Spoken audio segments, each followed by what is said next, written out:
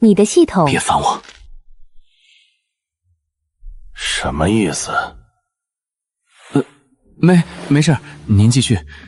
不是说你。我们要讲科学，讲效率。李子豪同学已经是准武者了，他的天赋是优等，资源只有在他手里，才能发挥出最大的价值。这不仅是为了学校的升学率，更是为了人类抵抗受潮的大业。你把名额让出来，学校会给你一笔2万块的营养费，拿着这笔钱去做点小生意，或者当个普通职员，安安稳稳的过日子不好吗？难道你非要去前线送死，让你地下的父母也不得安宁？我父母死在受潮里，尸骨无存，这是国家给他们的补偿，是他们拿命换来的东西。凭什么给李子豪？就因为他姓李，是你的侄子。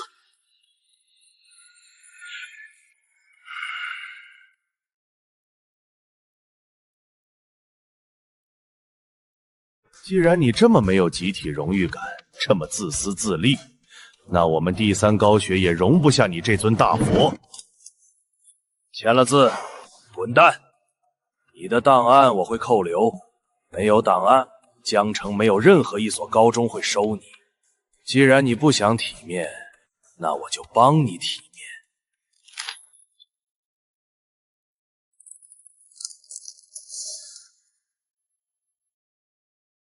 你会后悔。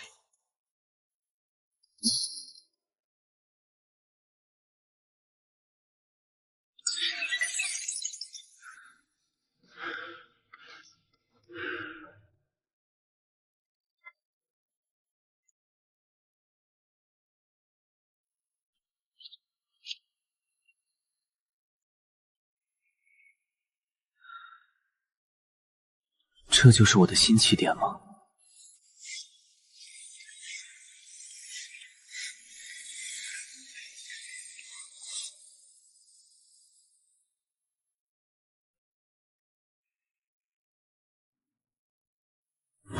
哟，哪儿来的学生仔？走错地儿了吧？这里不是网吧，也不是图书馆，赶紧滚蛋！别一会儿吓尿了裤子，还得老子给你洗。我是来应聘的，看着就不像能干活的料。报道，这里可不是什么好地方，每天都有人抬着出去。你确定不走？哈哈，你们看他那小身板，风一吹就倒了，还来屠宰场？年纪轻轻的，怎么跑到咱们这种地方来了？我赌他撑不过半天，闻着这味儿就得吐着出去。你知道这是干啥的不？杀猪！这猪可不是家猪，是吃人的铁皮猪。我知道，但是我缺钱。行吧，缺钱是吧？看你也是个读书人，估计是遇到难处了。那边有水管和刷子，你去负责洗大肠，虽然脏点，但安全。一天给你200，日结。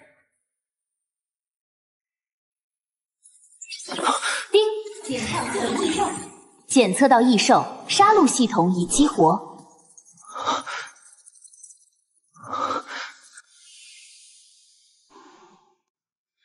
熊哥，我是5高出来的。哦。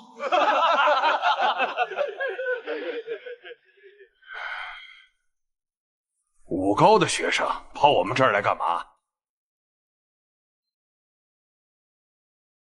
辍学了。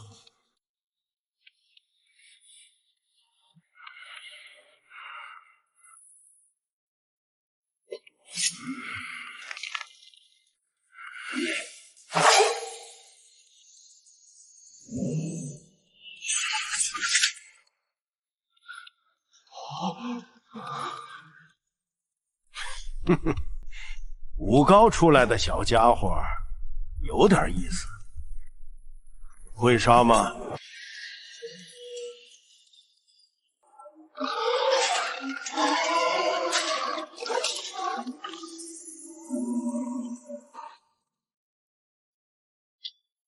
不会。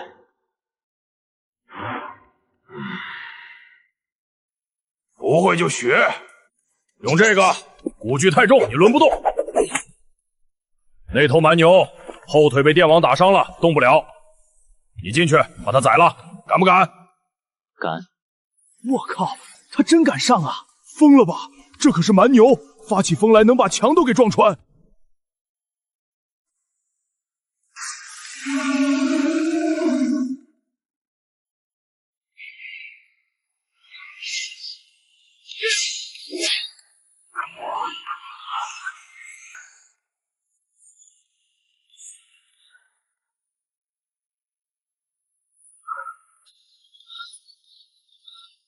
丁，击杀半异兽蛮牛成功，获得杀戮值0.5点。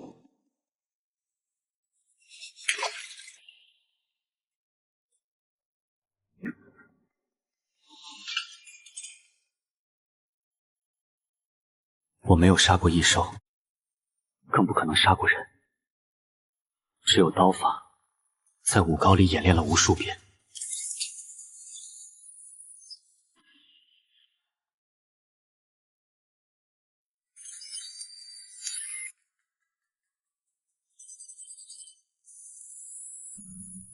前身天赋平平，算不上太好，也算不上太差，总体来说算得上是中游水平。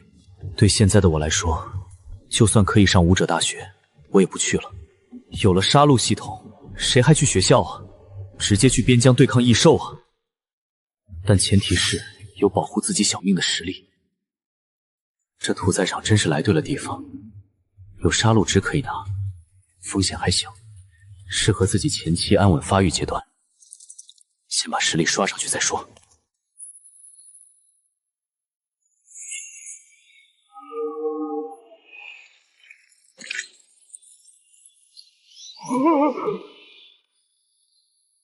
下一个，他这么快就适应了？这个年轻人刚刚才处理掉一头蛮牛，那满是淡蓝色能量痕迹的场面，普通人看一眼恐怕要做噩梦。非但没有半点不适，反而很兴奋。可他呢，那不是麻木，也不是冷酷，是一种猎人看到猎物时的渴望。人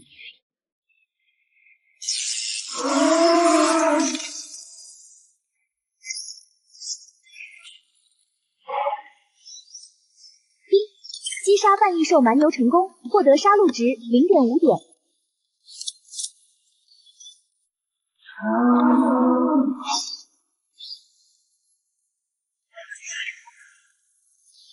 击杀半异兽蛮牛成功，获得杀戮值0.5点。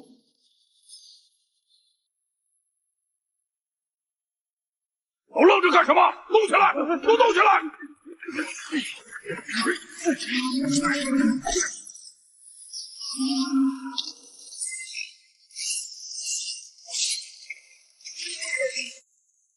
我靠，老子的手都要抽筋了！我靠，我也不行了，这一个上午是要干完一天的活啊！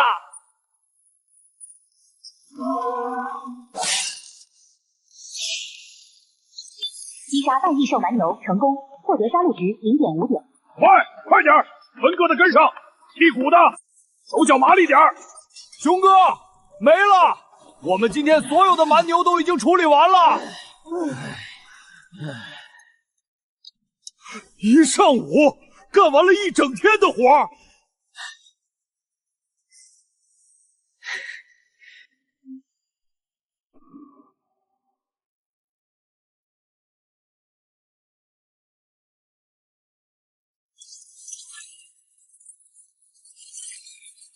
杀戮值已累积。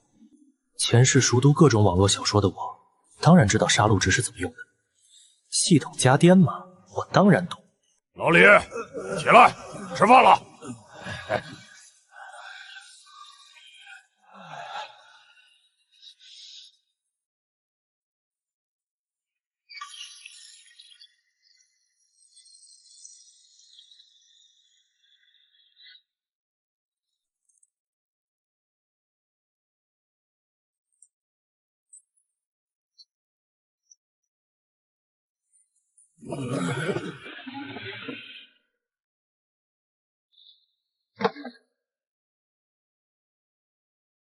今天你处理的牛最多，按咱们这儿不成文的规矩，你就该吃最好的。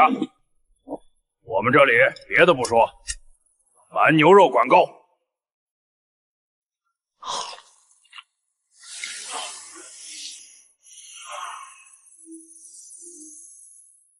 这蛮牛肉果然不是凡品。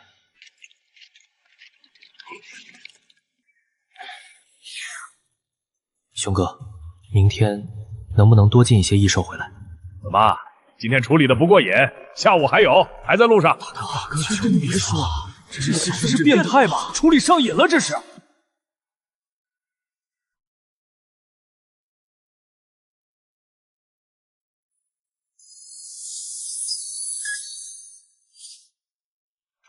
系统，加点，全部加在武道境界上。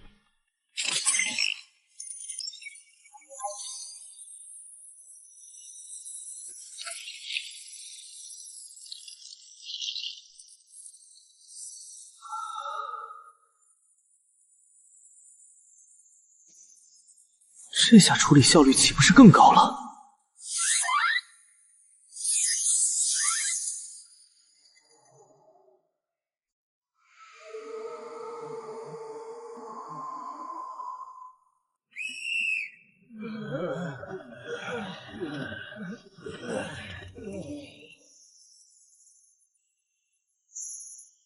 活来了！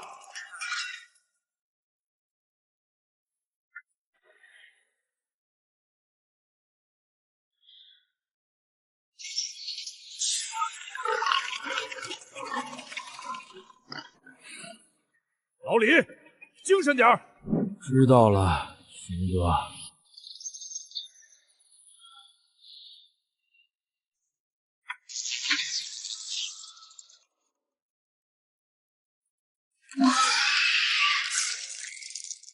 我靠，老李，你干了什么？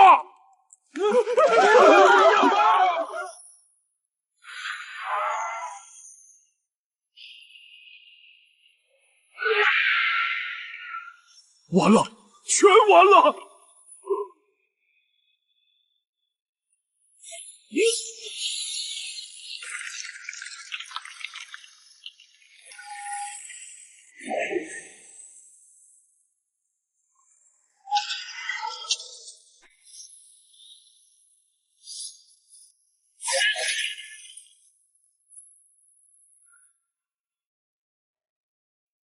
丁，击倒半异兽铁皮猪成功，获得杀戮值1.0点。击倒被电晕的牦牛只有0.5点，活着的铁皮猪给1点。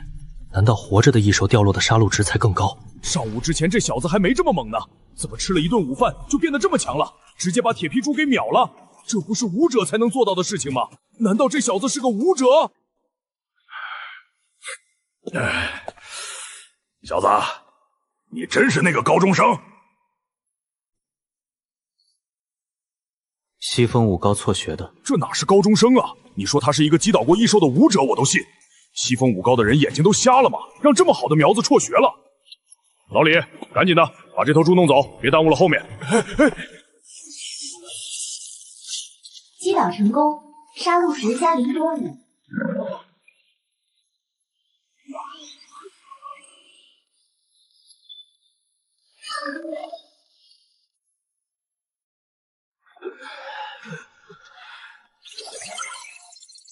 杀戮值已累积到10点。这么快就凑够升级的杀戮值了，比我预想的还要快。系统，消耗全部杀戮值，升级武道境界。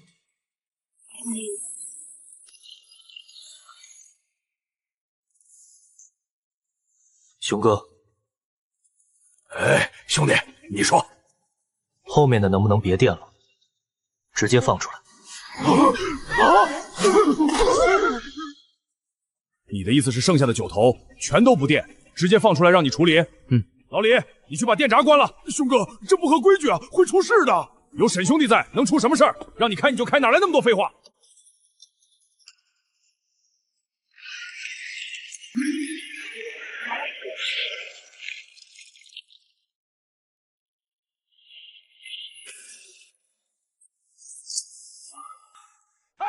继续开！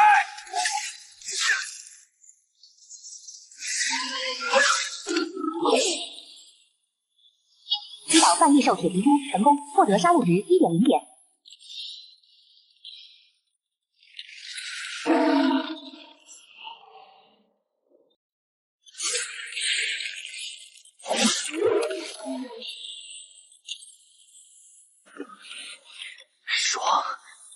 太爽了！他在笑，这该不会是个变态吧？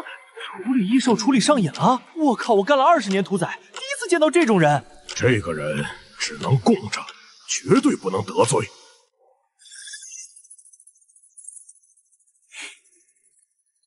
老李，把剩下的一次性全都放出来。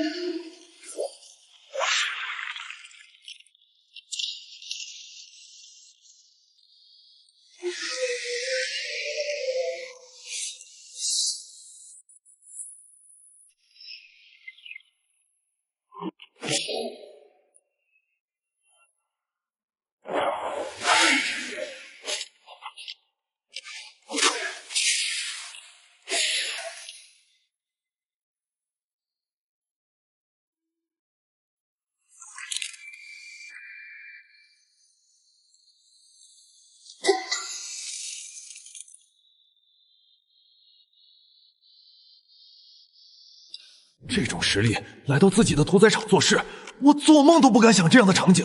今天的还有吗？没了，沈兄弟，今天的订单都处理完了。那我下班了。沈兄弟慢走，您辛苦了。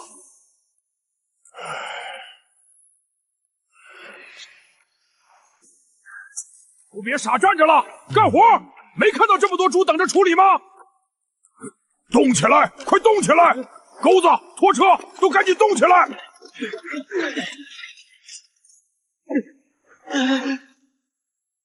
我的娘嘞，这还是人吗？闭上你的鸟嘴，闯祸别拉上我们。以后那位是沈爷，不是你能议论的。老李，以后沈兄弟什么时候来，什么时候走，都随他。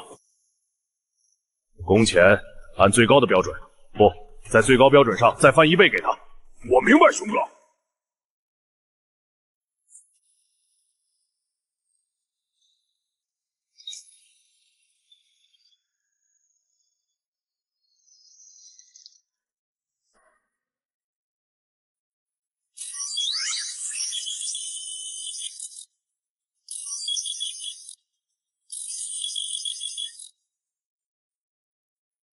加点，全部加在武道境界上。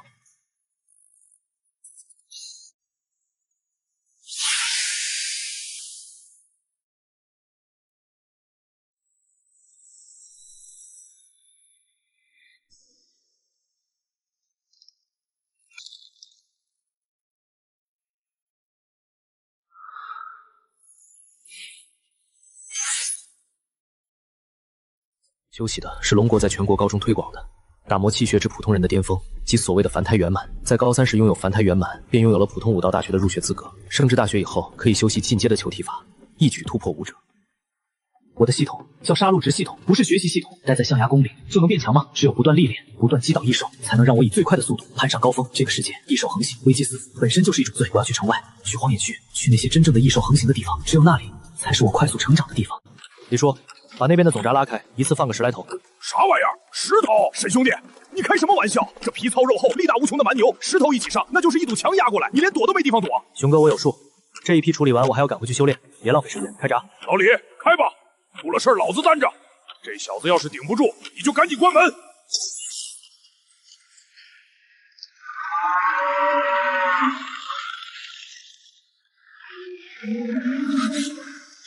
凡胎圆满带来的神经反应速度，果然是场面。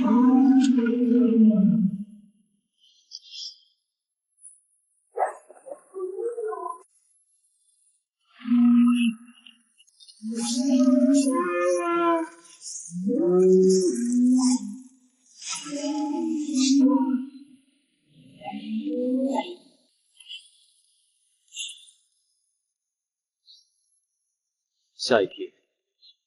这简直就是砍瓜切菜，石头蛮牛啊！哪怕是正式的武者来了，也不敢说能赢得这么轻松写意吧？这才过去了1个晚上，仅1个晚上，这小子的实力怎么又变强了？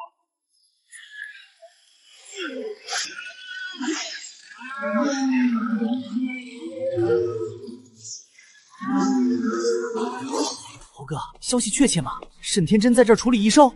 错不了，学校那边已经把他开除了。这丧家之犬除了来这种地方卖体力，还能去哪？以后和异兽打交道，曾经的大学种子生，现在沦落到干这种活，真是笑死个人。这就叫烂泥扶不上墙。本来还想在学校里慢慢针对他，没想到他这么硬气，死活不肯把优待名额交出来。不过也好，在学校里我还要多少注意下影响。现在没了学校约束，软的不行就来硬的。恭喜豪哥，贺喜豪哥，这股气势，豪哥你突破到凡胎大成了。昨晚刚突破，现在的我单手就能捏死以前的那个沈天。沈天那小子要是识相，就把东西交出来，再给我磕3个响头，我也许还能赏他口饭吃。要是敬酒不吃吃罚酒，那就别怪我不客气，让他这辈子都没法继续练武。走，去看看我们的沈大天才处理异兽的手艺练得怎么样。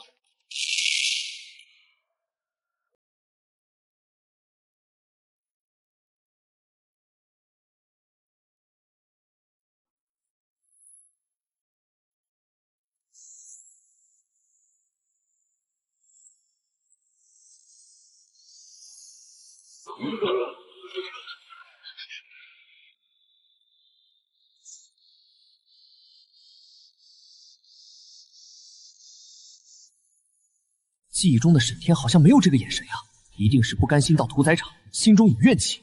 怕什么？自己可是凡胎大成。装什么大尾巴狼？这一地异兽是你处理的？就凭你那点可怜的气血，怕是连牛皮都划不破吧？豪哥说的对，这小子估计就是来拖地的。拿着把刀吓唬谁呢？真以为自己是武者了？沈天，我没工夫跟你在这儿耗。优待名额的转让书交出来，只要你乖乖听话，以前的事我可以既往不咎，甚至我可以跟校长打个招呼。还不快谢谢豪哥？这是豪哥心善，给你留条活路。如果我不给呢？给脸不要脸的东西！真以为离了学校我就治不了你？今天我就让你知道凡胎大成的厉害！这富二代脑子里装的是豆渣吗？凡胎大成，看不见那满地的牛骨，那可是实打实的蛮牛，闯祸也不是这么个闯法。怕了，晚了。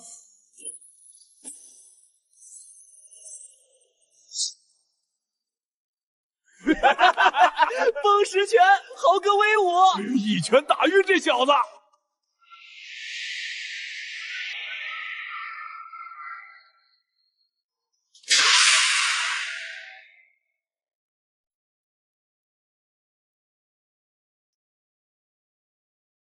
这就是你的依仗，凡胎大成，不过如此。这怎么可能？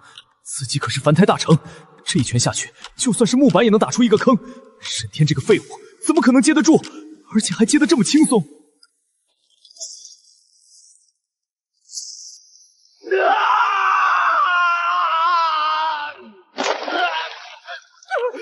放手！我的手动不了了，动不了了！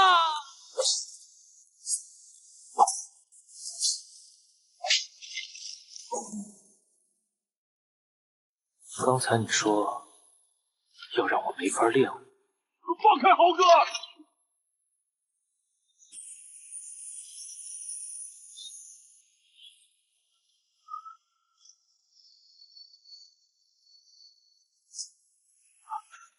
难道这一地的异兽真是他处理的？20点，还差多少才能突破武者？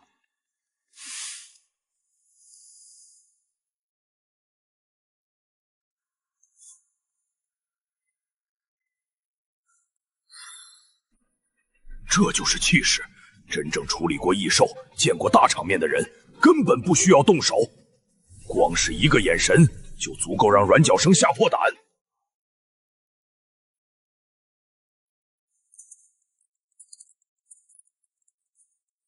刚才的问题很难回答吗？你不是要废了我吗？来，我就站在这儿。不敢了，沈哥，我错了，我错了，我真的错了。刚才哪只手递过来的？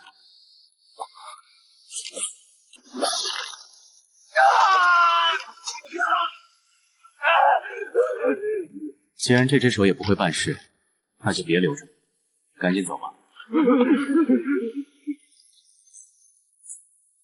太狠了，这小子以后绝对是个人物。下一批。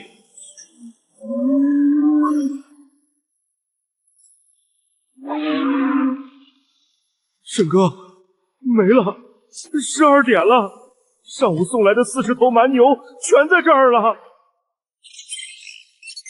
整整1个上午，我沉浸在处理异兽之中，几乎忘记了时间和数量。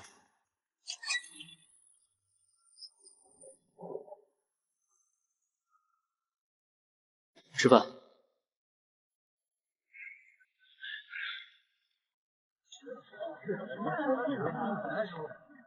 哟，沈师傅来啦！满满一大红烧蛮牛肉。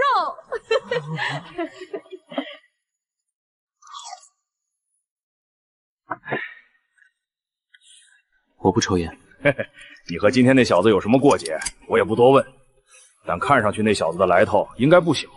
你把他手伤了，这梁子算是结死了。我知道。熊哥，有话直说。这屠宰场也就是个混口饭吃的地方，那是给没本事的人待的。这一手刀法，还有刚才收拾李家那小子的狠劲儿，根本不是普通人能练出来的。沈兄弟，你也别嫌我老熊多嘴，困不住你这条龙。这小子身上的血腥气比屠宰场10几年的味道还冲，不可能甘心窝在这里杀一辈子牛。我就想问问，以后有啥打算？要是没去处，我可以给你介绍个路子，去给城里的大家族当护卫，钱多事少还体面。凭你的本事，混个护卫队长轻而易举。不用。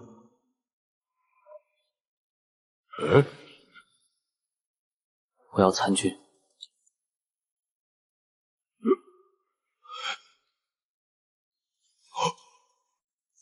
你要去参军？兄弟，你疯了？那是人去的地方吗？前线那就是个绞肉机，多少人进去，连个骨头渣子都剩不下。那是要与真正异兽作战的。你有这本事，在哪儿不能吃香喝辣，非要去把命扔在那里？我知道那是绞肉机，但只有那里才有我想要的东西。你要啥？功法，我要功法突破武者境。世家垄断所有资源，只有不看出身的地方才有机会拿到我要的东西。行，你有种，但联邦征兵铁居一条，年满18。我看你连兵站大门都摸不着。不过嘛，正规军去不了，不代表没地方去。雇佣兵，或者说荒野猎人，城外是异兽的地盘，也是法外之地。那里不看年龄，不看出身，只看一样东西：你的刀够不够快，你的心够不够狠。但这行当也不是谁都能进的吧？嘿嘿，军队里拿普通武者功法要拼3年5载军功，在那帮猎人手里，失去意识的人遗留的物品都是无主的，只要手脚干净，没人管。我认识个做中介的老鬼，能给你弄临时猎人身份牌，我也不白忙活。以后兄弟发达了，别忘了我就行，多条朋友多条路。好，2天后我等你消息。这2天再多弄一点半异兽过来，我练练手。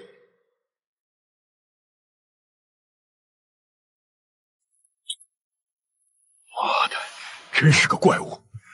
这把注押对了，现在结下了人情，以后说不定能救命。荒野猎手、雇佣兵听起来是玩命的活计，但我没得选。李子豪不会善罢甘休，我必须突破武者境。想要变强，就得不断提升实力。这是高强度挥刀后的后遗症，得尽快压下躁动。这是我没日没夜挥刀换来的资本，只有实力握在手里，才算真的活着。全部加点基础淬体法。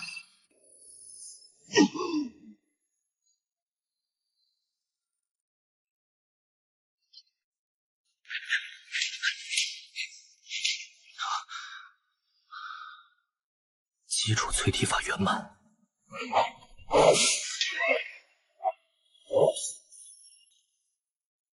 丁，杀戮值累积达到100点，可对当前天赋进行升级。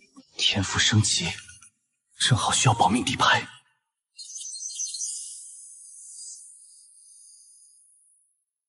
天赋是地基，夯实了才能走得远。马上要去荒野，必须有保命底牌。丁，检测到宿主拥有足够的杀戮值，是否立即升级天赋？升级天赋。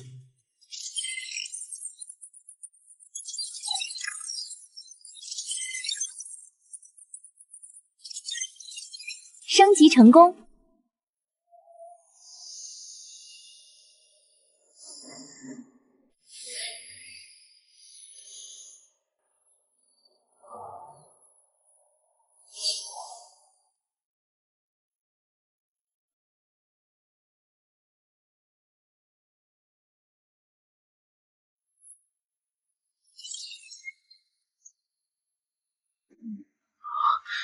这就是绿色天赋的威力。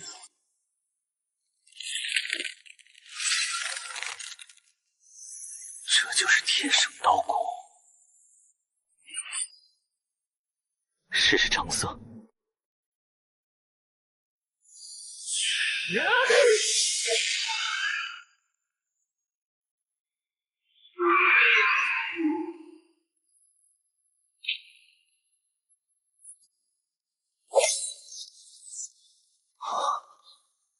好霸道的力量！绿色天赋威力远超预期，巨斧加震刀，简直是破甲神技。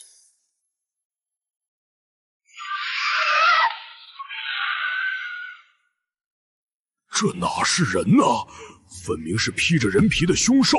幸好没跟他把路走绝，这种人只要不永远留在荒野，迟早一飞冲天。我清完了。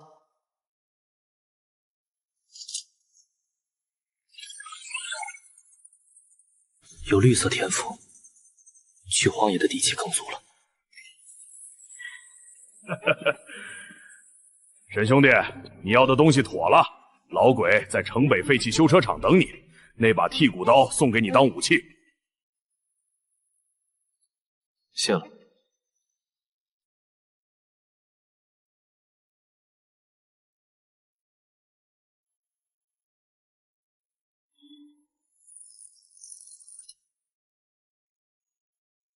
关门，不做散客生意，修车去隔壁。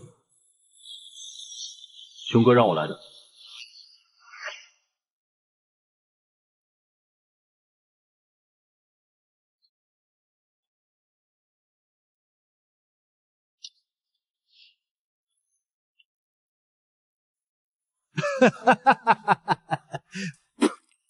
那头笨熊是不是脑子里长蛆了？这儿是托儿所，把个还在穿尿不湿的娃娃送我这儿来干什么？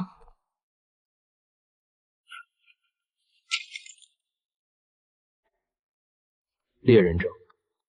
反正，你知道那是什么地方吗？那是吃人的地界，不是让你这种学生崽儿去过家家的。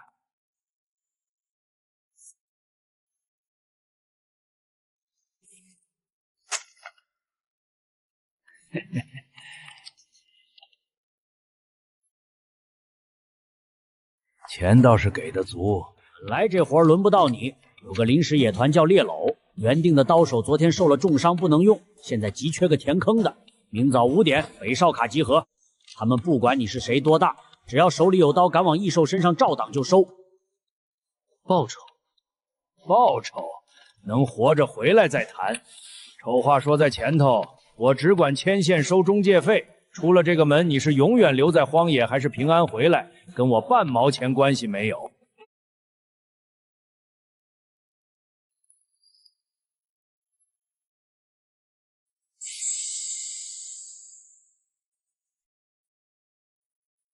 喂，猎狗领头的独眼有真本事，想活命少说话，多挥刀。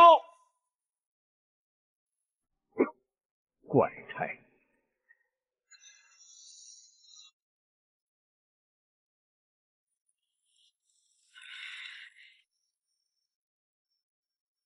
妈的，老鬼说的新人呢？再不来，老子就走了。现在的生瓜丸子，架子倒是不行。急什么？没个探路的新人，那头铁甲稀可不好引。希望来个皮粗肉厚的，别2下就被异兽带走了。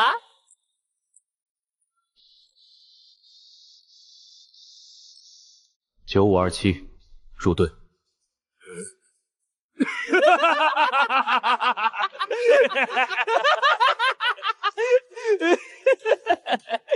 9527，我看是250吧。再深1寸，我能让他的手失去行动能力。嘿，妈的，老鬼真是老糊涂了！这种还在喝奶的学生仔，带进荒野就是个累赘，到时候还得老子分心照应。那是把剔骨刀？你是打算去给异兽修脚吗？还是打算把自己切好了送进异兽嘴里？够了，老大。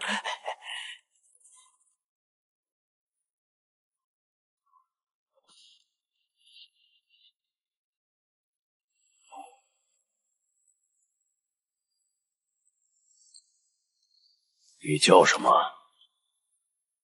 ？9527。上车。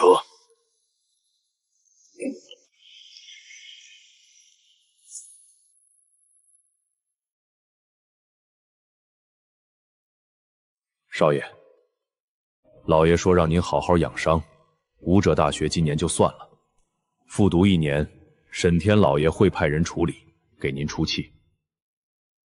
滚！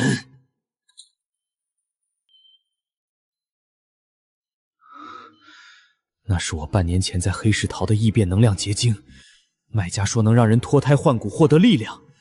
我的手骨是你一根根捏碎的。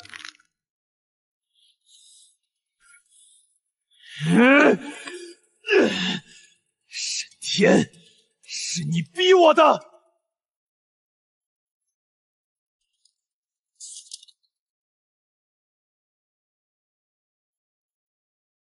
只要能让你永远留在荒野，变成能量异化形态又怎么样？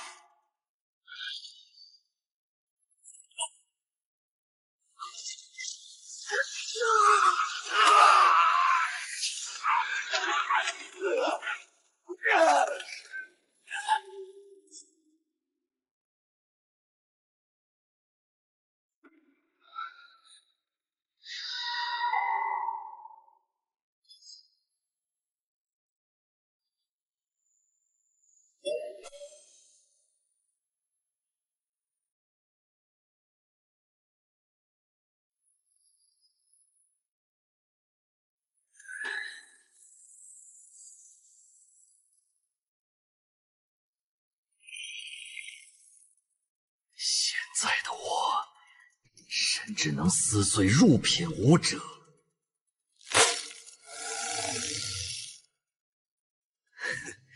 沈天，你给我的痛苦，我会10倍100倍还给你。我会把你的骨头一根根捏碎。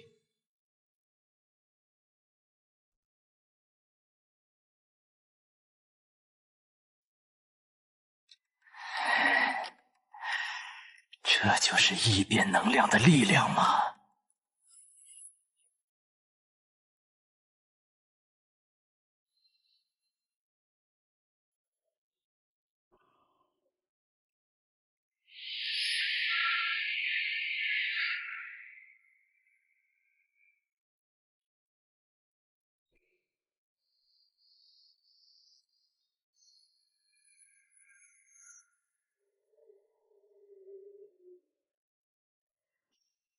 停车，接受检查。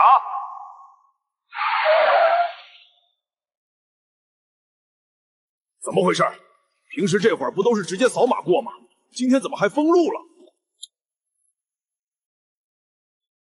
破军司，这群杀神怎么来了？破军司是联邦最精锐的特种作战部队，只处理最高级别的异兽威胁，没人愿意招惹他们。他们的名字就代表着绝对权力和危险。这就是绝壁，人类最后的防线。小子，没见过这场面吧？别吓尿了！看来今天运气不太好。破军司办事，例行检查。是，辛苦长官了。我们是猎狗小队的，接了个任务去北边。没人关心你们去哪儿。郑健，哎，好，您看，过。过。中。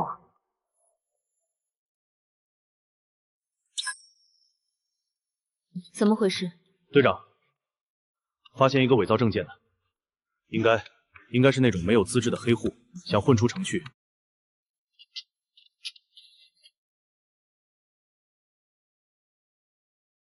你是学生？以前是，退学了，想当猎人。想当猎人？你知道外面是什么地方吗？那是极度危险的区域，你这种小家伙进去，只能当异兽的点心。那是我的事。有意思。放行。队长，这……我说放行。是。最近荒野区有异动，有些东西醒了。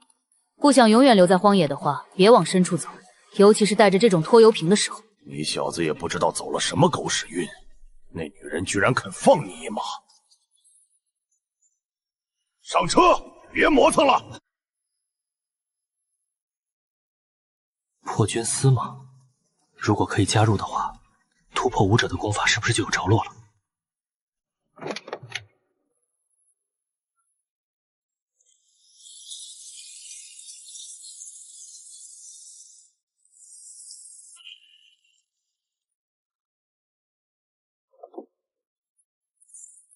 下车，再往前开就是活靶子。这附近的异兽听觉比雷达还灵。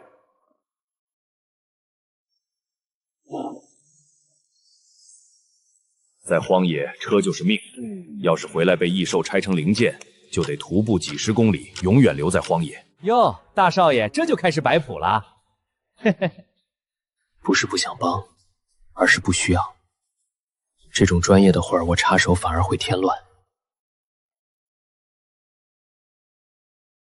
待会儿要是吓得腿软，记得别往车底下钻，这车底盘低，藏不下你那金贵的屁股。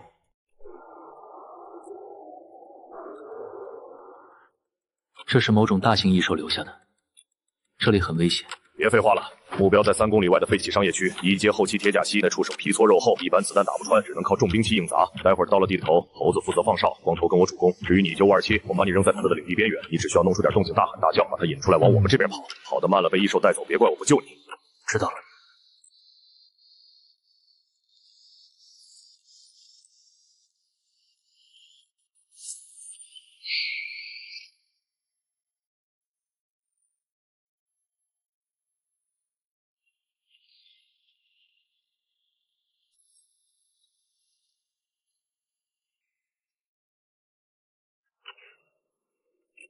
停！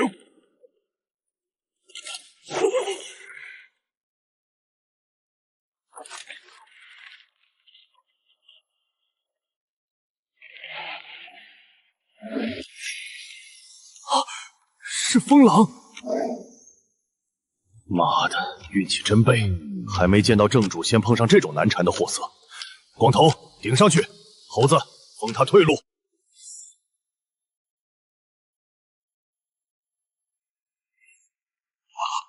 探路人员还没到地头就要报销了，这趟可亏了。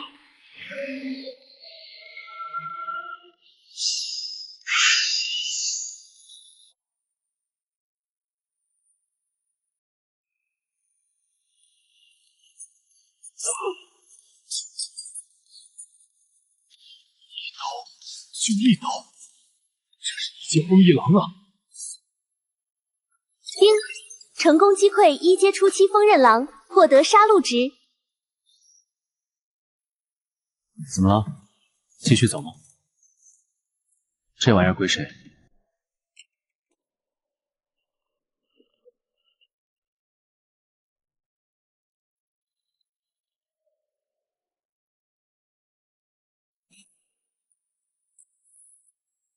我是1阶中期武者，但要做到这么干净利落的一刀秒，根本不可能。他刚才不是搏命，是主角。之前以为是没睡好的幻觉，原来是野兽的预警。这个看起来人畜无害的高中生，根本不是羔羊，实力恐怕还在我之上，是个狠角色。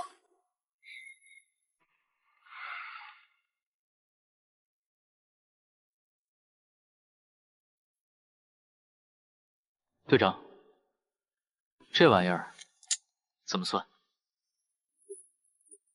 归你，这是规矩。规矩是给弱者定的，强者就是规矩本身。我脑子进水了，才会贪这点便宜得罪狠人。那就好。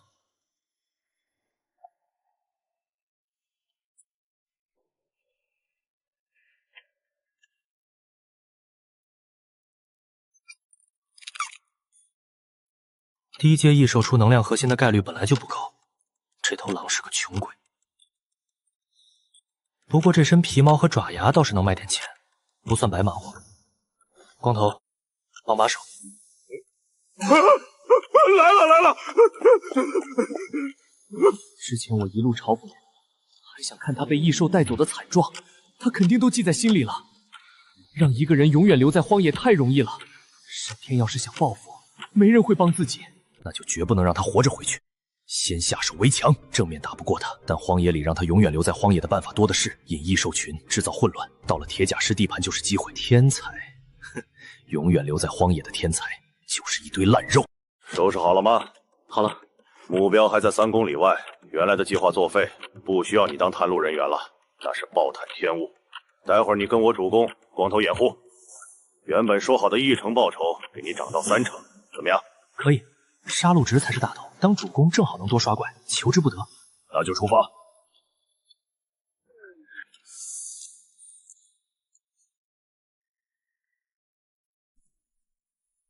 62点杀戮值，这是一笔巨款。刚才那头风刃狼直接贡献了20点，加上之前积累的，现在的杀戮值储备前所未有的富裕。武道初期很多人忽视精神力，但在危机四伏的荒野，强大的精神力带来的敏锐洞察力才是保命的保险。留着杀戮值不会生利息，每一分实力提升都是生存几率。系统，全部加点精神力。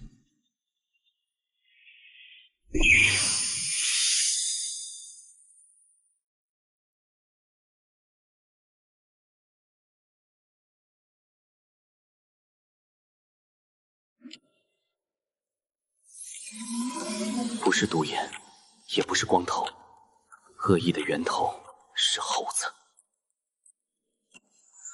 猴子三角眼隐藏在额发下，时不时偷偷抬眼瞥一下我的后背，眼神里闪着阴狠的光，手指攥着怀里的短刀，指节发白。猴子之前把我当软柿子嘲讽，现在我变强了，他怕被报复。小人之心度君子之腹，想先下手为强，等战斗混乱时从背后偷袭。原本我懒得理他这种跳梁小丑，拿下都嫌脏了刀，但既然他动了杀心，留着随时咬人的毒蛇就是嫌命长。既然你想玩，那我就陪你玩玩。注意警戒，这片区域以前是个商业中心，地形复杂，容易藏东西。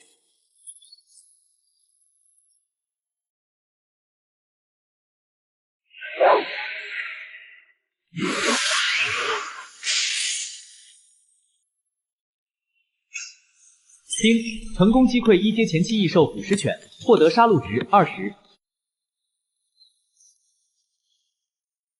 小子的感知力，之前斩杀风刃狼是爆发力强，现在这种未卜先知的反应速度，太吓人了。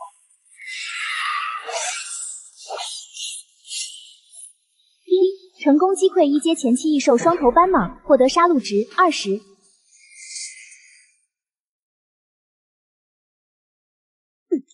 这就完了？这他妈还是那个看起来文文弱弱的高中生吗？这一路上碰到的异兽，他露头就秒啊！太频繁了，我们才刚进入 C 区边缘。按理说1阶异兽虽然有，但不应该这么密集。短短3公里就遇到了好几波袭击。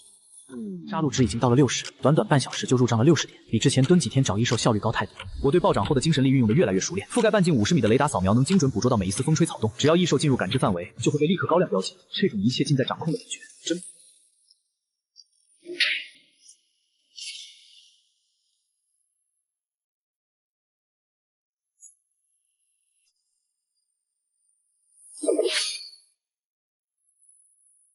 他们很躁动。破军司的人封锁了深处，怪不得会惊动破军司的人，里面可能确实要出大乱子。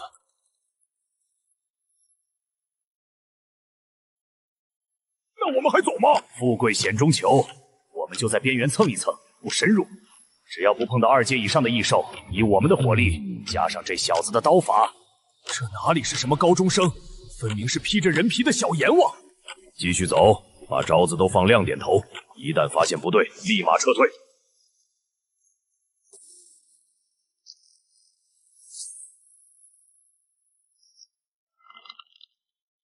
太强了！这个被我一路嘲讽的小子，强得让人绝望。如果这一刀砍在我身上，我不想死，但沈天肯定已经记恨上我了。刚才好几次他杀完异兽，那股冰冷的杀意都扫过我，不能让他活着回去。等遇到硬茬子或者混战的时候就动手，只有死人才是最安全的。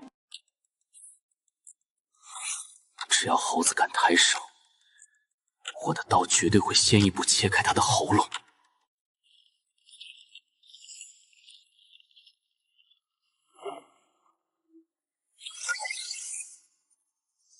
系统加分。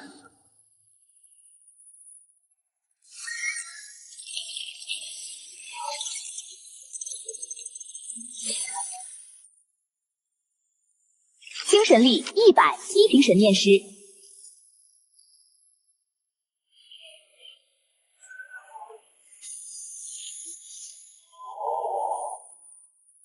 这就是精神念师。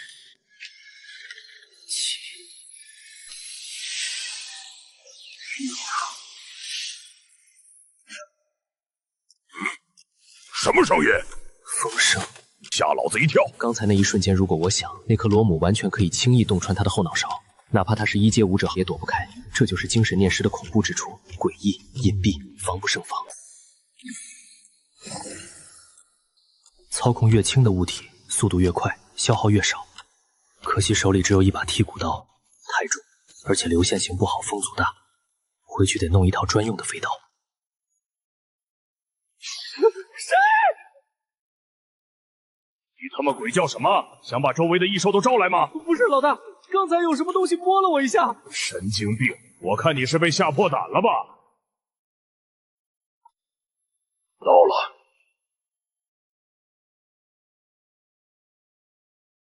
那就是铁甲蜥，看这体型，背上的甲片已经完全黑化。他的气息比资料上记载的1阶后期要强横太多。准备动手。老规矩，我和沈天正面牵制，光头攻左路，猴子攻右路，找机会捅他的软腹。记住别贪刀，这畜生防御高，咱们慢慢磨垮他。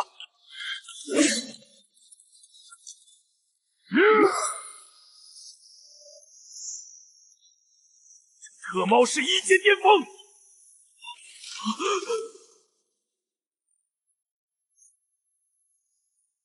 正好拿你试刀。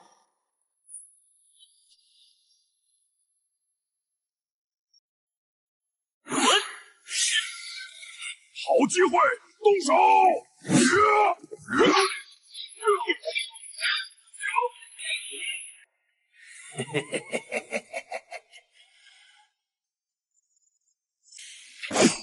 你干什么？你疯了！他在抗怪，他死了，我们都得死。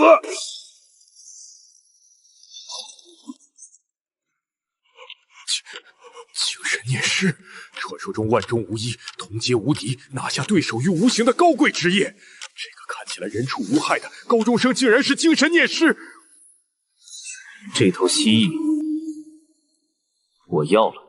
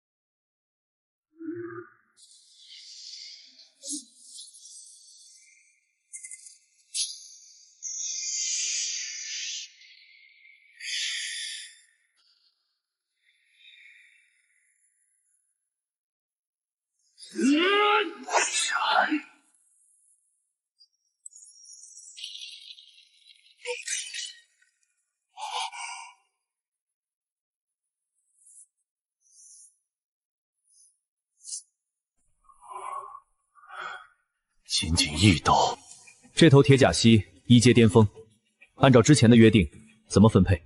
沈先生，您开玩笑了，这头异兽完全是您一个人击溃的，而且刚才如果不是您，我们可能都被猴子那个畜生给阴了。这头铁甲蜥理应全归您，所有材料、所有收益都是您的，我们能保住这条命已经是您大发慈悲了。猴子的躯体还没凉，荒野上死几个猎人太正常了，生怕沈天为了独吞收益，顺手把他们也拿下。您要是看得起我们，我们就给您当个苦力，帮您把这畜生的材料给拆了。能量夹层剥离你们专业，动手吧。刚才全力爆发天生刀骨和震刀的感觉很爽，整个人像变成了一把无坚不摧的利刃，精神念力也越来越顺手。回去得买一套专用飞刀。沈先生，您看，这是铁甲蜥的护心甲，最完整的一块，光这一块，黑市上就能开到8万。还有这4根利爪，这可是打造穿甲剑的上好材料。异兽晶核，这一颗晶核起码值20万。不错。沈先生，收拾好了，咱们是直接回城，还是有危险？好，走。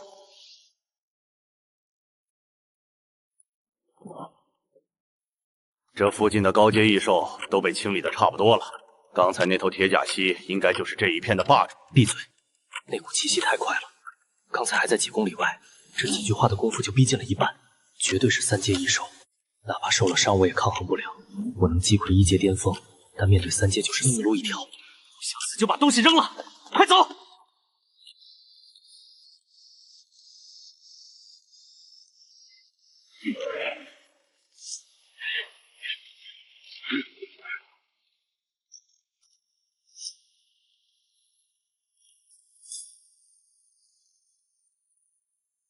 队长，这畜生跑得还挺快。毕竟是3阶的风魔狼，要是连逃命的本事都没有，早就在荒野上绝种了。他的右后腿被我斩断了肌腱，现在是重伤状态，跑不了多远。看来传言是真的，荒野深处的磁场在乱，那些沉睡的老怪物们被惊醒了。这不仅仅是受潮的前兆，搞不好是一场全面战争。最近这种级别的大家伙越来越多了，昨天北区那边也发现了一头3阶的铁背熊，差点冲破第2道防线。战争啊，那感情好。这几年的军工都不够换把新武器的，正愁没地方刷分呢。少贫嘴，先把眼前这只解决了再说。要是让一只残血的3阶异兽跑了，可小队的脸往哪搁？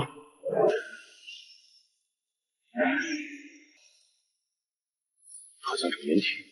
不，他闻到了淡蓝色能量气息，那边有人，他想进食补充体力。太快了，这种速度我们根本跑不过。停下！我说停下！再跑就是活靶子，他的目标是我们。完了，真的完了！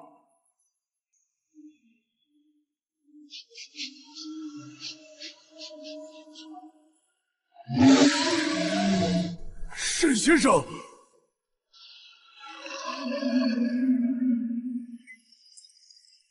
雷鬼，还有多远？不到2公里，那畜生的速度慢下来了。看来队长的断魂刀起作用了，肌腱断裂，他跑不动了。真没劲，本来还以为能多玩会儿猫捉老鼠的游戏，没想到是个短命鬼。有情况？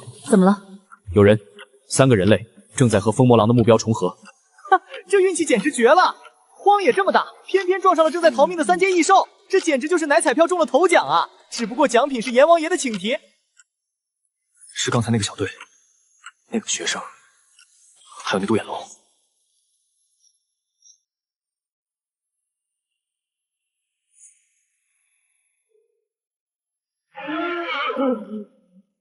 那个少年正独自一人站在队伍最前面，握着一把剔骨刀面对风魔狼。还真是那小子，这是吓傻了，居然不跑。那种距离下跑也没用。风魔狼虽然断了腿，但爆发速度依然能达到亚低速。对于普通武者来说，转身逃跑只会把后面漏给死神。这小子倒是有点脑子，知道正面对抗或许还有一线生机。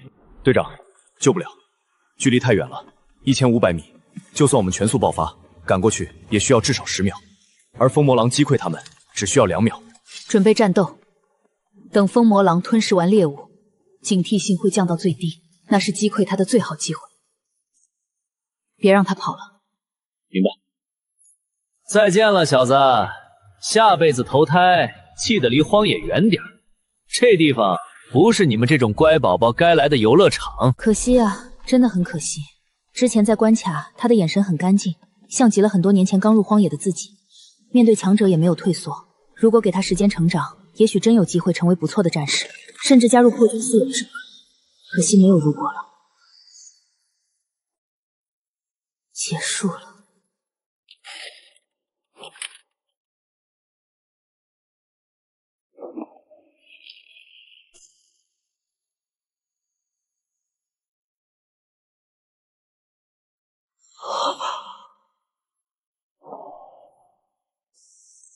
丁，检测到目标拥有特殊天赋，目标3阶风魔狼，可掠夺天赋青灵之躯绿色，获取条件击溃目标并消耗100点杀戮值。绿色天赋，最稀缺的敏捷类。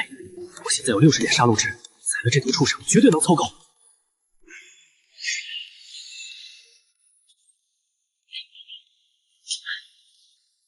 所有力量都不在巅峰状态，3阶就是3阶，朋友我扛不住，那种破绽。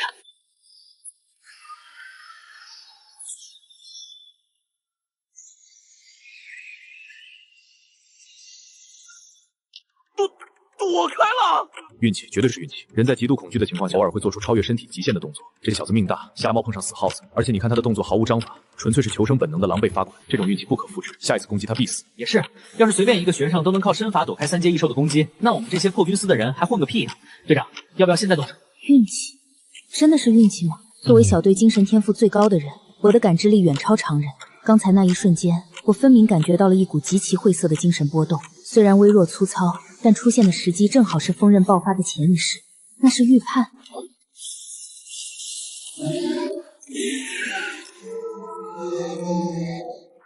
这小子疯了吗？想踩死我，老子先废了你！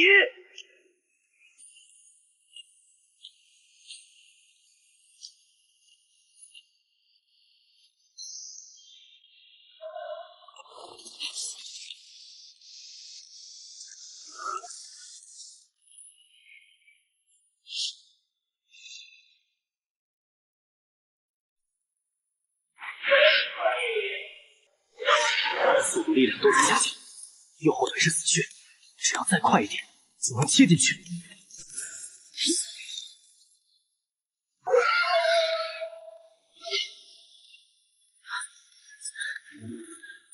这畜生的右腿废了一半，但他还有战斗力，不能硬拼。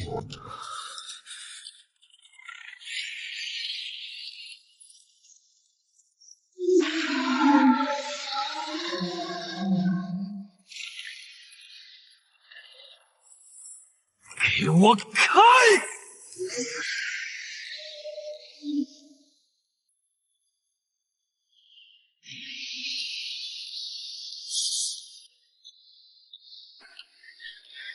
想踩死我，老子先废了你！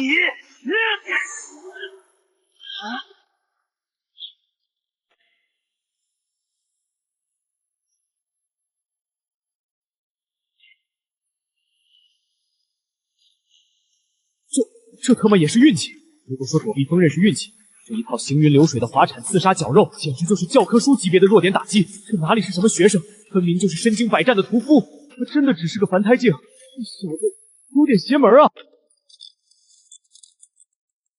目标锁定风魔狼眼眶，预判轨迹完美，风速修正完成。这一剑就算杀不死重伤的3阶异兽，也能废掉他的势力，给那小子争取一线生机。阿飞，住手！别射箭，会误伤。误伤？队长，我的剑术你还不放心？我瞄的是狼眼，离那小子至少有半米。那小子在动，他的移动轨迹完全没有规律，你的预判大概率会落空。要是射偏了，先死的不是狼，是他。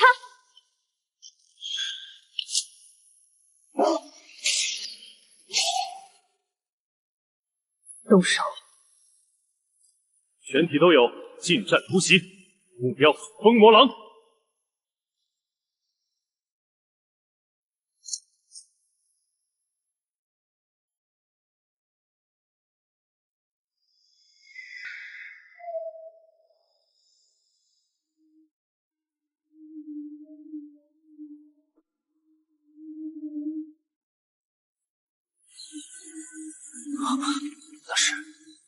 刚才在关卡遇到的那些人，破军司的小队，他们想干什么？我的，这是老子的怪，谁也别想抢！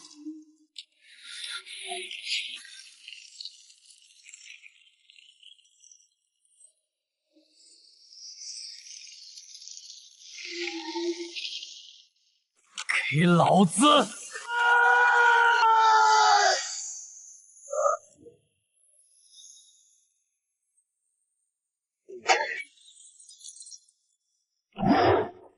给我死！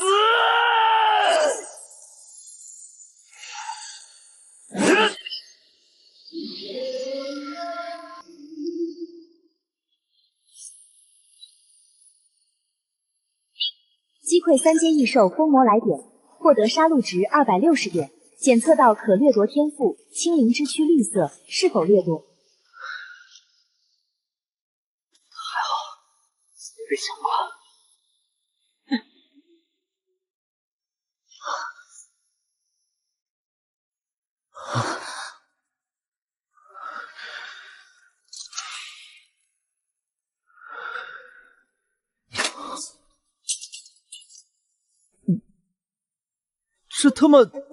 这狼是纸糊的吗？还是说他本来就想失去行动能力，正好撞那小子刀口上了？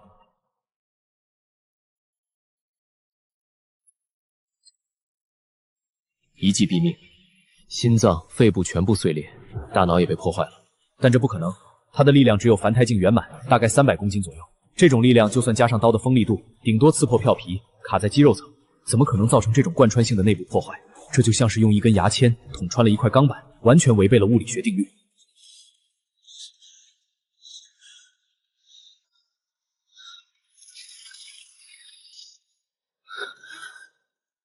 我杀的。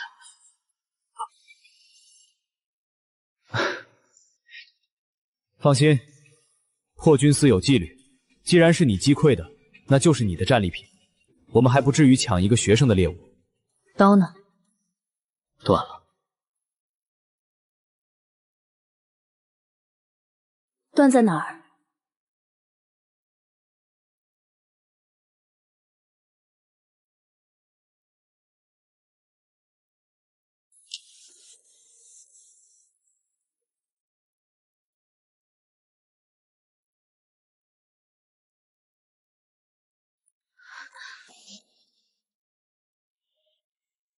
队长，怎么回事？刀断了不是很正常吗？那种凡铁砍3阶异兽肯定得崩啊！你自己看伤口，那些刀片碎片不是崩断在伤口表面的，它们是钻进去的。惯性个屁！如果是惯性，碎会呈散射状飞夹，但这些碎片就像是长了眼睛一样，顺着血管、顺着肌理一路钻进了他的内脏，他们在狼的体内转弯了。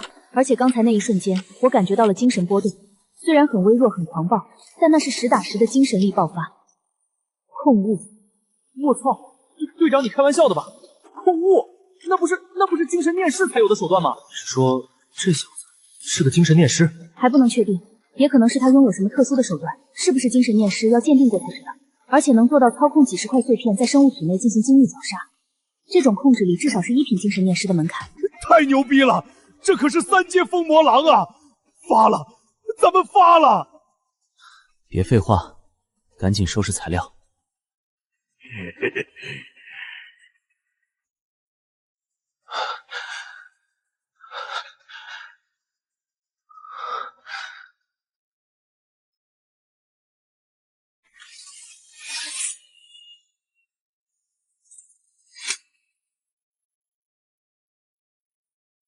这是……嘿，小子，别在那傻看了，这可是队长的备用战刀，黑金系列，军工3厂特制的，一把能在黑市上换一套市中心的房子。一套房？这么贵重的东西，说给就给，天上不会掉馅饼，尤其是在荒野区。这什么意思？这叫递刀礼，只有队长级别的人才有资格发刀，接了刀就意味着门为你敞开了。小子，恭喜你，队长这是看上你了，想拉你入伙。入伙？加入破军司？我之前就想参军，只是年龄不够。那是边防军中的特种部队，据说只有5者中的佼佼者才能进入，每一个都是从死人堆里爬出来的狠人。怎么样，是不是激动的说不出话来了？多少人挤破头想进咱们破军司都进不来，也就你小子运气好，碰上了我们队长。我们队刚好少人。有什么好处？我这人很俗，不谈理想，只谈利益。如果是为了保家卫国，我在哪儿搞定异兽都一样。但如果要我卖命，总得给个卖命的价钱吧。有意思，你要好处。行，我告诉你，这种3阶异兽在破军司的猎杀名单里只能算低级货色。我们需要面对的是兽潮，是高阶异兽。只要你有军功，破军司的资源库随你挑，顶级武学、天才地宝，还有你现在最缺的东西——突破凡胎境、晋升1阶武者的高阶淬体法——大日淬体诀。你可知道大日淬体诀在这个世界，武道修炼极为严苛，凡胎境只是打基础。想要真正成为武者，必须修炼高阶法，淬炼内脏骨骼。但高阶淬体法被官方和财团严格管控，普通人要么考武道大学，要么参军立功，要么天价买黑市货。我卡在凡胎体境圆满很久了，力量到了300公斤极限，比黑市上那些残缺不全的野路子强了不知道多少倍。只要加入就给，只要正式入职，这些是标配。而且咱们破军司的待遇那是出了名的好，每个月还有固定的修炼津贴，受伤了有最好的医疗舱，战死了还有高额抚恤金。停，小子，别光听好。破军司是给资源，但这一切都是拿命换的。我们是死士，哪里最危险，我们就去哪里。看看我们每个人身上都背着几十条伤疤，你的生活里将只剩下淡蓝色能量痕迹、拼杀和无尽的战斗。你是说加入破军司，每天都有搞定不完的异兽，不用自己满荒野去找，组织上会主动把我们送到怪堆里去？没错，兽潮爆发的时候，你想休息都不行，搞定到你手软，搞定到你吐。太好了，还有这种好事，你怎么不早说？我加入，现在就签合同吗？还是按手印？那个，今天还有任务吗？我想再去搞定几头第一次出现诸性，以后有这种艰巨的任务，请务必第一个派我去。我不怕苦，好功法不怕累，我就喜欢搞定异兽，一天不搞定我浑身难受。队长，我们是不是招了个疯子进来？别高兴得太早，谁告诉你加入了破军司就能马上出外勤击溃异兽？破军司是尖刀，不是保姆团。我们的任务面对的往往是兽潮或者高阶异兽，在那种战场上，1阶武者都只是炮灰，只有达到2阶武者或者表现出2阶战力的人，才有资格编入战斗序列，执行外勤任务。至于你，凡胎境圆满，虽然有把好刀，有点天赋和战斗意识，但那是对于普通猎人而已。把你扔进兽潮里都不够那些圣兽塞牙缝的。那我要干嘛？修炼，在没有突破1阶武者之前，你哪儿都不许去。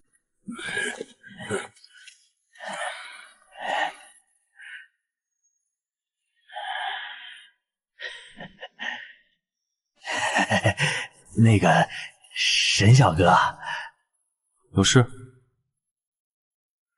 沈小哥，您现在高升了，要去破军司享福，但这战利品总不好扛着去报道吧？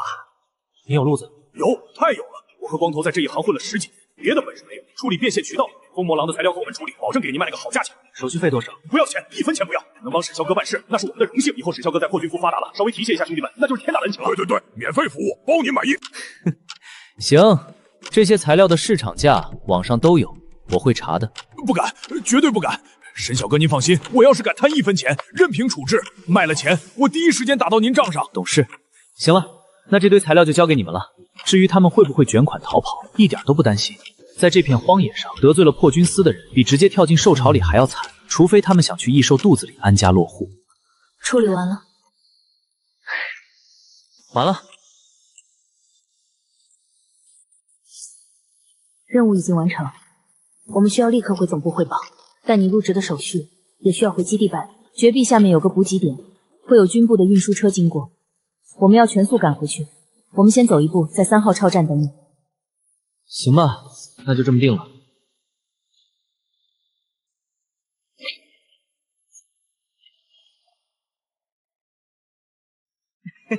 小子，慢慢跑，别累出血了。不是，谁说我追不上你们？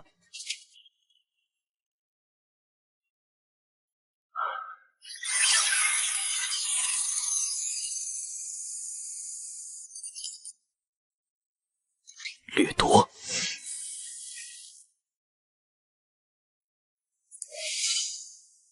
选夺了天赋。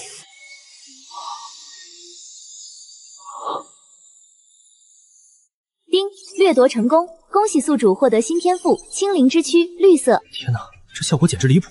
被动加成100%移速也就罢了，主动御风直接翻倍还能2段跳，就是现实版轻功。难怪疯魔狼断了腿还能跑那么快，这100点杀戮值花的太值了。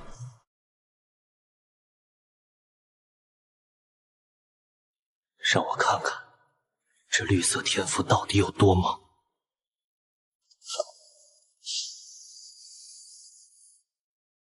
御风开！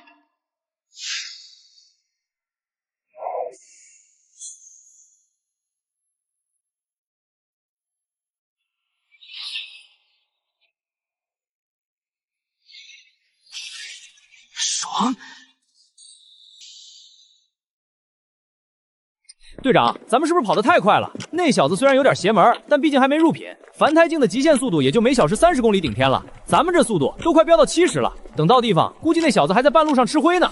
这是队长的意思，要在绝壁关这前赶回去。咱们这是欺负小孩啊！要不咱们稍微慢点，哪怕降到60呢？不然等到哨散，那小子估计得爬着过来，到时候还得给他叫救护车。我们不养废物，如果他连这点耐力都没有，我会重新评估入队资格。再说了，让他击溃了头风魔王狼，就真的天下无敌了。年轻人太傲气不是好事。得，你是队长，你说了算。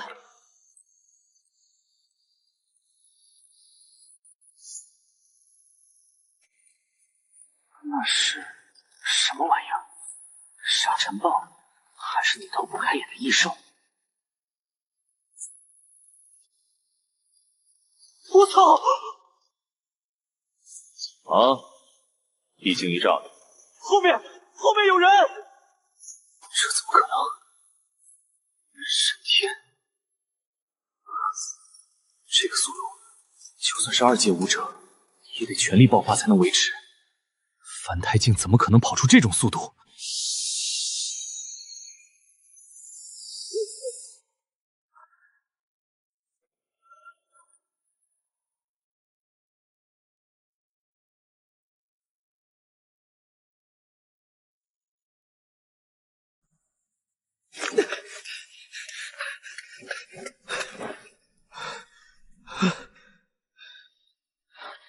沈天，你是个鬼吧？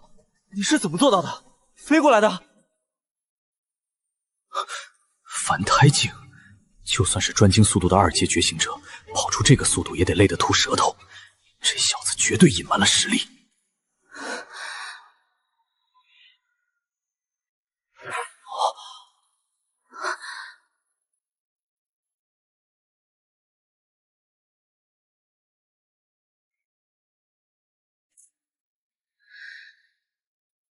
你的速度很不错，何止是不错，简直离谱！我见过的天才没有一个能在反太镜跑出这个速度。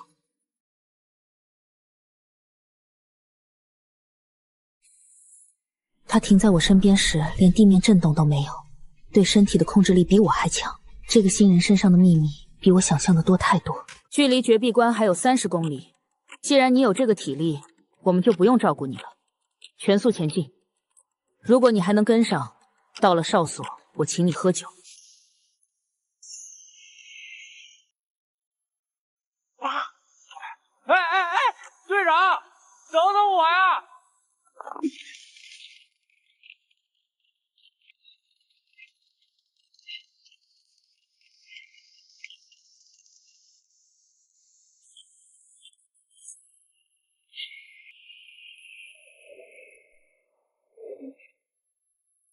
加油啊，前辈！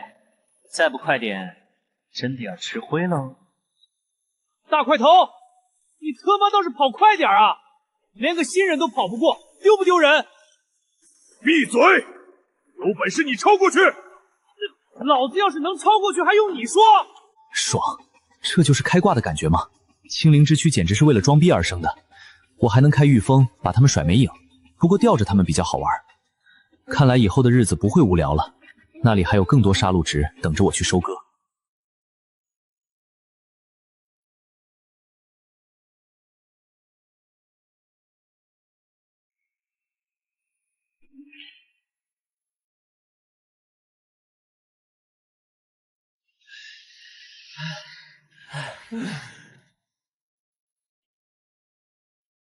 队长，各位前辈，你们终于到了，我都等了5分钟了。5分钟，也就是说他最后比我们快了整整5分钟，这根本不是凡胎镜能有的实力。好，酒，我请。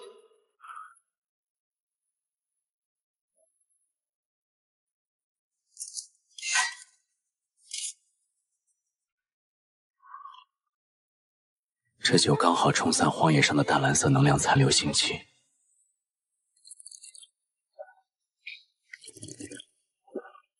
愿赌服输，这酒是请你的。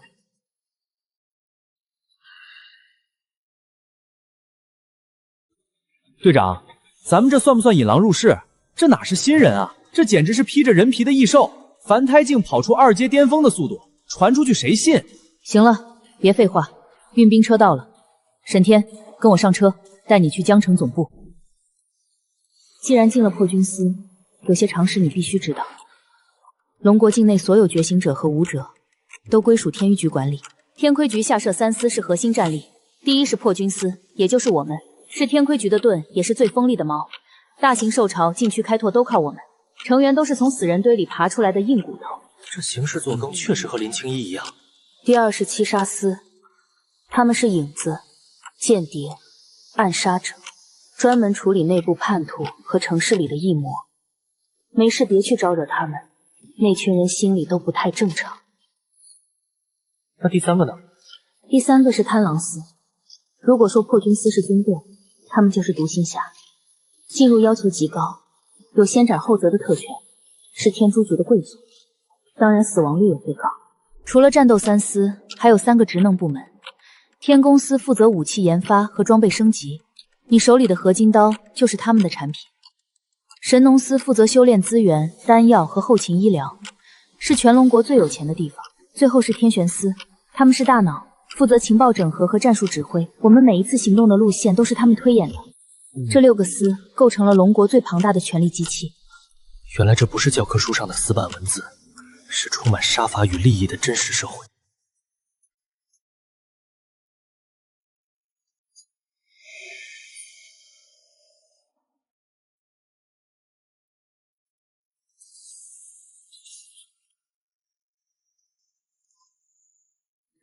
老陈，帮着新人办一下入职登记。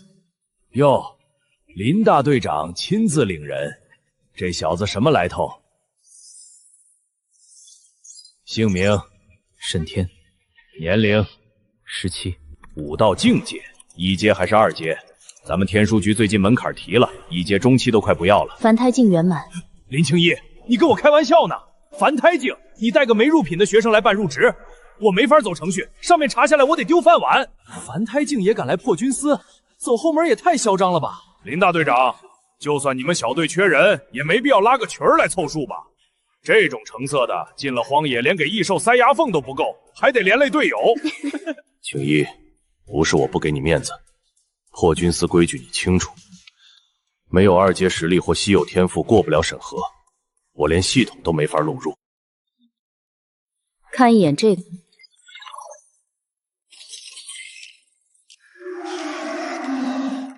3阶异兽风魔狼，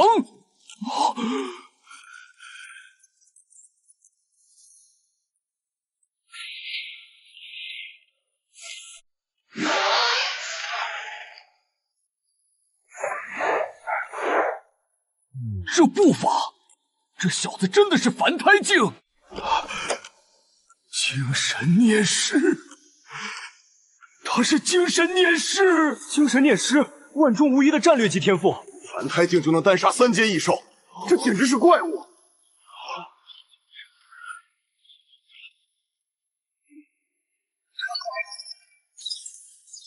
沈天，沈小哥，久仰久仰。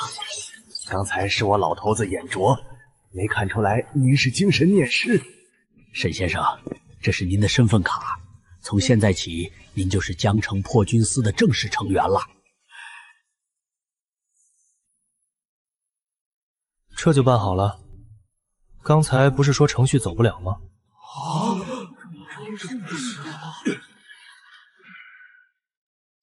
宝贝不宝贝，得在战场上说了算。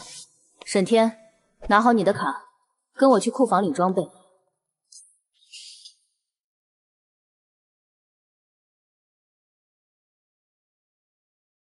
别看了，眼珠子都要掉出来了。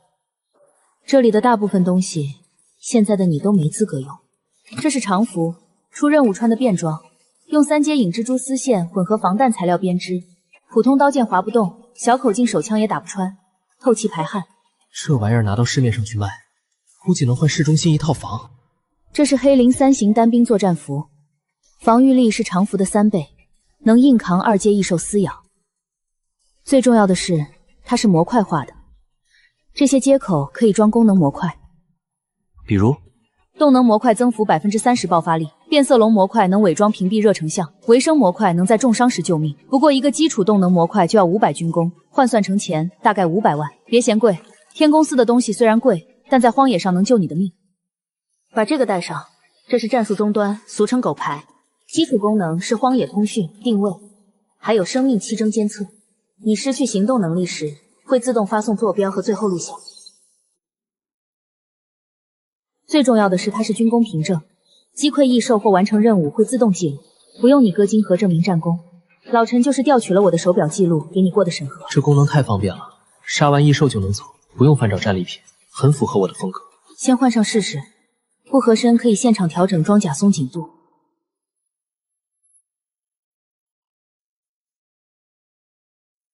很合身，不用调了。还有什么不懂的吗？很清楚了，装备不错，我很满意。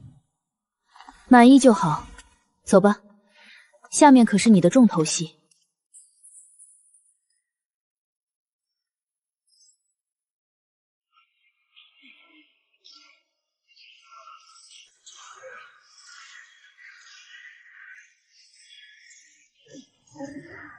这就是破军司的日常。这种级别的修炼设施，外面有钱都体验不到，尤其是重力士，对淬体境来说简直是作弊一样的存在。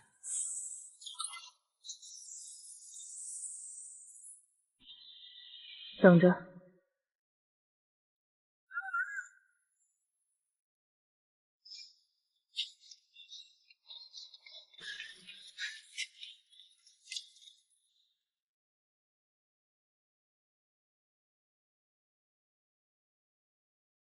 队长沈天，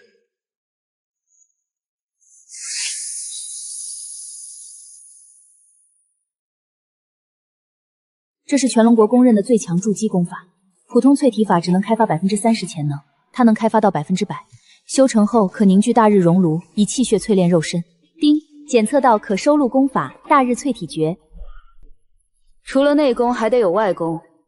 大日淬体诀是突破用的，这本是用于实战。收录，谢了。这是破军司制式刀法，共9刀，是无数前辈在生死一线战场总结出来的实战技巧，讲究快准狠，适合你。检测到武学破军刀法，是否收录？收录。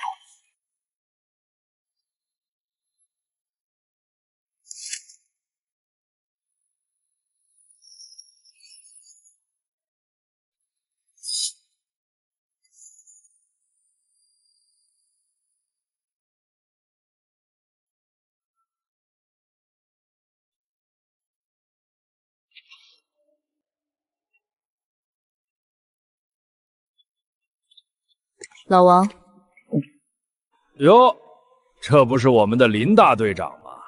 这就是你塞给我的新人，细皮嫩肉的，看起来不像是个拿刀的料啊。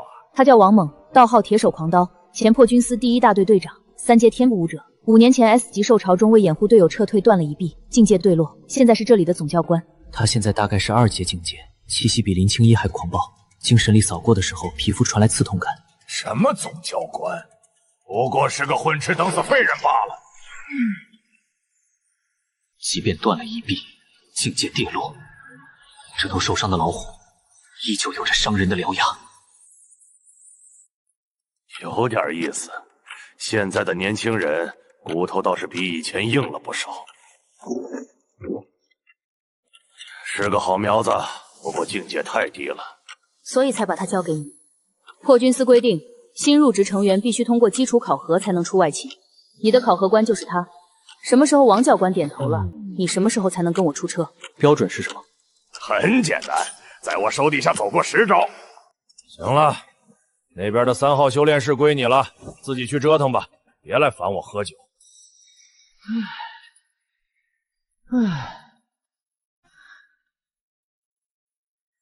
好家伙，每次见到这老怪物，我都感觉像是被扒光了扔进冰窖里一样。他很强，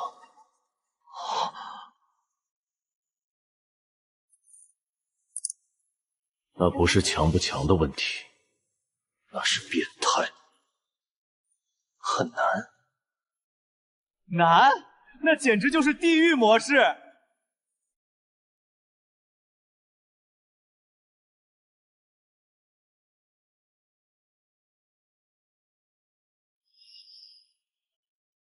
这里的空气比地下清新的多。2年前我刚进破军司的时候，比现在还帅，意气风发，觉得自己是天才。结果他在床上躺了半个月，肋骨断了3根，脸肿成猪头，亲妈都认不出。我当年1阶后期硬攻，第4招防御被破，在医疗舱泡了1个月才缓过来。石天，你现在的基础还不扎实，先不要急着去参加考核。对啊，你连1阶巅峰都还没突破，现在去考核，也只是白白浪费时间。放心，我心里有数。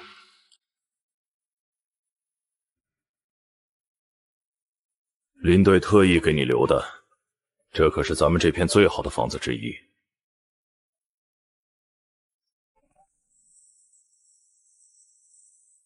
B 座1606是你的房间，我和阿飞就在你隔壁，有事随时敲门。欢迎回家，沈天先生。室内温度已调至24度，热水已备好。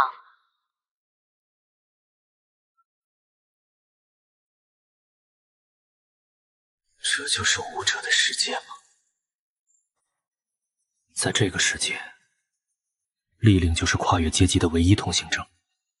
只要够强，一切都会有人伸出援手。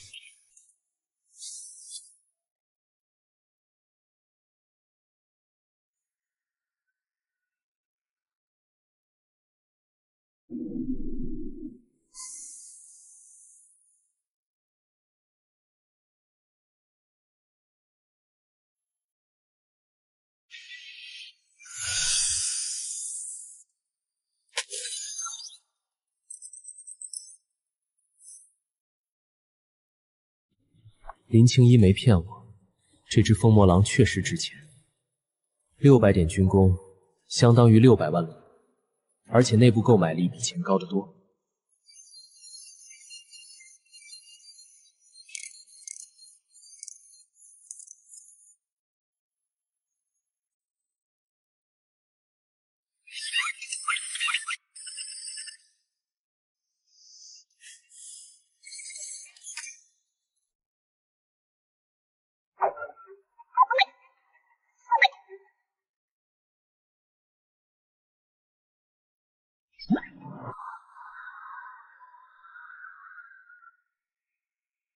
叮，加点完成。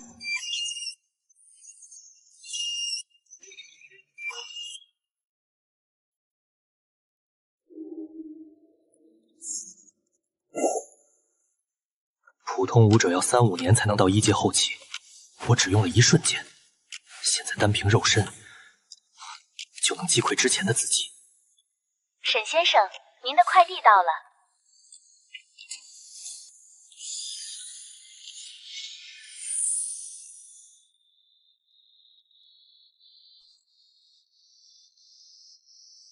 装备到位，实力暴涨。明天那个魔鬼教官王猛，希望能给我一点惊喜。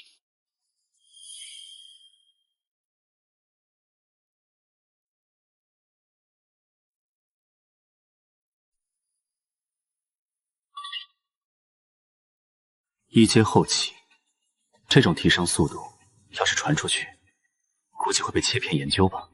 藏拙是弱者的法则，强者就该锋芒毕露，争取一切资源快速登顶。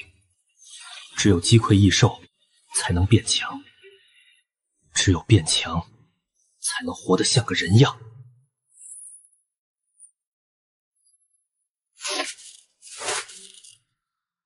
王猛虽然变态，但我现在也不差，兵来将挡，水来土掩。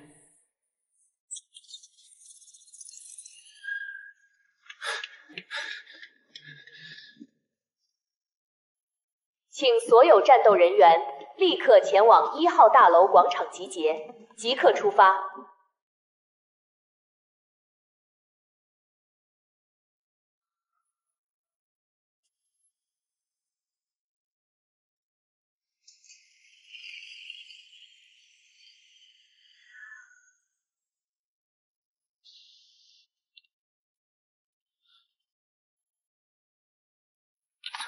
队长，沈天，你来的正好。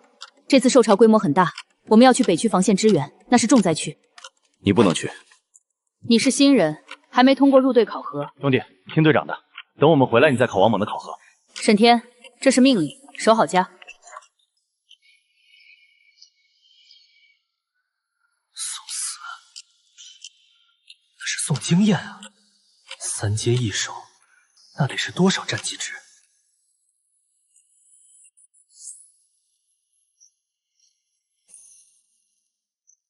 林队，抱歉了，将在外军令有所不宠，猥琐发育，偷偷抢人头，这计划简直完美。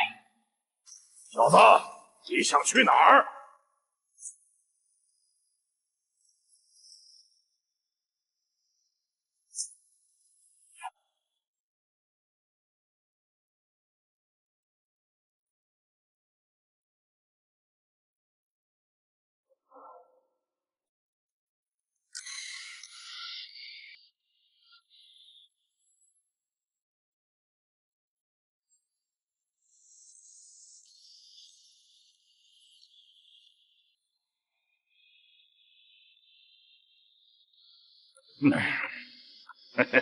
怎么，林丫头前脚刚走，你后脚就想当逃兵？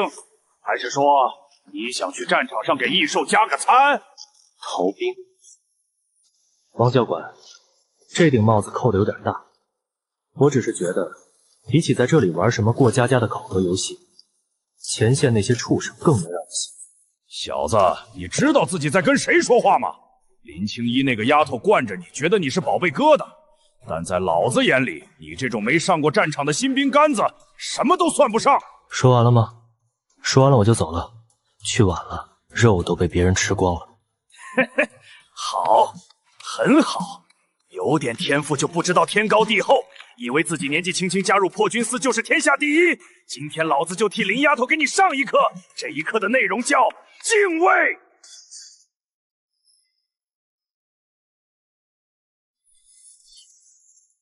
给我躺下！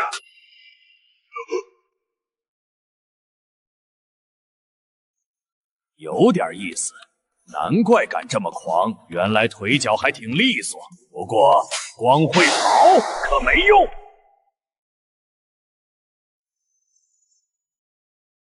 再接老子一刀！二阶巅峰正，刚把大日淬体诀练到大成，又把破军刀法练过，正愁找不到人试招。既然这老家伙这么热情，那就拿他来当一块磨刀石。来得好！新人，让老子教教你什么叫刀。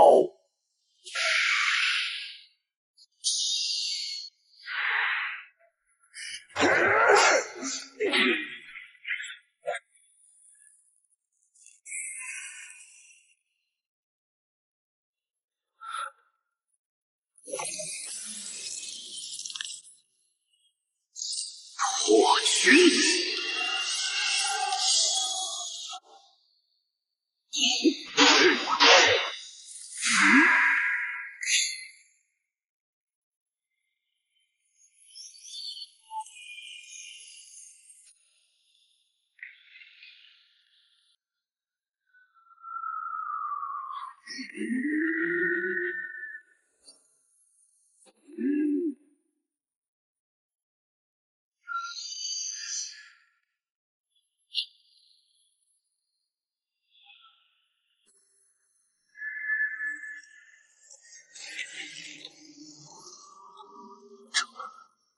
这怎么可能？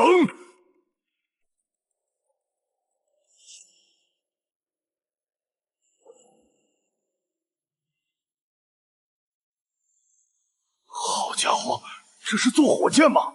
就算把破军司的禁药当饭吃，也不可能一夜突破到1阶后期呀！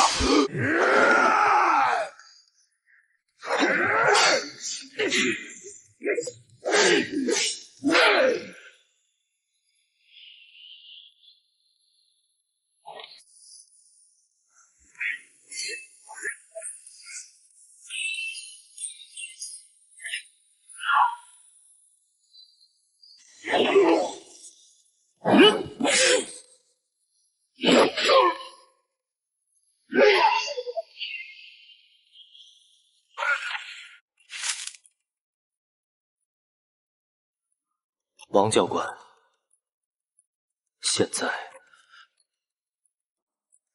我有资格去那个战场了吗？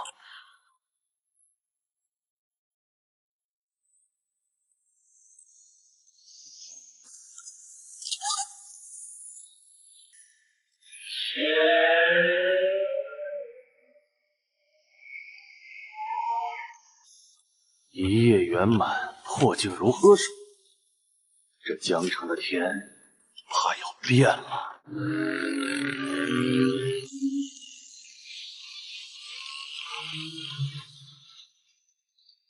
这就是战场的气息吗？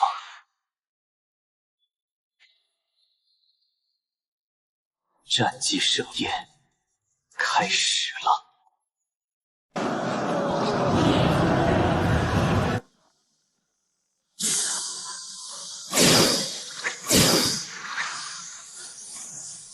血。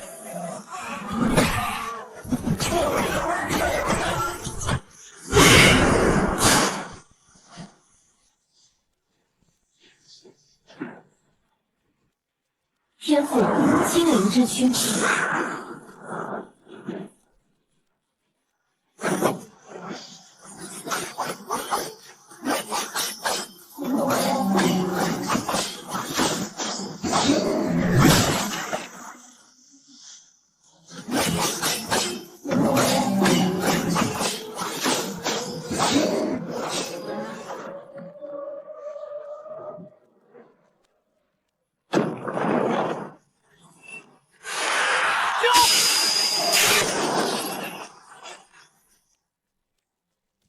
一人一刀，击穿兽巢，追着四阶领主满山跑，把那些平日里作威作福的领主级要兽当成猪狗一样清理。这俩货平时也是谁都不服的主，现在乖得像两个刚入学的小学生，大气都不敢喘。队长，这个称呼，以后恐怕真的只能是个称呼了。这座小庙确实容不下这尊真神，还好当初自己眼光毒辣，把他拉进了队伍。宿主沈天，精神力1000，2品精神念师，5道境界2阶巅峰，武学大日烘炉经圆满2000攻2000，武学绝息斩圆满2000，战绩值34070。这不仅仅是数字，是我在这个乱世安身立命的底气。之前追杀那些溃逃的低阶异兽，虽然单只给的少，但架不住量大呀。那一波疯狂的收割，直接把我的战绩值推到了一个新的高度，每一个拿出去都能造就一名顶级的天才武者。而现在，他们全部集中在我一个人身上。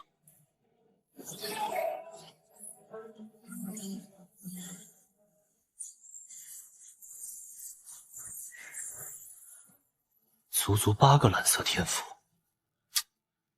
可惜了，可惜那3头5阶兽王跑得太快。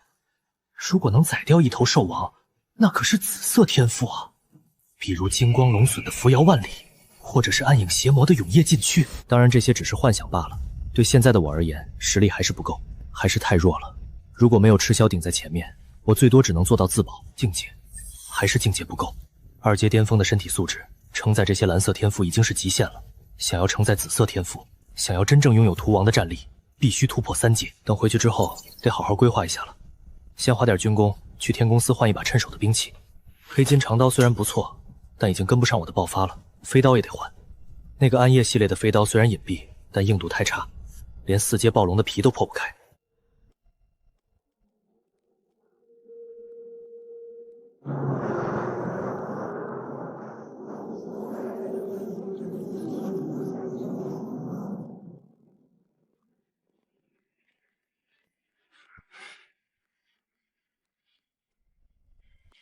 这一路你也辛苦了，今晚回去好好睡一觉。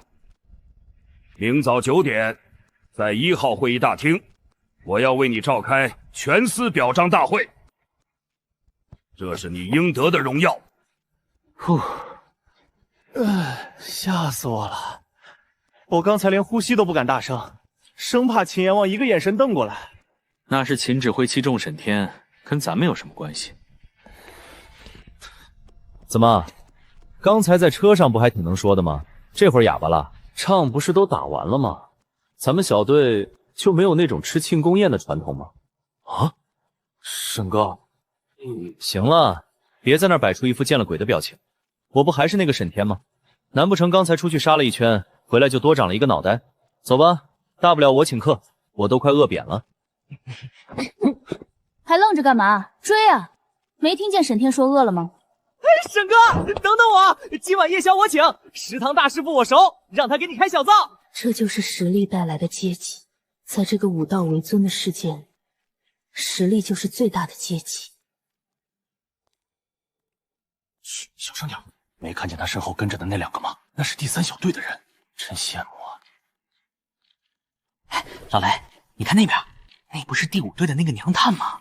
平时狂的没边儿，刚才看见咱们居然低头了。这就是实力带来的附加值。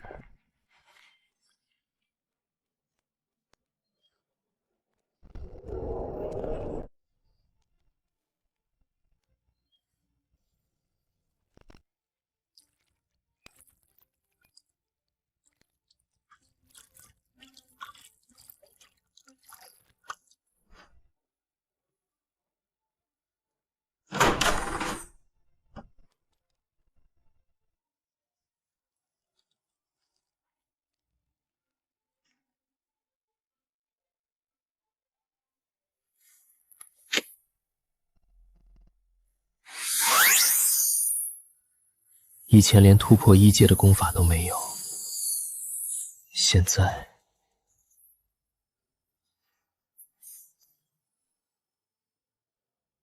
就他了，霸体，听名字就耐揍。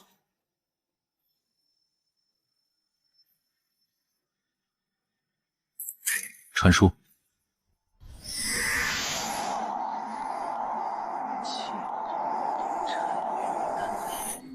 星语少阴，入语。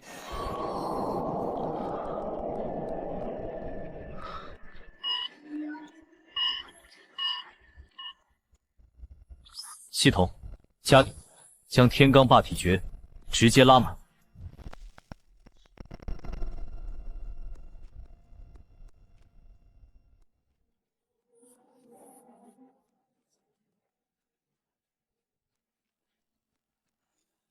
丁，恭喜宿主武学突破，当前境界更新3阶巅峰，检测到宿主境界突破至3阶，宿主现在已消耗战绩值，将已有的蓝色天赋进阶为紫色天赋。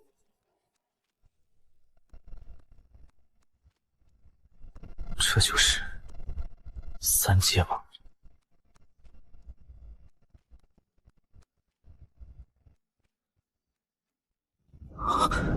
紫色天赋。蓝色也是万里挑一，紫色是兽王才有的底牌，这才是真正的挂。系统，升级天赋需要多少战绩值？丁，单项天赋从蓝色进阶至紫色，需消耗战绩值10000点。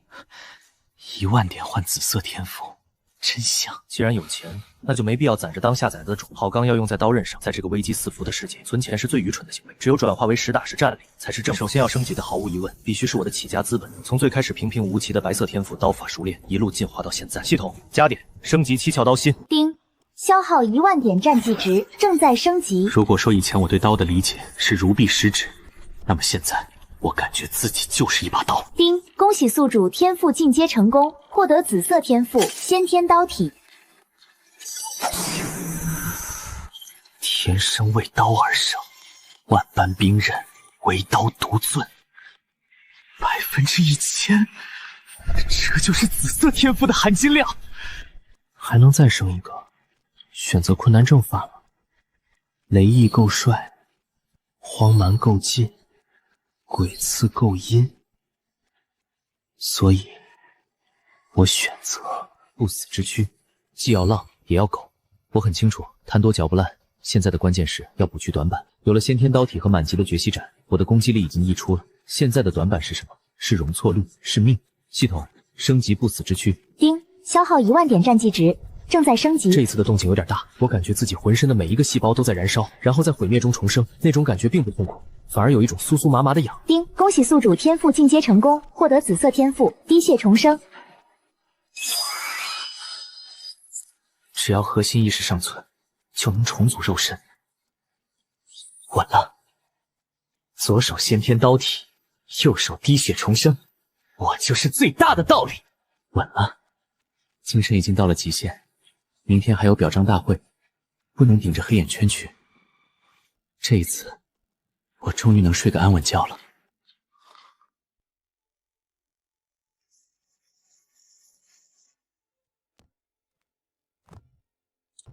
出门领奖，毕竟谁会跟钱和军功过不去呢？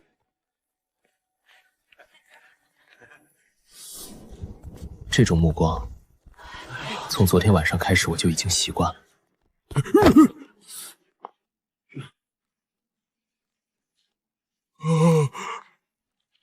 王教官，早。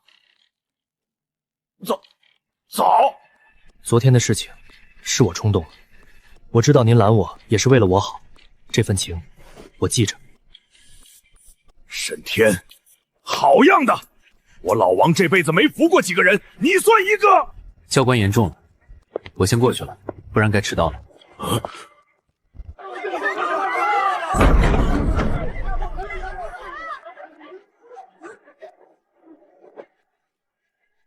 沈哥，这儿。沈哥，你看这阵仗。老秦这次可是下了血本了，全司大会啊！我刚才看见好几个陌生的面孔，搞不好是七杀司的人。这肯定不仅仅是为了表彰，光给钱太俗气了，必须得给全。哦，那还能有什么？难道让我去管后勤？那不能，让你去管后勤那是暴殄天物。我刚才几个私下里盘算了一下，觉得老秦这次十有八九要把破军司总兵的位置给你。这个位置一直空着。是因为没人能服众，但现在沈哥，你昨天的战绩摆在那儿，谁敢不服？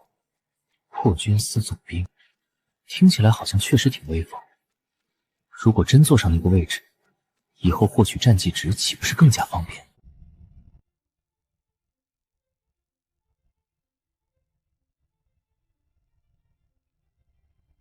队长，不对劲啊！老秦该不会是便秘了吧？5阶宗师，身体早已无漏无锈，怎么可能便秘？那你说是因为啥？这场子铺得这么大，把咱们全叫过来，结果主角还没登场，导演先丢了。不对劲，以我对秦振山的了解，他对这次表彰大会极其重视。昨天晚上他那副恨不得当场给我颁奖的样子，装不出来，除非发生了什么连5阶巅峰强者都无法掌控的突发状况。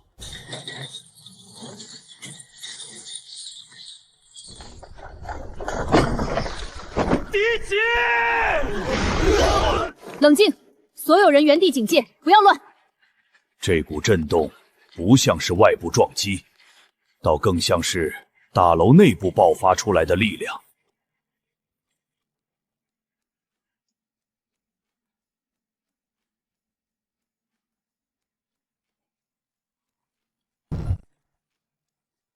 坐下，开会。沈哥，我怎么感觉这2位大佬看你的眼神有点瘆人啊？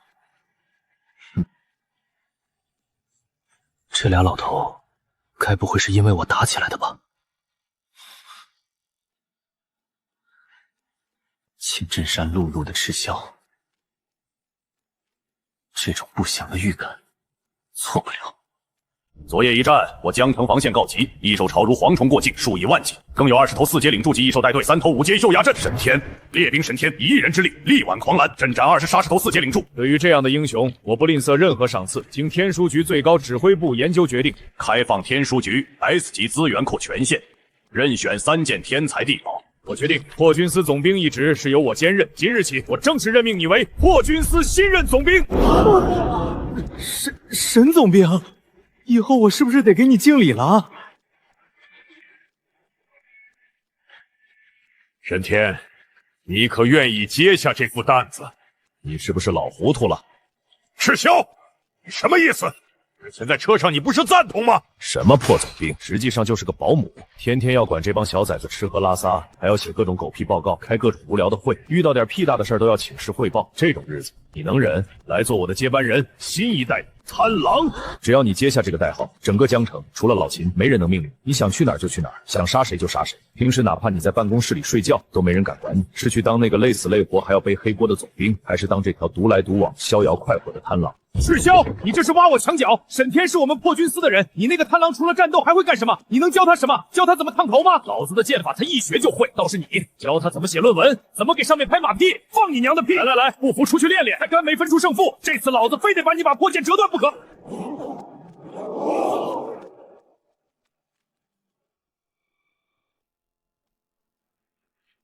赤霄，你个老混蛋！破军司总兵那是多少人求都求不来的实权，那是镇守一方的荣耀。你居然在侮辱整个天剧局的兵，有个屁用！能当饭吃，能干掉5阶兽王。我这辈子也没想过能亲眼看见总指挥和第一高手为了抢一个列兵，差点在主席台上真人 PK 吗？我也想有这种烦恼。别做梦了，这种修罗场只有沈天这种变态才配拥有。掌控了破军司，就等于是掌控了整个信息渠道，但坏处也明显，体制内的束缚太多，做贪狼想做什么做什么，自由自在。既然两边都有肉吃，难道就没有两全其美的办法吗？二位前辈，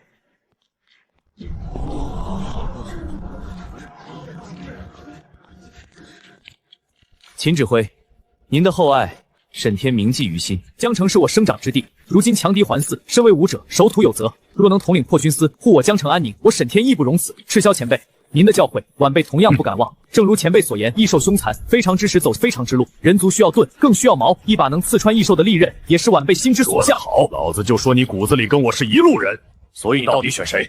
秦指挥，赤霄前辈。既然人族既需要盾也需要矛，那为什么不能既是盾又是矛呢？我的意思是，这个破军司总兵我当了，平时我会坐镇天虚局，整顿军务，协调防线，确保江城固若金汤。但是我也希望能拥有贪狼的特权。当我不在指挥室的时候，我希望我能卸下总兵的身份，化身那把自由的尖刀，不受军令束缚，不需请示汇报，便宜行事，独断专行。有点意思，既做庙堂又随时可以跳出规则的人，唯有如此，方能将我的价值最大化。好，归你了，全司上下见总兵如见我。这一波赢麻了，名声有了，权力有了，自由也有了，接下来就是利用这些资源，把那几个还没到手的紫色天赋一个个给薅过来的时候了。那里还有3头5阶兽王，正等着我去宠幸，等着我，我会给你们一个体面的结局。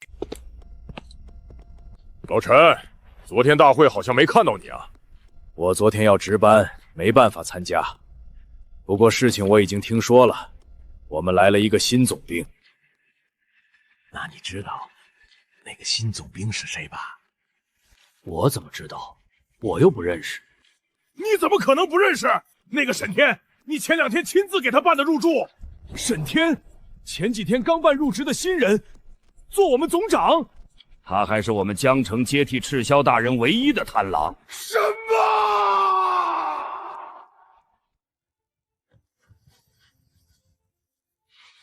舒服，这就是权力的味道吗？总兵大人，这是这一季度的布防图调整方案，还有后勤部的物资申请单，以及……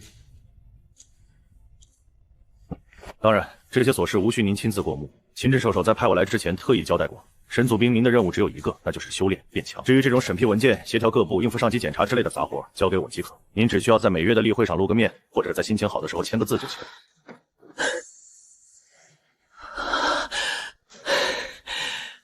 昨天还是个编号 J9527 的小列兵，今天已经是手握重兵权限登顶的大佬。虽然虚名没什么用，但这 S 级权限可是实打实的。身份验证通过，欢迎您，总兵阁下。您当前拥有 S 级物资兑换额度3次。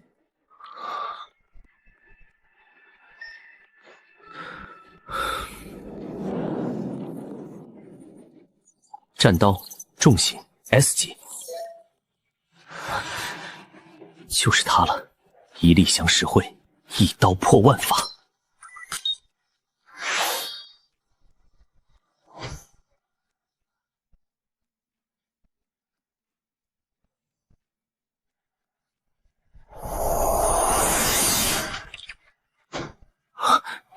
26柄，这要是全撒出去，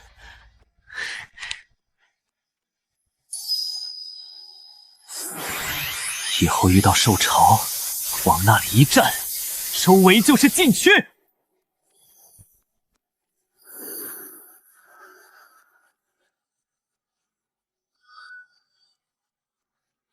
还有最后一个名额。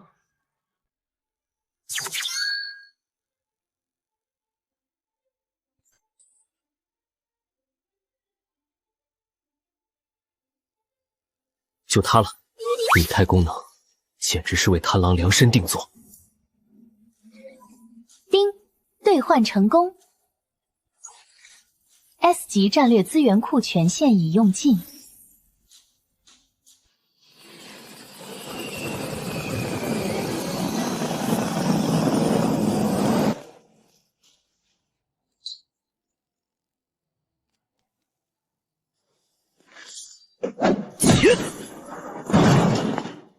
够劲，这要是砸下去，4阶09也得骨断筋折。好挠，够重，够硬，够狠。起！和！阴险，太阴险了！这种武器，简直是为了偷袭而生。这就是黑龙。神经连接完成，宿主身份确认。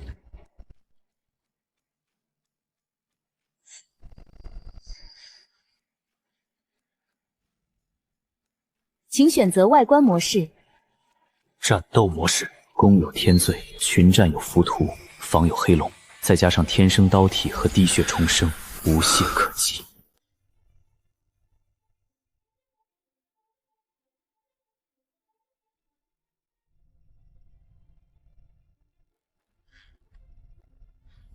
天辉局食堂的异兽肉供应，现在是哪家公司在做？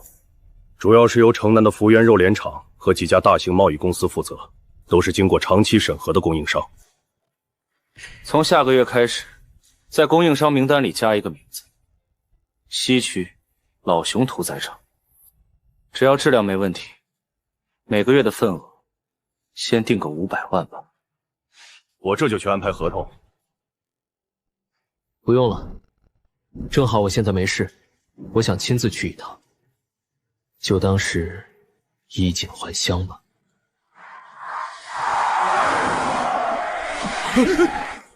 总兵，前面路太窄，车进不去了。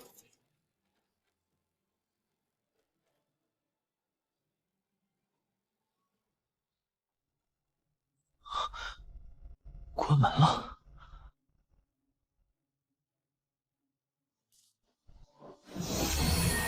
里面空空荡荡，连个鬼影都没有。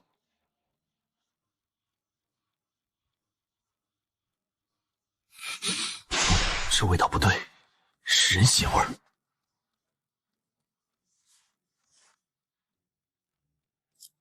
罡气外放，至少是3阶武者，不是为了破坏，是为了杀人。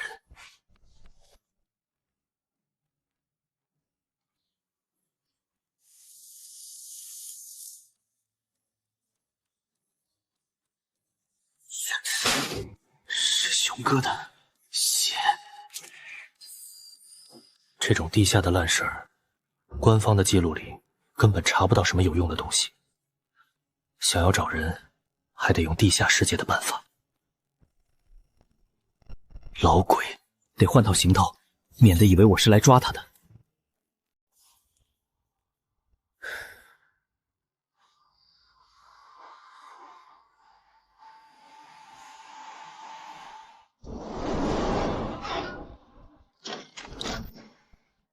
是你，9527，没想到你小子命还挺硬。怎么发了点小财，想回来找我显摆？还是说想再找我买个新身份？这次涨价了，没个10万联邦币，你别想让我开口。这儿是情报交易所，不是慈善堂。看在熟人的份上，10万一条，概不赊账。看来还是得用听得懂的方式交流。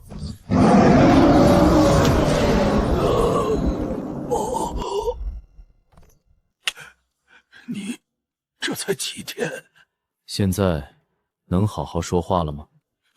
爷，我有眼无珠，我有眼不识泰山。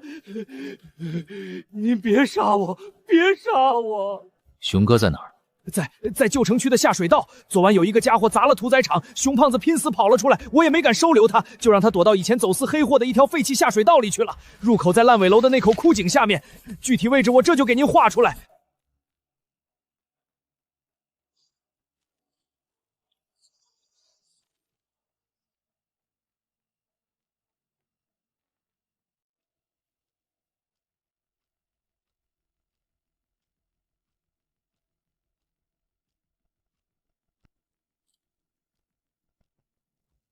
藏的倒是够深。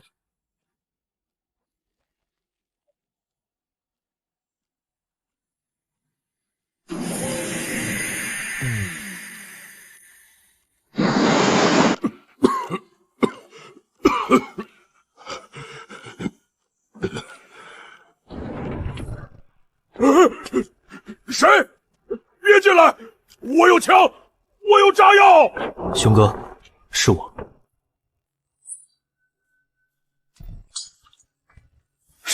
沈天，沈兄弟，真的是你！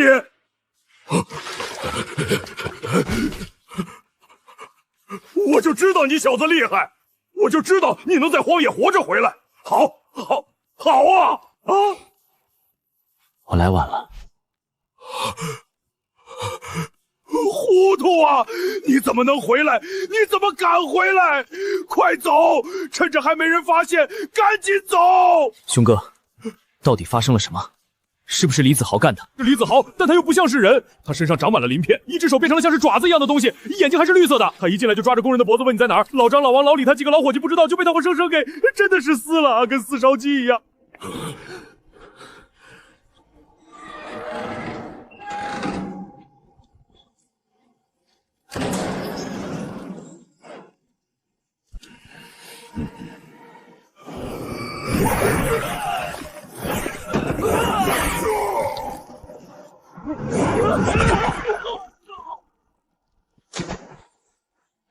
不说，那就都别说了。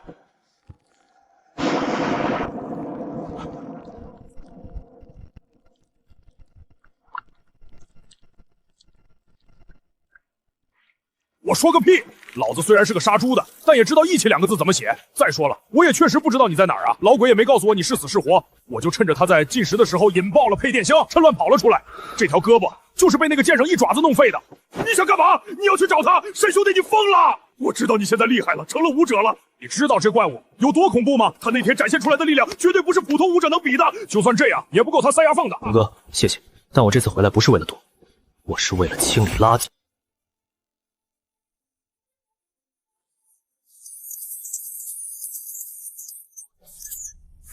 拿着，把这个地址记下来。这是哪儿？安全屋？算是吧。你去那儿，到了门口，把这个电子通行证给他们看，就说是我让你去的。兄弟，那地方贵吗？不要钱，只要你人到了就行。我不信那个怪物敢追到那里去。我知道劝不动你，小心点儿，那是真的怪物，打不过就跑，不丢人。我就在那什么天书路等你，等你回来，咱哥俩再喝一顿。乖乖，这还是那小子吗？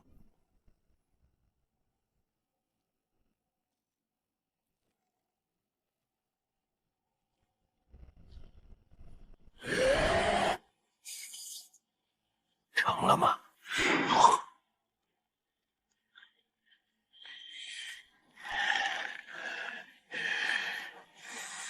突破4阶了。好啊，子豪，你果然没让舅舅失望。4阶统领级，哪怕放在整个江城，也足以排进前100之列。只要你再进一步，突破到5阶，什么破军司，什么天书局，统统都要看我们李家的脸色行事。太杂了，沈天，他在哪儿？我能感觉到那杂种还没死，是我吞下了这块禁肉块，是我承受了这种生不如死的痛苦，他凭什么安稳的死去？我要亲手撕开他的喉咙，我要他在恐惧中一点点看着我把他的心肝掏出来吃掉。他还没回来，死了也说不定。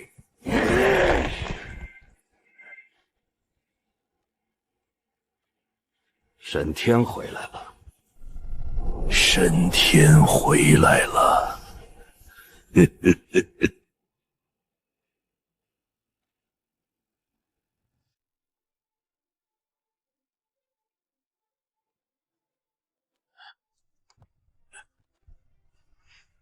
这下可是误闯天家了。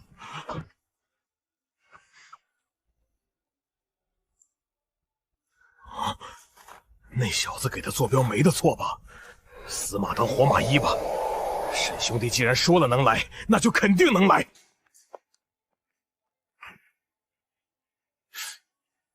沈先生的朋友，请进。这就进去了。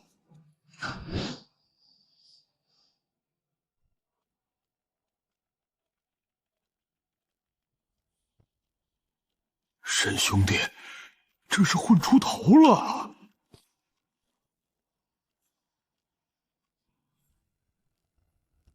我的亲娘嘞！破军司，这里竟然是破军司！沈天这小子竟然傍上了破军司的大腿，这也太猛了吧！这里可是破军司，来往的都是些什么人？要么是持品沙场的大将，要么是斩杀异兽的英雄。我一个杀猪的，浑身脏兮兮的，还断了条胳膊，站在这种地方，简直就是在给这里抹黑。完了完了，刚出狼窝又入虎口啊！是熊哥吧？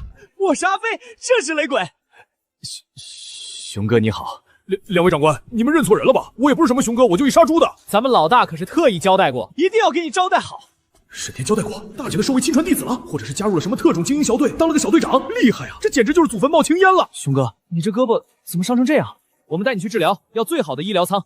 还有，去通知食堂准备点补血的益肉粥。使不得，使不得，不用这么破费。熊哥，你可是咱们老大的恩人，在这个破军司里，谁敢怠慢你，那就是跟咱们老大过不去。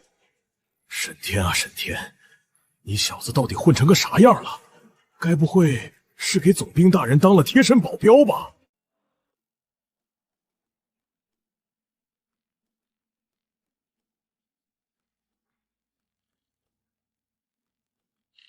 张老师，那本书我可能还不了了。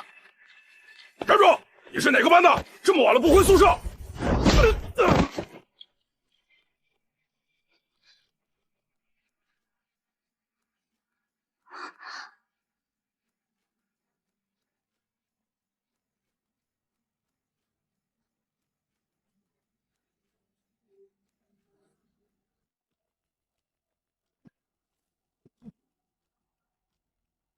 没事的，没事的，只要熬过今晚，只要不想着逃跑。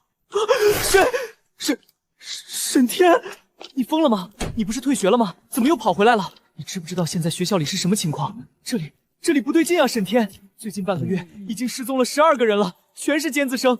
带我走，求求你了，沈天，带我一起走。那个王亮昨天还在跟我炫耀校长选中了他去特训，结果今天早上就不见了。学校给的说法是他家里有事转学了。屁的转学！我昨晚路过旧教学楼的时候，听到里面有惨叫声，那种声音根本不像是人发出来的。还有那些不知道哪里冒出来的巡逻队，只要有人靠近围墙，就会被他们抓走，然后就再也没回来过。什么意思啊？今天过后，这里就不会再有特训了。许文，不上课躲在这儿密谋什么呢？想逃跑，还是想造反啊？张主任。我肚子疼，肚子疼就把肠子挖出来洗洗就好了。你是哪个班的？见到老师不知道问好吗？把帽子摘下来。我当是谁呢？这不是那个被开除的废物沈天吗？怎么想回学校偷东西？把他给我抓起来，打断腿，拖到旧教学楼去。完了。全完了！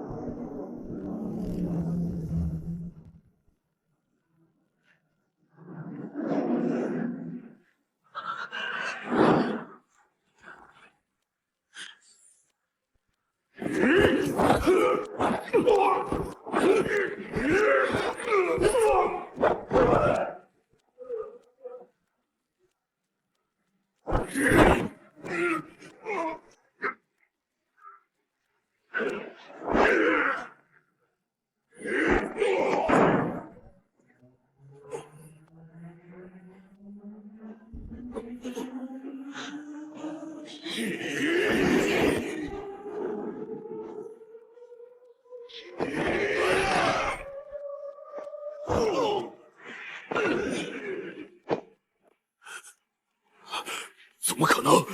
全部躲开了！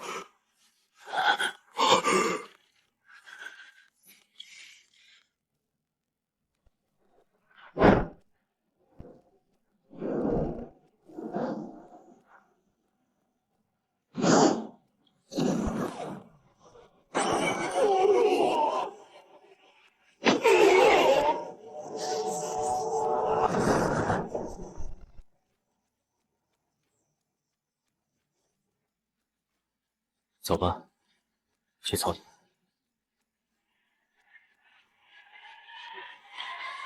天武阁对咱的大刘也不降，嘘，别乱说，你想死啊？可是这也太吓人了，下一个可能就是我。那是从3楼那个方向飞出来的，沈天！我的天，那是沈天！他不是被开除了吗？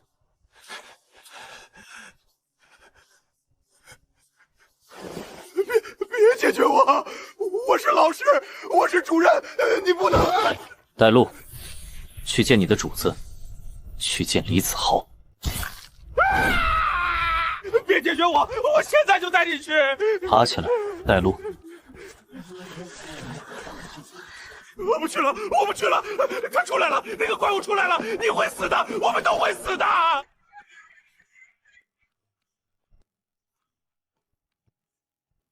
沈天，你终于回来了，我好饿啊！把你吃掉，我就能完美了。李子豪，变成这副鬼样子，就是为了等我来解决你吗？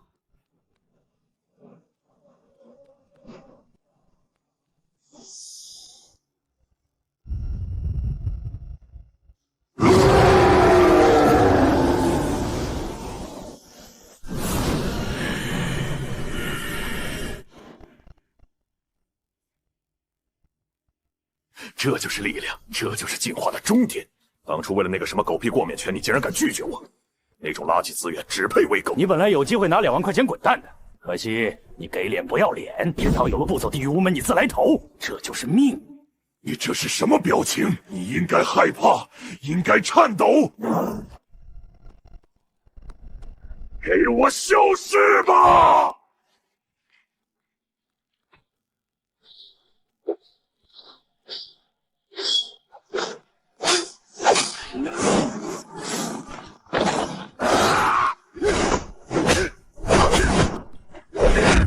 太慢了，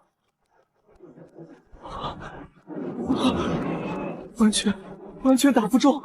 沈天他，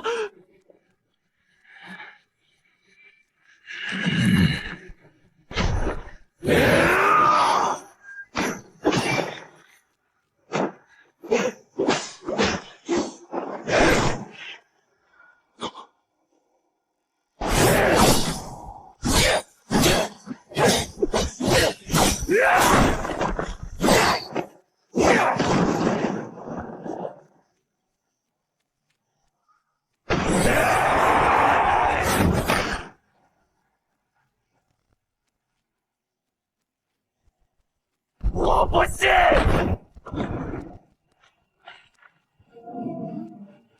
四阶禁术，暗林崩灭炮！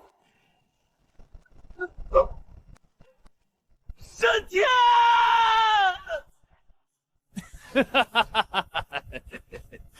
看到了吗？这就是4阶的力量。什么天才，什么武者，在我面前不过是一滩碎肉。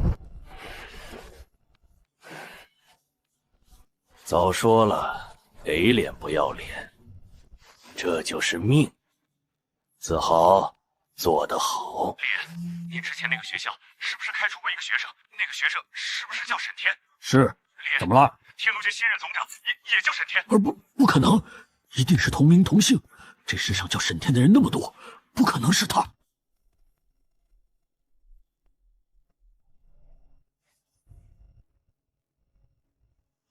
刚才不是挺能躲吗？现在求饶还来得及。跪下舔我的脚，我可以考虑饶你一命。饶我一命？你好像误会什么了。游戏才刚刚开始，接下来该我了。这就是四阶的威力吗？有点意思。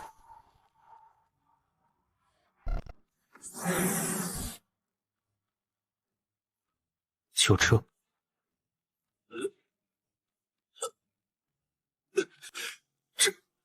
这不可能！你明明被击中了，怎么可能？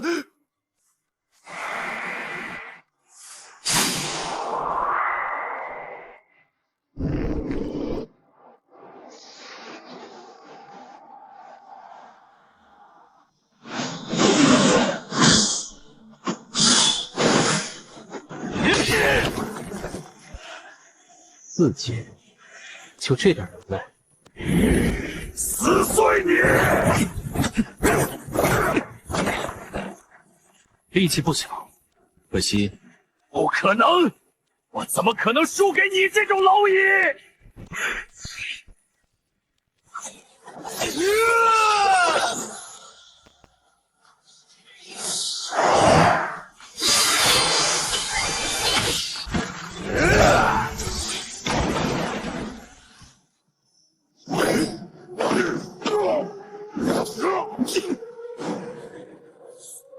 就这？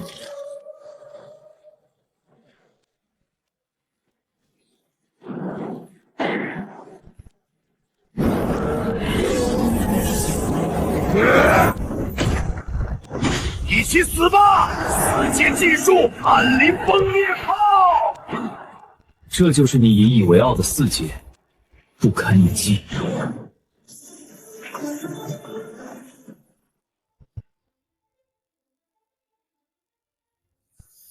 这所谓的李家，肯定与他们也脱不了干系。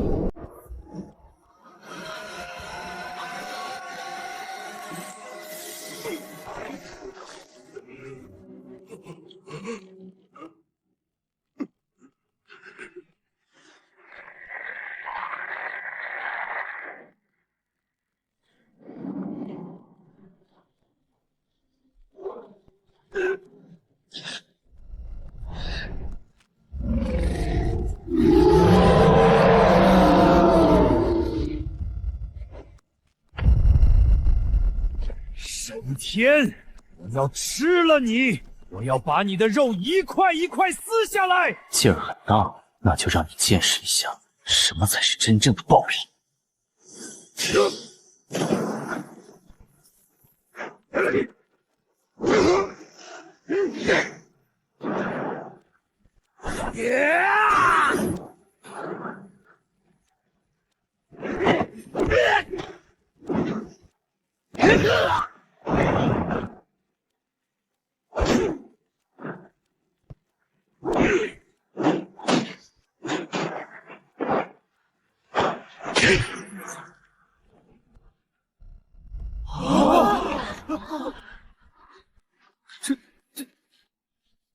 这就结束了？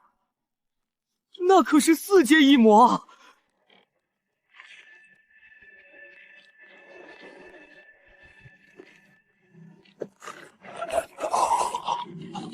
怎么不叫了？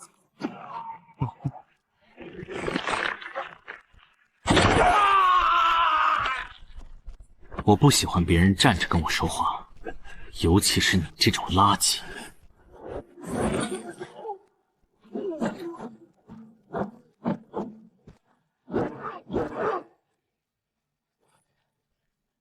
你不敢杀我，我背后有血魔大人。血魔大人是无敌的，识相的就把我放了，然后跪下来磕头。血魔大人，很好，我等的就是这句话。破军司全体都有，全员出击，把江城李家给我围了，一只苍蝇也不许放出去。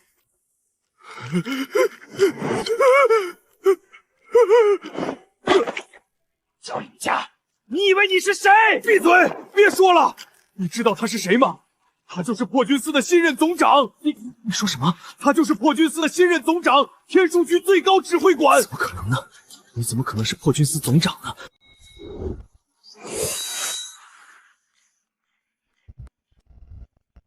全员出击，把江城李家给我围了！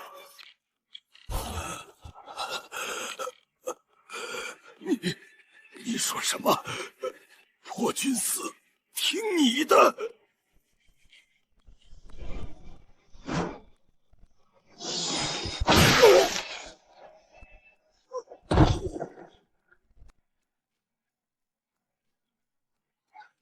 成功击溃4阶异魔变异体，获得战绩值1500点。饶命！大人饶命啊！李校长，你开除我的那天，这就是你的命。现在我把这句话还给你，这就是你的命。我都是被逼的，都是李子豪这个畜生逼我的。我是校长啊，我怎么可能想害学生？是他威胁我。被逼的，那这么开除我，也是他逼你的喽。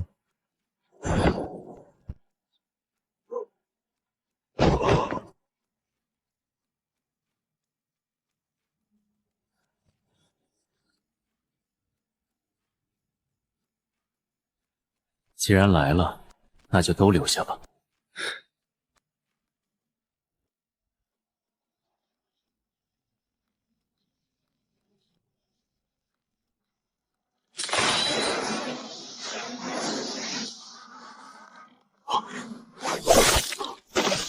锁定目标，是否房间？别急，等队长命令。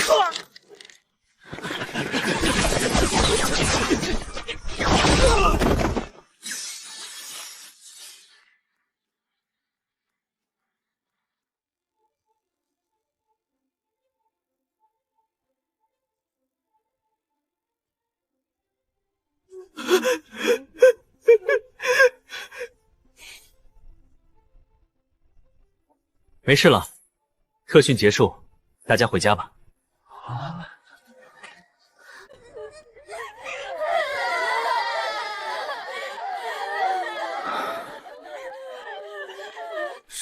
沈天，没事了，那个吃人的怪物死了，李万山也死了，大家安全了。谢谢沈哥，沈哥太牛了！如果不是你，我们就真的完了。沈天，谢谢你救了我们。沈天同学，谢谢你。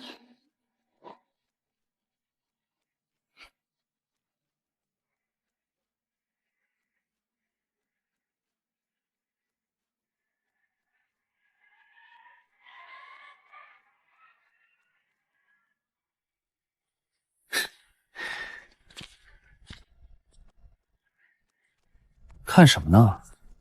眼珠子都要掉下来了。沈哥，发什么呆呢？刚才不是喊得挺大声吗？现在怎么变哑巴了？让我快跑，你也太看不起我了吧！靠！你小子吓死我了，知不知道？我还以为你要大开杀戒把我也给灭口了呢。得了吧，灭口你还得浪费我一颗子弹。没事了，你也赶紧回家吧，这地方晦气，而且待会儿破军司的人来了，估计还得做笔录，挺麻烦的。那你呢？我还有点事要处理，而且李家这笔账还没算完呢。等你以后考上重点武大，成了正式武者，也算是咱们江城走出去的人才。到时候别忘了给咱们江城争光，也算是没白费我今天救你这一场。这不仅是为了你自己，也是为了江城的未来。我看好你。沈天，你有没有觉得你现在说话那味儿特别像那个刚死的李校长？真的是有点油腻，局里局气的，听得我鸡皮疙瘩都起来了。滚滚滚，赶紧滚蛋！再说废话，把你扔进坑里和李子豪作伴。嘿嘿，这就走，这就走。沈天，虽然你现在很装逼，但是真的帅炸了。接下来，该去李家收那笔连本带利的烂账了。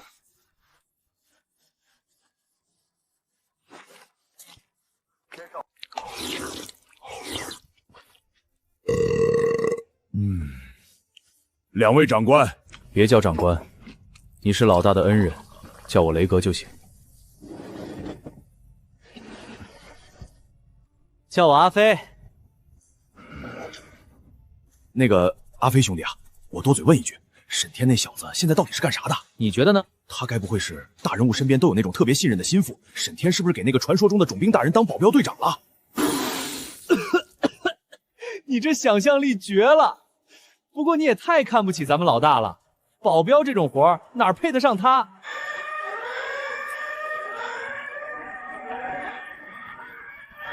破军司全体都有，全员出击，把江城李家给我围了，一只苍蝇也不许放出去。熊哥，我们要去忙了。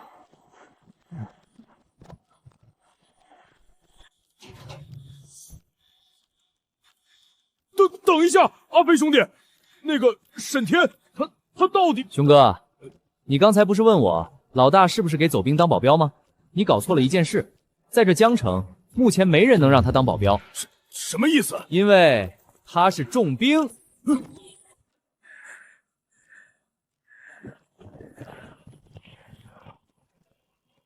组封锁李家大宅外围，二组控制交通要道，三组给我突击！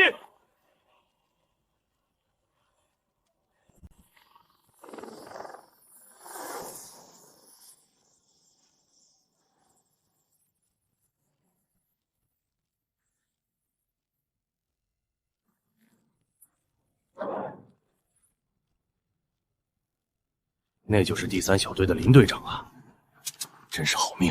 谁能想到他手底下竟然出了那么一条真龙？听说那位新任总兵以前就是他手底下的新兵，这关系以后在破军司，林队长怕是要横着走了。那个总是带着温和笑容，杀起异兽来却比谁都狠的少年，如今已经站在了只能仰望的高度。这种感觉还真是奇怪。队长，咱们就这么干站着，要不我先去把那扇画门砸开。别乱动，总兵大人的命令是围住，只许进不许出。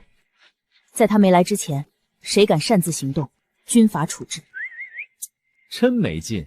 不过话说回来，这李家也是倒霉，惹谁不好，非要惹咱们老大，这不是老寿星吃砒霜，嫌命长吗？李家，江城4大家族之一，真正的庞然大物，和那些只会打打杀杀的地下商牌不同，李家的势力网就像是一棵盘根错节的老树，深深扎根在江城的每寸岭里。正因为如此，政界这么多年来，即便军司明知道屁股底下不干净，做着一些见不得光的勾当，也只能睁一只眼闭一只眼。动李家，那就是在动江城的筋骨，牵一发而动全身。哪怕是秦振山在位的时候，想要敲打李家，得拿着确凿的不能再确凿的证据才敢上门拿人，没有任何预兆，没有任何审批，更别提什么搜查令了。可这落在别人眼里就变味儿了。队长，你想啥呢？我看你怎么愁眉苦脸的，这不挺爽的吗？你就知道爽，你知道上面怪罪下来，咱们这就是非法行动，是要上军事法庭的。嗨，天塌下来有个自高的顶着。既然是老大下的令，那就算是让我去把城主府炸了，我也绝对不带犹豫的。再说，我看老大也不像是那种乱来的人。不像乱来，10几岁进荒野，还是破军司新人的时候，就敢提着一把刀冲进兽巢，还不叫乱来？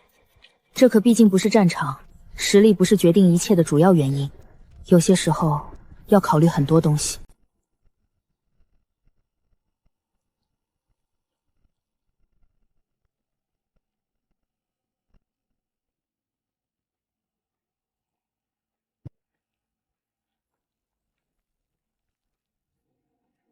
这种感觉真是太美妙了。李家主，你的适应性比我想象的还要好，只要这一步迈出去，你就再也不是那个被卡在瓶颈10几年的废物了。你会获得永生，获得力量，成为我们血族真正的一员。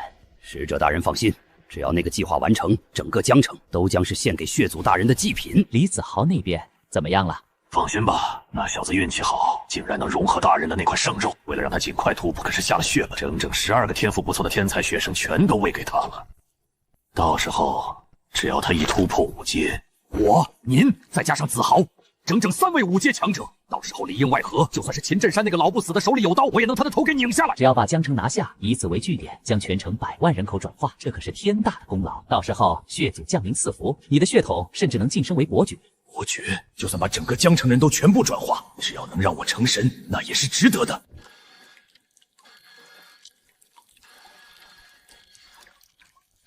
怎么回事？这么晚了，谁敢在李家闹事？破军司的人来了，而且是全员出击，几百辆装甲车把咱们大寨围得水泄不通，连只蚊子都飞不出去。破军司，他们疯了吗？难道计划暴露了？李天南，你不是说那个学校固若金汤吗？不可能，绝对不可能暴露。学校那边有消息传来吗？没有任何异常报告。那就对了，说明他们是在虚张声势。听说破军司今天刚换了个新藏兵，估计是个没见过世面的愣头青。哼，真是幼稚。既然他们想玩，那我就陪他们玩把大的。管家，立刻联系我们在媒体界的所有关系，不管是电视台、报社还是网络大 V， 通通给我叫过来，让他们带着长枪短炮，哪怕是开直升机也要给我飞过来。我要用舆论压死他们。只要把水搅浑，破军司就不敢真的动手。而那个新来的总兵，现在估计还在做着从我这里搜出罪证、立功升职的美梦。可惜啊，你注定要成为我李家崛起的垫脚石。也不知道那个蠢货如果知道他心心念念想找的罪证李子豪，很快就会变成一个能一巴掌拍死他的5阶神灵，会是什么表情呢？毕竟那是4阶巅峰的异魔，还有那么多手下守着，去对付一个手无缚鸡之力的学生，能出什么意外？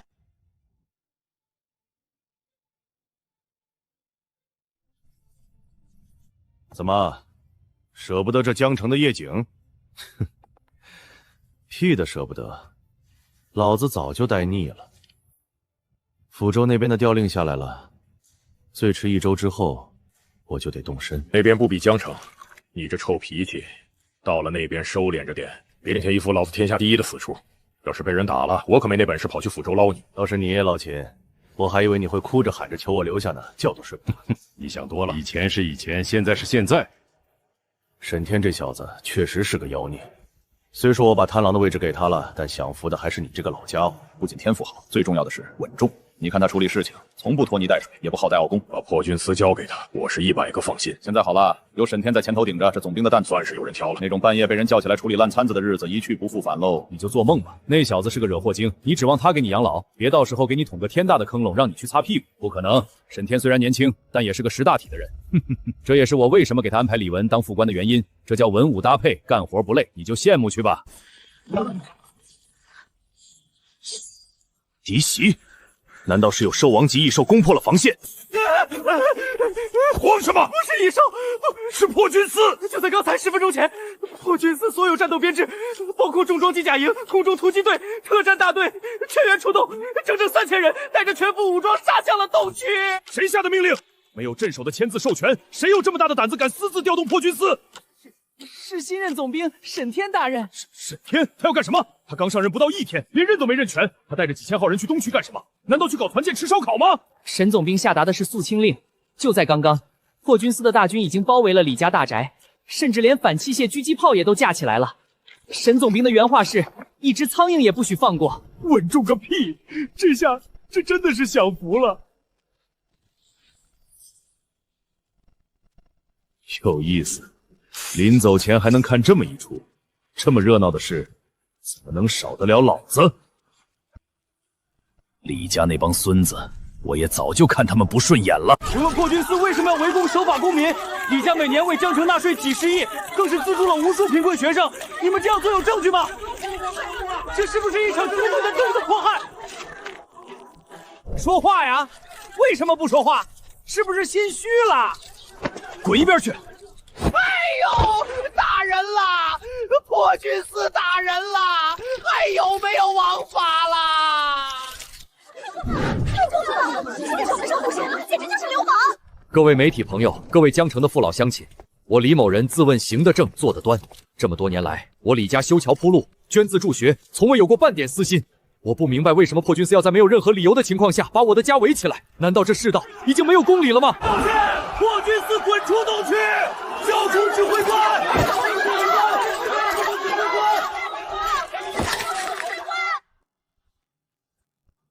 好家伙，这姓李的太能装了！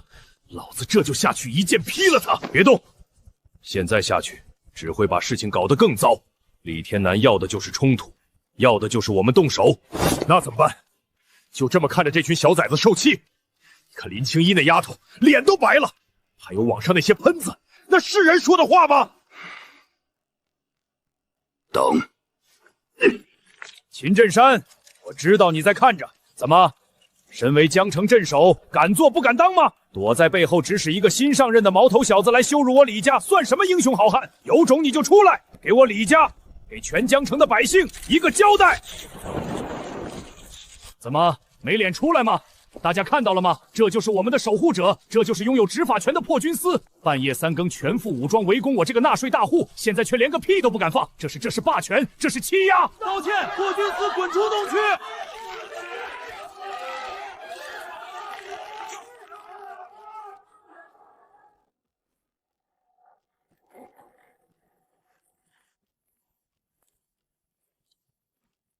秦振山那个缩头乌龟不出来，想恐吓我？我告诉你，现在可是法治社会，这么多记者看着呢。还有，你扛口棺材过来是什么意思？怎么想栽赃陷害，说我是伤人犯？哈哈哈哈，真是可笑至极！你要交代？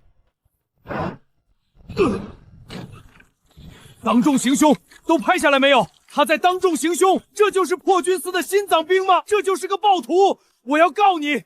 我要让你把牢底坐穿！别急着叫，先看看你脚下是个什么东西，或者说，先看看他是谁。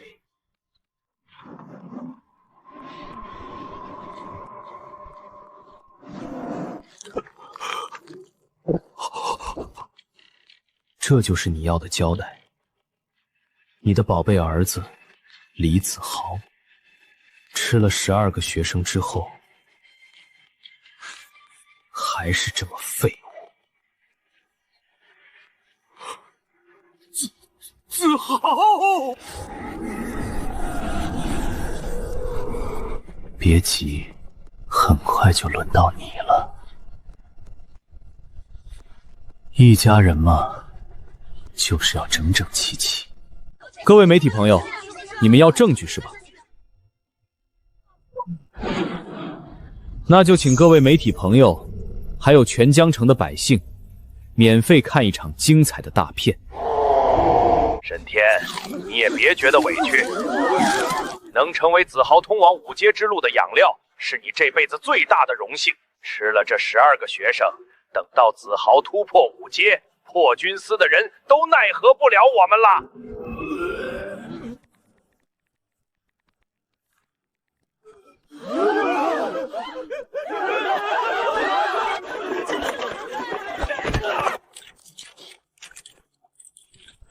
看清楚了吗？这就是你们口中的无辜，这就是你们要的真相。破军司听令！李家勾结异谋，残害同胞，罪证确凿，给我查，封锁李家，任何人胆敢阻拦，格杀勿论。是。都给老子让开！破军司办案，闲杂人等退避，哪怕是一只蟑螂，今晚也别想从李家跑出去！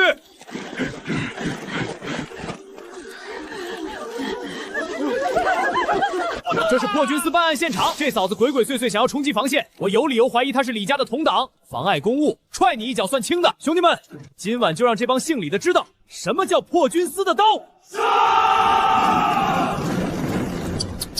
这群小狼崽子憋坏了吧？这下李家算是要被平推了，估计连地基都要被刨出来3尺。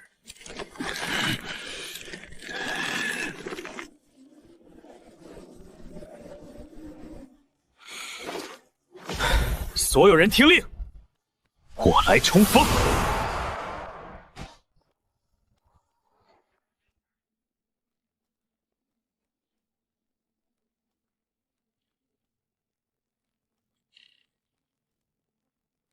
没听清吗？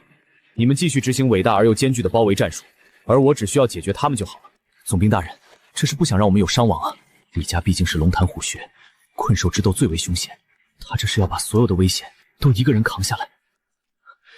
这就是格局，这就是领袖，咱们没跟错人啊！咱们没跟错人啊！我让你们待着，只是觉得你们太弱了，进去也是送死，不是让你们在这儿自我感动啊！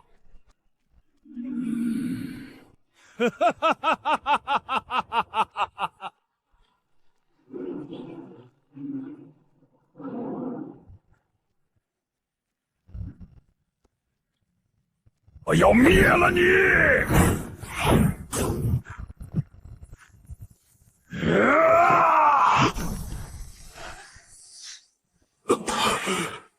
就这，小畜生，你找死！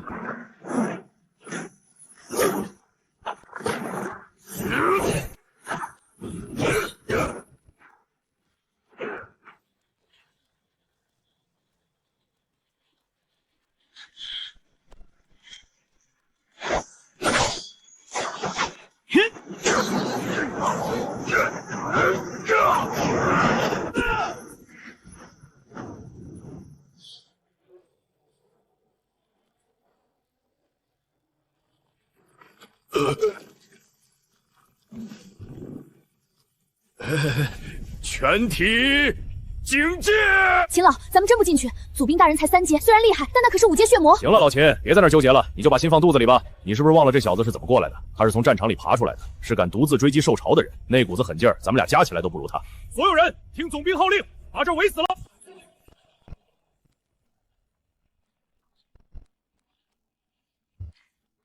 小垃圾，这是你自己送上门的。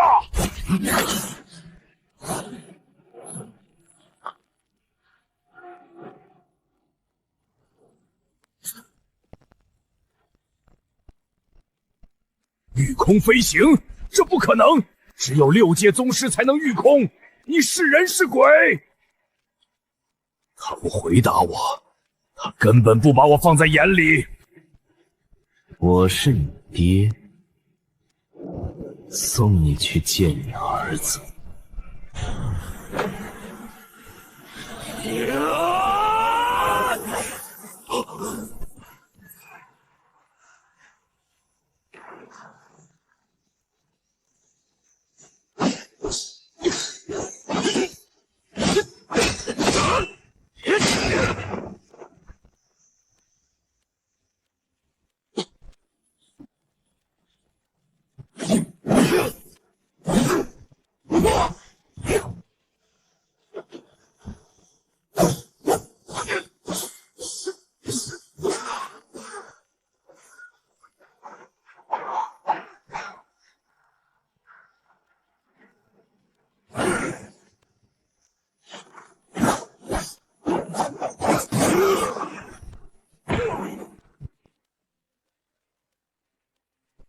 5阶中期，就这？找死！小的们都出来，把他撕成碎片！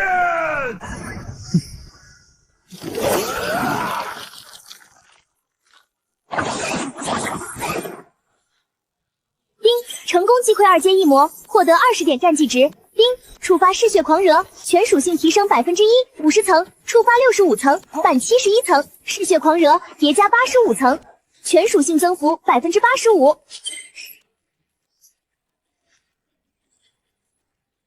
搞定了小怪，现在该刷 BOSS 了。精神念师，你竟然还是精神念师！怪力飞行念力，这小子到底藏了多少底牌？如果今天让他活着离开，李家必亡，必须让他彻底消失！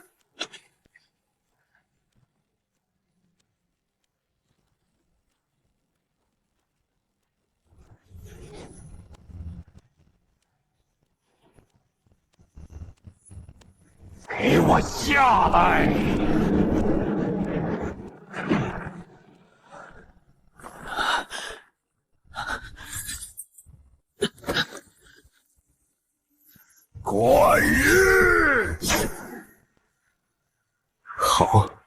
要是太容易搞定你，这个战绩值拿的也不安心。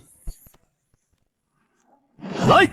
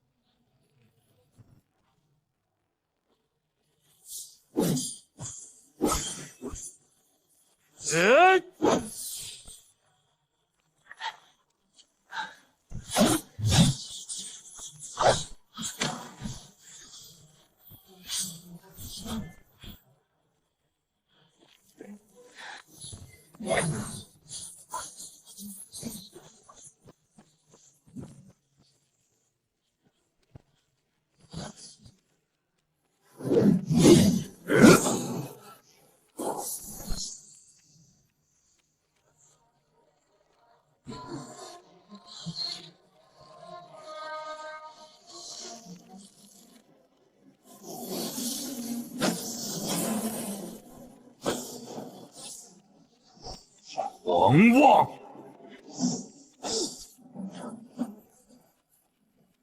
三阶的蝼蚁，你打够了没有？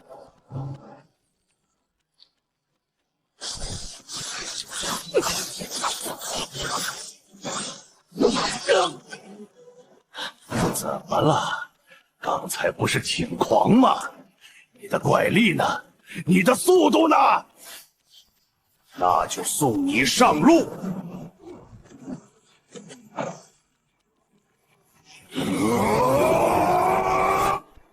在这个世界上，没有什么东西是斩不断的。如果有，那就是刀还不够快，意还不够绝。在这个紫色天赋面前，什么血河，统统都是待宰的猎物。万物皆斩。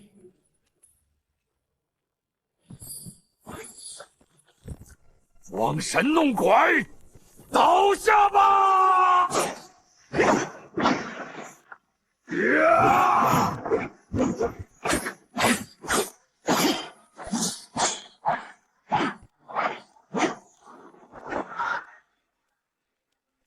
斩！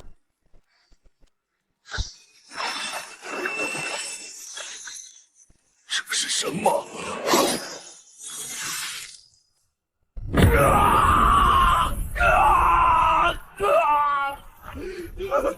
这不可能！你怎么可能领悟这种东西？喂，老东西，刚才那一爪算你利息，接下来该算本金了。血魔大人，救我！您再不出手，我们的计划就全完了。真是个废物！李天南，你喊什么？打了这么久破你防了吗？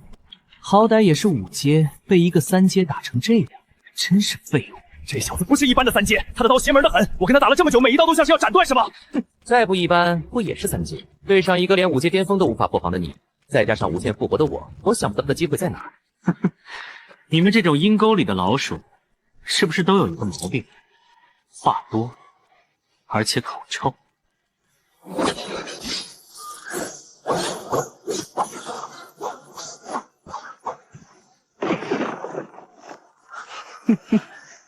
不知死活。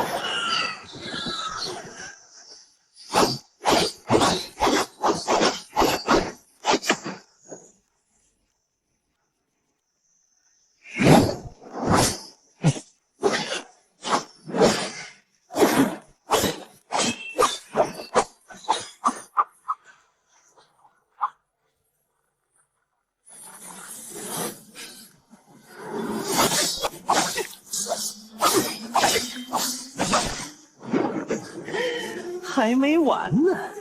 一起上！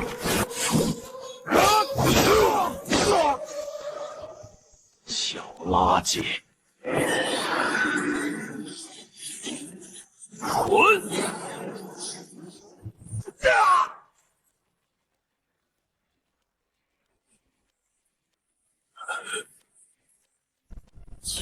取3阶。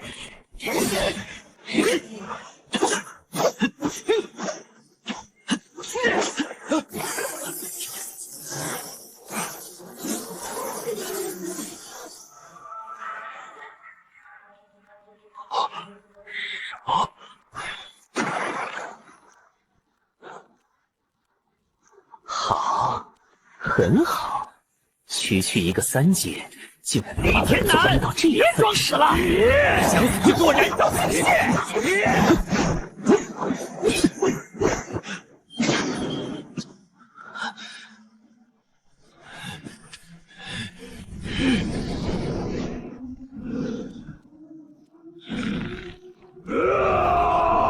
嗡嘛念。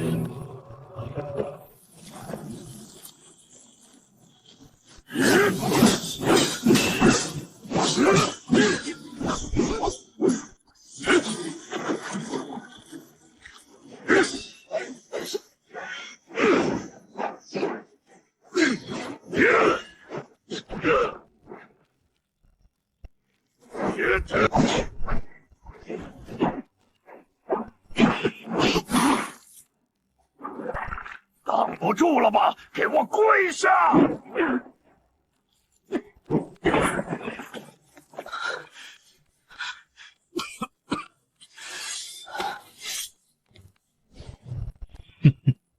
都到了这份上还嘴硬，送他上路。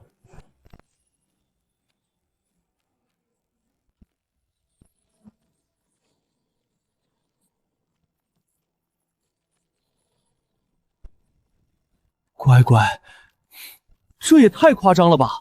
老大真的只是3阶吗？这动静，说是2个5阶在里面互殴，我都信啊！我们要不要冲进去支援？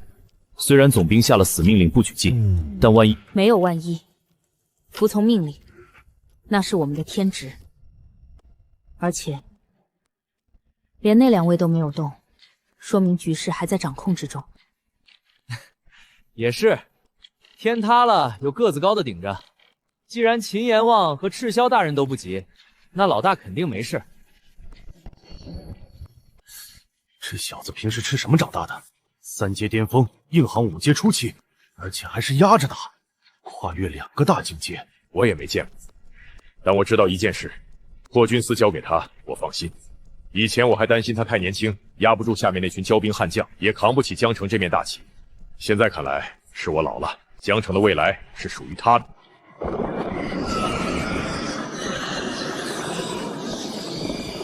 这是血族，果然来了！2打1，我们得出手了！别动！你疯了！那是血魔，沈天会死的！血魔一族我了解，这一族生命力极其顽强，号称不死之身，而且擅长诅咒和腐蚀，但他们就是肉身脆弱，且惧怕至刚至阳的力量。沈天有雷系手段，刚好克制那只吸血鬼。克制个屁！那是属性克制的问题吗？这是境界碾压！老秦，你仔细看，看那把刀。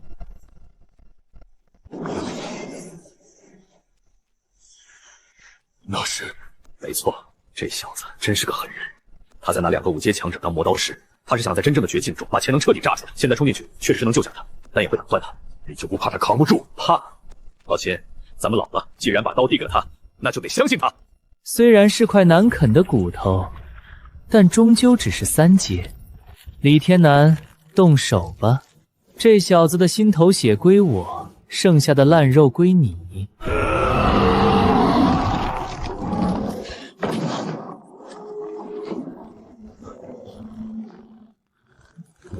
这就是5阶吗？这就是所谓的势吗？天地皆有意志，烽火雷电皆是天地意志的化身，武者也有意志。所谓的势，就是武者意志的化身罢了。以武者的意志干涉天地意志，发挥出通天地伟力同样的作用，这就是势。是，既然万物皆有间隙，我自能一刀断之。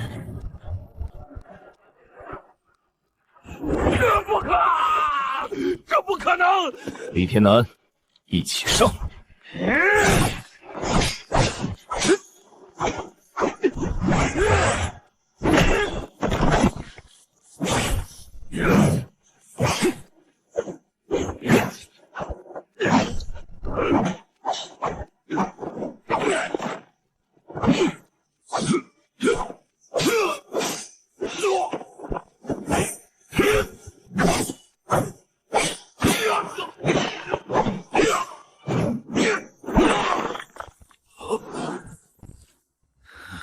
这不可能，这不可能！蠢货，那是刀式，万不弑心。我看你怎么斩！我说过，万物皆斩。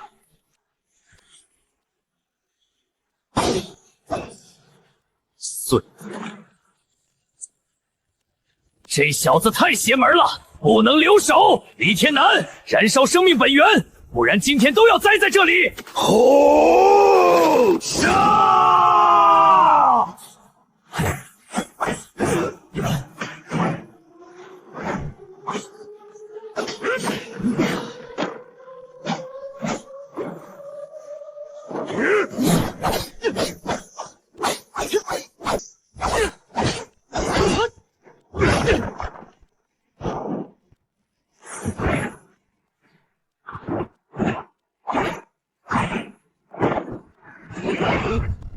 这小子的体力是无限的吗？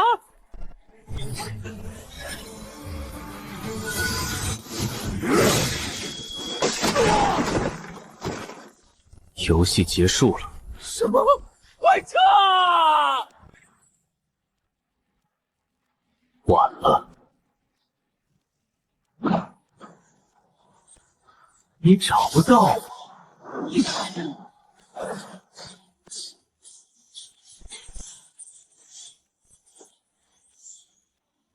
找到你了。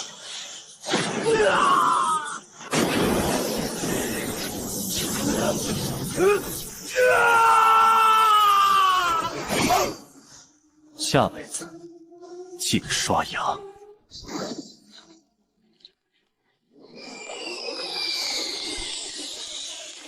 丁，成功击溃5阶中期血魔，获得战绩值。你也别走了。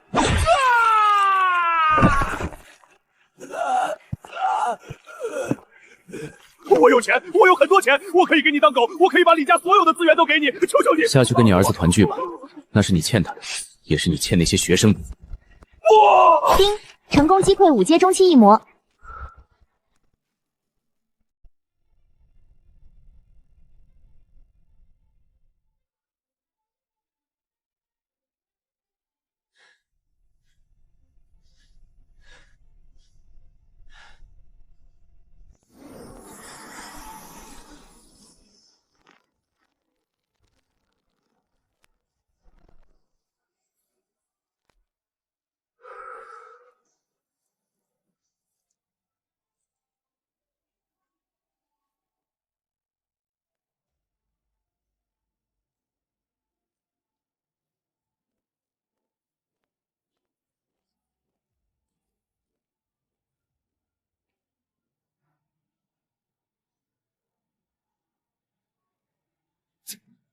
怎么没动静了？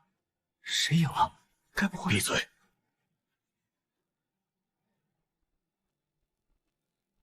这小子命硬着呢，这天赋啊，真是让人羡慕的流口水。赢了，而且赢得漂亮。出来了！破军司办案，这就是勾结异魔的下场。还有谁想替李家喊冤的？站出来！那是2个布袋，里面装的是李家家主李天南，另一个是谁？那个布袋里装的是那个长獠牙的，是那个血族。总兵大人，看这边，我是江城晚报的。大人，麻烦给个正脸，我是100万粉博主，能跟您合个影吗？就一张。好家伙，这也太帅了吧！这真是电影特效吧？一个人单挑2个5阶。请问李家真的勾结异魔吗？您刚才击溃的那位真的是传说中的血族吗？破军司是怎么掌握线索的呢？请问您是如何这么年轻就当上了破军司的总兵呢？请问您今天多大了？有女朋友了吗？各位媒体朋友，大家晚上好，辛苦了。这位记者朋友问得很好，关于李家勾结异魔的具体细节以及破军司掌握的一系列铁证，这是一个非常复杂且牵涉甚广的大案，三言两语恐怕很难说得清楚。所以，为了给广大市民一个最权威、最详细的交代，我们敬爱的秦镇山秦镇守决定在明天上午9点于天水局召开大型新闻发布会。届时，秦老将会亲自出席，为大家答疑解惑、剖析案情，并且公布后续的一系列雷霆行动。这种统筹全局的大事，还得是秦老那种德高望重的前辈来主持，才更有分量。这小子，什么我决定的，我什么时候说要开发布会了？这真是把我架在火上烤啊！明天上午9点哦，记得早点起，别迟到了。哈哈哈哈哈！罢了，多少年了，我做梦都想把这群家伙连根拔起。可惜我老了，顾虑太多，锐气磨没了。但这小子不一样，他不跟你讲什么平衡，惹了他就拔刀，管你是地头蛇还是过江龙，一刀砍了再说。李家一倒，其他的牛鬼蛇神以后想搞小动作，都得先摸摸自己的脖子够不够硬。这口恶气，老子憋了10几年，今天终于吐出来了。各位。采访时间现在到此结束。破军司现在要执行公务，对现场进行封锁勘查。这里是现场，也是一魔巢穴，万一还有没处理干净的东西，伤到了各位就不好了。大家快撤，别耽误破军司办案。老大，你也太厉害了。不过接下来咱们干啥？李家都被你拆成这样了，还有啥好勘察的？人都解决了，房子都拆了，这还要封锁个什么劲？你们是不是傻？本总兵严重怀疑李家把勾结异魔的线索都藏在了他们的那些金条装备还有修炼资源下面。为了彻底查清案情，为了给江城百姓一个交代，不管是金砖还是宝药，统统都要挖出来。这就是最重要的物证。传我命令，掘地3尺，一只苍蝇也不许放过。凡是看起来可疑的东西，全部打包带走。啊！老大英明，这是为了查案，对，必须彻查到底。兄弟们，听到了吗？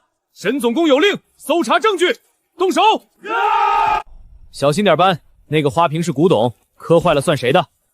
还有那边的地转，那是紫金楠木的，别踩坏了，撬下来带走。阿飞，你把那个纯金马桶搬出来干什么？人才呀！这小子无师自通啊！本来我还担心他太年轻，镇不住场子，不懂得利用规则为自己谋利。现在看来，我是瞎操心了。自己是不是该退休了？这把老骨头在这个位置上坐了太久，早就没了那股锐气。如果把江城镇守这个位置也交给沈天，这小子肯定能把江城经营的铁桶一块吧？说不定还能从那帮抠门的老爷手里多抠出点经费来。哎，赤兄，你说我要是提前退休，把镇守的大印交给这小子，上面会不会……人呢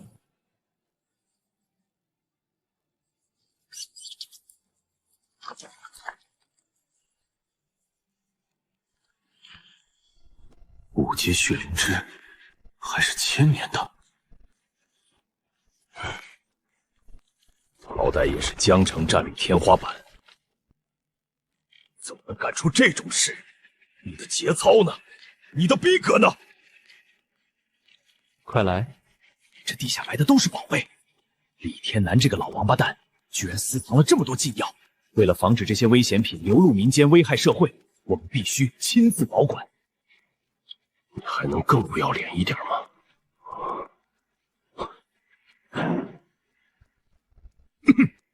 你说的对，这种级别的违禁品确实太危险了。那些普通战士不懂行，万一触发了什么机关，造成人员伤亡就不好了。身为镇守，我有责任冲在第一线，排除隐患。这小子杀伐果断，知恩图报，圆滑世故，却又不失底线，这简直就是天生的上位者模板啊！这就是团队凝聚力啊！大家都很有干劲儿嘛。比起这些俗物，更在意的是刚才那一战真正的收获。刚才那一刀至今还在意识里回荡，那种感觉很玄妙，就像是捅破了一层窗户纸。以前挥刀靠的是力气，靠的是速度，靠的是刚气，但现在刀还没出，意先至。那种掌控天地、斩断万物的意志，就是所谓的势，5阶强者的标志。而我在3阶就做到了。系统。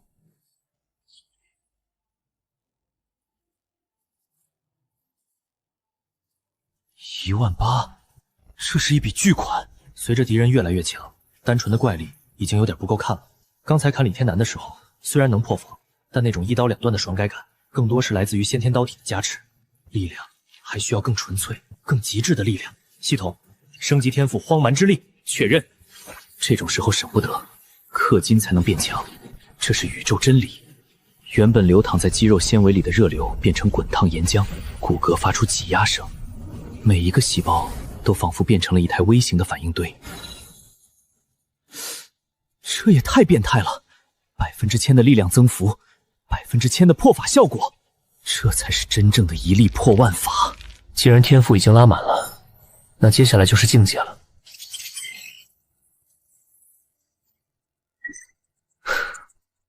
根本花不完。系统，收录功法，如果靠自己慢慢参悟，起码得闭关3个月。但我有挂。混元天罡收录成功，当前进度8020分3万，境界4阶前期。人体的108处大窍，在磅礴的罡气冲刷下，一一贯通。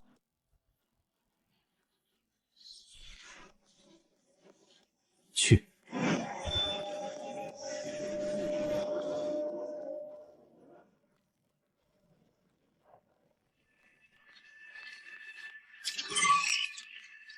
4阶初期，若是现在再让我打一次李天南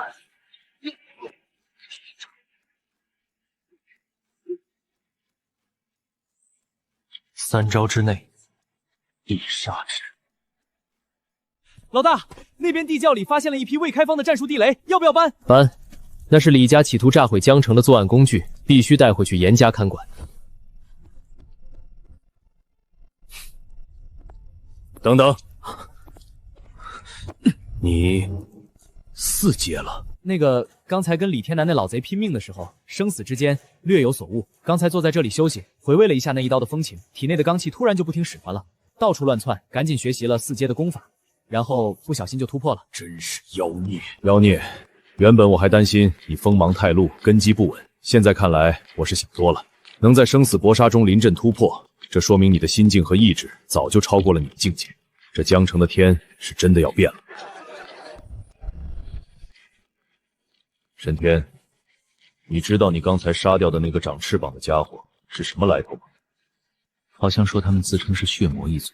这个世界上除了那些没有脑子只知道破坏的异兽之外，还有一种更危险的存在，那就是血魔。你杀了他，血魔一族极为护短，而且刚才那个5阶血魔在族内的地位绝对不低，而且还是斩首示众，这就等于是在血魔一族的脸上狠狠抽了一巴掌，这个梁子算是彻底结下了。你以后会有大麻烦。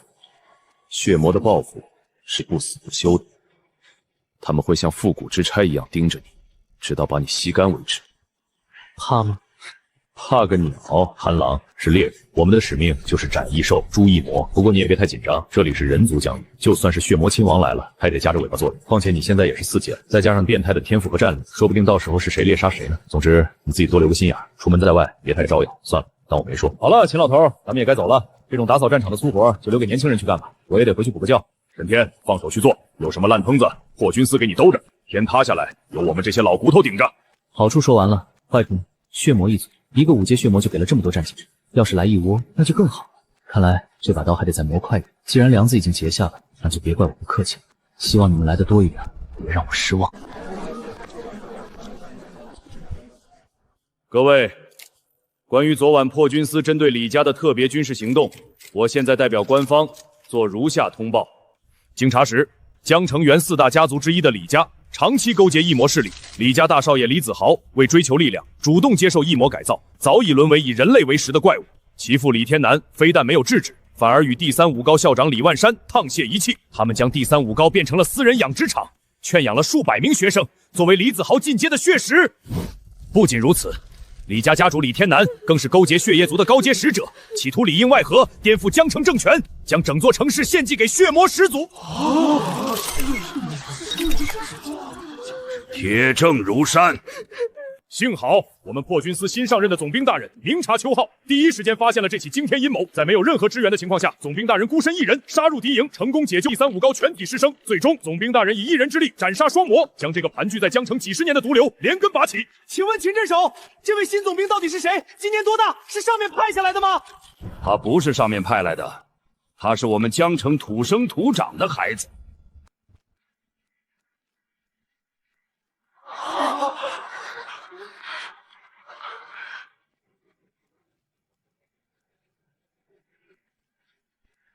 斩杀双5阶！听着，从今天开始，把手里所有见不得光的生意全部给我停了。家主，那些生意占了咱们流水的40%了，要是全关了，咱们照关！钱没了可以再赚，命没了就什么都没了。你们想变成第2个李家吗？你们想让那个沙星提着刀站咱们家门口吗？老三，把你家那个在外面惹生非的小崽子给我关起来，告诉家里所有的小辈，最近出门都给我夹着尾巴做人，让你飙车，让你狂。从现在开始，给老子夹着尾巴做人。以此表达对总兵大人剿灭异魔、守护江城的崇高敬意。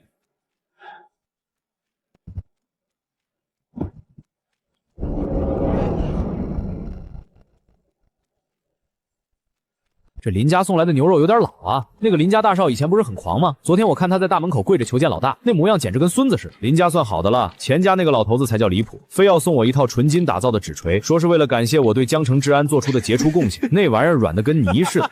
兄哥，你那边呢？别提了，总中大人。兄弟，你是不知道，我现在连门都不敢出。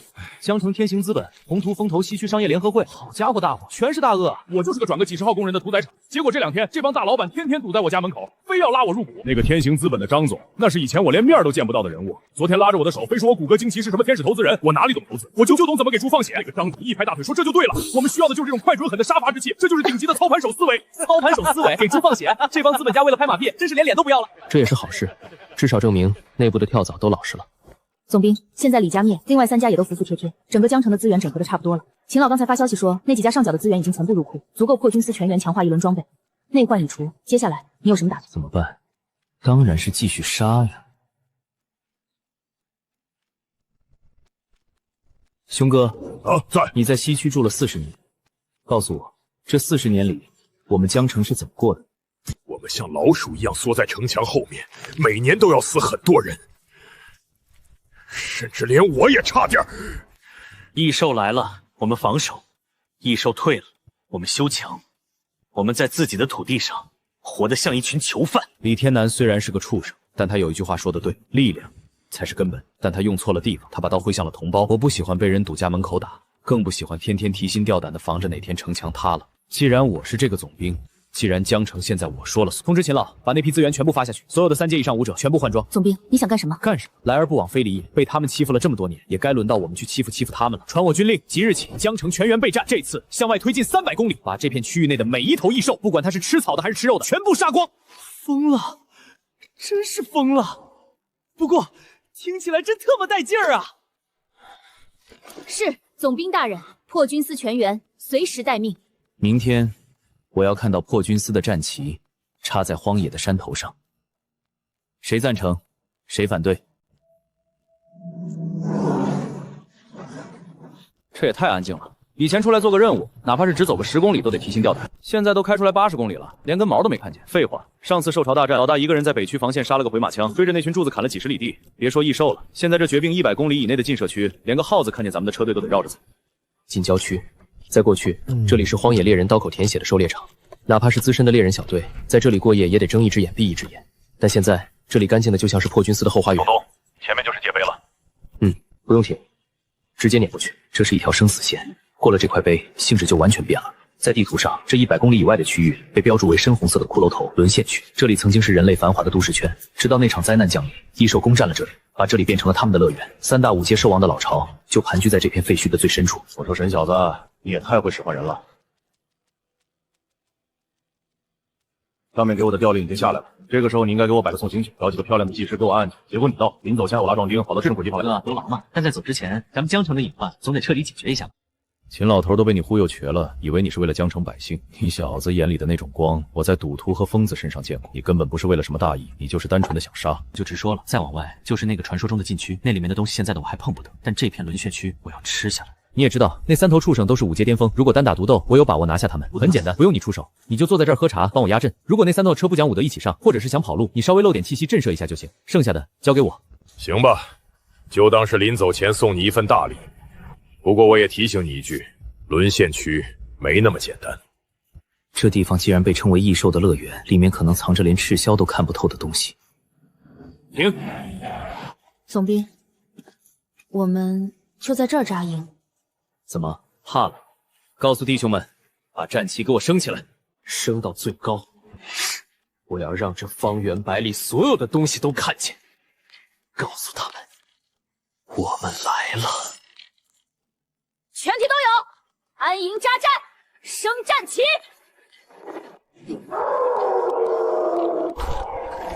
这小子真是个疯子。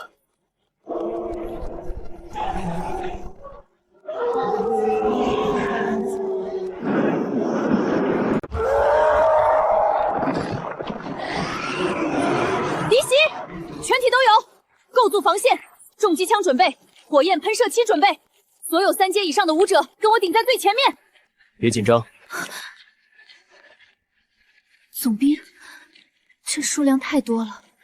子弹也是要钱的，看着就好。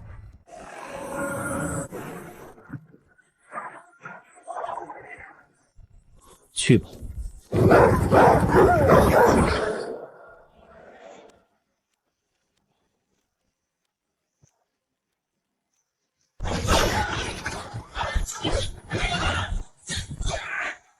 丁，成功击快1阶异兽腐蚀犬，获得战绩值10点。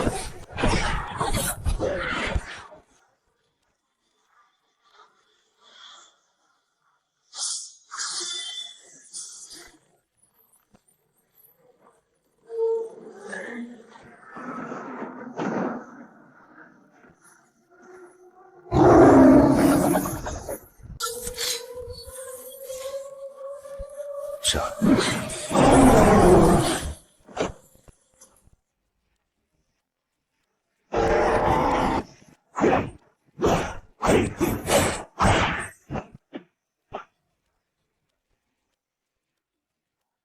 我还没打够呢。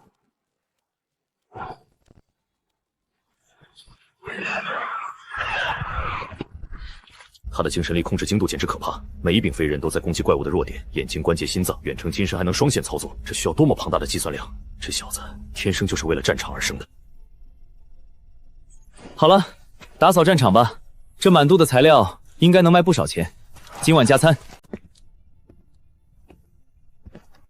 我的个乖乖！以前我还总担心总兵冲得太快，自己这个肉盾跟不上节奏，保护不了他。现在看来，保护个屁呀！人家一个人就能把怪全清了，自己跟在后面，甚至连捡东西都来不及。队长，我没记错的话，精神念师这玩意儿不是比大熊猫还稀有吗？江城好像就只有天公司那个老头子是个二品吧？你说的没错，精神念师之所以尊贵，不仅仅是因为稀有，更是因为难练。这不仅需要天赋，更需要日复一日的水抹功夫。可是他才多大，还没满18岁啊！普通的精神念师，哪怕是想要提升一丝一毫的精神力，都需要配合顶级的观化法，忍受着常人难以想象的枯燥。难道这玩意儿真的是天生的？如果让天书局那几个把精神力当成命根子练的老咕噜看到这一幕，估计得气得当场脑溢血。赤霄老哥，你的烟灰掉裤裆上了。你小子真是个怪物啊！都愣着干什么？该干嘛干嘛。对，总兵说的对，都别愣着了，这可是沦陷区，不是来看戏的，赶紧的干活。总兵，那些残骸需要叫后勤车来拉走吗？都是好材料，特别是有几头3阶的烈焰狮，皮毛和金核都价值不菲。值钱的部位割下来带走，至于其他的，就地取材，埋锅造饭。是。阿飞，把你那瓶藏着的辣面拿出来，别抠抠搜搜的，这可是3阶狮子肉，外面一饭店得卖10万块。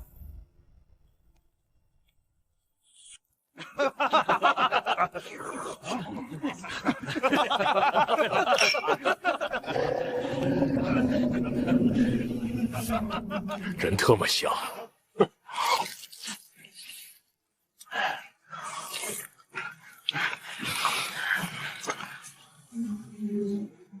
吃饱了才有力气干活。这烈焰狮的里脊肉绝了！多吃点，把舌头捋直了再说话。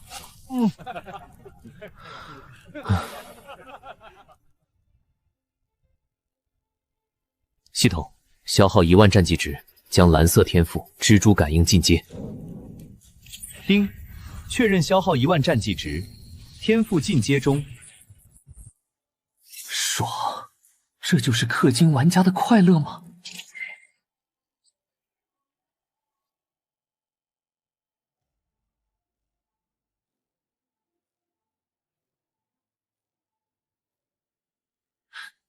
在我的视野里，没人能当老六。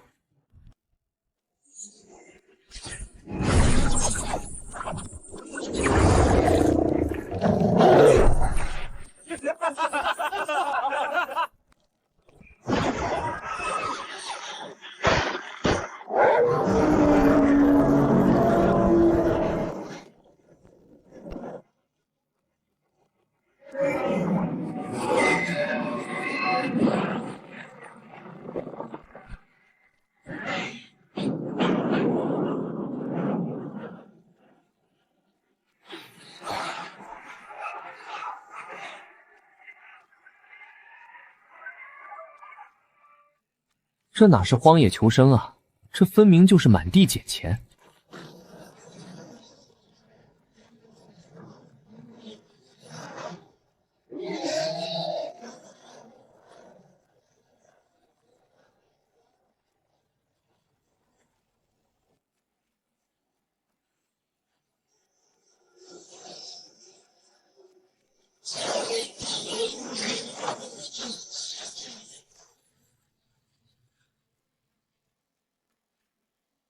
系统所有战绩值全部加添会员天罡。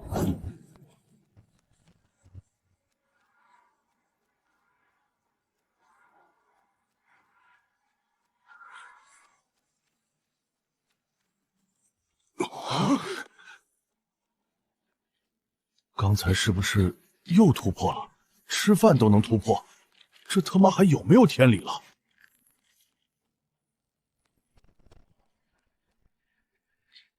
刚才那一波清场看似潇洒，但异兽对危险的嗅觉极其明显。一旦我这身煞气释放出去，方圆几公里的异兽估计早就吓得跑路了。吃饱了吗？报告总兵，吃饱了。很好，既然吃饱了，那就开始干正事。传我的命令，全军整备，以标准战斗小队为单位，立刻散开。以这座体育场为中心，向外辐射。我要你们进行地毯式搜索，不放过任何一个角落，不放过任何一条下水道，不放过任何一栋建筑。终于轮到我们了！自从沈天横空出世以来，我们这群原本自诩为精英的破军司老兵，活得就像是一群只会喊666的啦啦队。受潮来袭，沈天一个人扛了；李家谋反，沈天一个人平了。每一次看着那个人独自冲锋，我的心里都憋着一股火，一股想要证明自己并不是废物的火。这才是我们要的战斗。总中这是信任我们，把后背交给了我们。都听到了吗？总兵把任务交给我们了，这主线区随时可能会死人，怕死的现在给老子站出来，没人会笑话你。好，那就别给破军司丢人，别给总兵丢人。不是，你们是不是又脑补了什么奇怪的东西？我就只是想让你们去帮我拉个怪啊！刚才那一波浮屠千刃虽然杀爽了，但也把周围稍微有点智商的妖兽都给吓跑了。现在天心通方圆3公里内已经没有妖兽了。我有2点要求，必须要强调一下。第一，有情况立马汇报。第二，打不过就跑。哦，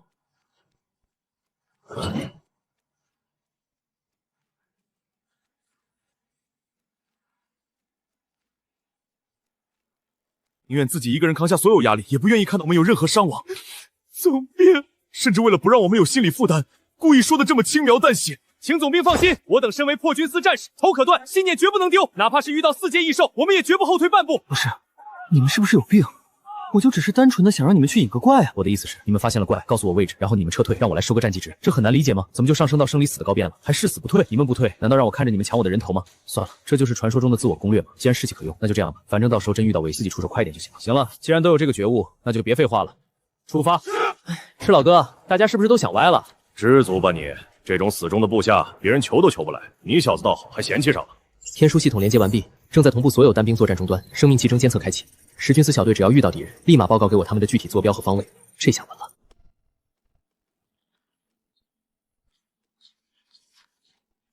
三组注意，三组注意！队长，前面那是……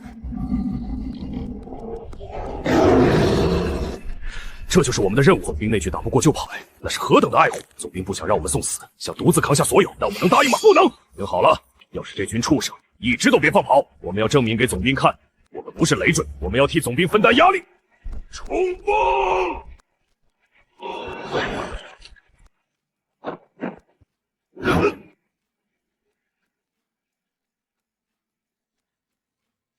做得不错，位置找得很准，记你们一功。等等，剧本不是这么写的啊！继续搜索，有情况立马汇报。记住我说的，打不过就跑。是，总攻。稳了，等他们把所有藏身点都标出来，就是收网的时候。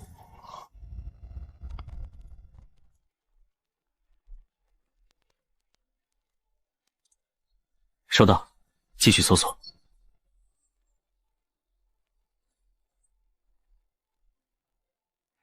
大家小心，这是3阶异兽，不是闹着玩的。雷格，你负责正面牵制；阿飞，你找制高点狙击他的眼睛，我负责主攻。听我口令，3、2。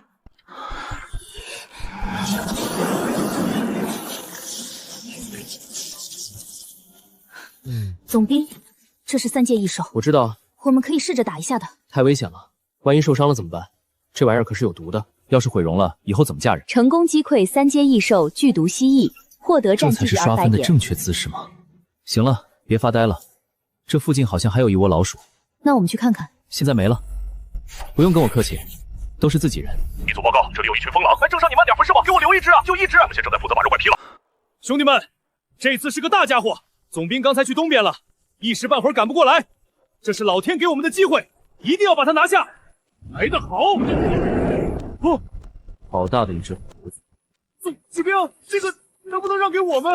别闹，这玩意儿3阶巅峰，差一步就4阶，你们把握不住，还是让我来吧。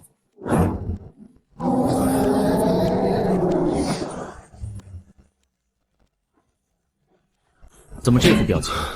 我救了你们。总兵，不是感动，是憋屈。怎么了？我想回家。以前出任务，频道里都是请求支援，充满了紧张、刺激、热血和悲壮。但今天，整个沦陷区变成了总兵一个人的个人秀，所有的悲壮感都被丢到了九霄云外，取而代之的是一种深深的无力感。给我们留一只吧。这才是刷分的正确姿势。这几千个破军司战士，简直就是几千个会移动的人形雷达，有他们在前面探路，自己只需要负责当个快乐的收割机就行。你小子就不怕把他们打击的士气全无？士气？他们不是应该高兴吗？有人替他们把活都干了，还不用受伤。以前我是猎人，今天是猎犬，我就不明白了，总兵是不是嫌弃咱们菜啊？咱们虽然打不过5阶，但3阶初期的也能碰一碰啊，怎么连个补刀的机会都不给？猎犬还得上去咬2口呢，咱们这就是个爆点的。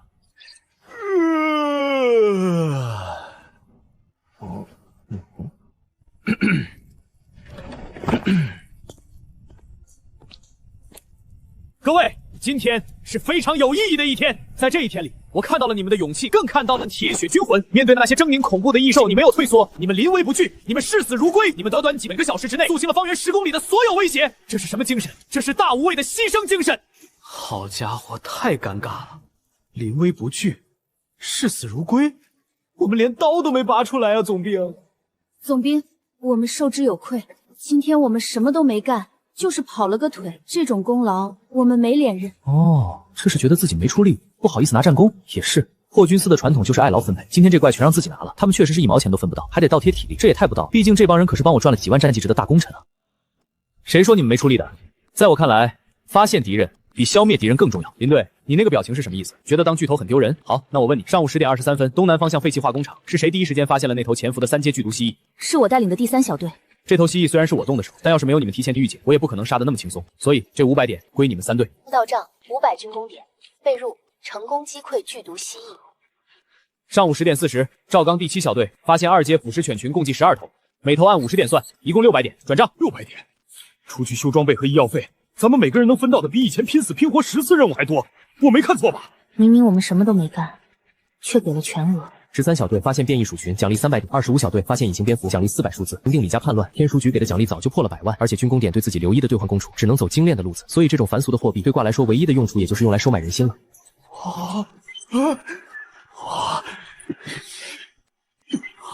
真的吗？怎么样？现在还觉得委屈吗？不委屈！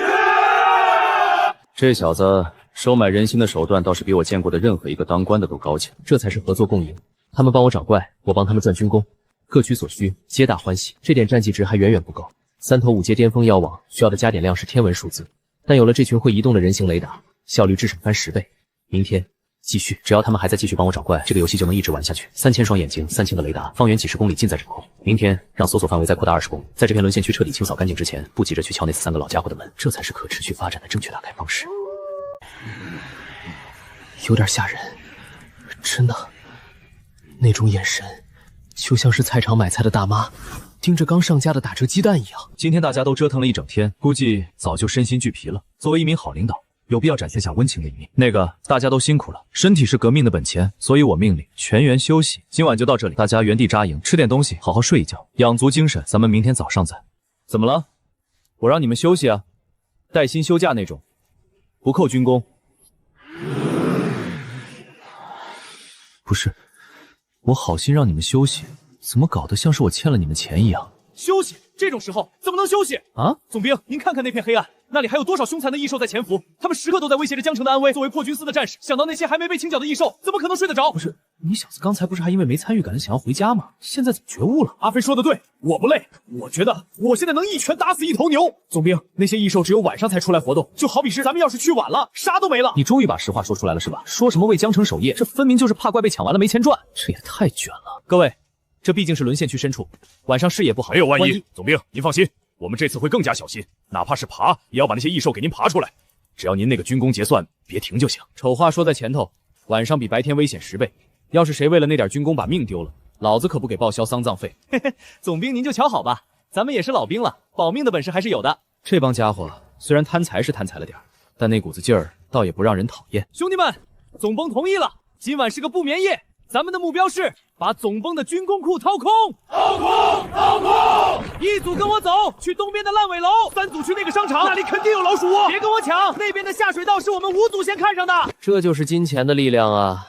以前破军司出任务那是为了责任，为了大义，现在呢，这完全就是去进货的。那种欢快的气氛，简直就像是在搞团建。你小子，你知道吗？江城破军司成立50年了，我从来没见过这帮小兔崽子这么积极过。你这一招是神来之笔。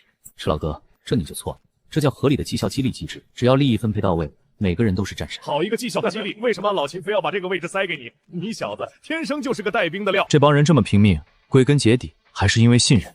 只要他们发现目标，那把刀就一定会比死神先一步到达。既然他们都这么拼了，那我这个做老板的也不能太拉垮。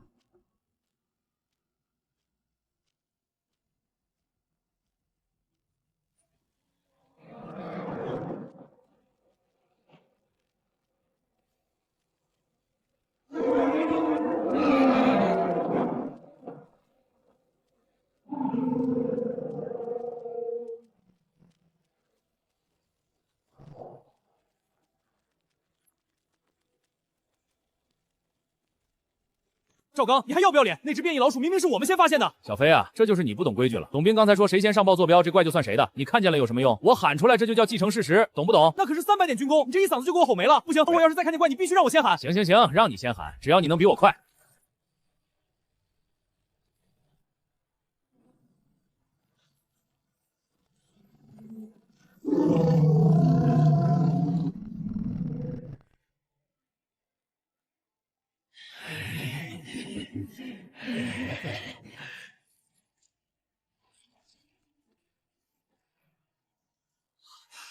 好家伙，4阶，活的4阶！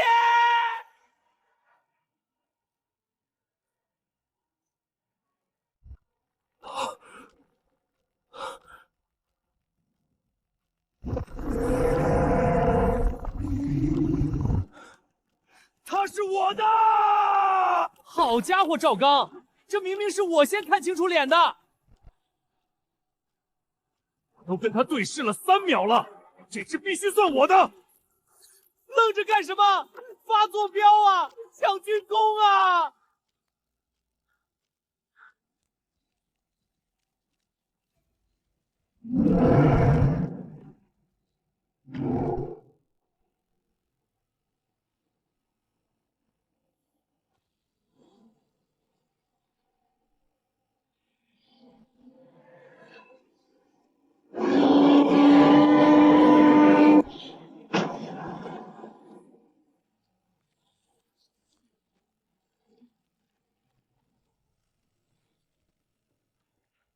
别抢！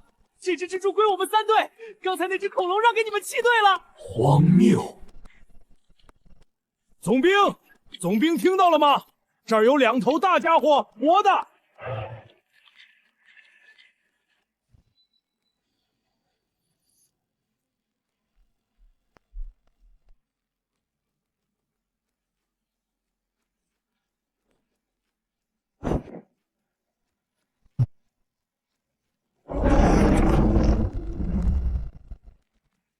放心，少不了你们的。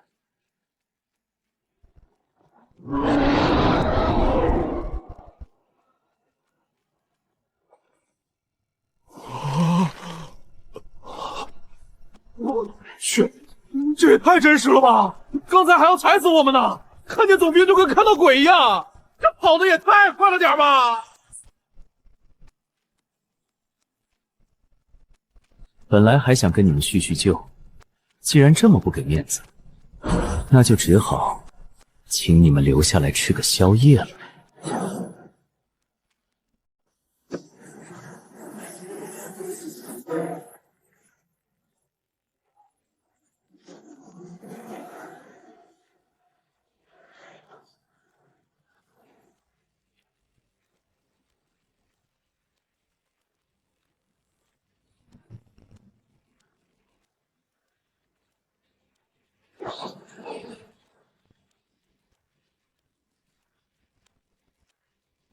好个调！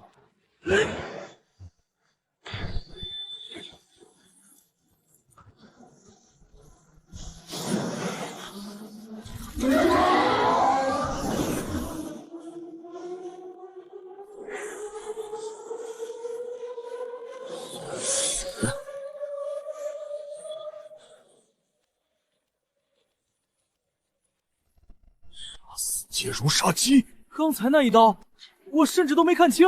成功击溃4阶中期异兽铁甲棘龙，获得战绩值1000点。成功击溃4阶中期异兽鬼面魔蛛，获得战绩值1000点。蓝色天赋，说实话，对于现在的蓝色天赋确实有点鸡肋了，食之无味，弃之可惜啊。这俩天赋虽然品阶不高，但胜在功能性比较强，现在也不是差钱的人，买了。掠夺成功，荆棘岩铠，获得蓝色天赋千丝傀儡。一个反伤甲有点意思，一个控尸术。虽然漂板术数据不算爆炸，但这机制倒是挺恶心人的。检测到宿主当前拥有过的蓝色天赋数量已达标，天赋融合系统正式激活。双天赋融合系统正式激活。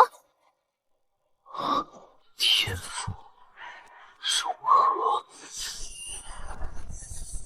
那是什么光？总兵又干了什么？每次总兵那边冒出这种光，就一定有大事情发生。蓝色天赋只是开胃菜，天赋融合，这才是真正的重头戏。4万多战绩值，2个新蓝色天赋，再加上即将激活的融合系统，这一趟轮算区之行，收获远超预期。当前可进行天赋融合，融合公式：任意3个蓝色天赋加2000值的天心通，需要1万点战绩值，而现在只需要3个蓝色天赋外加2000点手续费，就能得到1个紫色天赋。有些天赋是好用，但随着实力暴涨，很多花里花哨的功能性天赋就显得有些鸡肋了。这个天赋虽然自带减速和范围伤害，但在面对高阶强者时，那点冻伤效果并不太够。况且现在有了重刀天罪的重力压制，减速效果已经溢出了。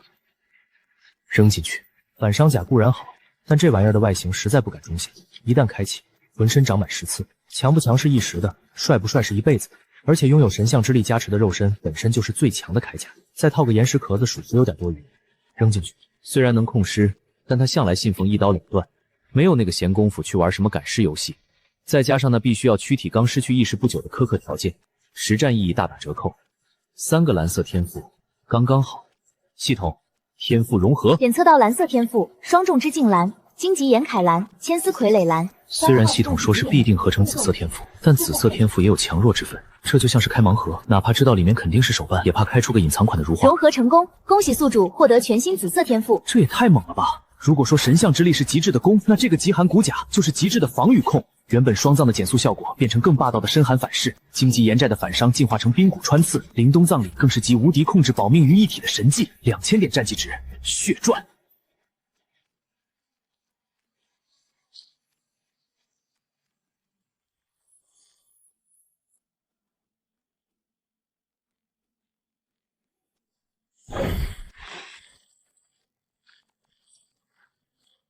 不错，要是再遇到刚才那头铁甲金龙，都不用拔刀，光是开着反甲站在那里让它咬，估计都能把它的牙给崩碎了。总中，嘿嘿，总中，您这一刀下去动静也太大了，我们在5平米外都听见了。这是那2头大家伙身上的战利品，兄弟们虽然爱财，但也知道规矩，怪是您杀的，大头肯定归您。我们刚才把能拆的都拆了，您过目。总中，鬼面魔蛛的毒囊我们特意用密封袋装好了，一点都没漏。几千万，确实没什么用。行了，收起来吧，回去之后卖了，换成钱和资源给兄弟们加餐，换点好的装备，别整天拿个破盾牌跟人家硬刚。总督，这不合规矩吧？在我的队伍里，我就是规矩。得嘞，那我们就不跟种兵客气了，兄弟们今晚加餐，4阶异兽肉，管够。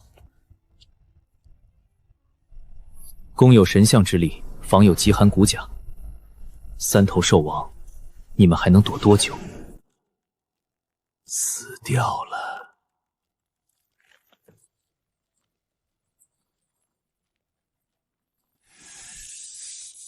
那2只废物死了。我感觉到了，是那个人类的气息，不仅是气息，还有雷霆的味道。100年了，这100年来，江城的人类就像是一群缩在乌龟壳里的虫子，他们只敢在那道可笑的城墙后面瑟瑟发抖，哪怕是我们发动兽逃，他们也只敢被动防守。但是今天，他们居然敢主动走进这片禁地，还在那里生火做饭，看是谁带的罪？是他，那个年轻人的人类幼孩。那个小子突破到4阶了，这才过去多久？要杀了他吧，趁现在，趁他还不是我们的对手，只要我们3个联手，今晚就能让那里变成一片死地。蠢货，你猜他为什么敢大张旗鼓的过来？我就知道人类这种生物最擅长阴谋诡计。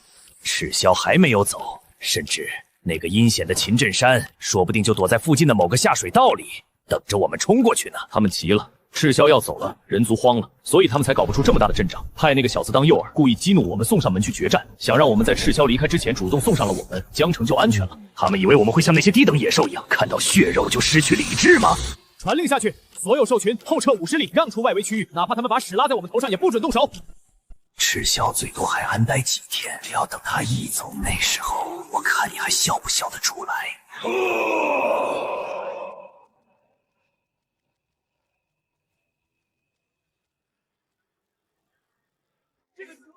赤老哥往那儿一坐，比什么核武器都好使。那3个家伙应该已经看到了，看到了就好。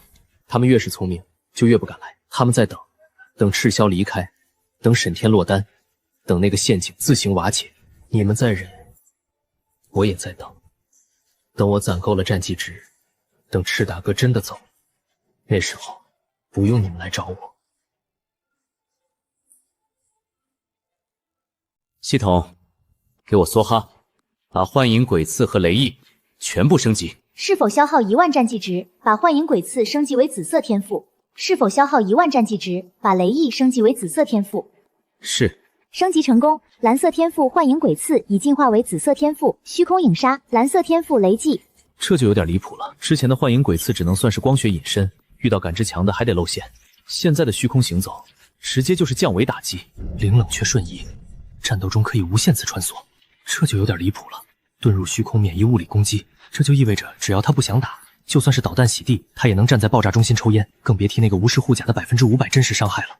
这简直就是坦克的噩梦，全是紫色，全员恶人。现在的他才算真正的一身神装，神象之力的极致力量，极寒骨甲的绝对防御，天心通的全图挂，再加上虚空影杀的诡异偷袭和寂灭黄雷的毁灭爆发，这是6边形魔王。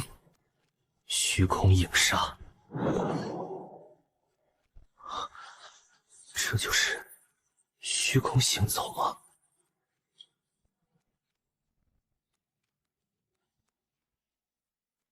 物理免疫，影之瞬闪，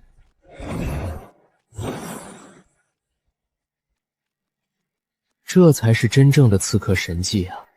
有了这一手，天下之大，何处去不得？寂灭黄雷，神法。总兵，刚才那是怎么回事？是不是有敌袭？我们听到了打雷的声音。刚才那一声雷鸣实在是太吓人了，明明只是响了一下，但那一瞬间爆发出来的威压，让全营地3000多名战士心脏都漏跳了半拍，就像是被天敌盯上了一样。慌什么？唉，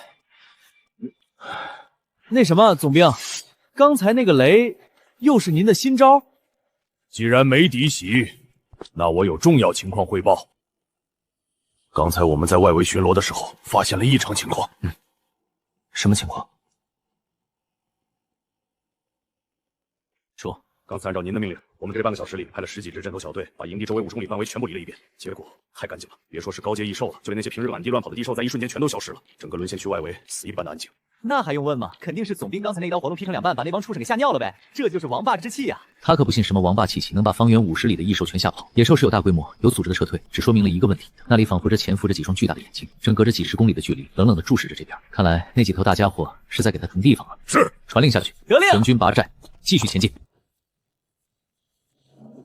成功击溃1阶前期变异腐狮犬，获得战绩值20点。蚊子腿也是肉，虽然少了点儿，但积少成多嘛。这就是所谓的核心区。不对劲儿啊，太安静了。按照常理，当我们踏入这片区域的那一刻起，那3王兽应该也渐渐察觉到了，异兽这种东西地难敌意识极强，它也绝对会驱使手下的兽群发动自杀式行为，消耗我们。可是现在他们就像是死绝了一样，甚至主蹦出了一条路。小子，你怎么看？怎么看还能怎么看？那帮畜生虽然是兽，但到了5阶这个层次，智商早就进化的不比人类低了，甚至更狡猾、更多疑。换位思考一下，如果你是兽王，看到一群人类大半夜不睡觉冲进你家，带队的是一个年轻人，最关键的是还跟着赤霄，这种阵仗，傻子都会觉得这是陷阱。赤霄前辈，这其实很好理解。3头兽王的智慧都不低，纯粹是因为怕您啊！您想想，您是谁？江城贪狼，半步6阶的绝世强者。你往这车顶上一坐，那股浑然天生的强者气氛，那股从尸山血海里杀出来的无敌威压，隔着800里都能把那些异兽吓得尿裤子。在您的神威面前，什么兽王，统统都是土鸡瓦狗。他们肯定是感受到了您的气息，知道今晚要是敢露头，脑袋就得搬家。你也别太夸张了，老夫虽然有些薄名，但也还没到那种靠眼神就能吓退兽王的地步。不过嘛，若是那3头畜兽真敢来，老夫倒也不介意在离开江城前给他们松松皮骨。赤老哥这性格，怎么？我看你这一路杀得挺起劲儿的，叹什么气？前辈神威盖世固然是好事，但这对我来说也是个麻烦。您看，您在这里镇场子，异兽全被吓跑了。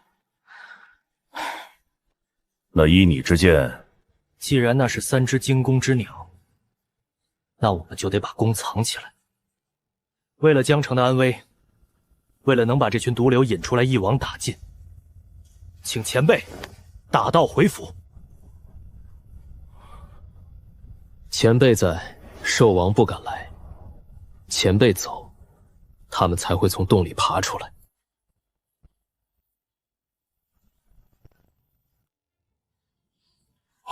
你说什么？你要我打道回府？现在？是的，前辈。为了江城的安危，为了把那些狡猾的畜生引出来一网打尽，您这尊大佛还是先请回吧。沈天，你是不是觉得我年纪大了好忽悠？昨天晚上是你非要拉着我来给你镇场子，说什么那是3头5阶兽王需要我这根定海神针。好，我来了，现在都走到人家家门口了，你跟我说让我走？过河拆桥也没你这么快的。前辈息怒，前辈误会了，误会不存在的。之前拉赤霄来是因为自己那时候刚入4阶，虽然有挂，但也没把握能单敲3头5阶巅峰兽王，万一玩脱了有他兜底，至少命能保住。但这一路杀过来，又是引怪抢怪，现在他看着系统标板上冒着紫光的一堆紫色天赋和那一串长长的数字，底气那是相当的足。那3头5阶巅峰的兽王，在他眼里早已不是什么恐怖的怪物，那行走的经验吧，少说也能给个5000点战绩值吧，3只就是15000。最关键的是5阶兽王身上的天赋可都是实打实的紫色天赋。这要是赤霄留在这里，一旦打起来，这老头子脾气又暴躁，万一顺手给砍死一只，他觉得自己得心疼的当场心梗。而且这尊脾气火爆的大神一旦打嗨了，谁也拦不住。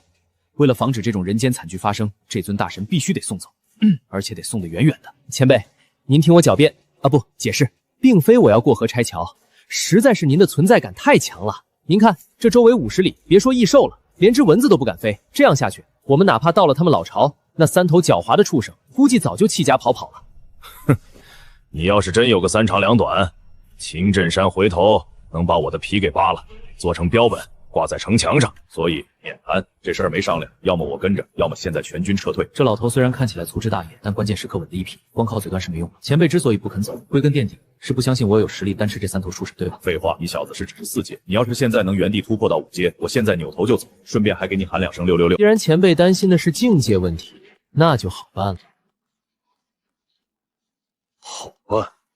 什么意思？很简单，我突破5阶不就是了？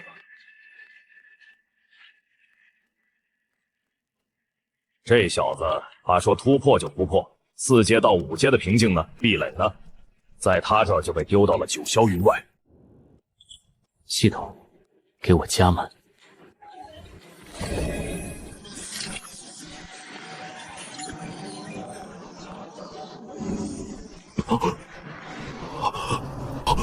这气息4阶后期，不对，还在涨。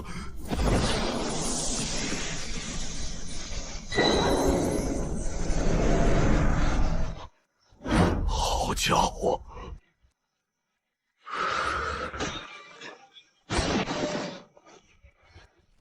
好像有点容易。这就是你的底气。4阶巅峰确实很强，哪怕没有我，遇到一只5阶初期，或许也能全身而退。你说的对，4阶确实不够。收录。检测到 S 级功法万象森罗诀，收录成功。系统，把这些战绩值都加在万象森罗诀上。消耗1840点战绩值注入万象森罗诀。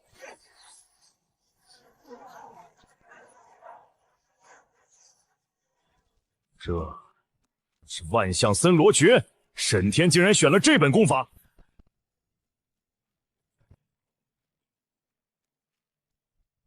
前辈，这5阶成了。5阶成了？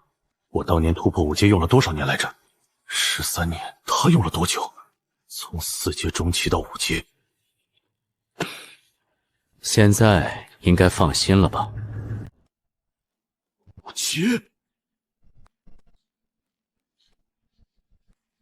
你是人吗？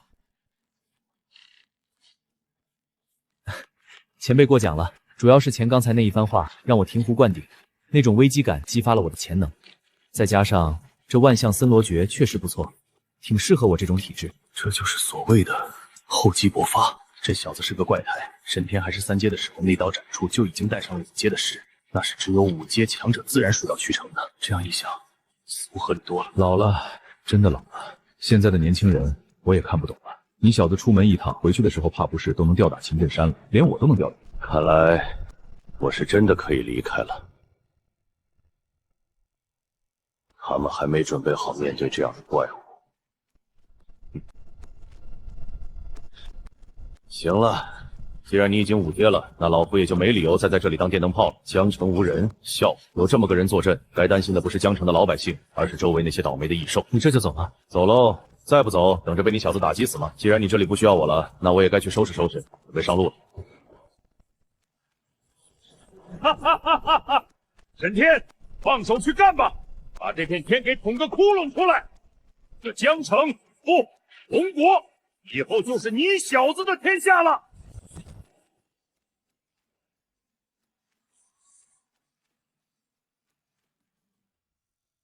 赤老哥放心，这片天我会捅破的。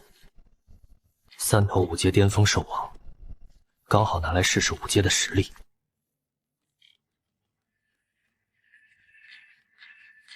赤老哥说他要在临走前送一份大礼，现在他走了，这份大礼才刚刚开始。老大，赤霄大人他真走了？走了。那咱们是不是也该撤了？撤？来都来了，撤什么撤？传令下去，全军原地休整，把探照灯都给我打开，最亮的那种。另外，把刚才没吃完的肉汤热一热，大家继续吃，别饿着。该来的总会来的，咱们现在的任务只有一个，那就是等客上门。欺人太甚！那个人类的小崽子，竟然敢带着几千个两脚兽，就驻扎在距离我们不到50公里的地方。这是什么？这完全是在挑衅我们！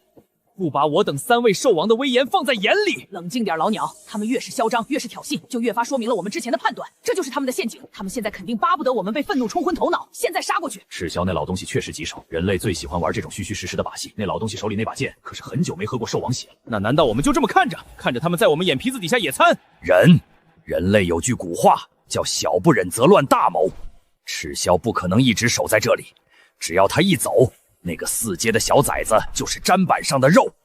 等等，怎么了？赤霄的气息动了，那股一直像悬顶之剑压在他们心头的恐怖血气而起，然后正在种惊人的速度向着远离沦陷区的方向移动。他要干什么？是不是想要绕后偷袭我们？不，他飞得很高很快，没有任何遮掩。那个方向是江城，他回去了。别急，再等等。人类狡诈多端，说不定是佯装撤退，实则埋伏在半路等我们露头。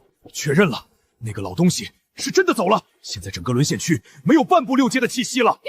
走了，他居然真的敢走，就把这么几千号人扔在我们嘴边。这不对劲，赤霄那个老狐狸怎么会犯这种低级错误，把一个4阶的小子扔在狼窝里？这不是送死吗？你们看那个人类小子年纪也就18、19岁，这个年纪的人类最是狂妄自大肆的蠢货了。他虽然只有4阶，杀了不少小低阶异兽，甚至还宰了同阶平地壁虎，四肢发达，头脑简单，还是说日为自己已经强到5阶巅峰，是纸糊的？愚蠢！既然他找死，那就成全他。好久没有品尝过这种天才少年的血肉了，那种充满灵气和狂妄的味道一定很鲜美。所有兽群集结，目标废弃体育场。把那群人类一个不留，全部撕碎！看呐，死到临头了，还在那儿装深沉。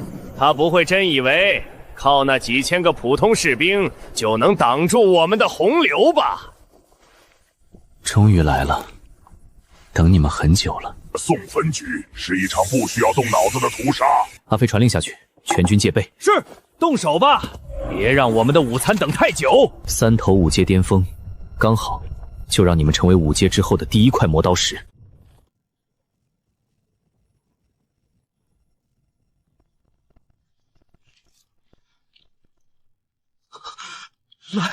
来了！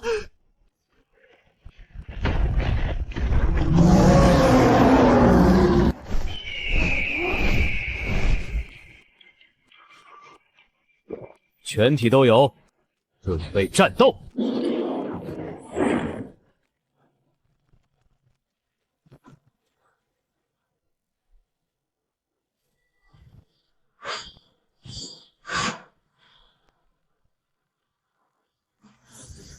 寂灭黄雷，去！成功击坏2阶异兽铁甲犀牛，获得战绩值20点。成功击坏3阶异兽腐尸狼王，获得战绩值100点。不够，还不够。嗜血狂热效果触发，当前层速10，力量增幅10%；当前层速50，力量增幅50%；当前层速100，力量增幅100%；当前层数300，力量增幅300%；当前层数400，力量增幅400%。嗜血狂温层数已达上限，全属性增幅500%。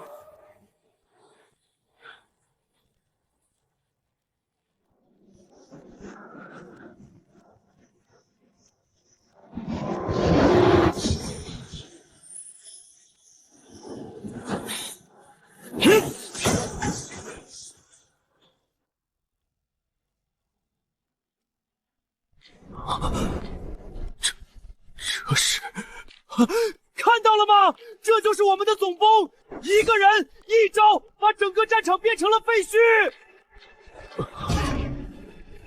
这好家伙，还是我们的那个种兵吗？这就是我们的种兵！仅仅3分钟，500头，而且还在变强。他现在的状态让我想起了当年的那个人。不能再等了，如果让他继续跌下去，我们3个加在一起也不是他的对手。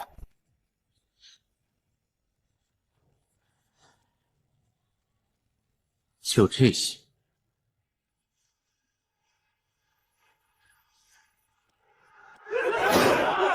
三天！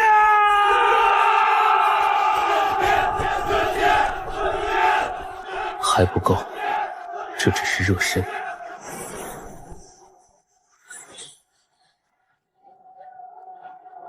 3头5阶兽王的脑袋，才是今天的正餐。这才是总兵，咱们破军司有沈老大就够了。兄弟们，别给总兵丢脸，咱们拿这群异兽喝干抹净！杀！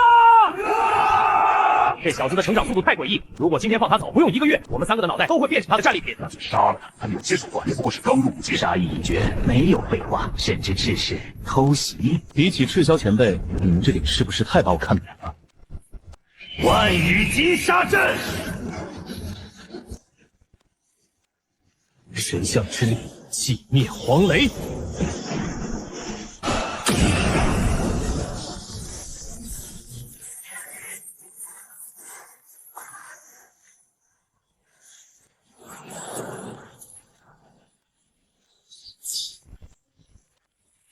找死！天罪重压。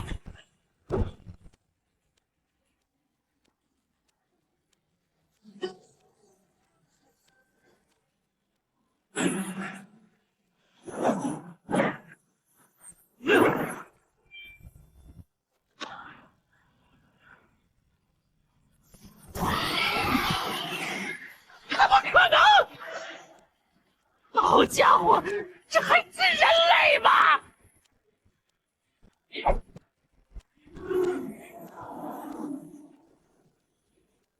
落！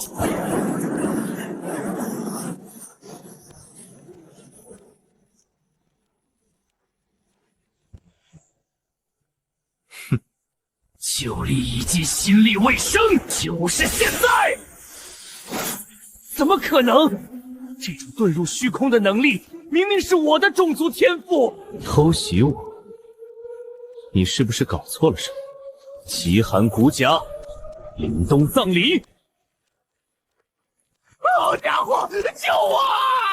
空中霸主被一刀砸飞，阴影杀手被一招冻结。到你了。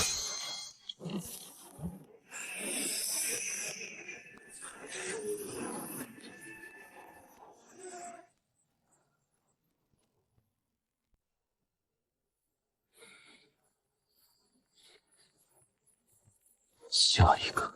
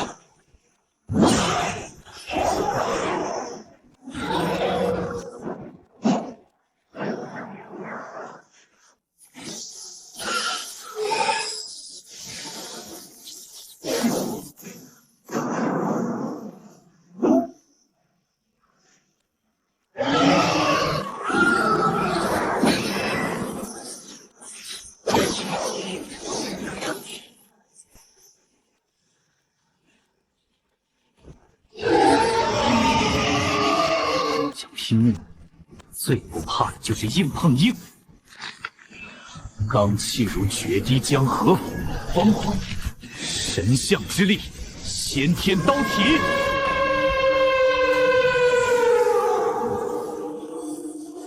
给我趴下！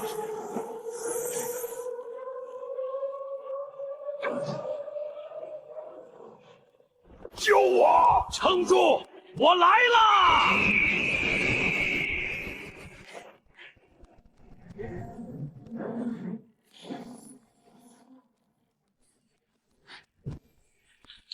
什么？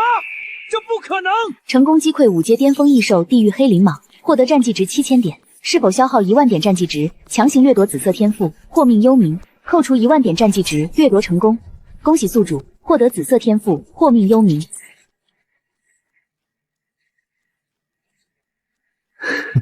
这才是真正的收割机器。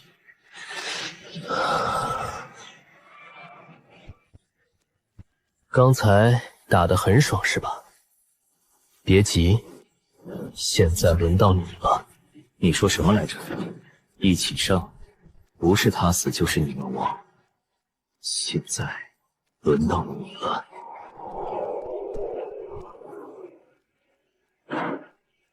等一下！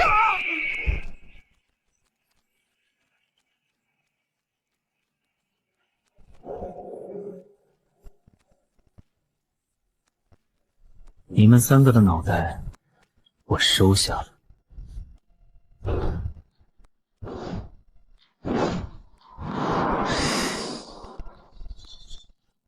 一死两逃，就这点胆量也敢来围我？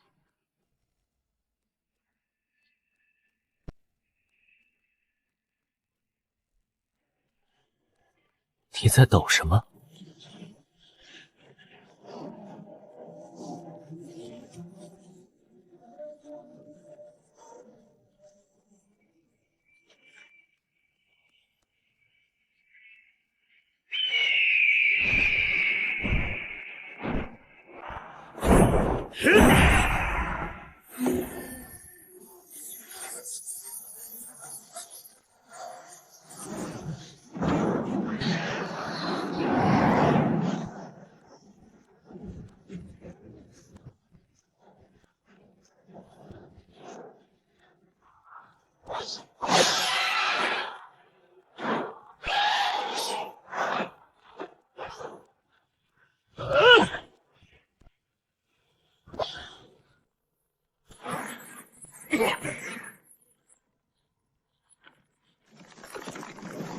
江城不能待了，得跑！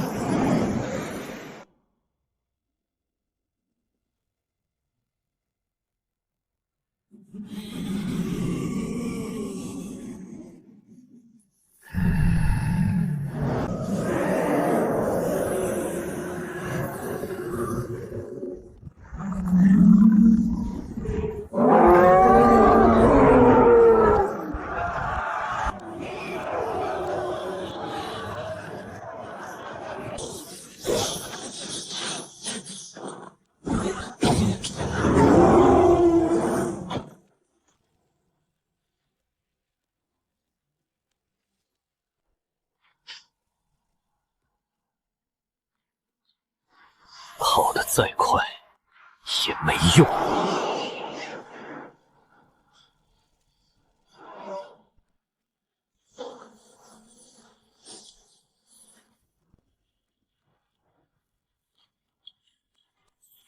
两头5阶巅峰的兽王，可不能就这么放走了，该收网了。王者盛宴，击杀刷新冷却，数万分散逃窜的异兽，在别人眼里是天女散花，在我眼里是无限武力。浮屠散！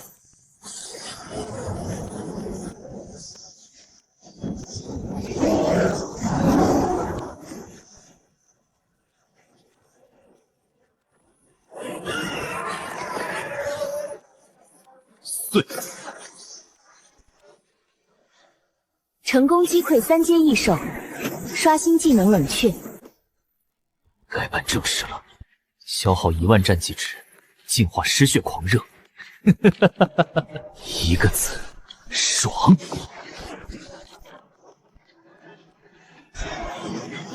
消耗1万战绩值，净化御风之骨。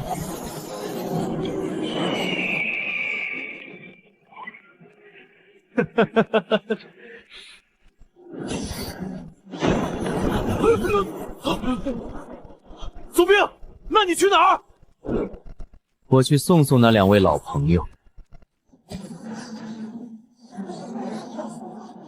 好家伙，这是什么速度？雷达显示，刚才那一瞬间的出速度达到了10马赫。应该追不上了吧？我都说了，自助餐还没结束，你怎么能先走呢？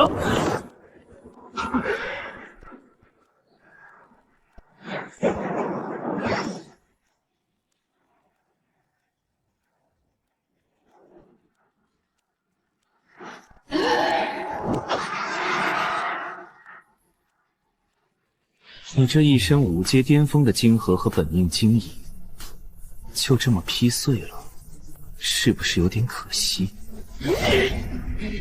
你到底想怎样？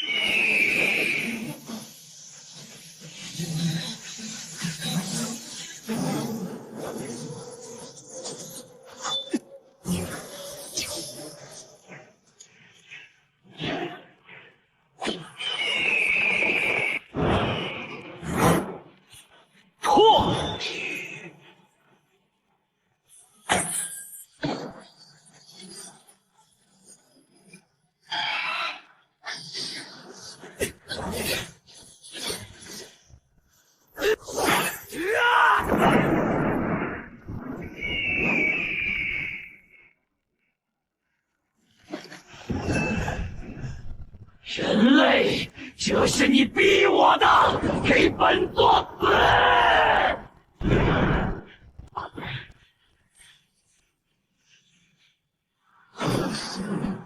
你也配？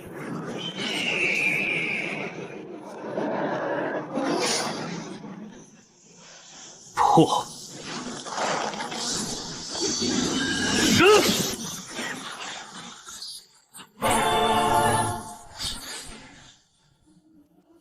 下辈子记得别惹我，也别飞这么高。一起死！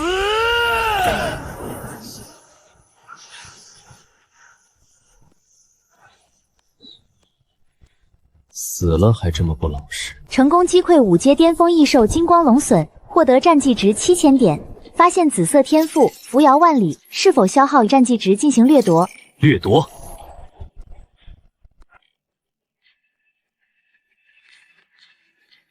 这简直就是为空战量身打造的神技。天上飞的解决了，还有最后一只老鼠。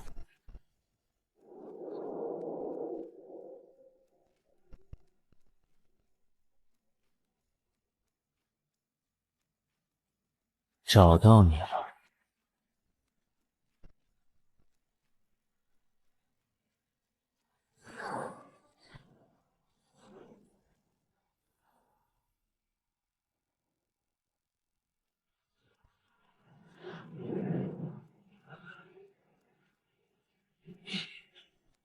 你到底想怎么样？再见了。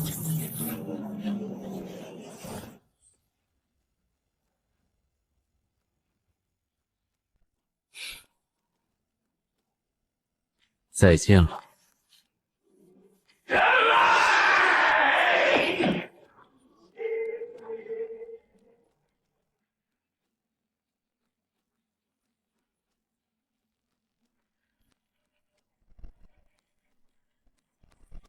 不可能，绝对不可能！好家伙，这还是人类吗？肉身硬刚兽王就算了，精神力强的离谱也忍了，现在连虚空手段都玩得这么秀，好家伙，开挂了吧！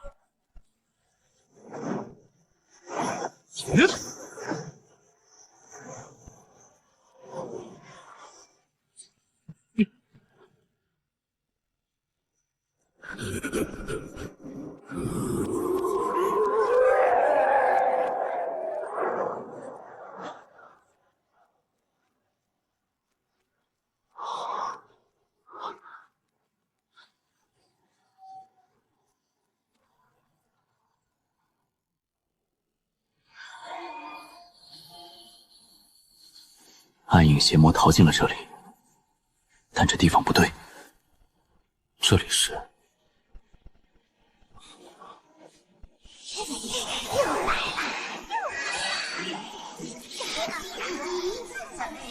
装神弄鬼。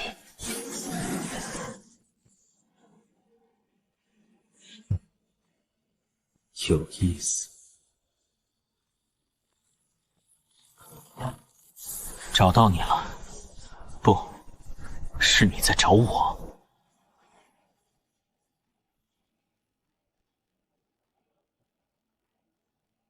不管你是什么，暗影消魔是我的猎物，谁也别想抢。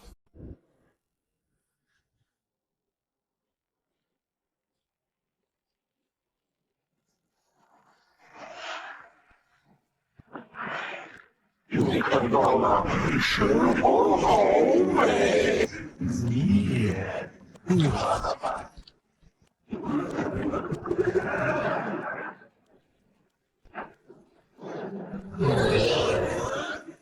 连雷霆都能吃。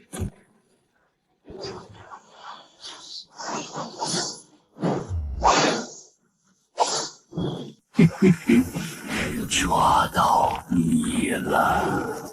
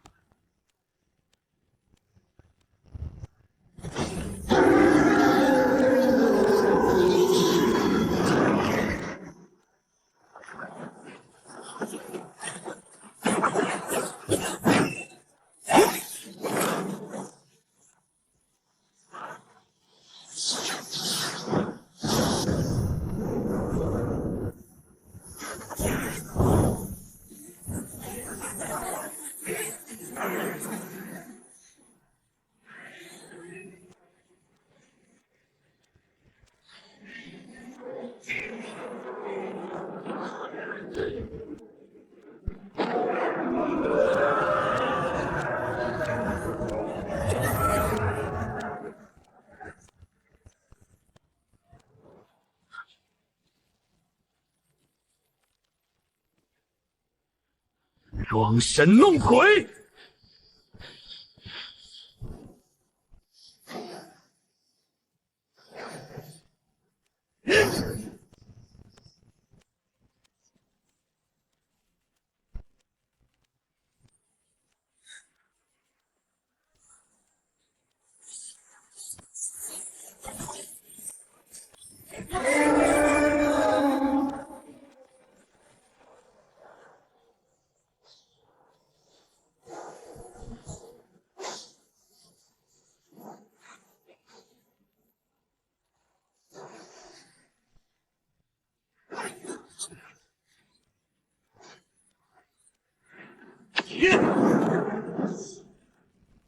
闪！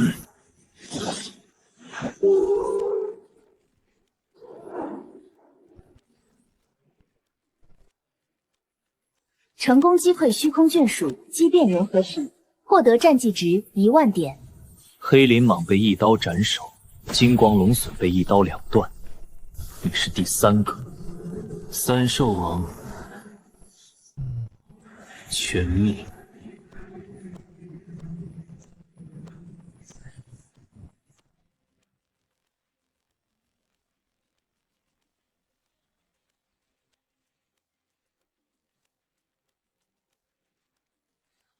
终于肯出来了吗？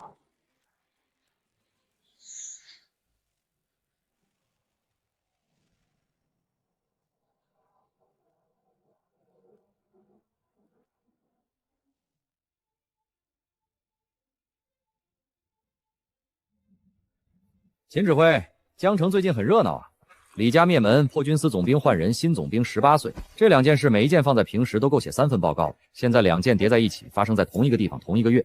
天运府让我来问你一句，是谁给他的权利？你们把天运府的规矩放在哪儿了？人呢？让这个沈天出来见我，我要当面问他谁给他的权利，谁批的字，他拿什么服众？他不在，他带着3000人打到沦陷区核心去了。沦陷区核心？你竟然让他带着3000人去送死！好得很！秦振山，你听好了，我现在以天运府巡查使的名义暂停沈天破军司总兵职务，备车去沦陷区。也许现在还来得及，趁他还没把3000条人命全葬送在兽王嘴里，把人给我追回来。退后，这里交给我。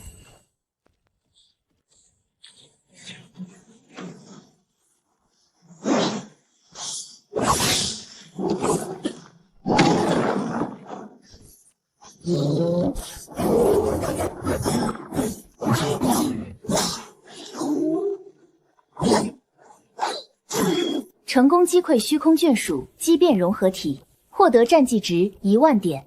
黑鳞蟒被一刀斩首，金光龙隼被一刀两断。你是第3个。三兽王全灭。看来这东西虽然疯了，但生命层次却因为这个诡异空间而升级了。是否消耗10000点战绩值？掠夺紫色天赋，不可名状之躯。掠夺。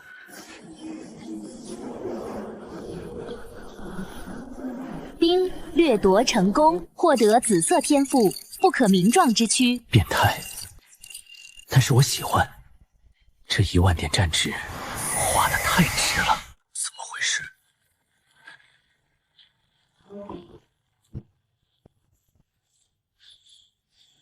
此地不宜久留，1秒钟6800米，10秒钟68公里，这已经是人类现代科技难以企及的速度，足以在短时间内横跨一个行省。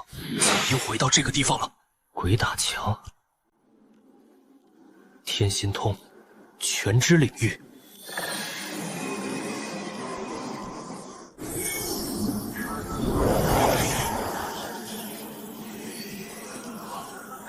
找到方法了，原来如此。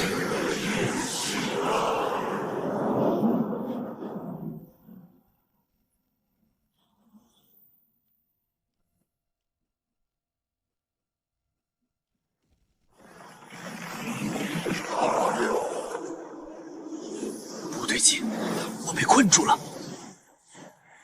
好手段，不是困住了我的身，是困住了我的神。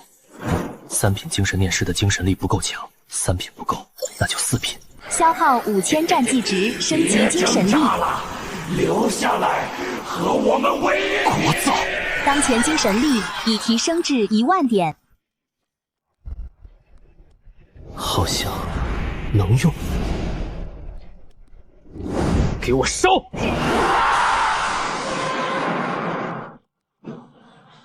能动了。原来是个障眼法。这里到底是什么鬼地方？有些诡异。再见了，鬼地方。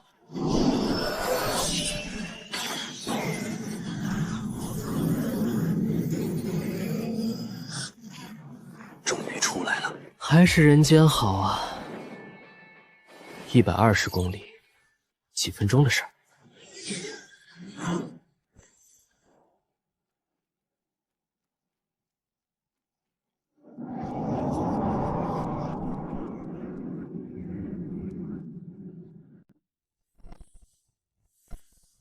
之前单人屠了万兽潮，余额刚好卡在了10万出头，10万点，这是一个门槛。系统消耗1万战绩值，将先天刀体升级。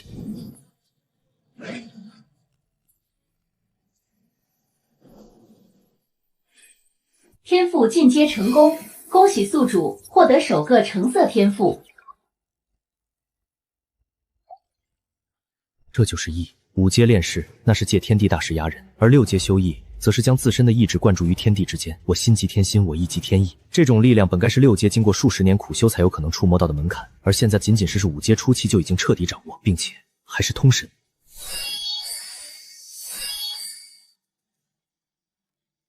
这就是意吗？斩！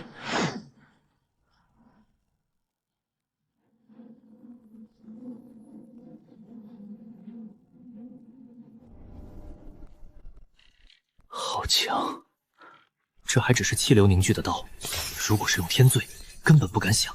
虽然修为依旧停留在5阶初期，但论战斗力，就算是赤霄那个半步6阶亲自出手，恐怕也接不住刚才那随手的一刀，甚至是真正的6阶强者。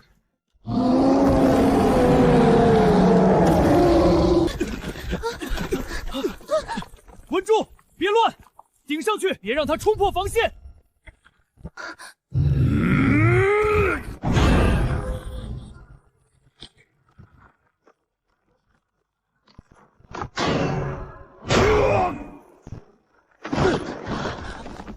老三，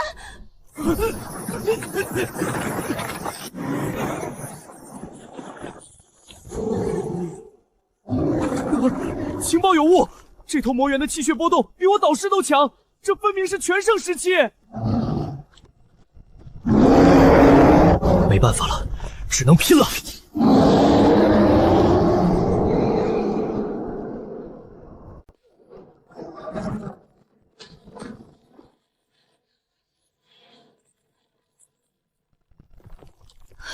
队长，你怎么样？撑住啊！老子跟你拼了！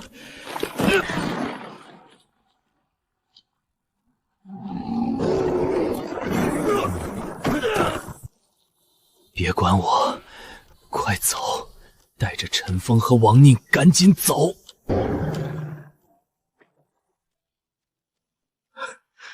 走，我们还能往哪里走啊？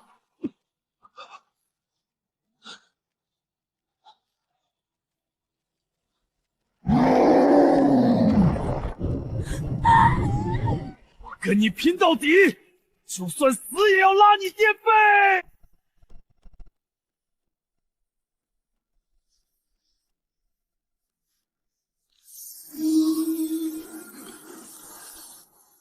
刚入5阶的猴子，算你倒霉了。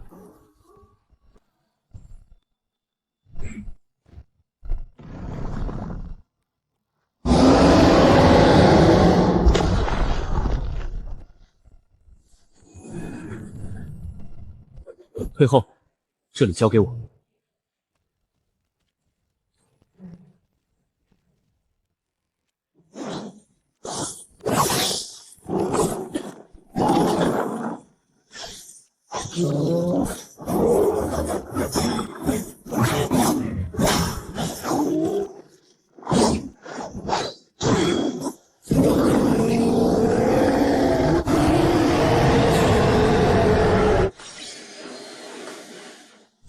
不用刀刃出身，仅凭刀意，便可一刀破防。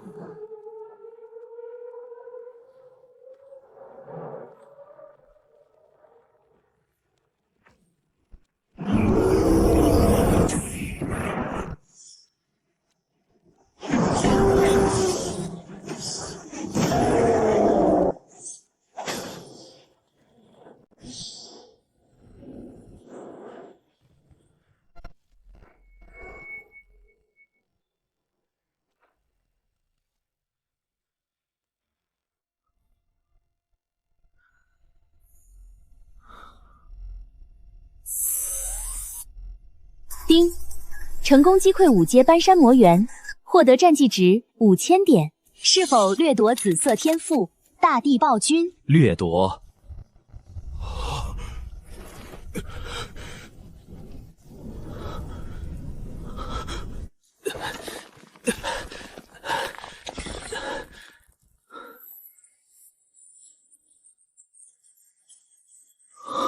这是恐惧，是兵器在面对君王时的臣服。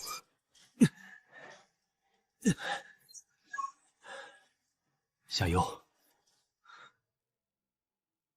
只有排名前3的那几个变态，才有可能拥有这种瞬间秒杀同阶兽王的恐怖战力。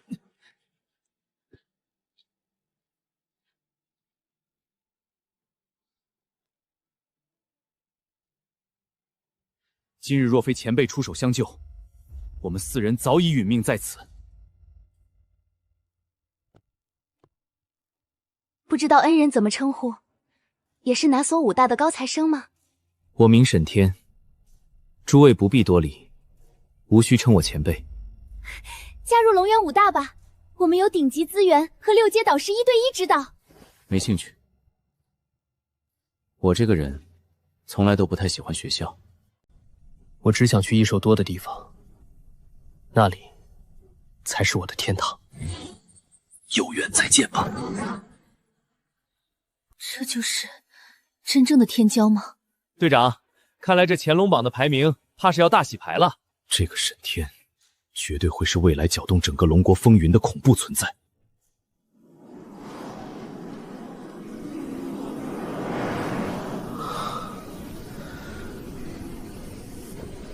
这种急速飞行的感觉，是自由的味道。系统，查看新天赋。紫色天赋大地暴君，绝对的极品肉盾加控场天赋。现在有了橙色天赋，紫色天赋倒也渐渐看不太上了。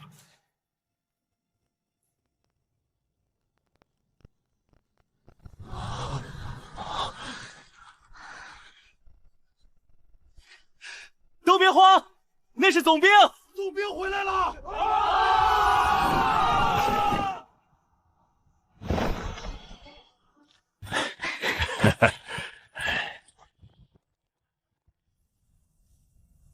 清理的怎么样了？报告总兵，经过刚才的兽潮冲击，核心区域的异兽密度已经下降了80%，目前各小队正在进行地毯式搜捕，预计今天日落之前能够完成方圆10公里的彻底清扫。不错不错，大家都辛苦了。这几天我们就住在这儿了，直到把这沦陷区里所有的异兽杀光为止，一只不留。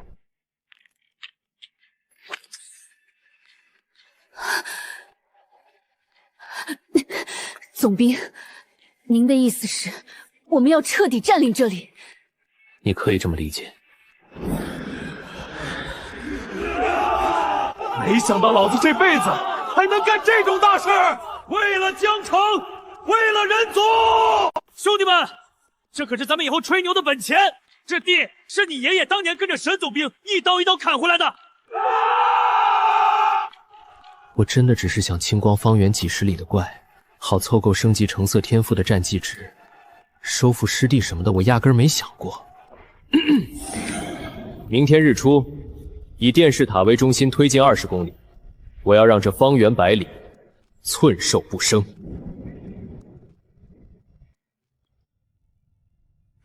也不知道那小子搞得怎么样了，把家底全带过去了。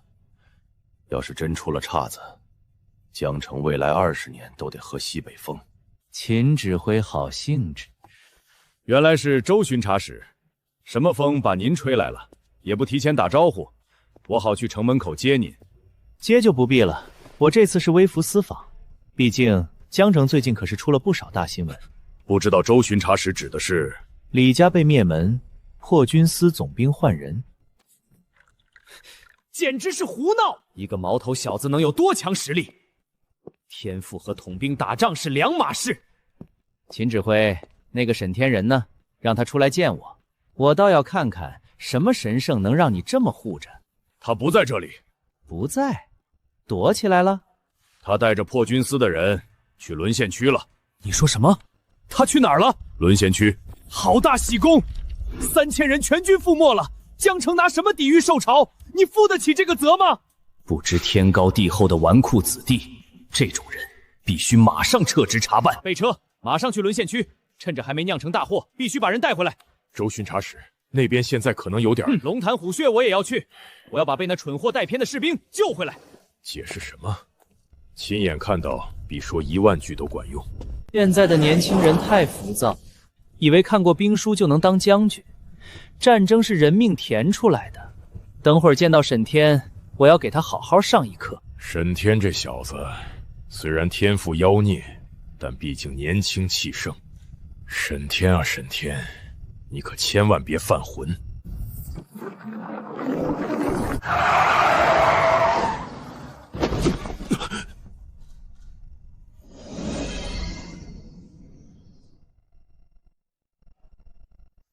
什么人？赤霄，你怎么在这儿？沈天呢？你不是在那边看着他吗？怎么一个人回来了？说沈天原地从4阶突破到5阶，他俩会信不？太离谱了，连我自己到现在都还有点像在做梦。不如顺着这误会演下去。老秦，这位是边运府周巡察使。肯定是沈天刚愎自用，不听强者指挥，一意孤行去送死。赤霄兄弟是明白人，不想陪疯子送死，才愤而离去。做得对，良禽择木而栖，没必要为蠢货搭上性命。赤霄兄弟，到底怎么回事？你尽管说，我是天运府巡察使，这里我说了算。要是那姓沈的真敢对你不敬，我一定秉公刑法。我奉秦兄命令去保护沈天，可到了沦陷区，那孩子就变了。怎么个变法？他嫌我碍事，说我的存在影响了他的威信，还说什么？还说我不懂战术，留那儿只会拖后腿，让我赶紧滚蛋。岂有此理！竟敢对半步6阶的前辈说这种话，拖后腿？他也不照照镜子，算个什么东西？狂妄无知，愚蠢至极！这种人窃据高位，是江城的耻辱，是龙国的毒瘤。赤霄兄弟，让你受委屈了。你放心，这口气哥哥我一定替你出。走，上车，咱们这就杀过去。我倒要看看，当着我的面，他还敢不敢这么狂？这傻子信了，只要把他忽悠住，让他觉得沈天是个刚愎自用的蠢货。不对劲儿，很不对劲儿。沈天那孩子虽然杀伐果断，但绝不是不知天高地厚的人。说沈天为了指挥权把赤霄赶走，开什么国际玩笑？赤霄把他看得比亲儿子还亲，就算沈天真发神经，赤霄也绝不可能在外人面前这么编排他。你吃错药了，在这编故事哄鬼呢。这鬼信了，你呢？让这蠢货冲过去惊跑了兽王，沈天能把咱俩头拧下来当球踢。哎呀，这个混账东西！我就知道这小子要飘，年少得志，目中无人。赤霄老弟，我对不起你啊，是我没管教好下属，让你受委屈了。秦兄，我不怪你，也不怪沈天。年轻人想证明自己，我能理解。我就是担心，咱们现在贸然过去，会不会更激起他的逆反心理？这个年纪的孩子属驴的，牵着不走，打着倒退，万一激得他做出更过激的事儿，带着3000士兵去送死，那这就是我的罪过了。赤霄兄弟说的也有道理，这种愣头青最受不得激。要是大张旗鼓过去问责，他为了面子，搞不好真能带着部队冲进兽群自杀。那依二位之见，该当如何？不如这样，我们先不露面，就在外围等着，给他点时间壮壮南墙。这种年轻人不吃亏长不大记性，等他被异兽吓得屁滚尿流，我们再如神兵天降，到时候周巡查使您出手力挽狂澜于水火之中，这样既能让他认识到错误，又能彰显巡查使您的宽宏大量，教育效果直接拉满。在对方最绝望时出场才是上策，既能立威又能收买人心，这就叫装逼的艺术。好，就按你说的办，我们就给他半天时间。沈天，本使让你先蹦跶一会儿。小子，为了给你争取时间，我和老秦把一辈子节操都搭进去了。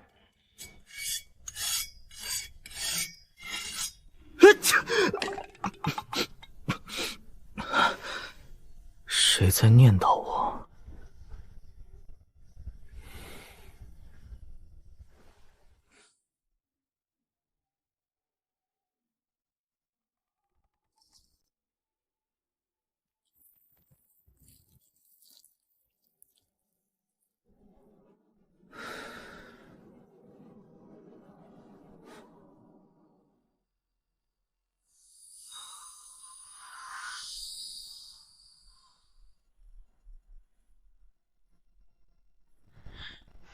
扫描完毕，区域内没有异兽生命体征。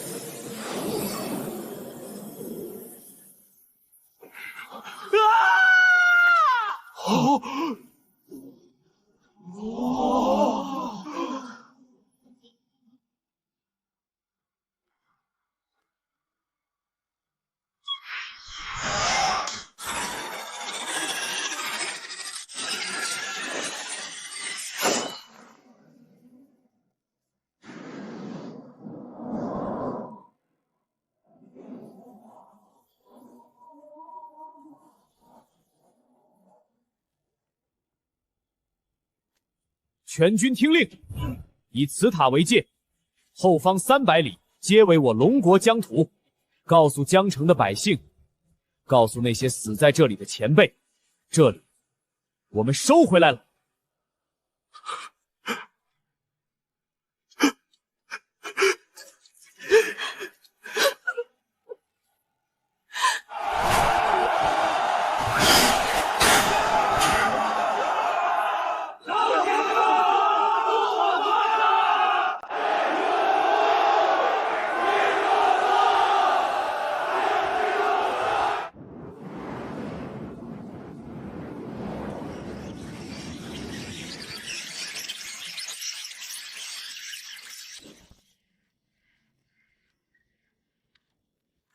真恶心！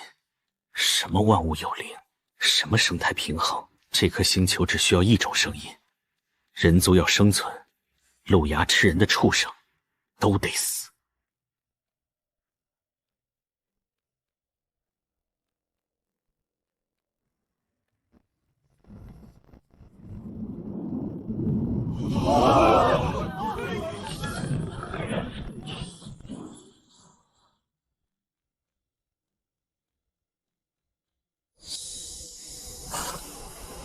我有一刀，可震乱世。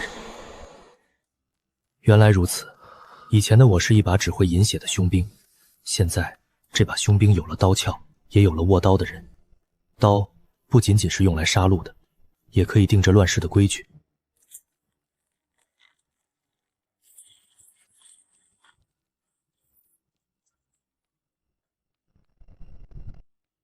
既重获一世，又手握利刃。那我沈天不做只会杀戮的屠夫，也不做悲天悯人的圣母，我要做这人间的主宰。我要做这乱世的暴君。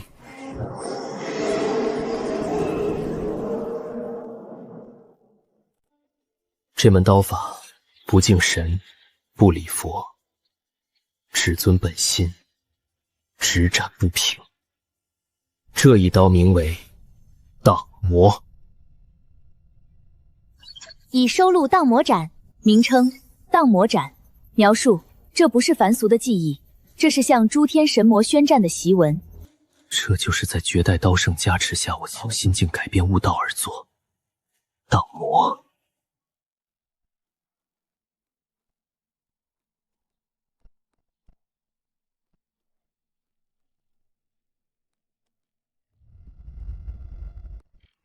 斩！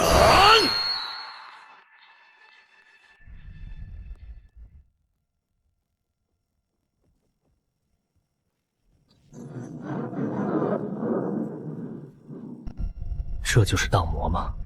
这还只是随手一击，若是全力施为，配合上各种天赋，那一刀的风情，怕是连6阶强者都要暂避锋芒。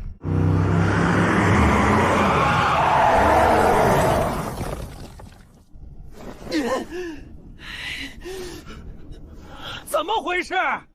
你们看前面！啊！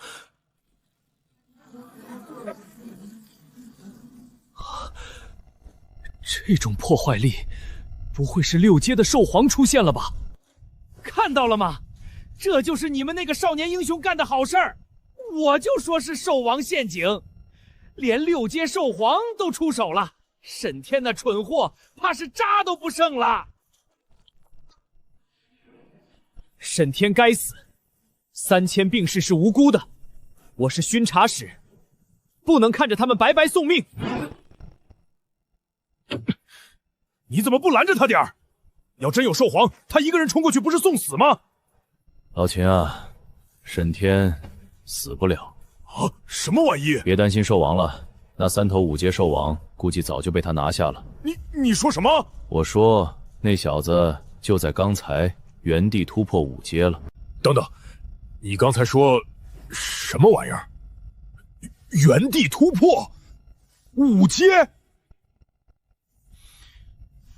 对啊，就是原地突破，就是那种刚才还是4阶中期，然后 biu 的一下4阶后期了，紧接着还没等你眨眼，又是轰的一下5阶了，全程丝滑顺畅，别说瓶颈了，连个磕碰都没打，就跟喝水一样简单。好家伙，是在逗我吧？老子卡在4阶巅峰整整3年才摸到5阶门槛，你说他喝口水的功夫就突破了，这还是人吗？谁知道呢？反正我觉得他不像人，那种感觉就好像老天爷追着喂饭吃，不吃还不行，硬往嘴里塞。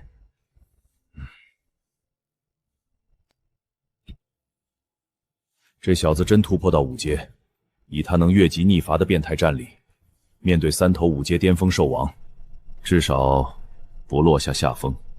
沈天这小子行事狂妄，但脑子比谁都清醒。他要是没绝对把握，会把我支走。可怜的周巡查使，大老远跑来，本来想演一出英雄救傻逼的戏码，结果等到地方一看，发现傻逼竟是他自己。开快点，我想去看看咱们巡查使大人还好吗？沈天，你这混账东西！要是士兵少1根汗毛，老子拼了这身官衣也要把你送上军事法庭！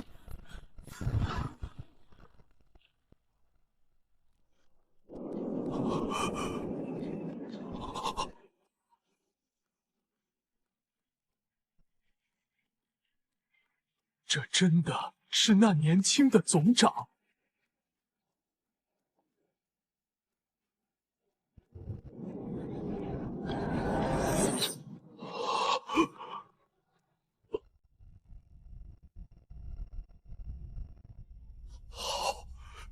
好啊！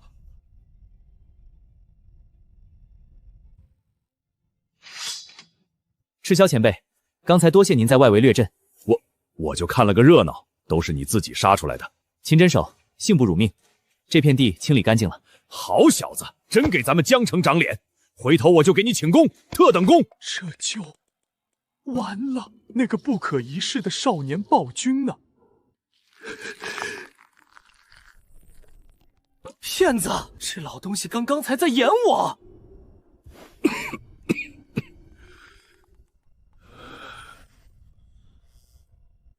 秦叔，前哨站的防御规划，我觉得还得再调整一下。哦，你说说看。这里的地形，这位是？这位是天运府来的周旋巡视使，专程来视察咱们这次行动的。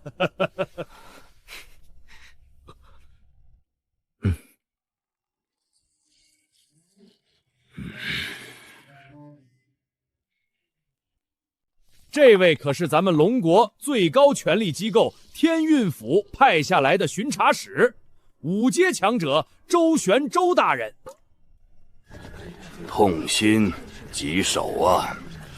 愚蠢！你是不知道啊，沈天，刚才在外面周巡查使急得团团转，一听说你自己留在这里面对3头兽王，那叫一个痛心疾首，寝食难安。周大人说了，你是不可多得的人才，就算拼了这条老命也要把你救出来，这份爱才之心感天动地啊，是不是老秦？没错，周大人的高风亮节实在让我等佩服的五体投地。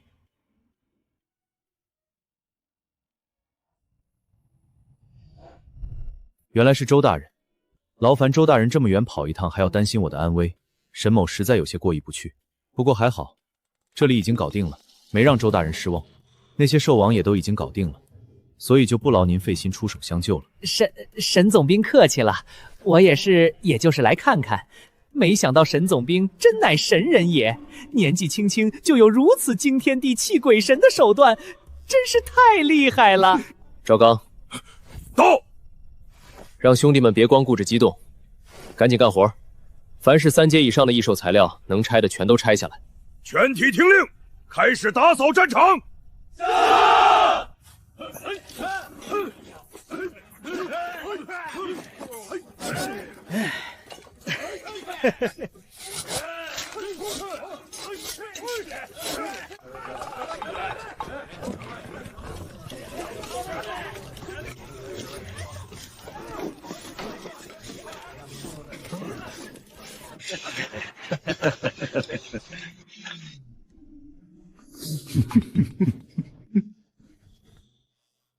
这边交给他们就行，我们先回城。毕竟周大人远道而来，总不能让他一直在这废墟里吃灰吧？不吃灰，不吃灰，能见证如此神迹，别说吃灰，就是吃土也是我的荣幸。走吧。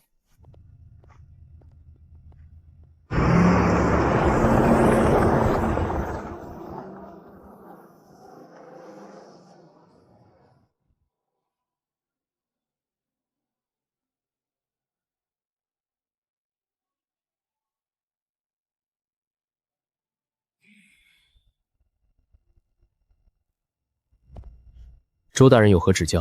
哎呦，别，什么大人不大的，那都是虚名。如果不嫌弃，以后叫我一声老周，或者周哥都行。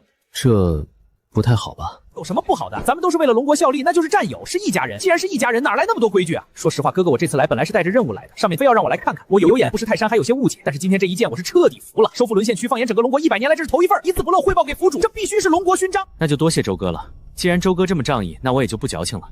以后我在江城有什么不懂的地方，还请周哥多提点提点。好说，以后咱们就是兄弟，在江城老秦罩你，在天运府哥哥我罩你。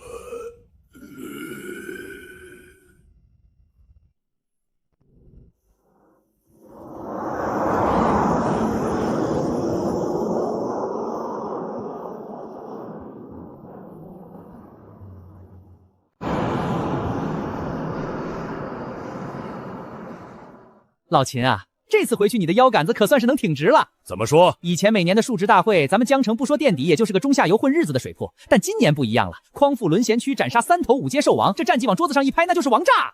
都是托了沈总兵的福。述职大会可是多少人削尖了脑袋都想挤进去的场合，能在府主面前露脸，能在各大镇守面前混个眼熟，那是多大的荣耀和资源。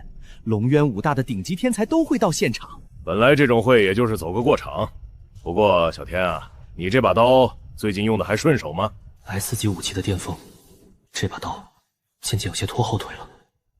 确实有点勉强了。 S 级兵器说白了就是普通武器的极致，它仅仅代表材质达到了 S 级，硬度够了，但灵性不足。升级，所谓精炼，就是通过特殊手段对兵器进行淬炼，打破材料自身的局限，让武器升级为更高阶的装备。想要让 S 级兵器突破界限，进化成真正的灵兵，甚至传说中的神兵，除了天公司总司，别无他法。天罪要精炼，黑龙直装要升级，3件装备一旦全部升级，战力将再上一个台阶。而这一切的钥匙都在天远城。秦叔，作为江城一份子，我有责任参加述职大会。为了集体荣誉，给江城长脸，这种关键时刻我怎么能缺席？好，就这么定了。哈哈哈哈哈！3天后出发去天远城，这次咱们江城要拿回属于我们的荣誉。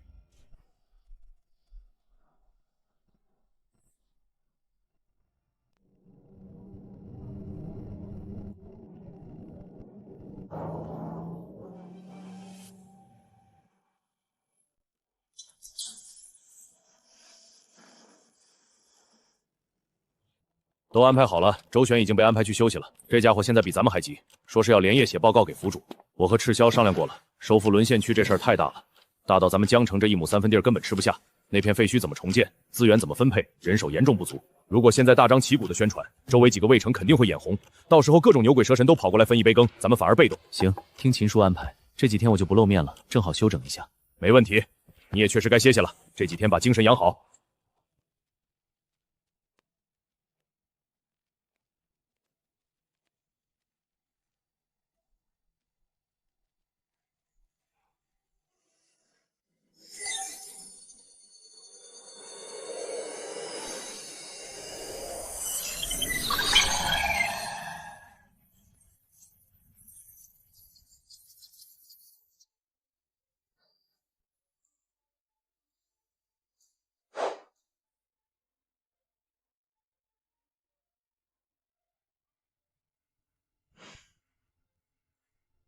系统查询战绩值。丁，当前剩余战绩值53800点，升级任意一个橙色天赋需要10万点。战绩值不够用呀，橙色刀意。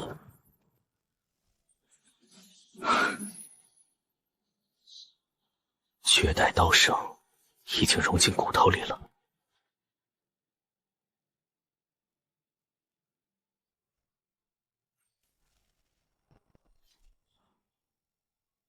威力不错。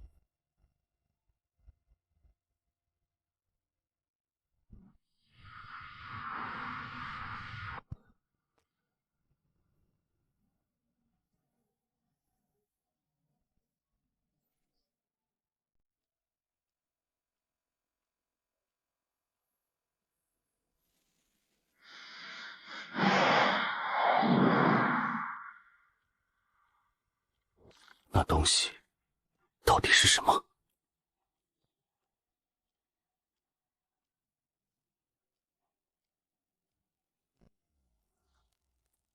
身份认证通过，欢迎您江城总兵沈天。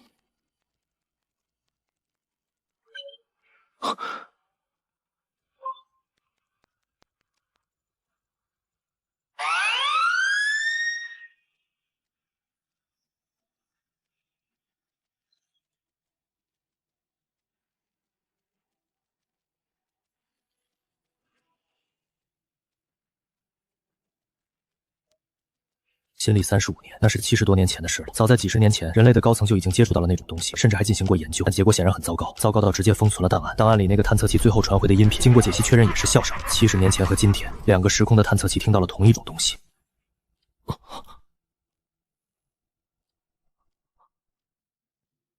系统，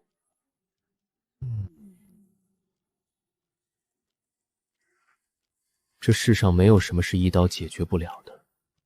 如果有，那就再补一刀。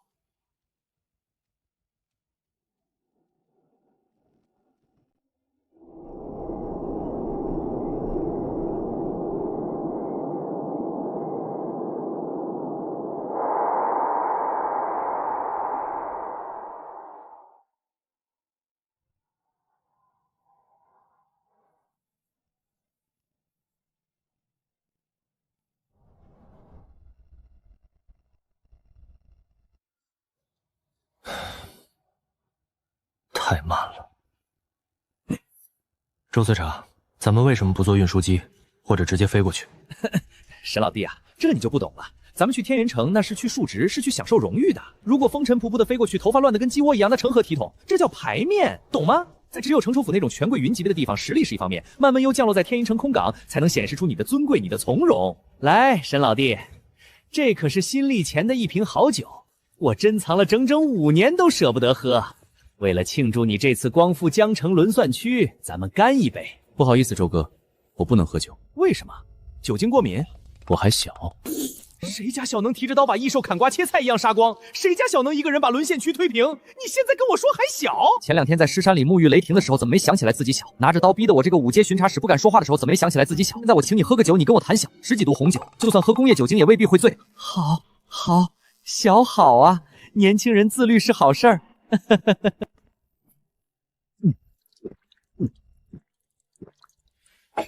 爽，老周啊，这酒不错。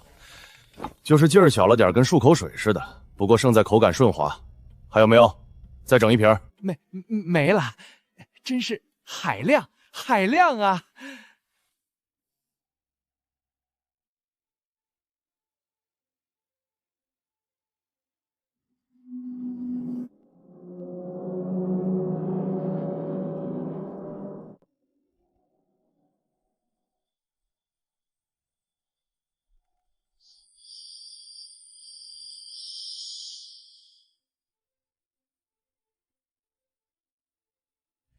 怎么样，壮观吧？这才是咱们人类真正的底蕴。江城虽然也不错，但跟省城比起来，确实还是乡下地方。确实很强，光是刚才那几分钟，他的天心通就感知到了极强横的气息从飞艇下方掠过，5阶甚至有6阶的存在。你已进入天运城1级空域管制区，请接受身份核验。运京号，欢迎回家。只要你实力够强，地位够高，你就是规矩。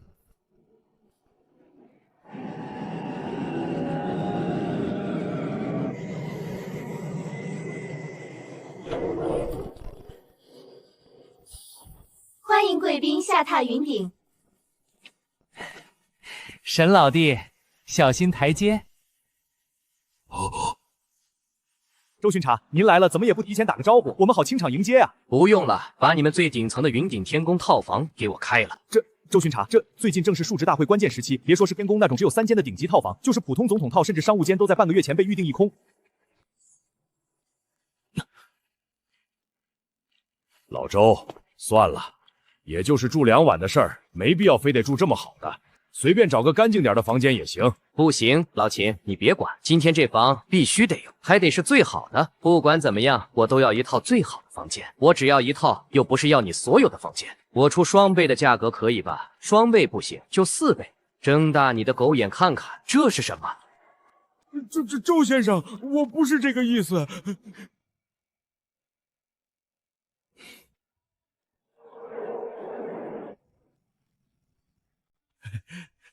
怎么嫌少？别，千万别！有房！既然是周巡查亲自开口，就算天塌下来，我也得给您腾出来。把顶层那间预留给某位的云顶天宫套房拿出来。沈老弟，搞定了，这就是云顶天宫的房卡，整个天宫城最高的地方。谢了，周哥。那个年轻人是谁？竟然能让堂堂巡查使如此低声下气，甚至不惜砸下重金，还要动用特权威胁，只为了给他弄个住处。你说，该不会是周巡查在外面的私生子吧？我看8成是。你看那眉眼虽然长得不像，但这待遇……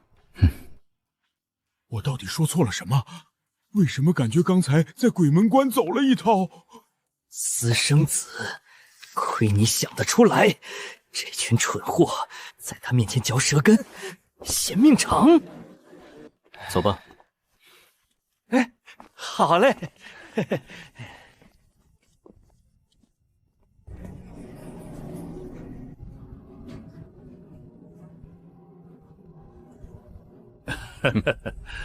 沈老弟，刚才那些人嘴欠，您别往心里去，一群井底之蛙罢了。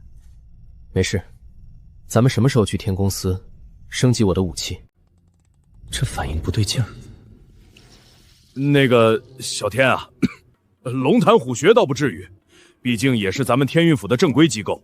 只不过什么？小天，是这样的，我突然想起来，我在天运府有几个生死之标的老战友，好不容易来一趟，要是不去看看他们，显得我不近人情。所以这次去天公司，我就不陪你了。至于精炼武器需要的材料费、手续费，哪怕是天价，回来找我报销，全报，不设上限。哎呀，老张应该等急了，我先走了。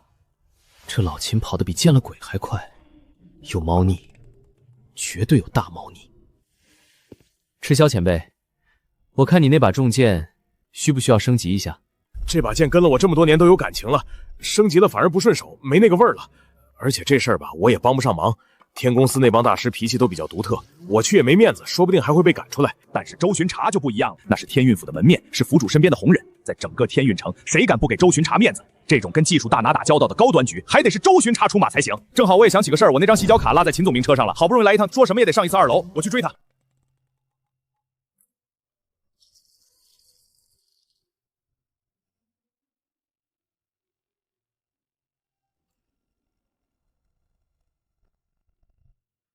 周哥，看这意思，天公司好像挺难进的。要是实在为难的话，不为难。难不成你还真以为我周旋在云顶城混了这么多年，连这点面子都没有？再说了，沈老弟，你可是咱们江城的英雄，是咱们江城的骄傲。只要你肯出面，那还不是手到擒来的事儿？走吧，周哥，带我去见识见识这传说中的天公司。希望今天天公司那帮大爷心情能好点儿，哪怕只是不把人往外轰，那就是烧高香了。来了！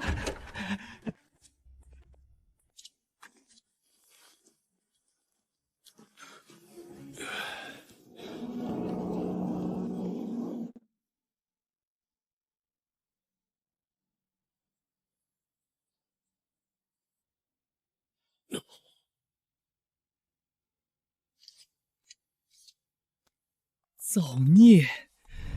冲什么大尾巴狼？现在好了，带着一颗人形核弹去引爆火药桶。那2个老狐狸跑那么快，他们早就知道。那个沈老弟呀，怎么了，周哥？其实也没啥大事，就是这天公司吧，里面的人脾气都稍微有那么一点点古怪，搞技术的人嘛，都有点臭毛病。比如他们说话可能不太好听，或者态度稍微傲慢了那么一点点。如果待会儿遇到了这种情况，周哥是希望我忍着？不，咱们是什么身份？怎么能叫忍呢？这叫强者的气度，叫不跟一般见识。咱们是武者，是干大事的人，跟一帮整天就知道打铁画符的书呆子计较什么？那不是跌份儿吗？所以待会儿不管他们说什么，咱们就当是听风声，左耳朵进右耳朵出。只要能把武器升级了，那才是实打实的实惠。你说对不对？放心吧，周哥，我是去办事的，不是去砸场子的。我这人最尊师重道了。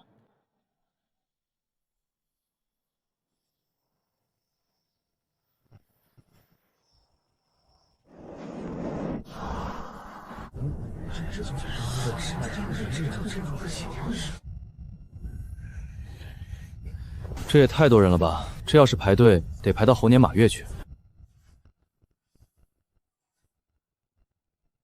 哼！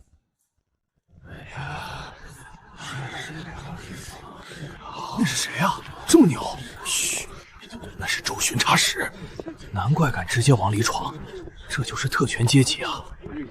站住！干什么的？天运府巡查使周旋带个晚辈来找古河大师精炼一下兵器。古河大师今天心情不太好，刚才有个不知道哪个卫城的镇守，因为嫌价格贵啰嗦了2句，直接被大师给扔出来了。周哥，怎么了？进不去？能，当然能。沈老弟，记住哥哥刚才说的话啊，千万别冲动。多谢提醒，我们会注意的。是。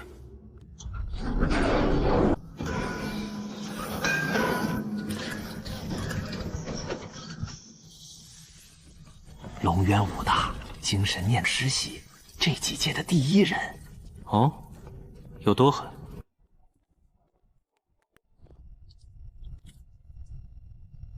周巡查，什么风把您给吹来了？小楚啊，我就不能是来看看你吗？楚风，龙渊武大毕业的优秀人才，虽然才22岁，但精神力已经达到了3品，而且还没毕业就被咱们天公司录取了。据说古河大师非常看重他，有意收他做亲传弟子。周巡查过奖了，还没正式拜师，做不得数。这位是小楚啊，这位可不是一般人，这位是沈天，目前担任江城破军司的总兵一职。总兵，江城虽然是个小卫城，但总兵那也是封疆大吏。那是，沈老弟那是年少有为，能力极其出色。虽然年轻，但身受上面器重。这不刚上任没多久，我就带他来这儿见见世面，顺便想请你帮忙看看他的兵器。既然是周巡查的朋友，那我就帮你看一眼吧。但我手头活很多，只能抽10分钟。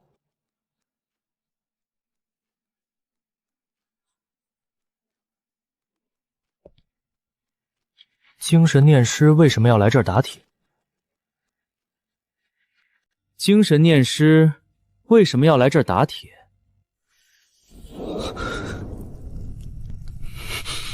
粗鄙！误会，这绝对是误会。小楚啊，沈老弟他的意思是打铁还需自身硬，他的意思是这精神念师能锻造武器，肯定自身也非常厉害，这是一种那个什么，一种返璞归真的赞美。周巡查，不用解释了，夏虫不可语冰。我也没指望一个只会挥刀砍杀的武夫能理解什么是驻兵的技艺。我还要准备一会儿给古河老师打下手的材料，时间紧迫，把东西拿出来吧。先说好，如果是那种量产的大陆货，或者是 C 级以下的，我建议你出门左转找那个自动维修机器人。我的精神力很宝贵，不是用来修废铜烂铁的。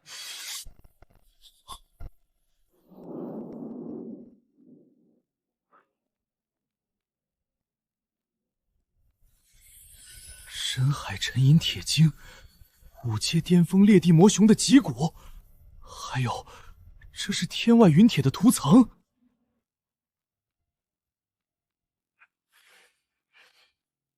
这把刀不用修，它的状态很完美，甚至不像见过血的。如果你只是想做个保养，出门左转找那个机器人。祖宗啊，你会不会说话？这刀没见过血，这刀这几天喝的秀王血比你这辈子喝的水都多。你这话说的，对我来说有些不够用了，还是要麻烦你们帮我升级一下。所以，我不是来保养的，我要升级。你知道自己在说什么吗？这已经是 S 级战刀了，在常规物理层面，它的性能都已经达到了理论上的极限，就算是6阶强者用这把刀都绰绰有余。你跟我说不够你用，难不成你想把它升级成灵兵不成？好，很有想法。既然你有这个追求，那我就成全你。不过丑话说在前头，灵兵之所以叫灵兵，是因为它有灵性，如用者的精神意志不够强大，强行驾驭灵兵只会被兵器反噬。这可不是你在家里玩的那些过家家的游戏，你想清楚？我很清楚。行，带上你的刀，跟我来。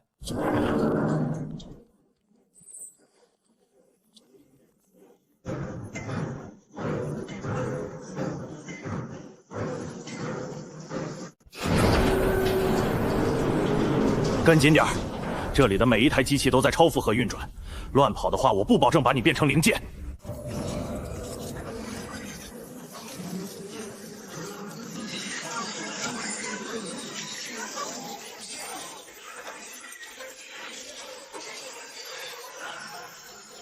那是千手系统，是整个天公司的心脏，还有那些精神念师，每一个都是2品以上的精英，他们不需要亲自动手，只需要通过念力放大器和神经链接，就能同时操控数十条甚至上百条机械臂进行精密作业。这是在生产 C 级合金战刀，眼神不错。C 级和 D 级的量产武器主要靠这种流水线。对于这种低级货械，不需要太多的精神力干预，只需要设定好程序，精神念人负责监控逐错率就行。到了这个级别，模具已经没用了，因为每一块材料的纹理、密度、杂质分布都不一样。想要发挥出材料的极限性能，就必须用精神力渗透进金属的内部结构，用精神力去感知金属的呼吸，剔除每一个微小的气泡，重新排列材料的结构。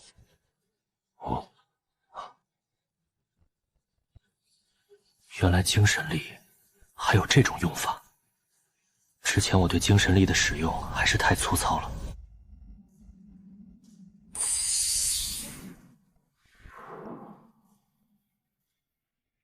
原来是这样，这种技术确实有傲慢的资本。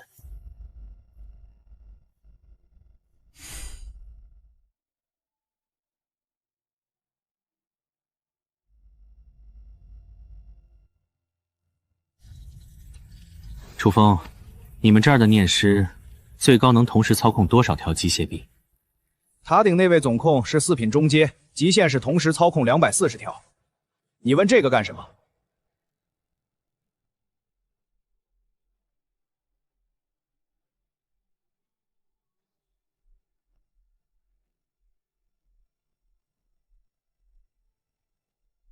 别看你们武者在前线杀的热闹，真到了拼底蕴的时候，还得看我们。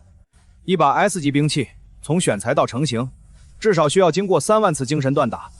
能带你进来，让你亲眼看看这些，已经是周巡查把脸都豁出去的结果了。确实很厉害。受教了。算你识相。行了，别在这碍事了，前面就是核心区。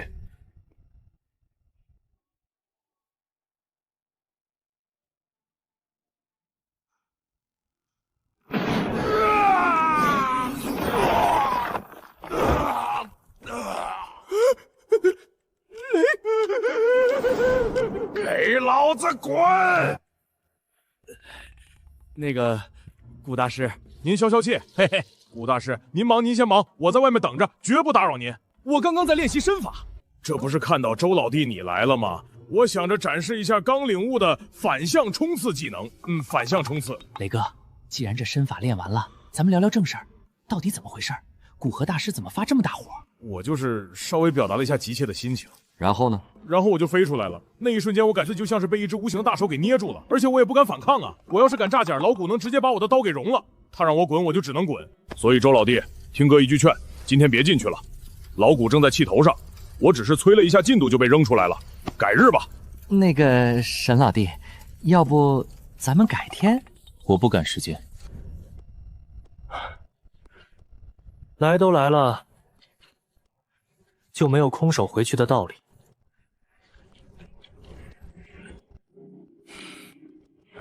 这小子谁呀？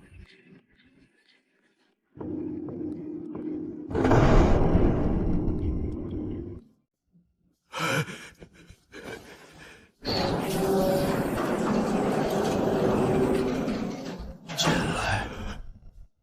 走吧。不对劲，周旋这个老油条他是知道的，平时那是出了名的圆滑怕死，可他对这个少年的态度未免也太恭敬了点吧？不是那种对长辈的礼貌，而是一种发自内心的敬畏。再加上这小子手里那把刀 ，S 级里的极品，一个少年拿着 S 级极品兵器，这如果不是有背景，那什么叫有背景？得去看看，万一真是个通天的人物，自己这要是走了，岂不是错过了抱大腿的机会？刚才就是你们在外面吵吵闹闹，雷万山那个家伙是不是还没滚？大师，我不管他是谁。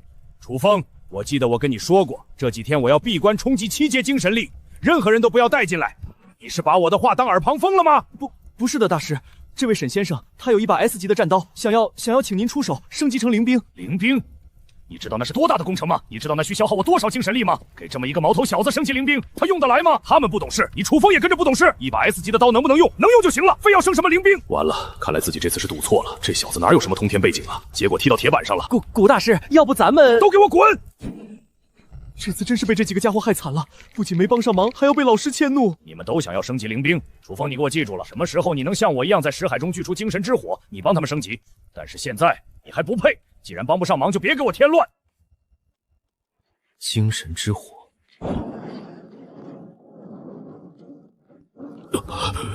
敢问大师，口中的精神之火，可是这个？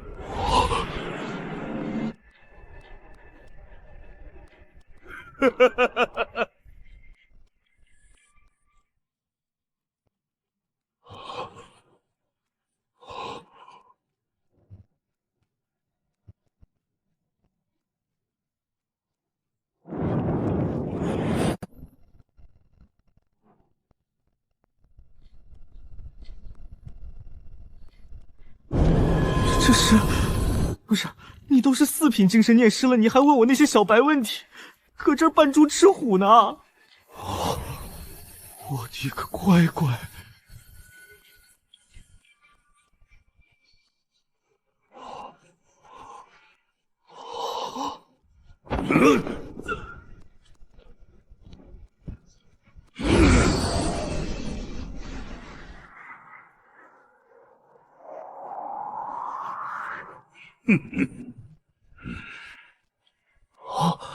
小伙子，我看你骨骼惊奇，天庭饱满，实在是一块万年难遇的驻兵奇才呀！怎么样？有没有兴趣加入我们驻兵师工会？加入驻兵师工会，那我的武器升级能优先安排吗？那还用说，你加入了驻兵师工会就是自己人，你的刀我亲自给你升级，材料全免，手工费1分不收。不仅如此，以后你的装备保养、升级，甚至是量身定制新武器，工会全包了。只要你点头，我现在就给总部发消息。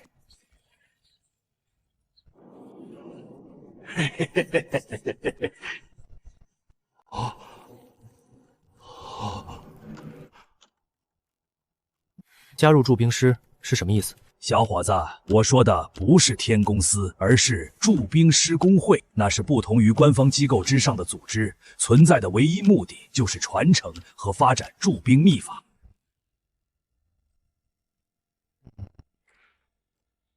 我们驻兵师工会是全世界最自由的组织，从来不会干涉成员的任何个人行为。你想加入天书局的天公司，我们欢迎；你想自己开公司，我们支持。甚至你什么都不干，天天在家睡觉，也没人管你。好，我加入。太好了！这就是驻兵秘法的原本。检测到特殊知识传承，驻兵秘法。无品阶，无熟练到等级，消耗提升秘法等级。在进行锻造时，宿主可选择消耗一定杀戮值，立即完成100%完美锻造。看来自己还真是来对了。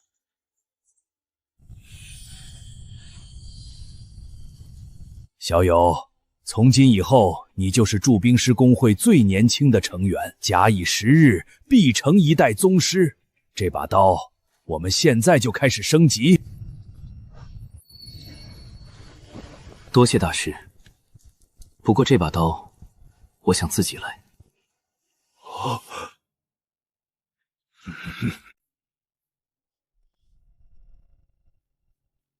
怎么，是不是感觉那秘法深奥晦涩，一时半会儿难以理解？没关系，这东西急不来。不是，我想试试，现在就试。这小子疯了吧？刚拿到秘法不到5分钟，你就要上手实操？我知道你天赋异禀，拥有精神之火，确实跨过了驻兵师最难的一道门槛。但是4品仅仅是个入场券而已。驻兵不仅仅是靠精神力强硬就行的，即使是现在的我，在状态最好的时候，锻造灵兵的成功率也不足5成。我知道很难，但我还是想试试。如果不试一下，我不甘心。不甘心就不甘心吧，劝肯定是劝不住的。像沈天这种顺风顺水惯了的天骄，不让他撞一次南墙，不让他狠狠的摔一跤，他是不会明白什么叫敬畏的。这就是成长的代价。既然如此，那就让他摔。既然你想试，那老夫就让你试吧。开库房。楚贤侄，别灰心，你还是很优秀的。乖乖，这小子到底是什么来头？连古河这头老绝头都能搞定，以后这小子的兵器那还不得起飞？以后有机会一定要跟这小子多亲近亲近，未来不可限量。年轻人嘛，眼界终究是有限的。这边的几排都是些比较适合新手的基础材料，比如这块烈火晶，色泽红润，质质坚硬，用来练手最适合不过了。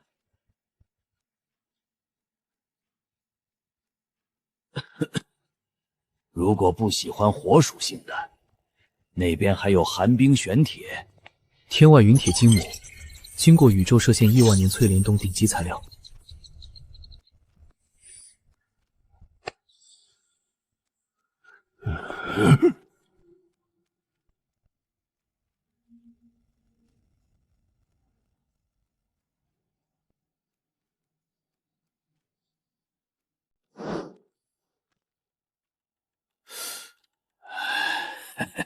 小友眼光挺独特啊。这块石头虽然看着不起眼，但胜在结实。那个小友啊，这东西性质极其不稳定，新手掌握起来可能会有些难度，要不换个稳妥点的？不用，我就喜欢有挑战性的。古老，我想再加这个。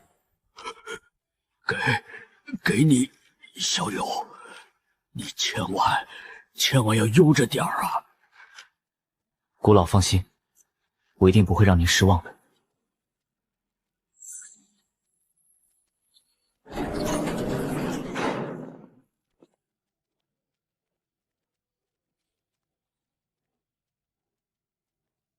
古老，那我开始了。开，赶紧开！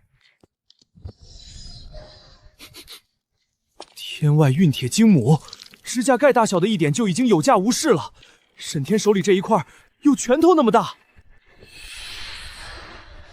靠！封神之息，这玩意儿不是存在于教科书里的东西吗？老师居然连这个都藏有私货，而且还给了他。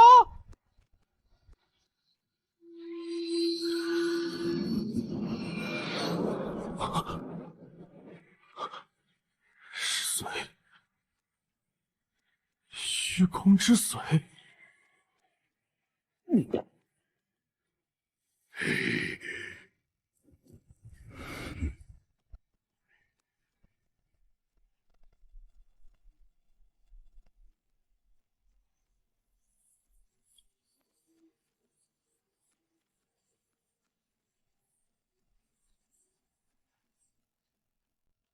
沈天，这3种材料属性相冲，哪怕有一点排斥反应，立刻停手。放心，这小子确实有点东西，但也仅此而已了。熔炼才是真正的鬼门关。是否消耗战绩值，立即完成兵器升级。消耗1万点战绩值，升级为极品灵兵。极品灵兵，直接升级太假了。别人3天3夜不眠不休，我要是秒变极品神器，那不叫铸兵，叫变魔术。这火焰看着花里胡哨，但热量根本没渗透进材料内部，简直像在给石头挠痒。都快1个小时了，这小子到底在干嘛？唉，还是太勉强了。这孩子连门都还没摸到啊。这孩子倒是个实诚人，这份敬畏之心难能可贵呀。小友，停下吧，这3种材料的熔炼难度确实超纲了，你能坚持到现在？古老，我想火候差不多了。消耗4万点战绩值，极品灵兵锻造开始。什么？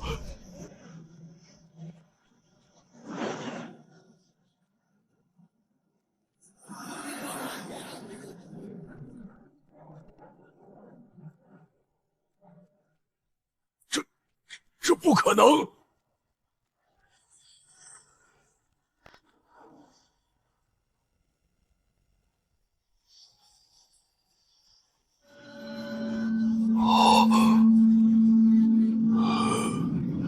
原来沈家是这样的存在，刚刚我竟然还鄙视他。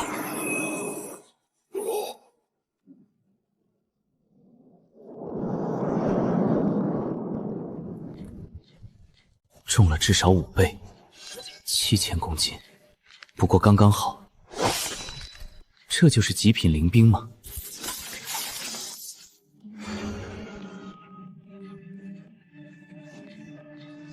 系统出品必属精品，4万战绩值花得太值了。虚弥、裂空、风雨、吞噬，每一条都堪称神迹。这把天法比预想的还要完美。极品灵兵即使不用上手，光凭那股几乎凝结成实质的刀气，以及周围隐隐扭曲的空间波动，就能100%确定这是一把极品灵兵。没想到我有生之年竟然能见到铸兵术的再度升华。古老，您这是干什么？铸兵师工会几百年来只为了让铸兵术往前挪动一小步，没想到我今天能见证如此神迹，把我们从山腰送到了山顶。这老头心理承受能力也太弱了，至于跪下吗？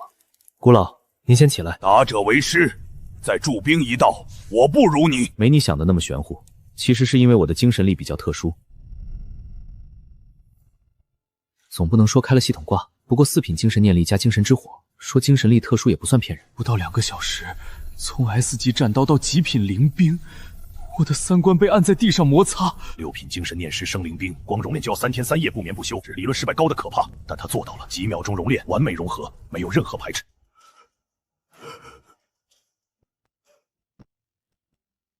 我的精神力在觉醒的时候发生过一次极其彻底的变异。变异？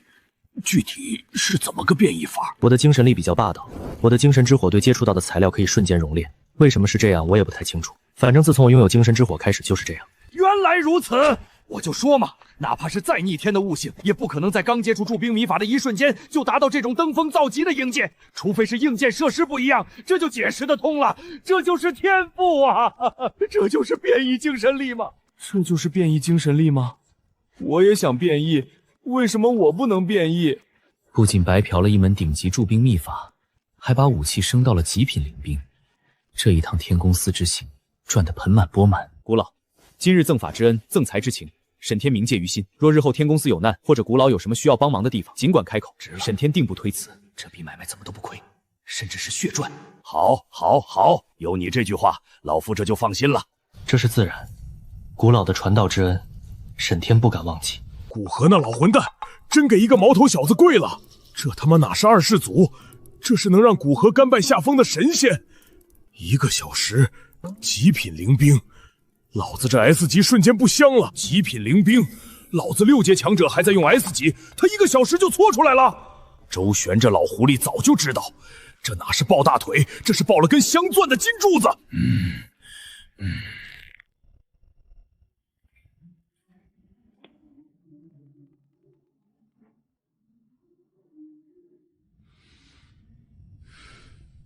有一个人认清现实了，当初在江城放下身段巴结沈天，被秦振山和赤霄笑话。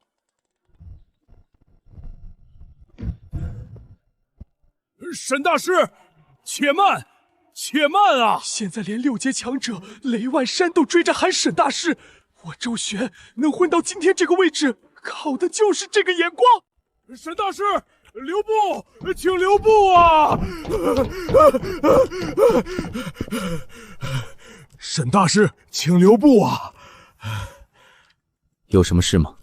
沈大师，我是个粗人，不会说话就直说了。我想求您帮个忙。我这把刀也是 S 级，跟了我10几年，但面对受潮还是力不从心。沈大师，我得把实力提上去，但只要您肯出手，条件随便开，我这条命就是您的。这雷老虎虽然平日里大大咧咧，关键时刻确实是条汉子。受潮，无穷无尽的战绩值，刚花了4万，正愁没处回血，瞌睡就有人送枕头。完了，要拒绝吗？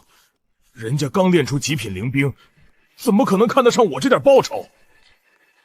行，什么？我说行，这个忙我帮了。去刷怪练级，顺手帮个忙算什么？升一把灵兵也就是动动手指头的事。答应了，这就答应了，连价钱都没问。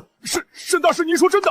那您需要什么报酬？只要我出得起。好说好说，事不宜迟，我们现在就走。去哪儿？丰城啊！你不是说那边受潮要来了吗？救人如救火，这种事怎么能耽搁？去丰城，那可是前线，把国宝级驻兵师带到那种地方，古河不得活撕了我？不行！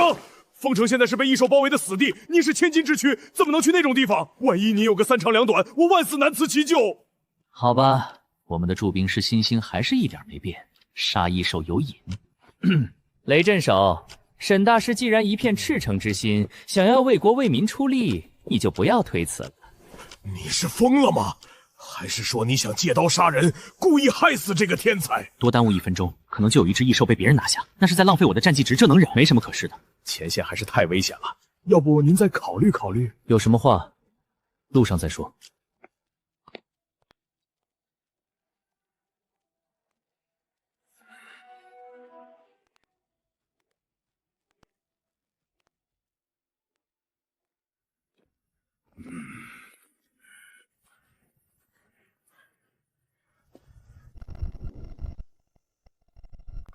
这可是要供起来的祖宗，他要在丰城少一根汗毛，你们以后修装备门儿都没有。窗户也给你焊死！这哪里是请救兵，分明是请了尊活菩萨，还得供在头顶上，压力太大了。那个沈大师，要不您走里面，外面风大，别吹着。不用，我不冷。沈老弟，既然你执意要去丰城支援，老哥我也不拦你，毕竟这也是为了人族大义。但是有一件事你千万别忘了，后天上午9点就是天运府1年1度的述职大会，别忘了及时参加哦。放心，我知道，办完事我就回来，不会耽误。这俩人脑子没病吧？丰城到天江城1800公里，运石机单程6、7个小时，来回光路上就大半天。受潮不是郊游，战局瞬息万变，2天够不够清外围都难说。周旋傻了，这明显完不成的任务他还在点头。沈天看上去脑子也不正常，我是不是请错人了？全不动，随机应变吧，希望别出大岔子。既然沈大师时间紧迫，那常规的交通工具肯定是太耽误事儿。飞艇我这就联系丰城破军司那边，让他们派一架猎鹰式军用超音速运输机过来。沈大师只能委屈您一下了。军用运输机虽然速度快，能达到2倍音速，但是舒适度极差，噪音大，颠簸也厉害，您多担待。不用那么麻烦。不用，运输机太慢了。猎鹰式2倍音速，这还叫慢？那您觉得什么快？退后。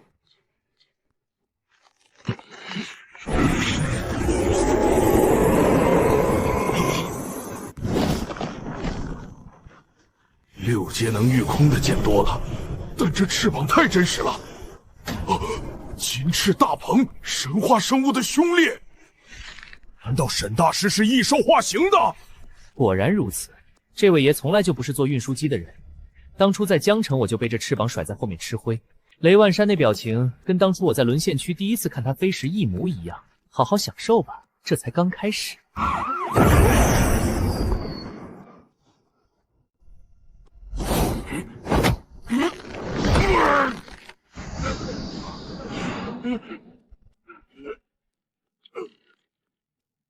既然赶时间，那就委屈一下你。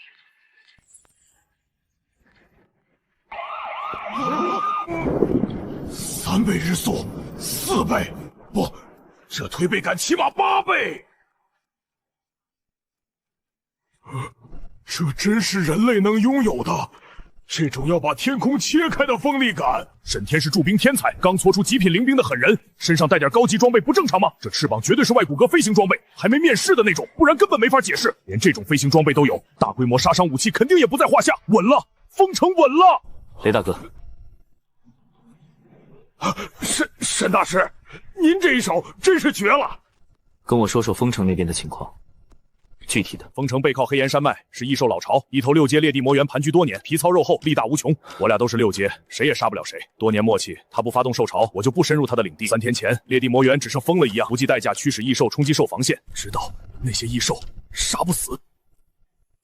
杀不死？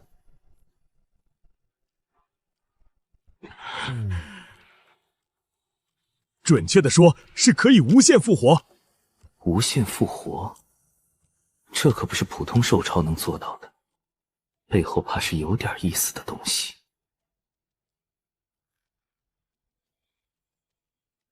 我刚才是不是看到他眼里有期待？那可是杀不死的怪物，正常人该害怕才对。沈大师肯定在盘算用哪种装备克制怪物，不愧是我请回来的救星。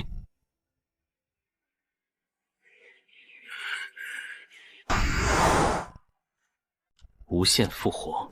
是的，无限复活。起初我们也没发现这个异常，只觉得这次兽潮的规模大得离谱，就像是从地底下出来的一样，杀了一批又来一批，无穷无尽。我的兵没日没夜的打，刀卷了就换人，累倒了就扛。丰城汉子没退过，铁打的也扛不住。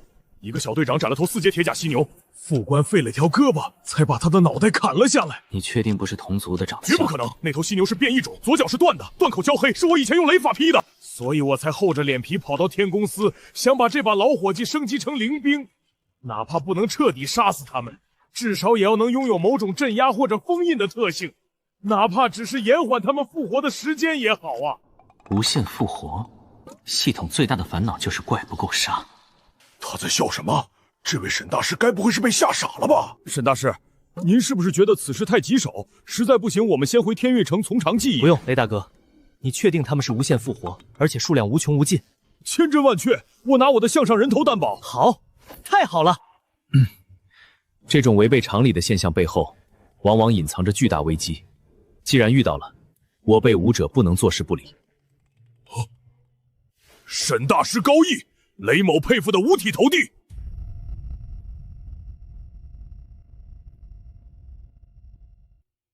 怎么，晕机了？不，我是武者，哪能晕这个？就是咱们马上就要到丰城了，下面那么多兄弟看着呢，能不能给我留点面子？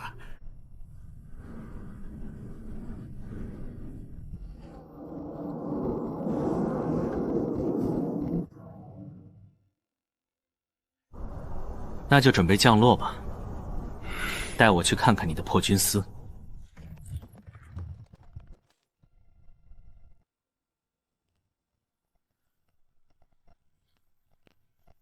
面子，对，面子！您看我现在这个姿势，多少有点不太符合我这丰城贪狼的气质。我想着，咱们能不能换个出场方式？你说的有道理，毕竟你是这里的头，确实得注意形象。多谢沈大师体谅。那您看是不是先把我放下来？行。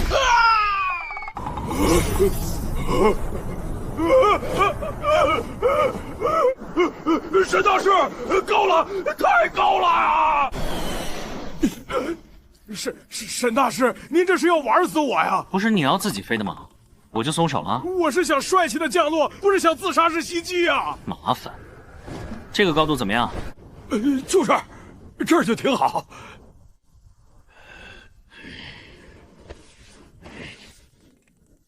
沈大师，看好了，这就叫专业。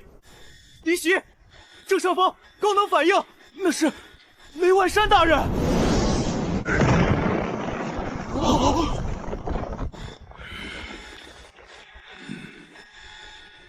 贪狼大人，是贪狼大人回来了，太强了，简直帅炸了！贪狼大人威武，咱们丰城的守护神回来了。有贪狼大人在，那帮畜生别想推进一步。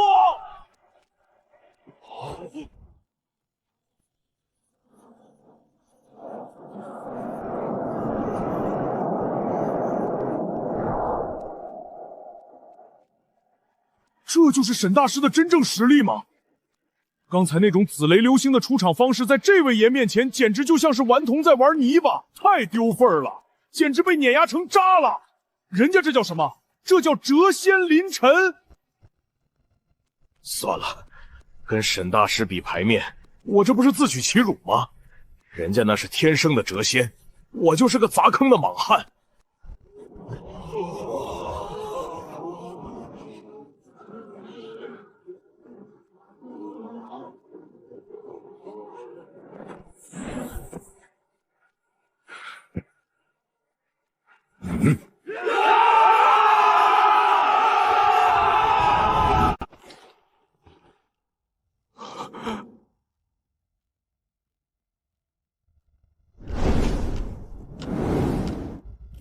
妖孽，敌袭，空中敌袭！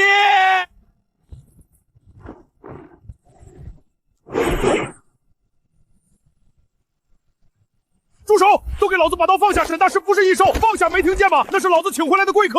沈大师，您息怒！这帮崽子打仗打傻了，他们眼瞎，您千万别跟这帮土宝子一般见识。还挺热情。沈大师，误会，绝对是误会。都给老子听好了，这位是天公司特聘的顶级驻兵大师沈天沈大师，这是我请来为丰城升级灵兵、镇压兽桥的大恩人，谁敢冒犯，扔黑岩山脉为猿猴！看什么看？不服气的滚回城头杀怪去！沈大师，别理这帮混种，咱们先去库房。老雷，老张，你从天运城请来的大师呢？古河大师呢？还是哪位天宫司的高人？快请出来！老雷，人呢？介绍一下，这位就是我从天龙城请回来的顶级驻兵师沈天沈大师。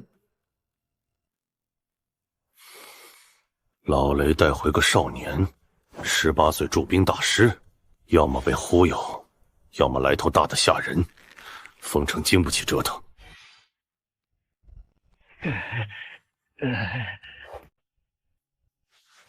你在逗我吧？原来是沈大师。张总兵，客气。带沈大师去最好的房间，上最好的茶。请。雷大哥，材料到位，我随时开工。雷万山，你脑子被魔猿踢了！一个毛没长齐的小崽子，你跟我说他是驻兵大师？老张，你听我解释，你急也不能病急乱投医，请不来古河，弄个毛头小子回来，算怎么回事？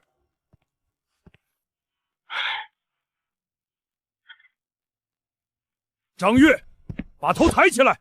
老子在丰城20年，从不拿兄弟性命开玩笑。给古河大师，老子不拦你。沈天一个毛孩，懂个屁的驻兵！老张，咱们认识30年了，30年来，我做过没把握的事儿吗？带路。我也要去。你不去看着，万一材料不够，我还得找你批条子。批条子？要是沈天弄坏你的刀，老子当场毙了他！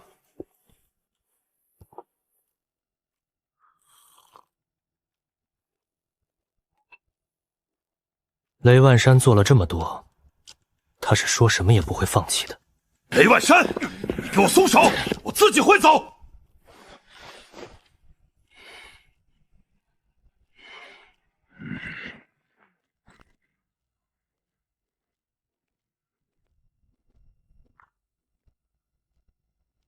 材料带来了，那就别耽误时间了，开工吧。来了。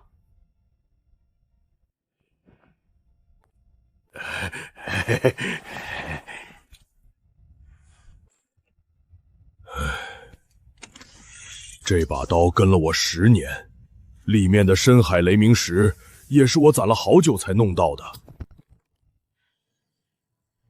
当初为了弄到这玩意儿，死了好几个4阶武者，现在竟然就要这么交给一个毛头小子挥霍。材料不错，装，接着装。这可是深海雷鸣石，你一个不到20岁的小屁孩见过吗？材料寒酸，比不了古河大师的手笔。我不贪心，能升到准灵兵就心满意足了。雷大哥，你这是看不起我，还是看不起你自己攒的这点家底？放心吧，既然答应了出手，这把刀会配得上雷玉这个名字。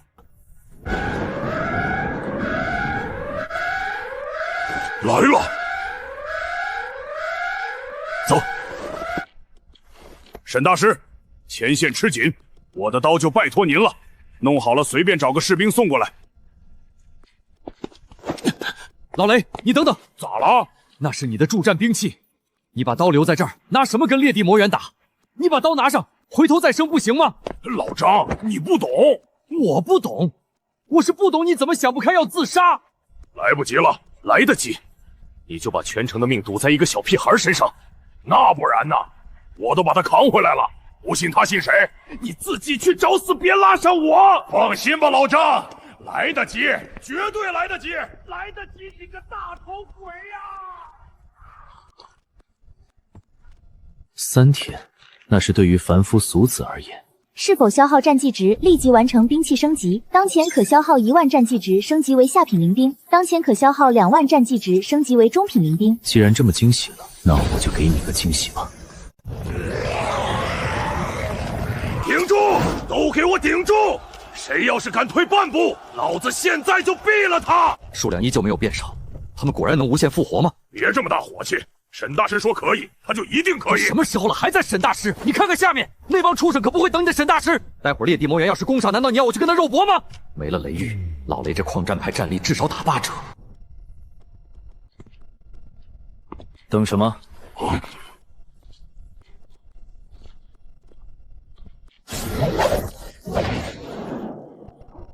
这是灵兵，货真价实的灵兵，而且看这卖相，甚至比我这辈子见过的所有下品灵兵都要凶残。信不辱命。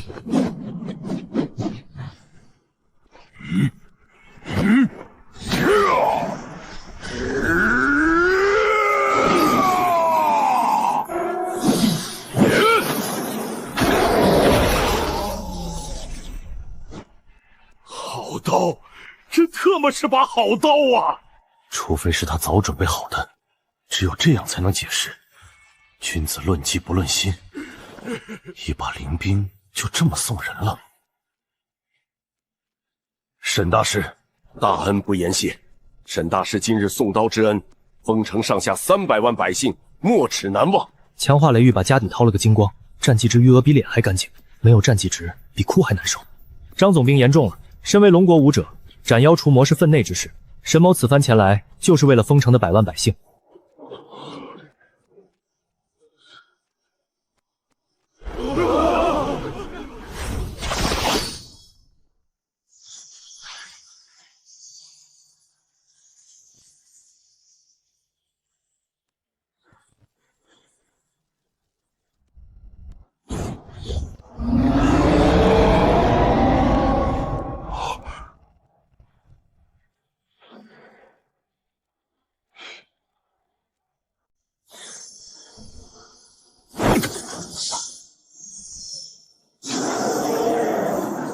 盛宴开场了。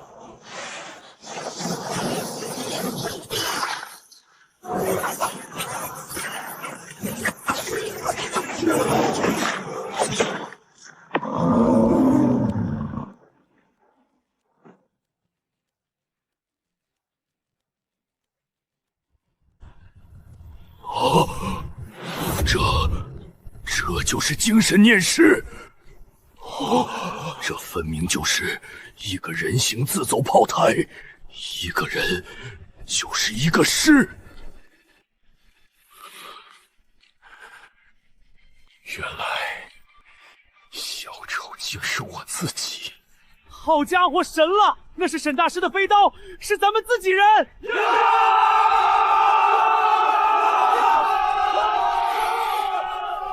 这便是一人成军。成功击溃1阶异兽铁背狼，战绩值加10；成功击溃2阶异兽鬼面猪，战绩值加50；成功击溃3阶异兽黑甲狂蜥，战绩值加200。爽！好家伙，这才不到2分钟。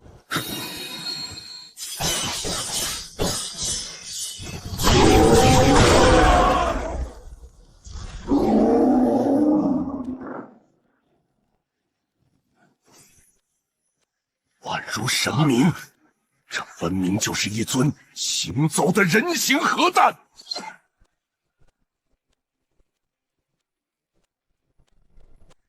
战斗只是开始。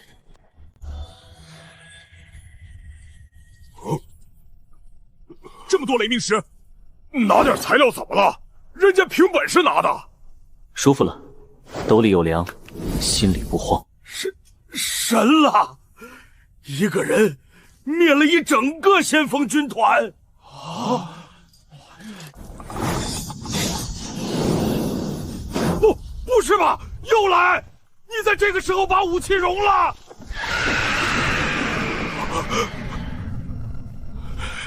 没指望了。全体都有，破军司，死战不退，杀！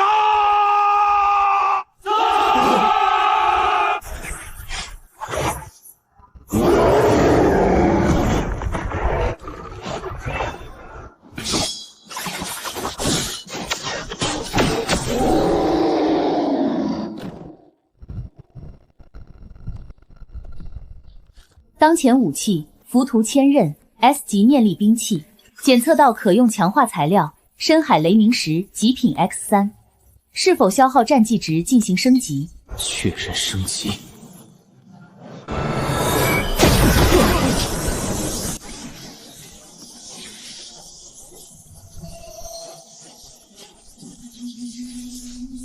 好家伙，眨眼功夫顷刻炼化。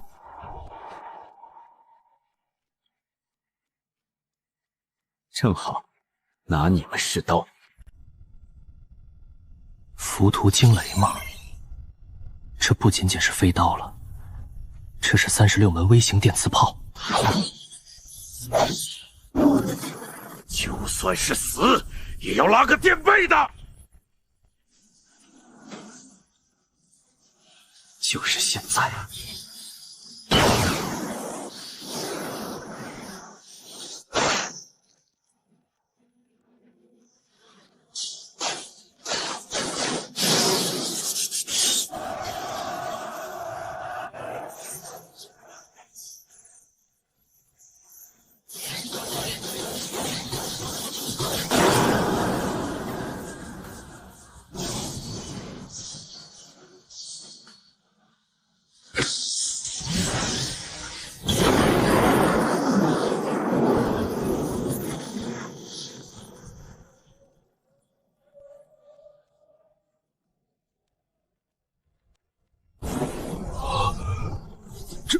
这是什么鬼东西？跟那玩意儿比起来，自己这把刀简直就是个烧火棍呐！成功击溃4阶异兽铁臂猿，战绩值加100；成功击溃3阶异兽腐蚀狼，触发雷霆连锁，战绩值加200。短短半分钟，入账3万。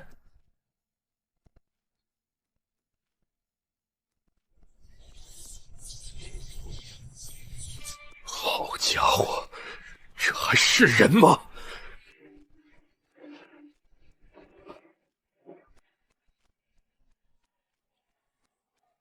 张祖兵，献丑了。沈大师，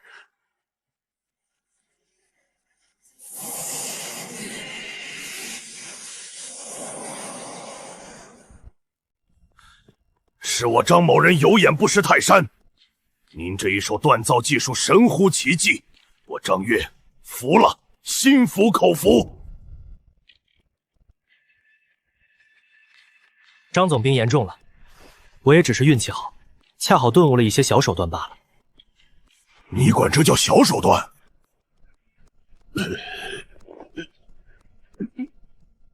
老张，刚才你那股子劲儿呢？不是说沈大师是毛头小子吗？不是说要当场把沈大师给毙了吗？来，刀就在这儿，动手一个给我看看。老雷，你脑子里装的都是浆糊吗？还不好好保护沈大师？老张，你说的对，是我孟撞了。今天哪怕封城守不住了，哪怕你我两个都死在这儿，沈大师也必须毫发无伤的离开。他的命比咱们两个加起来都要重要。沈大师，怎么了？是不是头晕？是不是恶心想吐？是不是感觉脑子里像有针在扎？大师，来喝口水，这可是我珍藏的回神液，精神力消耗过度可是大忌，要是伤了根基，那我雷万山就是龙国的罪人啊！好家伙，这是什么？嘘，别说话，保持呼吸节奏。精神念识在这个阶段最脆弱，千万不能分心。声音都给我小点儿，不要惊扰了沈大师。不是，你们是不是误会了什么？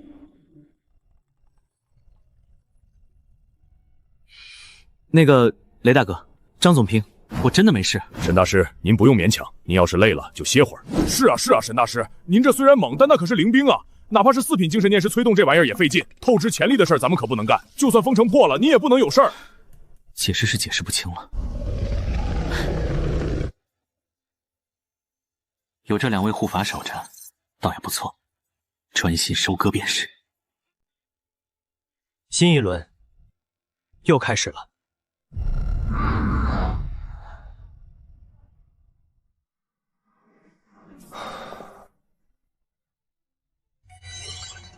爽，异兽这玩意儿跟韭菜似的。再来点儿，多来点儿。这就是驻兵师？我也想问啊，刚才那几下子比我杀的都利索。老雷，你确定他是从天云城来的驻兵大师，不是从哪个杀手组织里跑出来的？刚才杀的兴起的时候，这少年脸上非但没有狰狞，反而带着一种快感。确定他心里真的正常吗？该死，怎么会这么多？就算是把方圆几百公里的异兽都集中起来，也不应该有这个规模啊！杀不死，根本杀不死，这就像是一场没有任何胜算的消耗战。沈大师，您撤吧。撤！这群畜生能无限复活，这是个死局。您的精神力不是无限的，一旦透支，后果不堪设想。有封城守兵的命田，也要送您出去。大师，没时间磨叽了，这回听老张的，咱先撤，留得青山在，不愁没柴烧。撤？为什么要撤？这么多经验，这么多异兽，还能无限刷新，这种风水宝地，打着灯笼都找不到啊！张总兵，你刚才说我的精神力会耗尽，那我突破5品不就是了？突破5品之后，这些可都是行走的战绩值，该让系统给我推荐本新的精神秘法了。系统加点，给精神力加4万点。确认。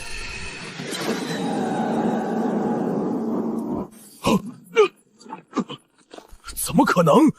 我可是5阶巅峰的体魄，虽然没有防备，但也不至于被一个4品精神念师仅凭气势就震退啊！除非这是5品精神念师。别人修炼精神力靠冥想，这小子怎么感觉像是杀怪杀出来的？杀着杀着就变强了。好家伙，这是哪门子的修炼法门？强，太强了！竟然让我这个5阶巅峰都感到了一丝心悸。5品，既然各位这么热情，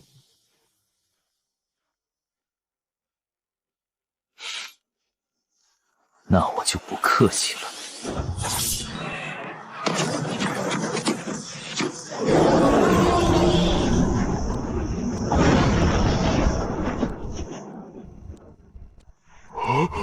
好家伙，这还是人？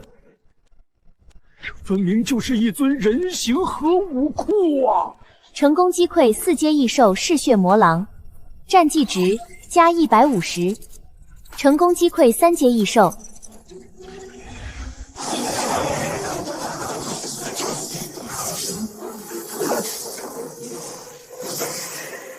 当前战绩值102400。终于10万大关。系统，升级天赋滴血重生。是否确认消耗10万点战绩值，将紫色天赋滴血重生升级为橙色天赋？确认。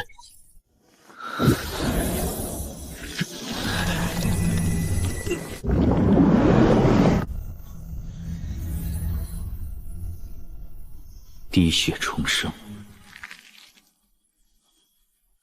从现在起，想死都难了。5品精神力加上滴血重生，这场持久战我奉陪到底。紫色天赋滴血重生升级为橙色天赋。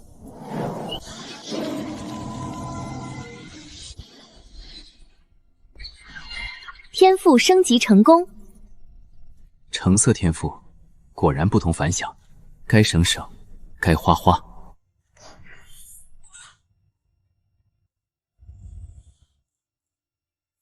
死亡对我而言只是个伪命题了。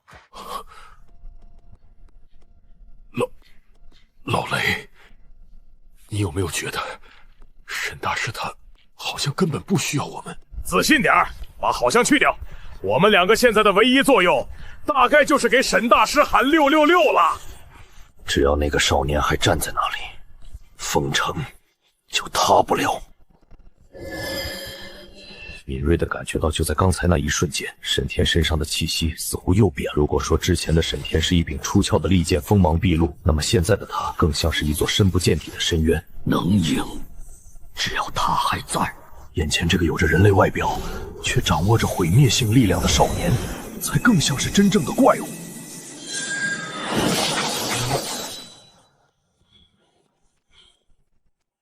封城有救了。不死神魔体已成，无限再生，适应性进化。这场持久战，我赢定了。成功击溃4阶异兽铁甲犀牛，战绩值加1000；成功击溃3阶异兽风魔狼，战绩值加200。老张，咱们是不是该干点什么？比如喊个加油！省省吧！你看下面，方圆500米内，连只苍蝇都飞不进来，但也真特么让人觉得自己是个废物。果然，哪有什么不死不灭？所谓的复活，不过是在透支本源罢了。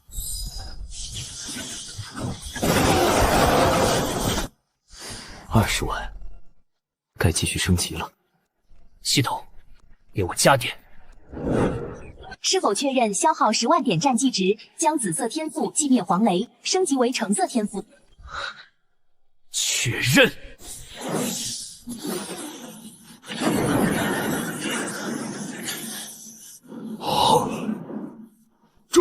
这是什么动静？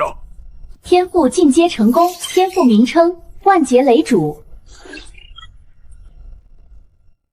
万雷天牢引。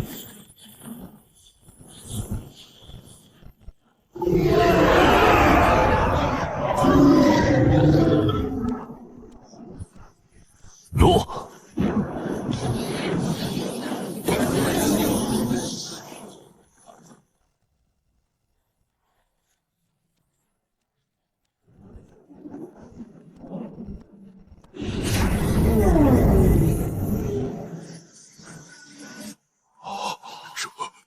这就是神魔的力量吗？万劫雷主已成，紫霄神雷专克复生，来多少，灭多少。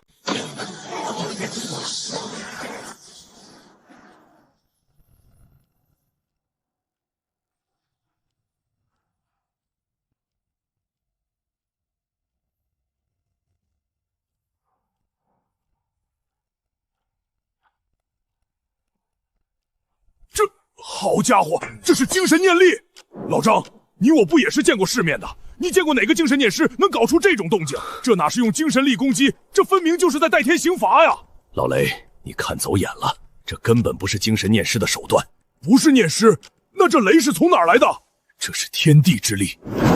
沈天才多大？18岁，竟然能掌控天地之力，这种人在武道界只有一个称呼。先天觉醒者，怪不得，如果是先天觉醒者，那一切就为某种元素的绝对变得合理了。好家伙，这根不是人，这是神仙下凡来体验生活的。我们丰城这座小庙，这次是真的来了一尊真佛啊！老雷，你知道这意味着什么吗？意味着咱们丰城有救了。肤浅，这意味着沈天的未来绝对不仅仅是咱们天运府。老雷啊，咱们今天不仅是在见证一场奇迹，咱们这是在见证一段传说的开篇。等到几年后，当这个名字响彻整个龙国，甚至震动整个人类联邦的时候，咱们两个老家伙也能吹上一辈子了。想当年那位爷在丰城解决异兽的时候，可是我俩给他递的刀。这两个人在说什么乱七八糟的呢？先天觉醒者，什么东西来的？听都没听过。不管了，什么也没我刷级重要。老张，等这场仗打完，咱们一起去喝酒，到时候可得好好跟那帮小子们吹吹。这位爷，我是怎么请过来的？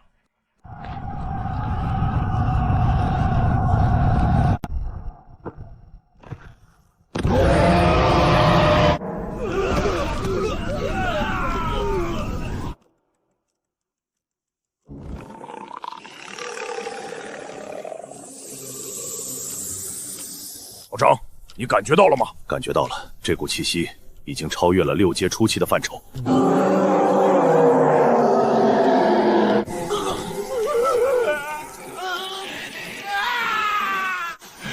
这畜生把其他几头兽王都吃了。老雷，咱们这把老骨头够笨了。丰城可以丢，但沈大师必须活着。灰雾和虚空废墟里的气息一模一样，有些意思。之前受伤的无穷无尽的复活，正是这套怪物利用灰雾的特性，强行透支地界异兽的生命本源。原来如此，急了，急了就好。把自己喂得这么肥，不就是为了这一刻吗？传我将令，破军司人员全体死阵，掩护沈大师撤退。沈大师，快走！老子去崩碎他几颗牙！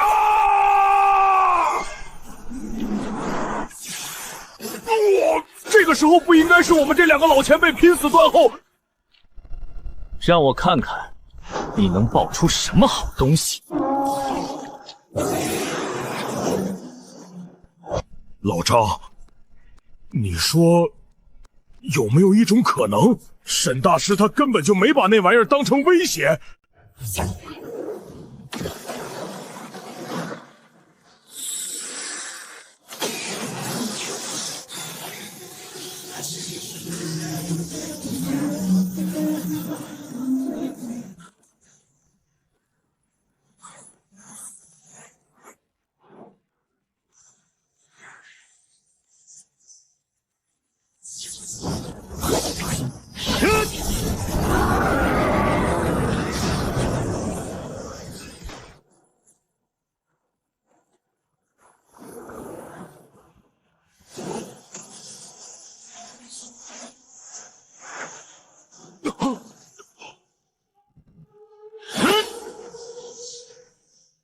这才像话。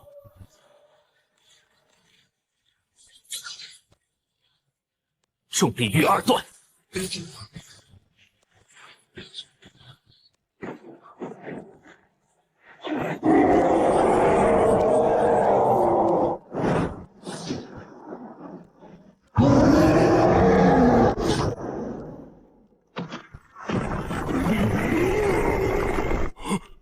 沈大师！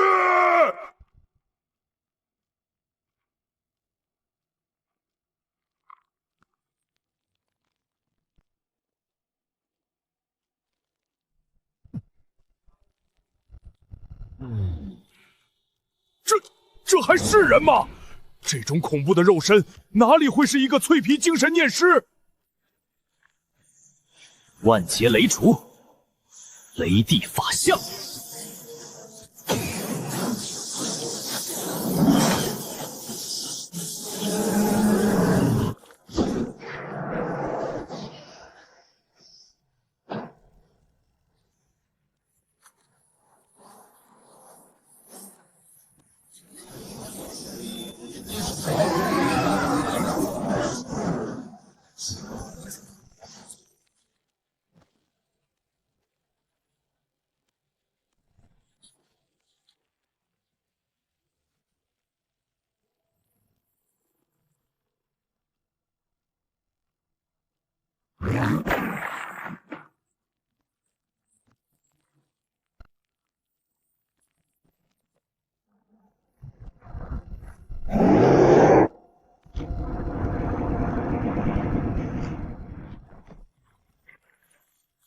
该死，这是什么东西？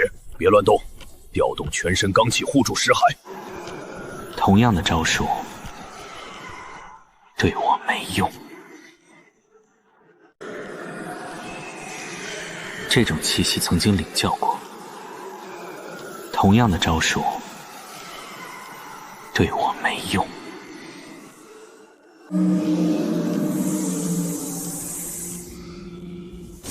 绝对不能让他跑了。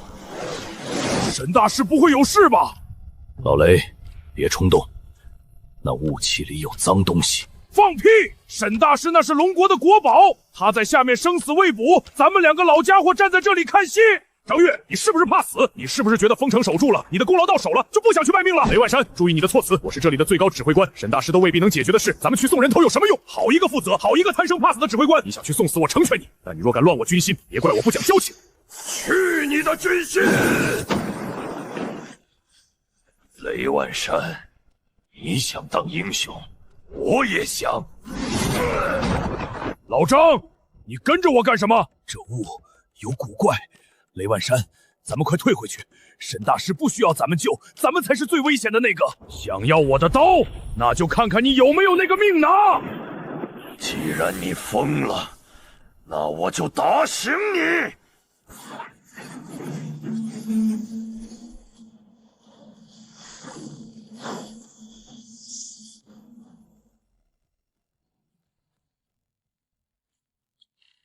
你跑得很快。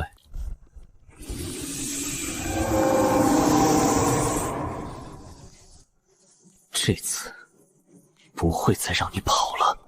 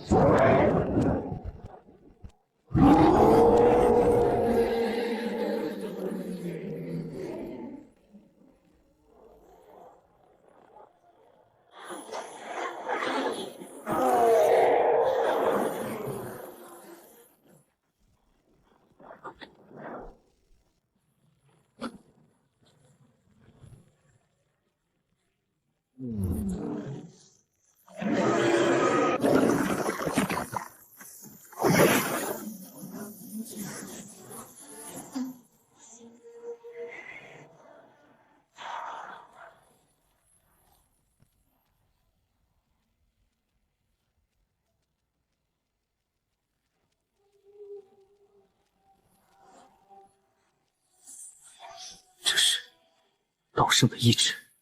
橙色天赋，绝代刀圣觉醒。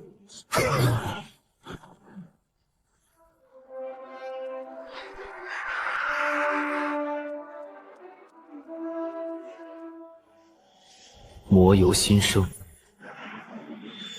意由刀斩。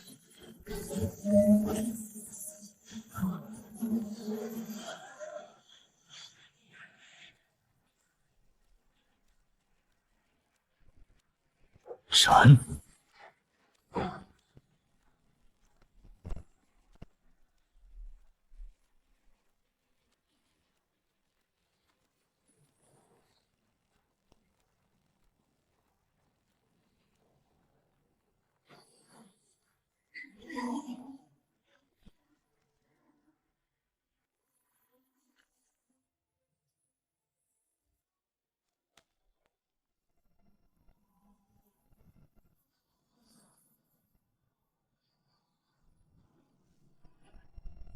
丁，宿主成功击杀6阶裂地魔猿，变异，获得战绩值20万点。恭喜宿主获得紫色天赋战绩领主词条描述：凡是你拥有对其指挥权的生物击杀任何敌对单位时，你将获得该单位100%的战绩值收益，眷属数量限制3000。战绩领主。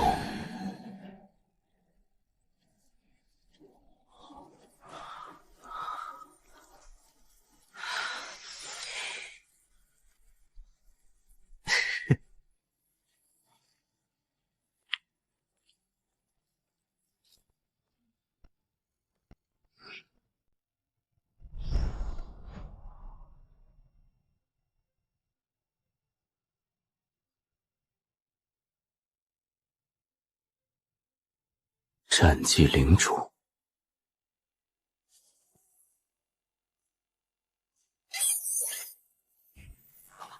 眷属，战绩税收。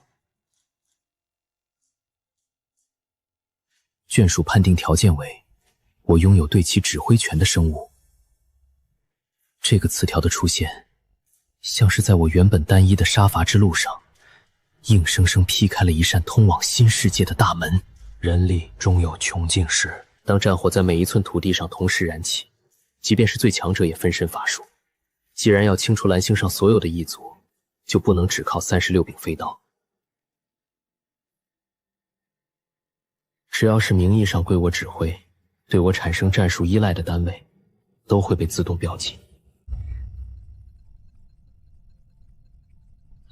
升级，系统消耗15万战绩值，提升紫色词条，战绩领主。丁，消耗15万战绩值成功，词条升级完成，获得橙色天赋战绩统帅。橙色天赋战绩统帅。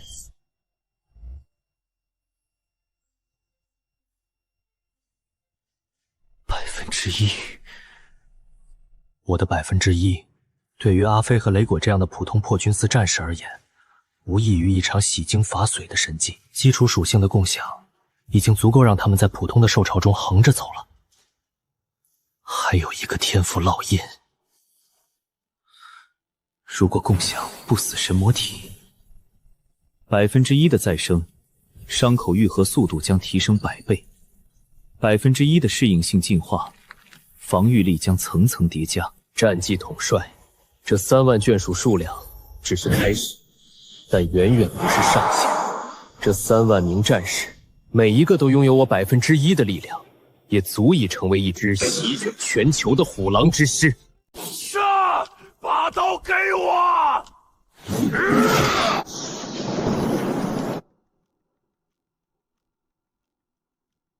闹够了没有？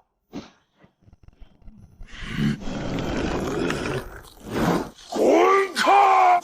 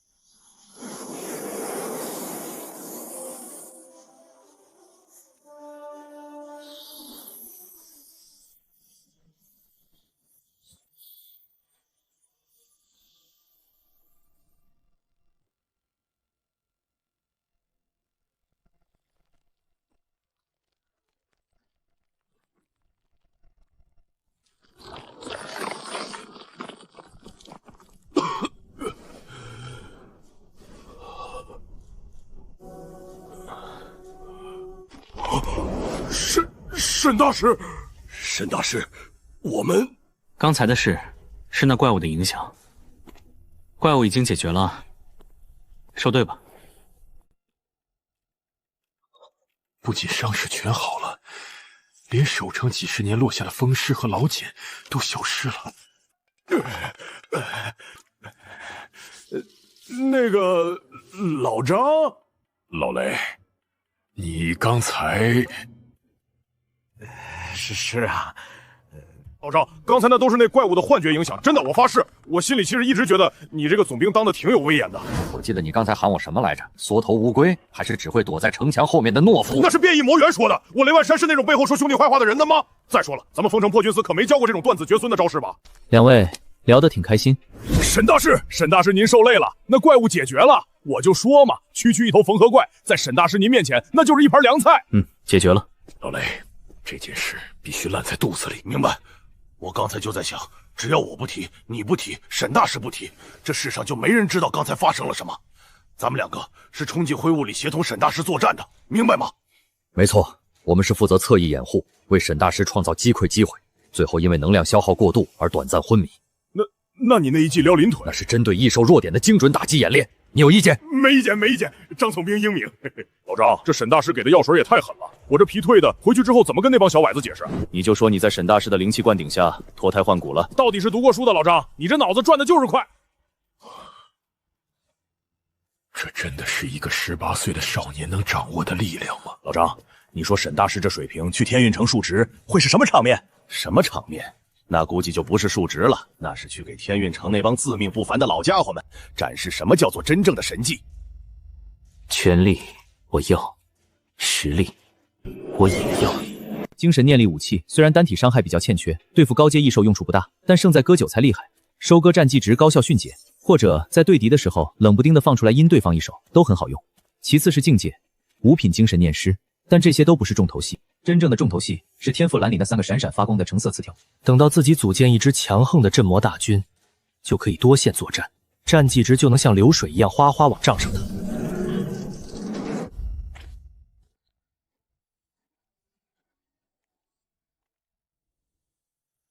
这就是现成的镇魔大军，再加上自己在江城的班底，一支令异兽闻风丧胆的镇魔大军，已经初具规模。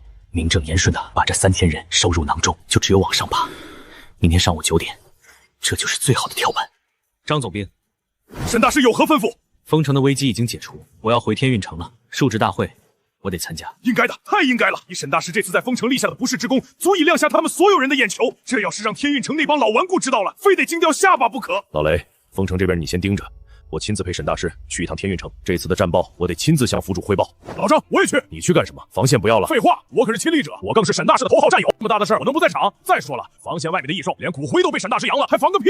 行，那就一起去。把我们的飞艇叫来。是。不用麻烦了，飞艇太慢了。您刚才大战一场，正好可以在飞艇上睡。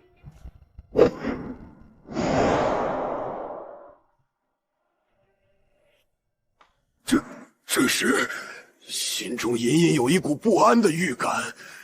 雷大哥，准备好了吗？准备好了，沈大师，随时可以起飞。老雷，这是什么情况？你抱头干什么？老张啊，飞艇太慢了，咱们做敞篷的。敞篷！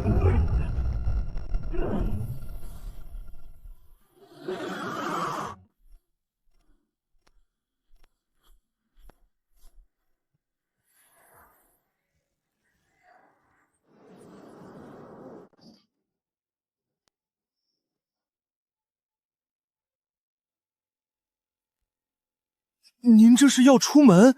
准备一下，明天跟我去一趟震天塔，参加述职大会。大师，您这是受什么刺激了？那帮前线过来的总兵，除了吵架就是哭穷。你以前不是最烦他们求您打铁吗？你懂个屁！以前不去是因为那些莽头烂铁随便找个副司长就能打发了。老夫的时间要用来冲击更高的精神基业，但今天不一样，今天老夫必须去，而且要高调的去。为什么？为了沈天！师傅，沈天去参加述职大会跟您有什么关系？说你蠢，你还真是不开窍。8大无城，36座要塞，哪个不缺灵兵？哪个不眼红高级驻兵师？沈天那小子才18岁就能铸造极品灵兵，这消息一旦公开，你猜会发生什么？会被疯抢？何止疯抢，那帮沙胚会像闻到血腥味的鲨鱼一样扑上去。驻兵师本质上是精神念师，沈天拥有连老夫都嫉妒的天赋，老夫绝不许这棵苗子毁在那帮莽夫手里。那雷万山随便请求了一下，就屁颠屁颠跑到丰城去了，现在还没回来。可一个有所成就的精神念师就应该静下心来沉思冥想，去锤炼自己的精神力，去推演出新的驻兵法。您的意思是，把沈天保下来，隔绝一切外界的干扰，让他专心锤炼精神力。可是师傅，沈天凭什么听咱们的？如果这还不够，老夫把这天宫司司长的位置让给他做。师傅，您冷静点，这事儿府主能同意吗？他不同意也得同意。一个未来的神级精神念师和一个快要入土的老头子，这个账府主肯定能想明白。走，准备一下，明天陪我去镇天塔，老夫倒要看看今天谁敢动我天宫司的人。老师，我说的句句属实，一刀秒杀5阶巅峰的斑山魔猿，全凭刀意把那畜生劈成了2半。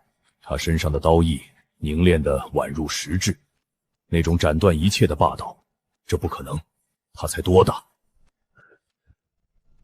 他亲口说他叫沈天。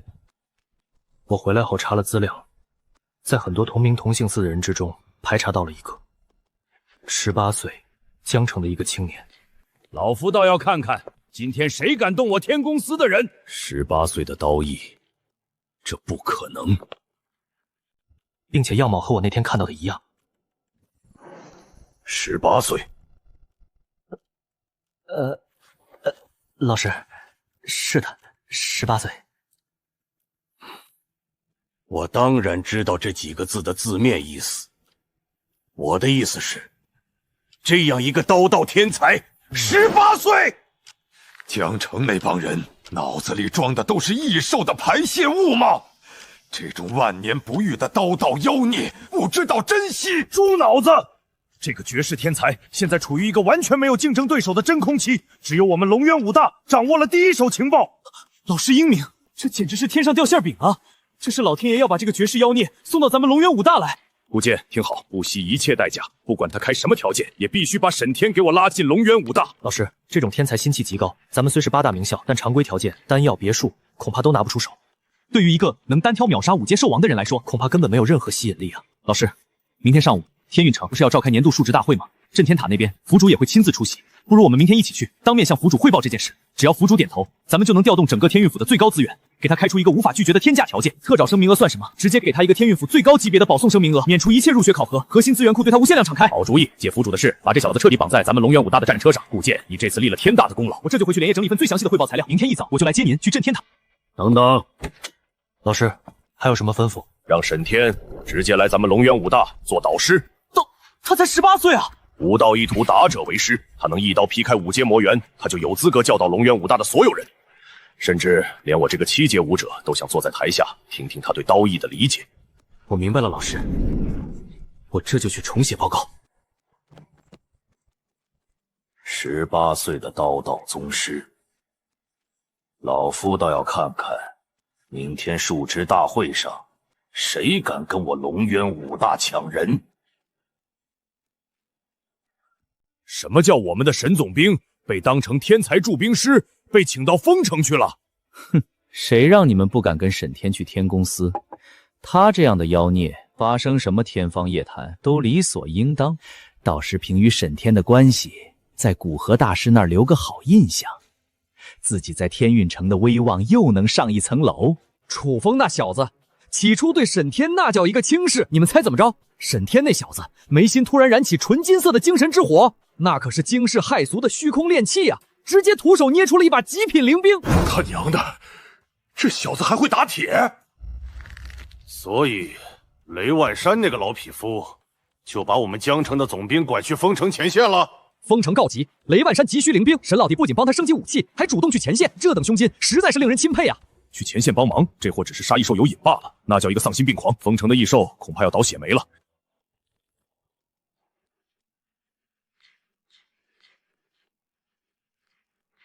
沈天是我们江城的人，是我们破军司的总兵，谁也别想把他抢走。老秦啊，你这格局还是太小了。你什么意思？你觉得以沈老弟展现出来的天赋，江城那座小教还能容得下这尊大佛吗？沈老弟的舞台不在江城，对他来说，天运城也没资格让他留下。老秦，别哭丧脸，这是好事儿。江城异兽被杀绝了，沦陷区也扫平了，既然安全了，就不需要沈天守着了。相反，沈天走得越高，对我们江城越有利。指缝漏点资源，就够我们吃成胖子了。自己到底在焦虑什么？快到他这个老江湖连反应的时间都没有。沈天横空出世，先是一个人单枪匹马杀穿了城外的兽潮，硬生生把那场足以覆灭江城的危机变成了他一个人的个人秀。紧接着，上任破军司总兵的第一天，沈天直接带人封锁了李家，把那个不可一世的4大家族之一连根拔起，杀得人头滚滚，血流成河。剩下的3大家族吓得肝胆俱裂，只能服服帖帖地夹起了尾巴做人。然后，沈天带着破军司3000将士，直接推平了沦陷区，斩杀3大5阶兽王，把那片被异兽占据了数十年的故国重新纳入了龙国的版图。那座废弃电视塔上的8个大字，现在还刻在脑子里。沈天只用了半个月，就把我拼老命没做成的事全做完了，干净利落，霸道绝伦。那我还强求什么？我的焦虑不过是习惯了扛着所有重担，有人帮我把天顶住了，反而觉得不踏实。想通了？想通了。沈天是真龙，江城这小水坑让他歇过脚已是福分。我有什么资格拦他飞向更高处？江城需要安稳，但龙国更需要他。沈天若能成为擎天之柱，护佑的就是整个人族。好，老秦，你总算是把格局打开了，这才是一臣镇守该有的气魄。想通了就别愁了，有沈天在，咱们也该扬眉吐气一回了。这是天公司古河大师的印章。上面说的这些材料全部打包。武道系燕京寒副校长特批，马上走流程。怎么又是你？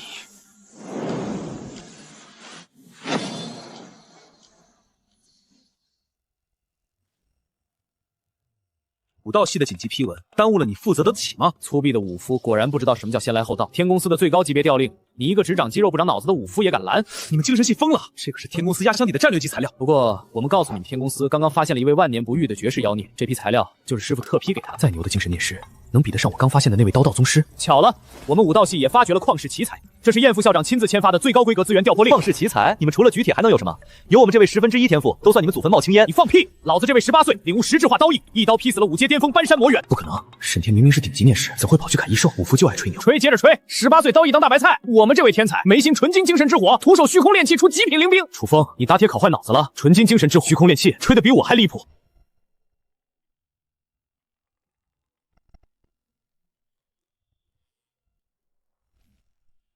我不跟你扯淡，我告诉你，为了拉拢这位天才，燕副校长已经决定了，直接取消他的学生身份，给他独立编制，聘请他来我们龙渊武大当导师，跟我老师平起平坐。哼，导师算什么？我师父为了留住这妖孽已经放话了，只要他肯留天公司，师父把司长位置让给他，整个天运府后勤命脉归他管。如何退位让贤，把天公司交给一个18岁的人？我们这位刀道宗师明天述职大会见真章。述职大会是吧？巧极了，师傅明天也会亲自去镇天塔。他老人家10年没出门了，这次就是为了去镇天塔保驾护航，顺便把我们这位天才接回天公司。精神系这帮人疯了，为了抢经费，连这种谎话都编得出来。18岁，纯金精神之火。武道系果然只长肌肉不长脑子，编故事也不打草稿。18岁刀艺秒杀5阶兽王。你们天公司要是真有这种妖孽，古河大师会藏着掖着，还退位让贤？古河把天公司当命根子，会传给毛眉长齐的小子。你编这谎言，就为压我武道系一头。少拿武夫的认知揣测天公司，我师父的眼界你不懂。你为造势，连18岁刀道宗师都敢编。你放屁！不信看战斗影像，那一刀的风情，你这只会打铁的软蛋懂个屁！那股刀意，连我老师都自叹不如。精神系就是嫉妒。影像可以造假，特效谁不会做？但我可是亲眼看着那位天才在我面前凝聚出纯金色的精神之火。你懂什么叫100%成功率的完美锻造吗？你们两个神仙打架，能不能别连累我？什么18岁刀道宗师，什么18岁虚空炼气，你们怎么不说这两个人其实是同一个人呢？真要是同一个人，那这世界干脆毁灭算了。跟这种粗鄙武夫争论，拉低自己格调。武夫就是武夫，除了大嗓门一无是处。我不跟你做口舌之争，你觉得你那位刀道宗师无敌，觉得我天公司天才是假的，那就走着瞧。想跑？有种你现在就把你们那个打铁的妖孽叫出来啊！明天镇天塔述职大会，各方势力到场，我师父亲自带天公司绝世天才出席，到时会让你亲眼看看什么叫神境。你们武道系那点吹嘘，在真正天赋面前屁都不是。明天我老师也去镇天塔，是骡子是马，拉出来溜溜。一言为定。这两位爷终于要走了吗？哎，这两位神仙终于走了。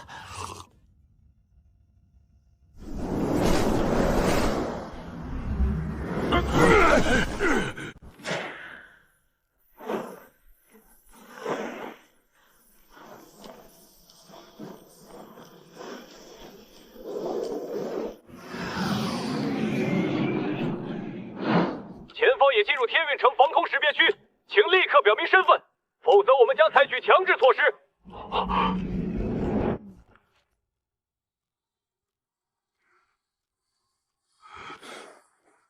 那不是丰城的最高军事长官5阶巅峰的张悦镇守吗？再看另一边，那个身材魁梧、穿着战甲的壮汉，那不是威震荒野、身经百战的6阶强者雷万山吗？现在竟然像2件行李一样，被一个少年提在手里，甚至连挣扎都不敢挣扎一下。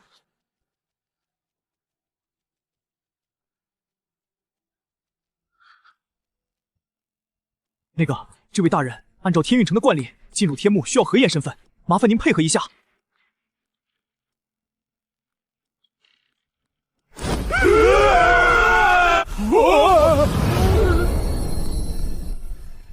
哦，精神念力，好家伙，明明能用念力拖我们飞，为什么就后以领飞1800？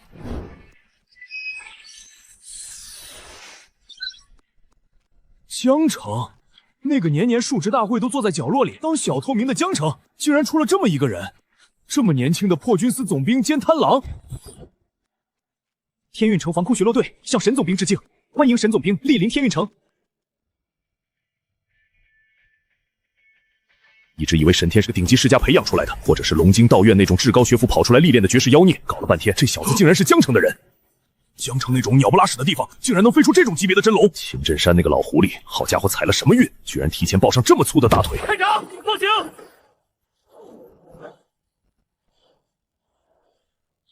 刚才汇报的是我江城前10个月的战绩，接下来是第11个月的汇总。上月江城防区3大兽王联手发动超大兽潮，对正面防线发起毁灭性攻击。老秦，你们江城被攻破了！此战超大型兽潮被强行逼退，江城破军司阵亡人数17人。秦振山，你疯了！3大兽王联手，只死10几人。逼退兽潮后，江城发现李家暗中勾结血魔一族，企图从内部瓦解江城。此战全体将士无1人伤亡，战损零。他疯了吧？这怎么可能？秦振山绝对是疯了，知不知道自己在说什么鬼话？3大兽王联手攻城，你们就死了那么一点人，哪有什么收复失地呀？一切不过是一位被破城以后的镇守的幻想。江城那个破地方有什么地狱？哪怕把8大卫城所有的兵力全部加在一起，去打江城的那个100年沦陷区，也得付出极其惨痛的血的代价。他秦振山凭什么零战损拿下？凭他那张可以吹破天的嘴吗？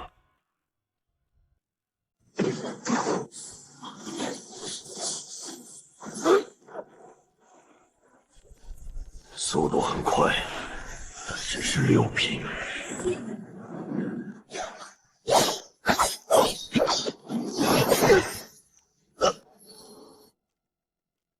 听说了吗？这次丰城可是倒了大霉，遇上了100年难遇的变异兽潮。张悦和雷万山估计这会儿正焦头烂额呢。李希，天幕破了！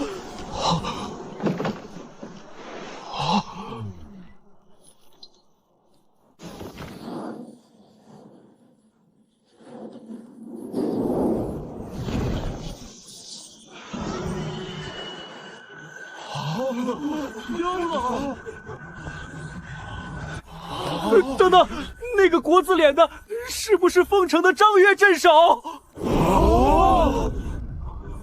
旁边那个穿战甲的是丰城贪狼雷万山。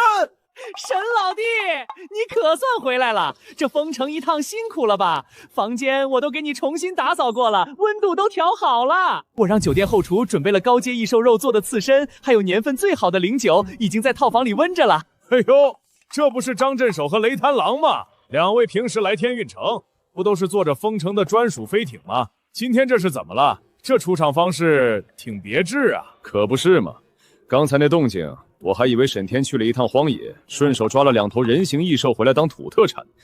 仔细一看，原来是丰城的2位大人物。失敬失敬。秦老哥，赤霄老弟，你们这就不懂了吧？这叫极限拉练。没错没错，秦老哥，你们江城真是出了条真龙啊！以后在天运府，咱们丰城和江城就是亲兄弟，谁敢动江城一根汗毛，我张悦第一个不答应。大家都是为人类守疆拓土的兄弟，互相帮助是应该的。沈天这孩子年轻，不懂规矩，一路上没少折腾你们吧？哪里哪里，沈总兵沉稳大气，手段通神，要不是沈总兵出手，我们丰城这次恐怕就要变成一片废墟了。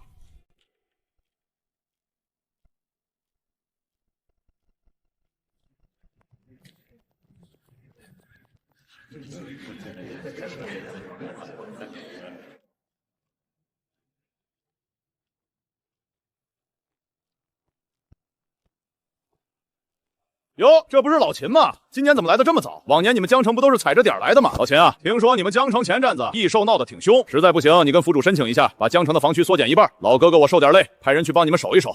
张老哥、雷老哥，你们丰城的人怎么跟江城的混一块去了？怎么着？老秦这是抱上你们丰城的大腿了？赵狂，饭可以乱吃，话不能乱讲。我们丰城和江城那是过命的交情。老赵啊，听兄弟一句劝，待会儿开会的时候，你最好少说话，免得闪了舌头。这赵狂平时嘴就欠，待会儿公布战绩的时候，我看他那张脸往哪儿搁。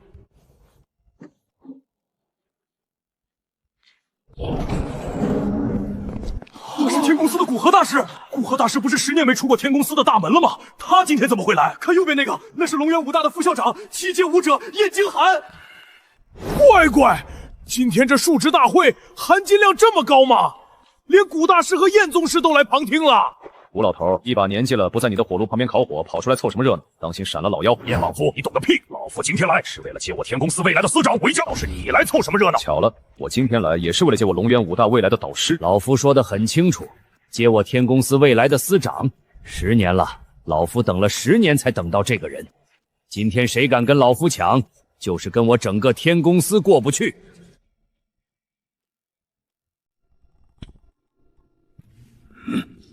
师傅果然没骗我，老师太霸气了。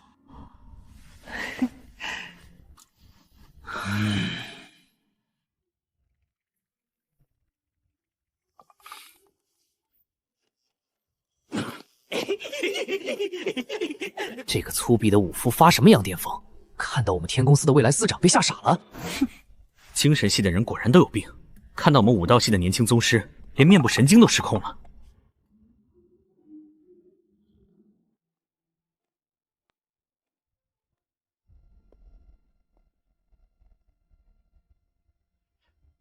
各位，过去的1年，天运府防区异兽活动频繁，边境线上我们的战士流了太多的血。今天把大家叫来，不是听你们歌功颂德的。述职大会现在开始，各位呈镇守，依次上台汇报。这场述职根本不是走形式，而是决定我们所有人未来10年命运的赌局。我必须拿下靠前排名，只要能成为府主亲卫，就能跻身顶层权力，甚至有望继任府主。高端资源、稀有功绩，全都只眷顾强者，排名靠前者应有尽有，垫底只会血本无归。而功绩是我唯一能抢到那无上机缘的筹码。昆仑洗礼，6阶之后再无前路可抄，每个人的武道真意只能自己摸索。多少天才终生卡在7阶瓶颈，但昆仑洗礼不一样，它能打破所有桎梏，是我突破境界、触摸7阶的唯一机会。秦老哥，赵狂还在等着看你们江城笑话呢，让他等着吧。今天的述职大会，注定要载入天运府的史册。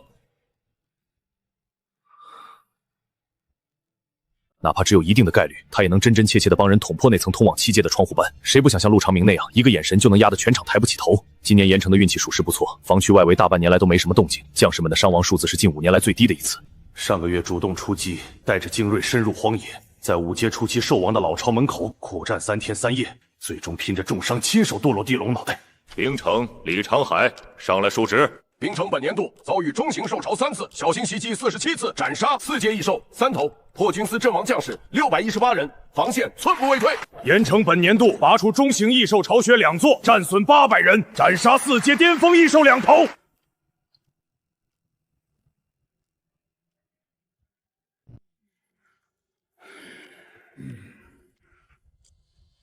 盐城本年地抵御中型兽潮5次，阵亡将士312人。除此之外，上个月初我盐城主力主动出击，深入荒野，斩杀5阶初期兽王。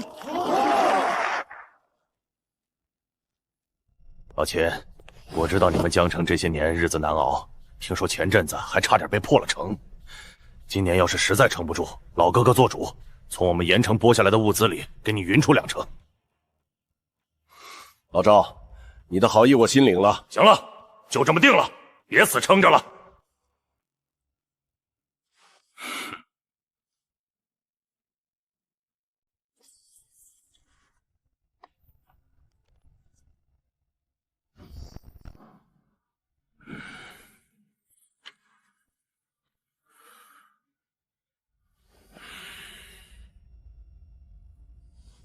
下一个，丰城张玉。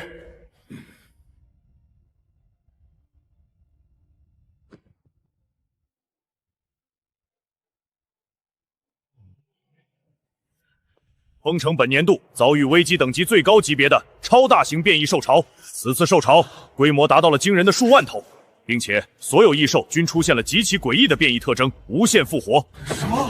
无限复活？这不可能！异兽本就皮糙肉厚，如果还能复活，这仗还怎么打？张月，你确信情报准确无误？被斩杀的异兽会在极短的时间内重新凝聚，再次冲向防线。此战，丰城破军司全体将士陷入苦战。张镇守，节哀。丰城本年度战绩：斩杀变异异兽总计不计其数，全歼3波超大型变异兽潮，斩杀6阶兽皇1头，阵亡人数121人。不可能！无限复活中的变异异兽还有6阶怪物，你们伤亡才这么一点，你当你是7阶吗？张月，你知道你在说什么吗？府主，各位，我张月愿以项上人头担保，丰城上报的战损和斩杀数据绝对真实。天玄司，立刻间接丰城破军司主防御系统，同步丰城所有参战人员的战术手表，逐一核对。这老张是来真的呀！无限复活的变异异兽，难道从天上掉下来几个7阶强者帮忙吗？战损121人，你确定这是在打仗？老张、老雷，你们俩今天吃错药了，一点都不像你们以前的风格啊！天玄司继续核算丰城数据，数值继续。最后一个，江城、秦镇山上台述职。江城惨啊！今年丰城的成绩一出来，直接把上限拔到了天上。江城这一对比，不就是直接掉进粪坑里了吗？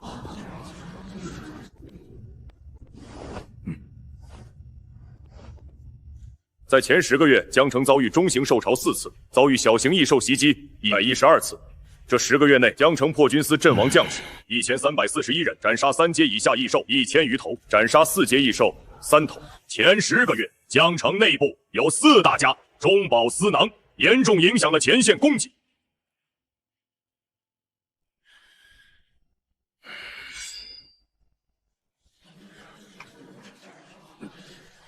以上是江城本年度前10个月的数值汇报。江城本年度最后有2个月，斩杀6阶兽皇3头，阵亡人数17人。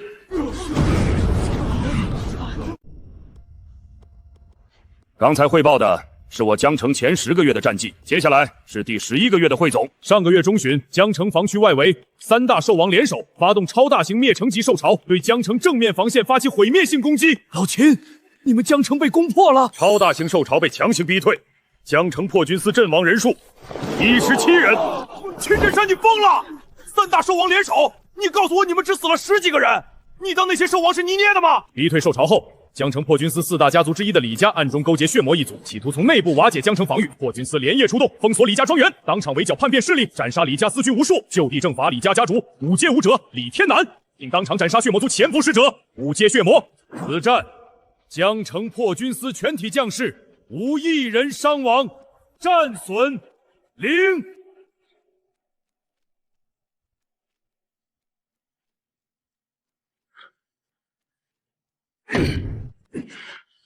休整之后，江城破军司主力主动杀入荒野300里，扫平江城近郊所有异兽巢穴，杀进沦陷区腹地，连斩3头兽王。江城出动3000精锐，无一人战死，无一人重伤，大获全胜。秦镇山绝对是疯了，3大兽王联合攻城就死了那么一点人，你们还反杀进沦陷区300里，全歼了所有的异兽，你以为这是在拍什么好莱坞电影吗？这种话连3岁小孩都不信。我看秦镇山是破罐子破摔了，知道今年江城垫底，干脆编个离谱的战绩在这装糖呢。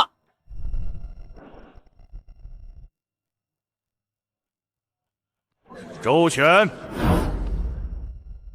我派你去江城调查李家覆灭一事。刚才秦镇山所说的那些情况可否属实？回府主，属下奉命前往江城调查李家覆灭一事。秦镇山总兵方才所汇报的每一句话，每一个数字，没有半个字的虚假。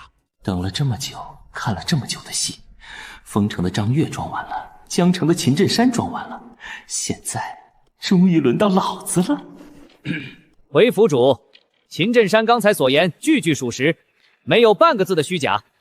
而且我要补充一点，刚才秦镇山汇报的那些战绩，并非是江城破军司全体将士的功劳。一人杀穿灭城级兽潮，收复荒野300里沦陷区，连斩3大兽王，这些皆是江城新任破军司总兵沈天一人所为，荒谬！这个叫沈天的到底是谁？先天觉醒者吗？这还用想吗？周巡查使平时是个什么德行？你们又不知道。对，这老嫂子最常拉帮结派，小姐还有依我看啊，拿人手短，吃人嘴软，这被奶托了叫啥话？刚才是哪个王八蛋在那放屁？老子收什么黑钱了？我告诉你，你这是诽谤，小心老子告你阻碍军机！老子今天敢拿项上人头担保，我说的每一个字都是真的。够了，天玄司，不用废话了，立刻调取江城破军司主防御系统数据。回府主，封城战绩，封城上报数据完全属实，没有一丝一毫的虚造成分。结果显示，全歼变异兽潮，单杀6阶兽皇的只有1个人。是谁？战术手表识别编码确认，斩杀者江城破军司总兵沈天。封城的数据核电结果显示，一人杀穿变异兽潮，斩杀6阶兽皇的，和江城秦镇山汇报的一人光复沦陷区，连斩3头兽王的，竟然是同一个人。这怎么可能？战术手表会不会坏了？竟然和张月雷万山一点关系也没有，这怎么可能？数据没有问题，天玄寺已经核对了好几遍，这一点我敢用天玄寺的声誉担保。战术手表采用了量子加密数库，实时同步天玄数据库，任何人都无法篡改，并且在斩杀6阶兽皇的瞬间，该坐标爆发出了远超阶巅峰的毁灭性能量，而在这股能量爆发的瞬间，沈总兵是距离他最近的人。你们封城到底在搞什么鬼？既然是别人杀的，张月刚才跑到台上去纯装大尾巴狼。没错，事实就是这样，我们连个一手的毛都没摸到，全是他一个人干的，你们爱信不信？原来这战绩从一开始就跟他张月没有半毛钱关系，原来这破天的功劳全都是那个18岁少年的。封城3000精锐，在那种灭绝性的变异兽潮面前，居然真的只充当了啦啦队。难怪周旋敢拿项上人头担保，难怪秦镇山敢在几千人面前挺直了腰板咆哮，原来他们根本没有撒谎。江城真的出了一个神，一群没有见过世面的鲁便，本大爷可是亲眼见过沈总兵那一刀的绝世风采的。这破天的战力，你们这群凡人根本想象不到。单杀6阶兽皇，沈天一个不到20岁的准7阶战力，这是何等可怕的潜力！按照这个离谱的成长速度，要不了多久，沈天怕不会一刀砍死我的老师。天哪，我在想什么？呸，想什么呢？这简直是欺师灭祖，是劈死跟老师同级别的7阶异兽才对。夸大魏城未来10年的命运，而这个横空出世的少年也将得到他应有的待遇。沈天，一个能在乱世中为天运府撑起一片天的稀世奇才，你是上天赐予天运府在乱世中保全根基的天大幸事。快把刚才那个大逆不道的想法甩出去！沈总兵可是个绝世好人，怎么会拿刀砍自己的老师燕京寒呢？最多也就是切磋的时候，一刀把老师劈个灰头土脸罢了吧。要是没有我当初在江城惊鸿一瞥，这尊绝世杀神能被龙元武大提前锁定吗？没有我固剑，那是根本不可能的。只要神导师在，假以时日，就算是高高在上，垄断龙国命脉的昆仑道院，还有那个眼高于顶、目空一切的龙晶道院，照样把他们踩在脚下，拳打昆仑镜老院，脚踢龙晶幼儿园。等到数值大会结束，老师怎么也得奖励自己一把绝世灵兵吧？傻了吧？吓尿了吧？没见过世面的土包子。昨天在资源审批中心的时候，这家伙不是很狂吗？到底是个什么鬼啊？沈天，江城总兵沈天，我认识的沈天，不是那个天生用纯金色精神之火，挥手之间就练成了一把极品灵兵，不是那个万年难遇的铸兵奇才吗？刚才在这群人嘴里，沈天变成了粗鄙的武夫，把一个连6阶6武都搞不定的无限复活兽潮给硬生生杀穿了，还顺手把一头6阶兽皇给宰了，这合理吗？拿什么跟我们龙元武大比？拿什么跟台上那位艺人难翻6阶兽皇的无敌杀神比？是该给这些长期不问世事、眼高于顶的精神念世上一点小小的震撼。大家都是这么过来的。想当年，本巡视察使第一次去江城的时候也是这样。我堂堂天运府巡察使去了一趟江城，为什么要把沈天当成亲大爷一样供着？你猜我为什么昨天拼了老命也要硬着头皮顶着古河大师的臭脾气带沈天来你们天公司升级武器？你猜为什么沈天年纪轻轻就满身的 S 级装备？你猜为什么即便是最顶尖的 S 级装备都不够沈天用，要把它升级成灵兵？真相一直都在细节里。虽说大家看的是沈天，但沈天是谁？那是我们武道系未来的特训导师，是我固剑慧眼识珠挖掘出来的盖世猛人，四舍五入，这风头就是我固剑出的。机会来了，这可是痛在资源审批中心，这小子下巴翘得比天花板还高，今天不把场子找回来，我固剑的名字倒着写。哟，我们的触达天才怎么这副生无可恋的样子？是不是被吓破胆了？昨天你不是挺能说的吗？什么18岁金色精神之火，完美虚空炼器，什么古河大师要把司长位置传给他，吹的那叫一个天花乱坠。人呢？你们那位万年不遇的绝世妖孽呢？怎么今天这么大的场面，连个鬼影子都没见着？该不会是看到咱们武道系的刀道宗师发威，一人砍翻6阶兽皇，吓得缩在被窝里尿裤子了吧？这帮练肌肉的蠢货根本不知道他们在拜什么神。你们嘴里那个刀道宗师，昨天才在天公司的地盘上搓出了一把极品灵兵，放你娘的狗屁！不是，这姓楚的疯了，自己不过提点了2句就如此破大防，这是心态彻底崩溃，连脸都不要了。楚风，你叫唤什么？这就破防了？愚蠢！沈天是我驻兵一脉万年难遇的天才。什么？沈天也是铸兵天才？古河大师终于出手了！你们这群蠢货现在知道了吧？刚才我还骂楚风他们编鬼话糊弄人，唉，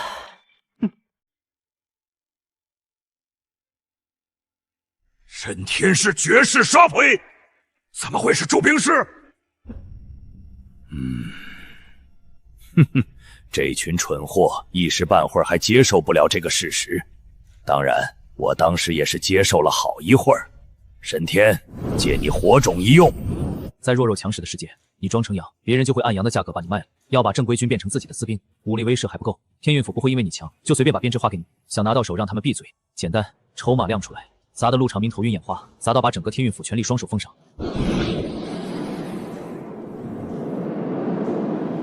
小丑，竟是我自己！当真的是天公司的驻兵奇才？那昨天在一刀砍死兽王的刀道宗师是谁？魔武双修双职业，还他妈全叠满了！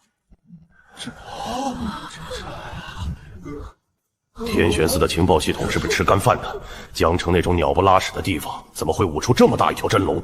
还是在自己不知道的情况下？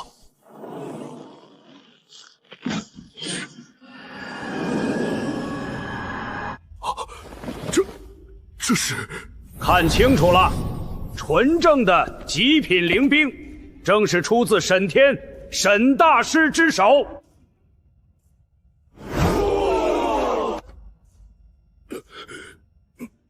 沈天是我筑系一脉万年难遇的天才。这刀是什么材质锻造的？看着像 S 级极品里的顶配，但 S 级金属怎么可能有这种活物一样的压迫感？灵兵，而且这恐怖的能量波动绝对不是下品，更不是中品，这是极品灵兵。因为灵兵这种战略级核心资源极其稀少，每一把灵兵从出炉盖章那一刻起，就在天书局挂了档案。但这把暗紫色的极品战刀根本不在天运府的备案名单上。古河老鬼，这把刀这是你压箱底的宝贝吧？就算它拥有精神之火，这极品灵兵也不是说练训练的吧？你也太看得起老朽了！这种拥有神性的极品灵兵，我今天还能在天运阁的分部待着。又一把，这把带有雷霆属性的下品灵兵依然完全没有登记在案。沈天，你到底还有多少没有登记在案的灵兵？府主，我手里这把刀，想必在座的很多老相识都认识，这是我用了10年的老伙计 S 级战刀雷玉。就在丰城面临受潮破城的生死关头，沈大师帮我升级了这把刀，还当我们的面把自己的念力装备升级成了中品灵兵。府主，老雷说的都是真的，口说无凭。按军部最高条例，前线将规在面对受潮时，战术手表必须保持24小时全星录像状态，以备战后复盘。我之前还张罗着要给江城接济物资，接济人家随手敲出来的灵兵能买下我半个盐城。我现在只想穿越回半个小时前给那个嘴欠的自己一个响亮的大嘴巴子。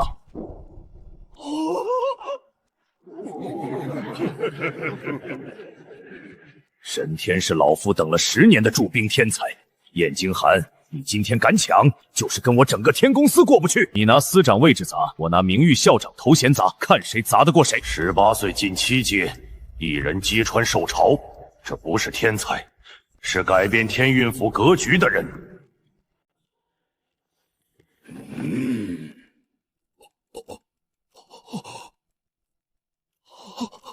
我原本心情沉重，一手变异，边境如被啃食的堤坝，天运城岌岌可危，头顶悬着铡刀。但现在看着沈天，只要给他时间成长，天运城算什么？他将是独镇一国气运的擎天之柱。肃静，述职大会继续进行。接下来的排名事关各卫城下一年的资源额度。天玄司根据上报数据进行最终核算。经最终核定，本年度卫城述职考核排名出炉。 丰城、江城并列第1，其中总兵沈天个人功绩占据上述2城综合评分的95%以上。我不奢望昆仑洗礼了，谁能跟沈天抢？混了这么多年，我最清楚现在该干什么。沈兄弟，果然是英雄出少年，在下佩服。沈总兵真乃神人也，江城有您实乃天运府之幸。沈大师，我们万和商会刚从深海追回一批流星类铁晶，明天我就派人给您送到江城，后生可畏啊！沈总兵若是缺个端茶递水的使唤人，尽管开口。诸位前辈言重了，江城能有今天的成绩。 靠的是秦镇守和前线将士的命去填，我沈天不过是做了点微不足道的小事。至于什么大师不大师的，愧不敢当。好，不骄不躁，真龙气鬼，这少年心智成熟的可怕，我7阶强者都感到震撼。沈天，我龙渊武大要定了。吴老头，你拿司长砸，我拿名誉校长砸，看谁砸得过谁。排名已经定了，接下来的议题是资源调度。但真正的重头戏才刚刚开始，沈天这个人的归属将决定天运府未来100年的战略格局。今天这场资源调度将是我执掌天运府以来最重要的一场博弈。按规矩，江城排名第一，战功最高。下一年度战略物资库 A 级以上额度，江城优先调3成。府主，现在江城防线稳若泰山，高阶补置我们用不上，分给防线吃紧的兄弟。江城退出。你真是小蝌蚪学蛙泳，你装啥呀？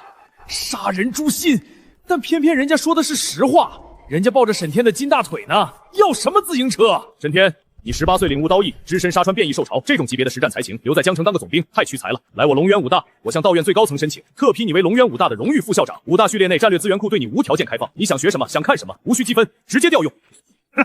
这就将来想做天雾公司的绝世奇才，他能瞬间熔炼极品灵兵，他掌握着至纯净的金色精神之火。我天公司没有复制那些虚头巴脑的东西。这司长的位置，老头子我今天下午就打包走人，把印把子交给你。在这之前，天公司库房任你取用。他能一刀劈死6阶兽王，这就是他的道。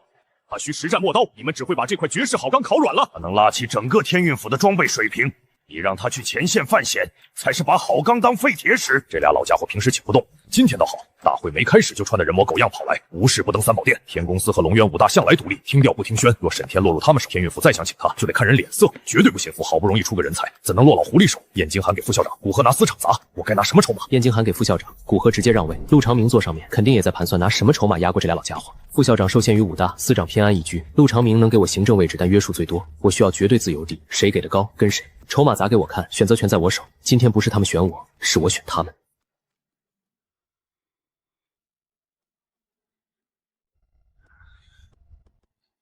老秦，你信不信，这小子今天胃口比在江城还大？你什么时候见他把送到嘴边的肉吐出来过？不过这次不一样，燕京寒7阶宗师背靠龙渊武大，古河更不用提。再加上上面那位一直没更生的府主，这小子到底要怎么做，才能把这3块滚烫的肥肉舒舒服服咽进肚子里？一把从边陲小城底层杀出来，引爆了一手鲜血的绝世沙皇。沈天，来做我的亲卫之首。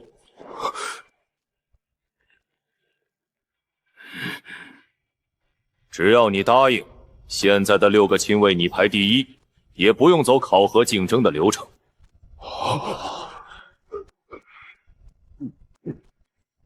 这算什么？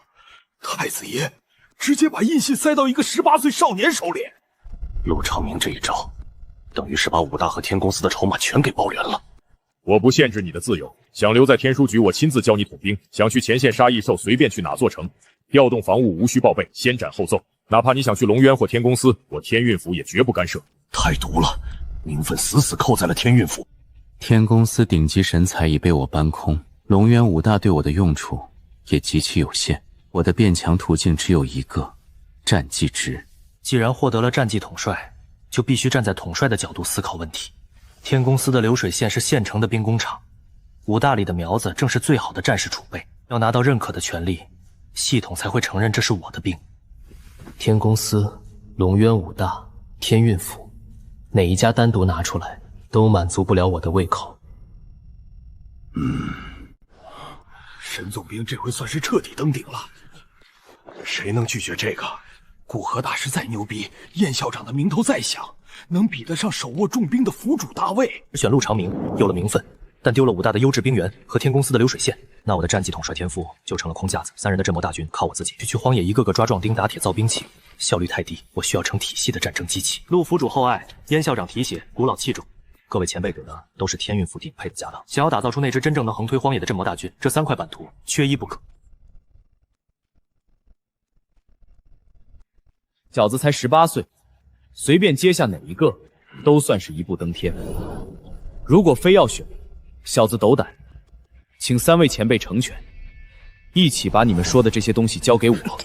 嘿，不愧是我们江城出来的人，就是狂啊！你拿着武大的顶级资源去喂养你自己手下的私兵，哼，不是我们小气，而是你一个人的精力撑不出这3块牌子。身居高位，如履薄冰，哪一个都要投入全部的心血。我沈天自认为还没有可以让各位前辈绝对信任的价值。我能做的只有给各位一个承诺，比在江城的时候更稳了。1年之内，我将建立一支铁军，荡平整个天运府辖区内的所有异兽，斩草除根，彻底清场。从第1任府主建成开始，异兽的压迫就从没断过。历届府主最好的成绩，也不过是把兽巢死死压在边境线外。异兽盘踞的地盘占据着最丰富的资源，那里的资源是正常人类活动区域的10倍往上。那些地方清干净之后，矿脉灵材，包括高阶异兽身上的材料，全部优先供给天公司。我不是被感情打动的人，打动我的是利益。如果那些矿脉真的开放，天公司的材料来源将彻底解泡。压了几十年的顶级驻兵方案都可以重新摆上台面。龙渊武大的好苗子同样需要真刀真枪上战场，武道修炼需要在实战中磨砺。龙渊武大每年毕业的学生第一次上真正的前线，折损率高得让人心疼。我荡平异兽的过程里，需要精锐战士配合推进。龙渊武大愿意送苗子来的，我亲自带他们上真实的战场，并且我将不影响他们磨砺的情况下，最大程度的保障他们的安全。这种程度的战场淬炼，演练场给不了。你一个人，凭什么1年之内荡平全境？因为我没有停下来的理由。你说完了？说完了。沈天要是真能荡平异兽，带回来的矿脉和灵材，就是一座取之不尽的金山。整合3方资源打造天军，之前不是没人提过，但缺一个核心，7阶强者不能动。天公司和武大没安全感，谁敢掏家底？破局者出现了，他不需要坐镇一方，成长速度快到异兽反应不过来，这就是一把插入异兽大动脉的尖刀。老秦，你看出点门道没？台上那3位好像真被这小子架住了。不得不，这小子画的饼有意思，我都心动了。沈天刚刚讲的，要是你说出来，那是画饼；如果出自沈天之口，那就是救命药啊！那些世家子弟一旦手握重兵，但沈天不同，他从江城底层杀出来，对异兽的恨意是刻在骨髓里的。这种人，只要你给他足够的刀，回忆他就会一直砍下去，风险高吗？极高，收益大到可以重塑整个天运府的防御格局。沈天，天域局的亲卫之首你拿走，你要建立一支铁军，我也支持你。我只能先给你2个卫城的兵权，你自己任选2个卫城。学生那边我会问过他们领头，按照他们的意愿行事。资源库对你开放，但是他们的后勤补给，我只会给你兜底1个月。1个月之后，你得自己想办法，这叫断奶测试，给你启动资金，不养闲人。测试沈天作为义军统帅的能力。每次大规模战役后，伤亡率超过30%以下。天公司的底子你随便用，但是我有一个条件，不管你以后在外面杀得多疯，不管你带多少兵，别忘了你身上还挂着驻兵师工会的牌子。你驻兵练起的技术别荒废了，有空回天公司转转。请古老放心，我沈天一定不会让您失望。 3个大户居然真的全答应了！天运府建成几百年，什么时候出过这种事？怎么开了一次述职大会，整个天运府的天都变了？这回真要出一条能把天捅破的真龙了！别咱们江城了，人家现在是天运府的爷。不过这大腿咱们算是抱得死死的。既然条件谈妥了，你想要哪2个卫城？丰城、江城。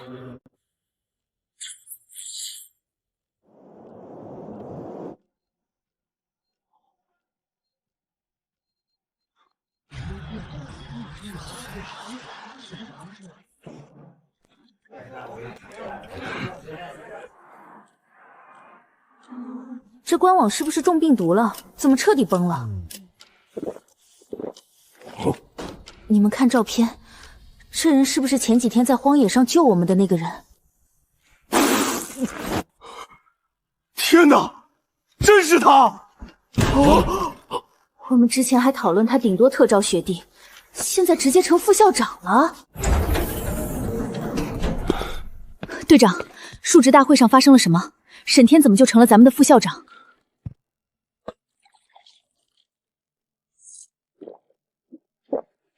很难接受，对吧？觉得一个18岁的人骑在咱们头上太离谱。我理解你们，就像我当初刚看到他一刀秒了5阶兽王时一样，但你们的格局还是太小了。难道还有别的？还有什么比这更加离谱的？他今天当众展露了自己的精神之火，还拿出了亲手打造的极品灵兵。古河大师当场拍板，把天公司司长的位置让给他了。他是驻兵师。 顶尖的那种，楚风给他打下手都不配。楚风，精神系第1人楚风，古河大师预定的亲传弟子，连给他打下手都不配。但这还没完，府主陆长明亲自下场，给了他天运府亲卫之首的印饰，划了丰城和江城兵权，让他自己组建独立防务军队。队长，你没开玩笑吧？3家平时争资源争破头，会把底牌全给他？因为他当众立下承诺。 1年之内荡平天运府全境异兽，荡平全境。别愣着，官网消息只是开始，半天内他组建私军的消息就会传遍高层，镇守和财阀会像鲨鱼闻到血，把家族核心苗子全塞进他队伍里。咱们认识他，这是唯一优势，立刻收拾装备去封城，晚了连打杂都没资格。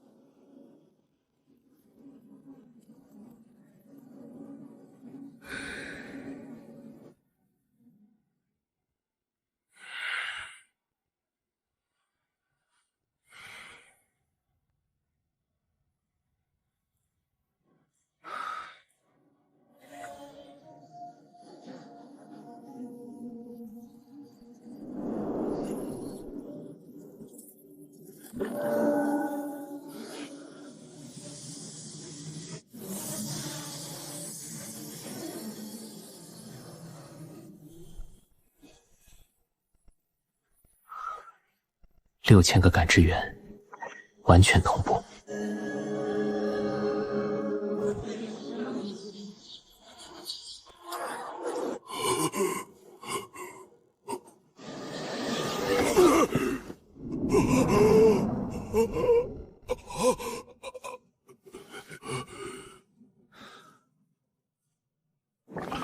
老张，我刚才好像被神仙附体了。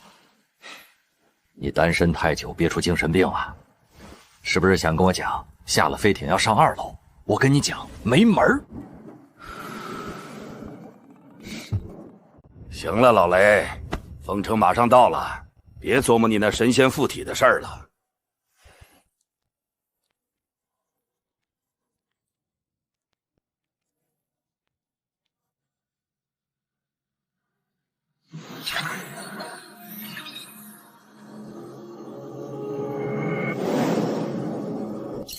单向共享，绝对隐蔽，没有任何延迟。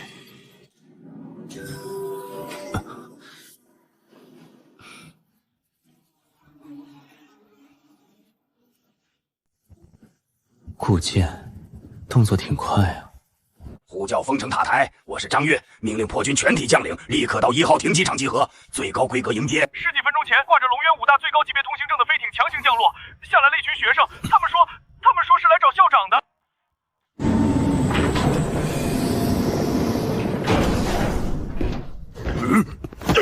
又犯什么病？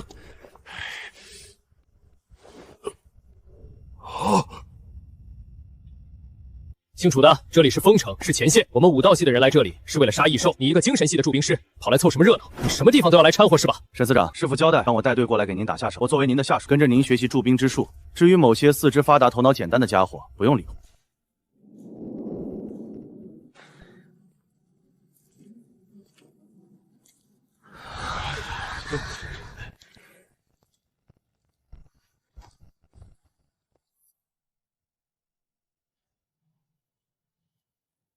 棋子到齐，封城就是起点了。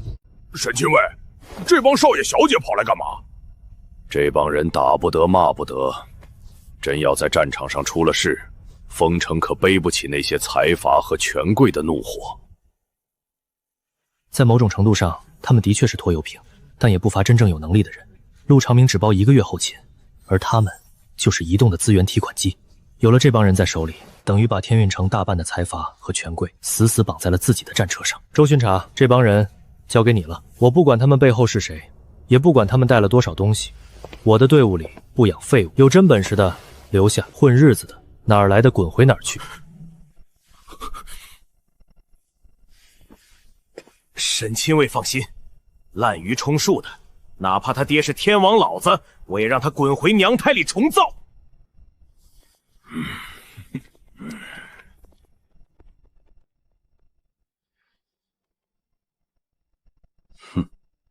周叔，来之前我父亲还特意念叨您，说有空请您去家里喝茶。周叔，这是我家老爷子前阵子从拍卖行弄来的宝药，说是能延年益寿，这算是晚辈孝敬您的一点心意。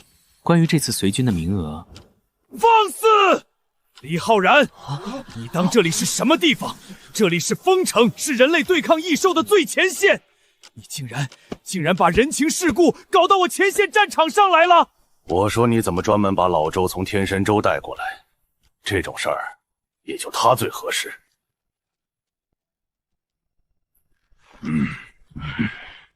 所有人听好了，沈清卫的规矩我刚才已经替你们问清楚了。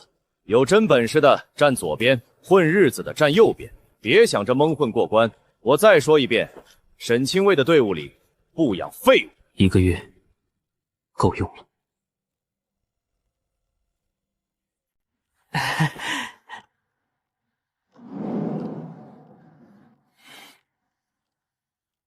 谁是你周叔？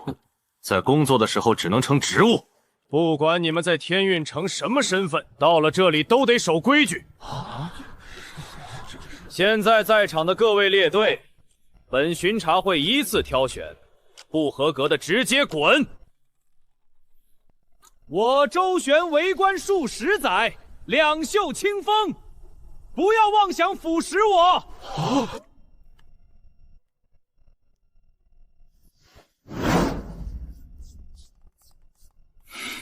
这老小子脸皮可以防弹了，说两袖清风眼都不眨。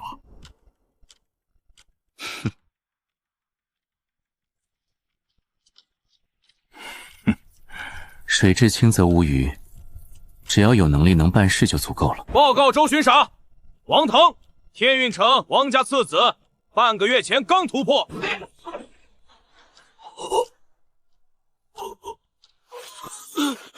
靠丹药强行冲的3阶，底子虚得很，直接滚出去。赵公子别来无恙啊，实力倒是不错，可惜人品太烂。沈清卫的队伍不要毒舌，带着你的人立刻滚！96个，够了。沈清卫幸不辱命，人已经挑完了，修为最低的也是2阶初期，底子都不错，也没有什么作奸犯科的劣迹。恭喜你们通过初筛，但这仅仅是一个开始而已。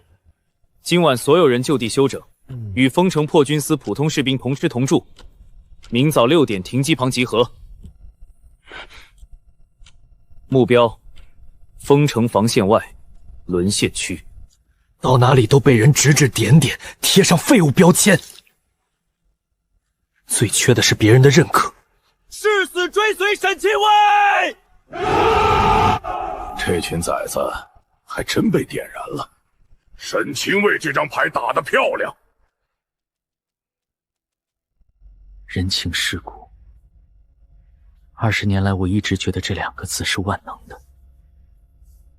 可那个18岁的少年，靠的不是家族势力，是实打实杀出来的。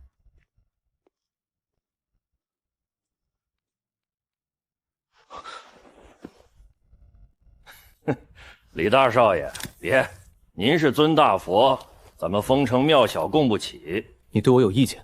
你们这帮少爷小姐看到沈清卫要带队，一个个闻着味儿就过来了。我就是想跟着去沦陷区转一圈。前阵子异兽围城，老子手底下死了3个兄弟，那时候怎么没见你们李家的人出来？哼，这玩意儿你还要吗？不要了。周巡查说的对，靠丹药堆出来的境界是虚的。行，这玩意儿够老子喝一辈子好酒了。如果你自己是个废物，遇到突发境况谁也救不了你。明天一早跟紧老子。是。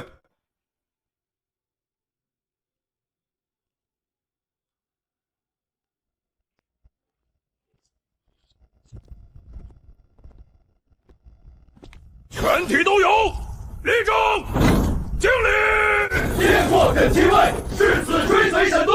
手握大权的感觉真好，这就是统军的力量。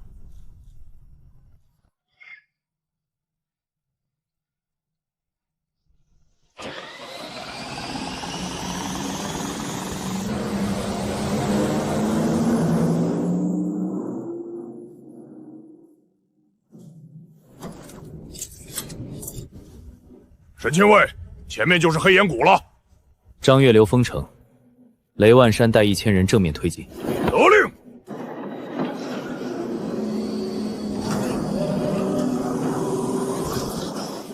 全体准备，立即降落，快速建立防线。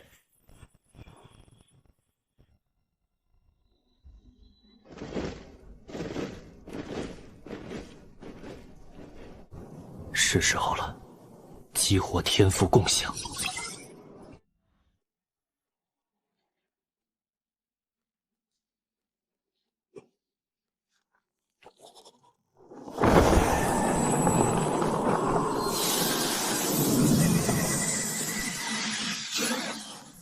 我竟然突破了，卡了2年的瓶颈就这么破了。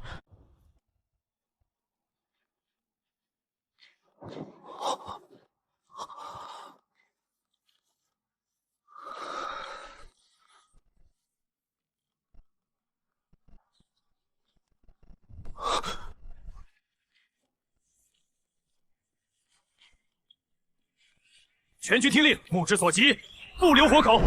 遵命，誓死追随沈队，荡平沦陷区。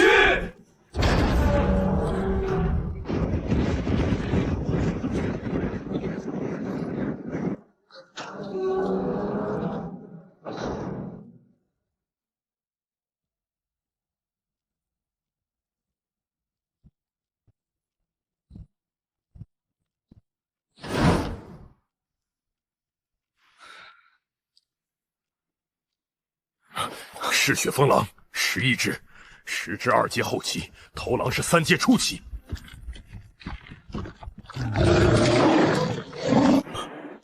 赵哥，要不要呼叫其他小队过来支援？干！这么多军功，刚好我们4个人分。散开，快各自找掩体，准备好武器迎敌。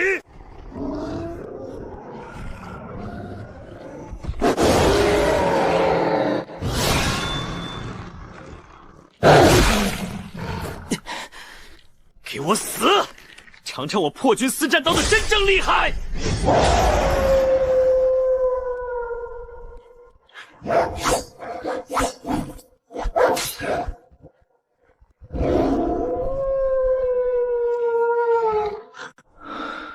完了，我今天要死在这里了。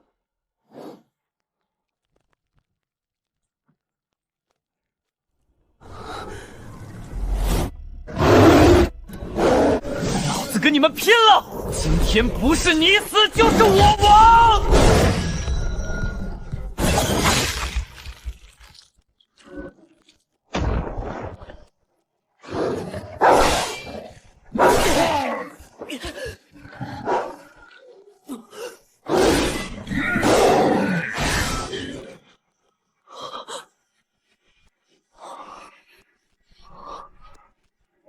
是沈清卫。他竟然给全军加了这么逆天的 buff！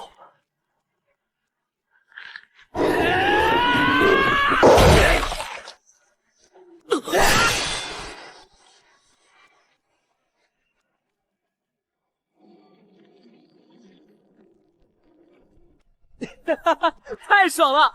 这种不死不灭的感觉简直无敌，太痛快了！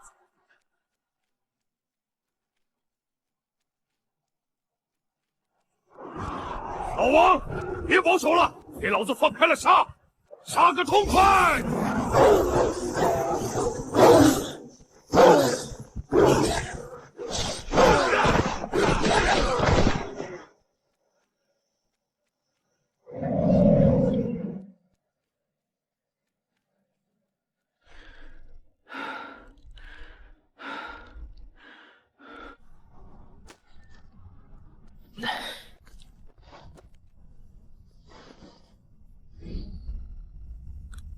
怎么样？你们2个小子没吓坏吧？赵哥，我现在状态好的可怕，还能再战。其他人都在抢军功，去晚了汤都喝不上。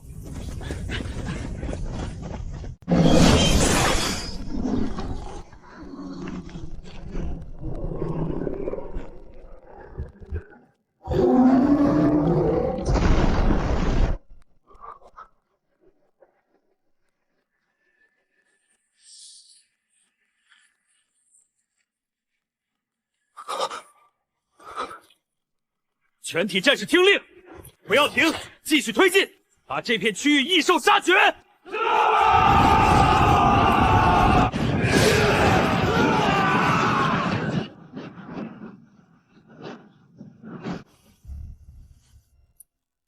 周巡查，数据是不是出 bug 了？这数据太离谱了！把屏幕上的全部生命体数据都念出来。3000余名战士出击5小时，零重伤，零阵亡，全员生命体征处于巅峰状态。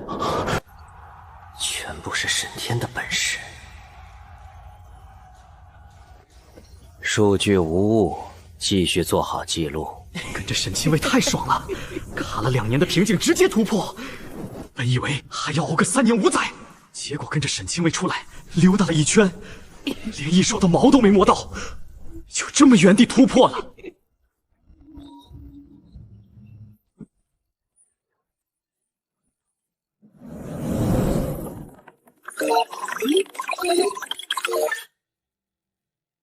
以战养战。龙渊5大加天宫司全军，雪球会越滚越大，直到我登顶武道之巅。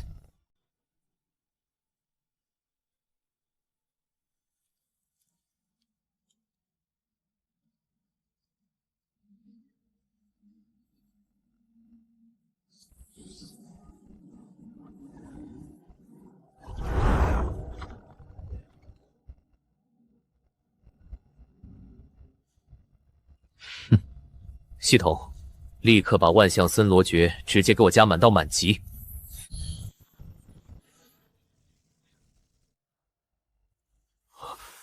这也太离谱了！手下打仗，他居然也能跟着突破！啊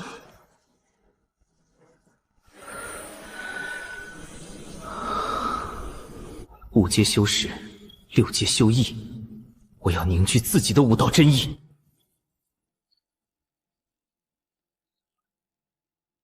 欢迎您沈清卫，龙国武库已为您全面开放。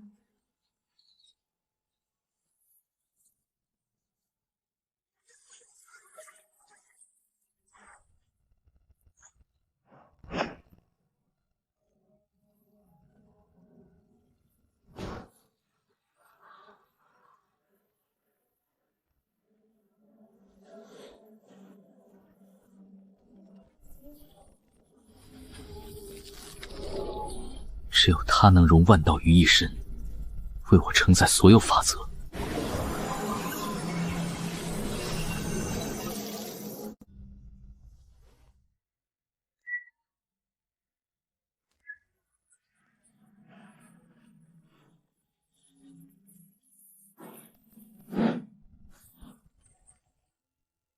检测到森罗无界真经，请问是否立即收录？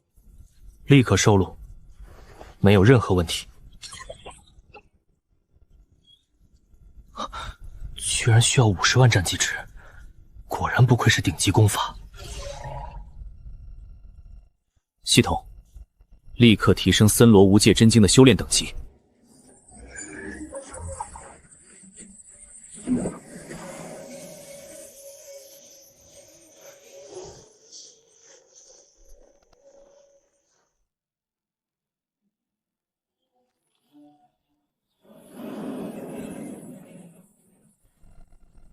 终于突破了，这就是6阶武者的力量吗？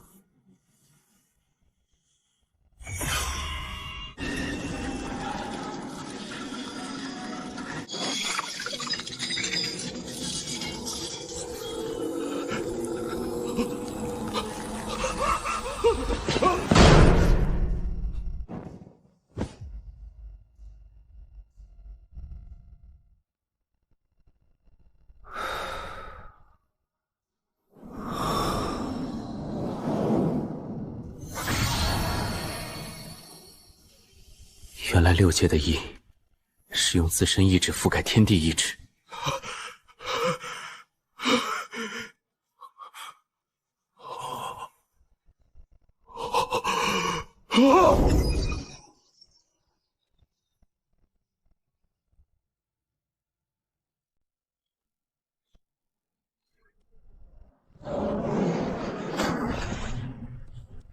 沈清卫，您有任何指示，尽管吩咐我们大家。青角交给你指挥，欲挥物，立刻撤退。明白。见挥物，我立刻带人撤退。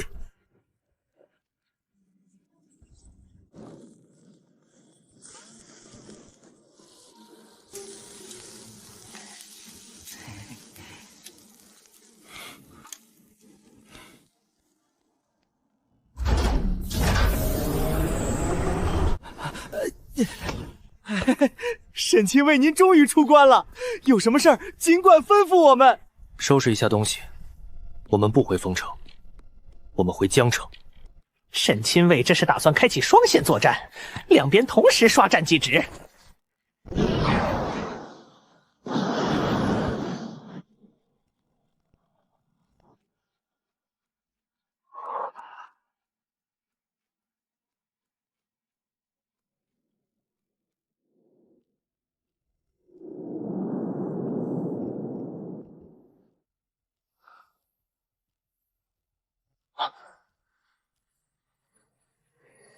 沈亲尉，出什么事了吗？不对劲，过去看看就知道了。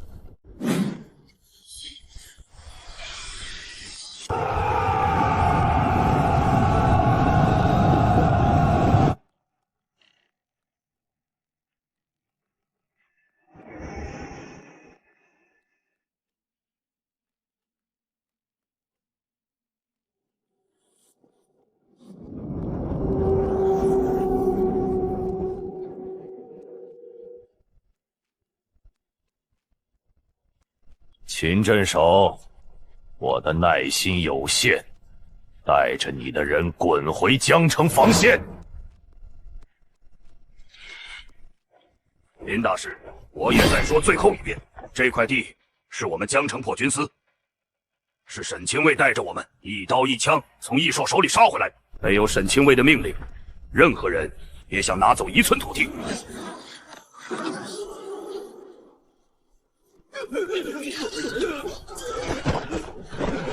沈天不过是个毛头小子，他来了也不敢驳我的面子。死战！老东西，你的面子是金子打的吗？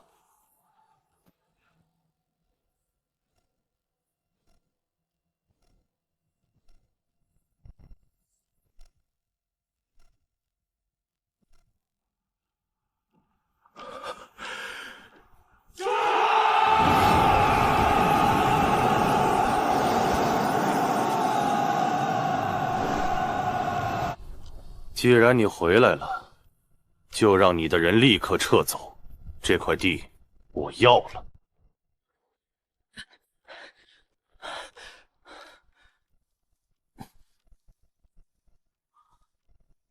沈清尉，麻烦大了，那个穿长袍的是林海，7品顶级铸兵师。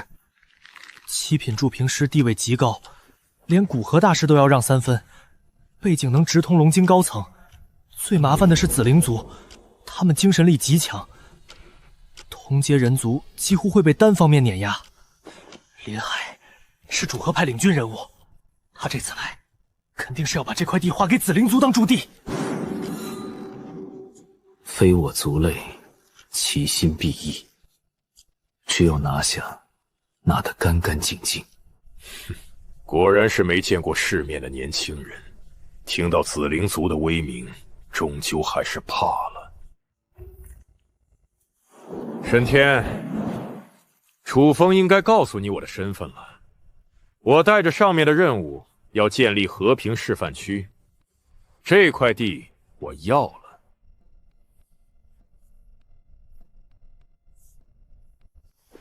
你还年轻，未来的路还长，没必要为了一块荒地得罪不该得罪的人。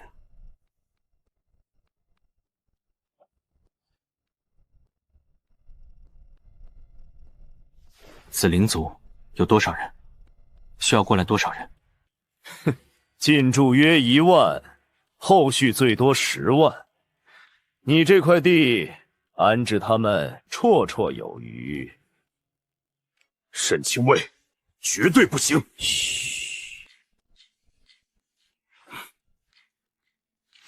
那得是多少战绩值？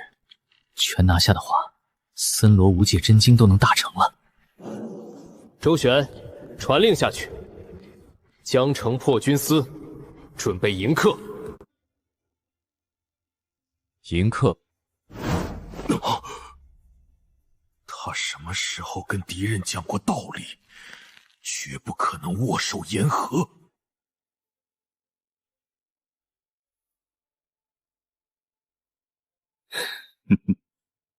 赢的是催命阎罗，请的是断头席面。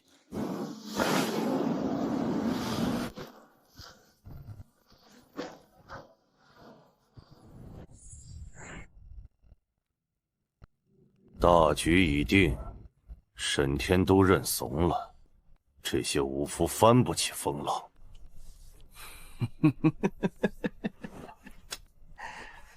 好，很好，沈清卫果然是聪明人，识时务者为俊杰。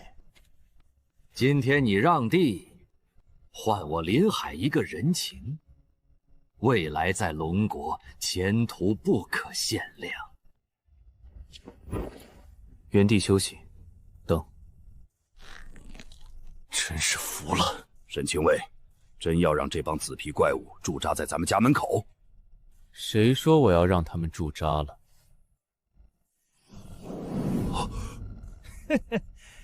老秦，你脑子生锈了，客来了，拿下便是。我周旋虽然贪财，虽然怕死，但我好歹是个人。那帮紫皮怪物是什么东西？非我族类，其心必异。当年紫灵族控制2000兄弟自相残杀，现在居然有人想跟他们和平共处。一个7品诸兵师带着2个极度危险的异族使者，一路畅通无阻。如果没有天运府最高层的默许，他们连天运城的城门都出不来。这是一次考验。让步就是府主看错人，他想看我把他们请回去。府主在考验我呀。那我们现在怎么做？林海不是想要地吗？看看他有没有能力拿。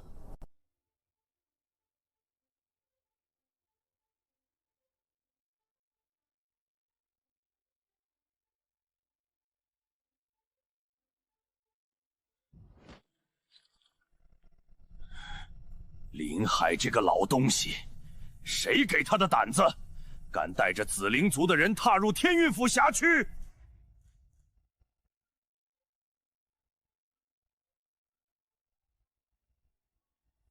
静寒，你知道林海背后站着谁吗？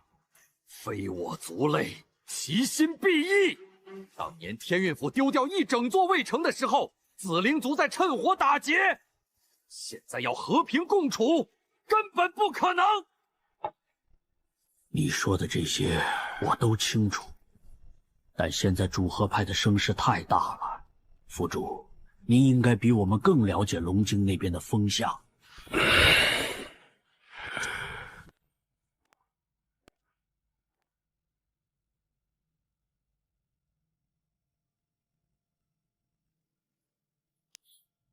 异族的威胁远比表面上看到的更复杂。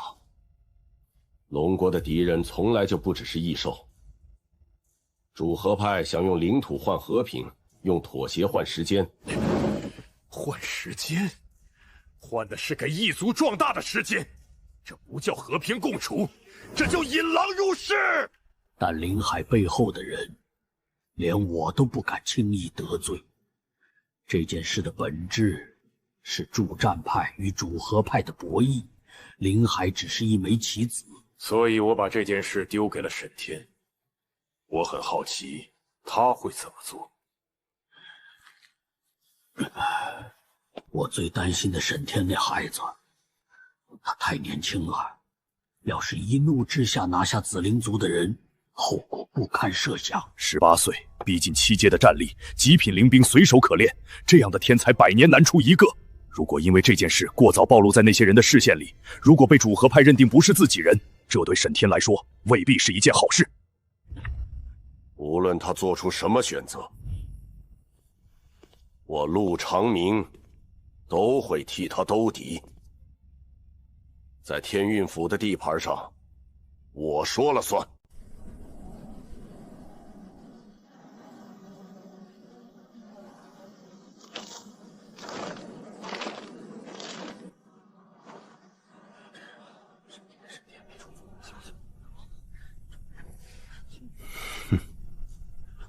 一个18岁的毛头小子击溃了几头异兽就被捧上了天，亲卫之首，笑话，在权力棋盘上武力最不值钱，一道龙晶公文就能让他从云端坠入泥潭。我太了解这个年纪的人了，冲动自负，把义气当饭吃。刚才沈天听到紫灵族的时候，脸上那一闪而过的表情，我看得一清二楚，但最终还不是乖乖坐下了？到底是个孩子，吓唬2句就怂了。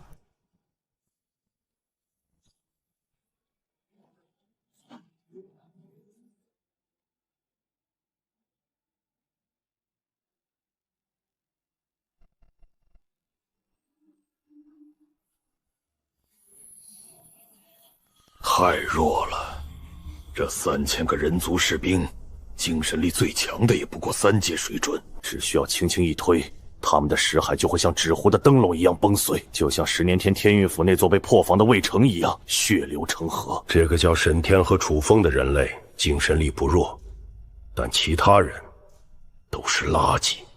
好地方，非常好的地方。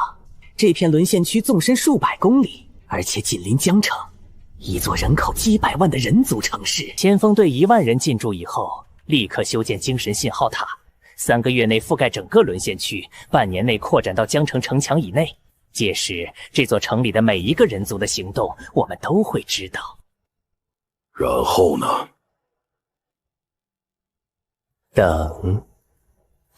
等龙国乱，等他们的防线被异兽撕开，等他们自己打起来。这笔交易完成后，紫灵族承诺的3块灵魂晶就是我的了。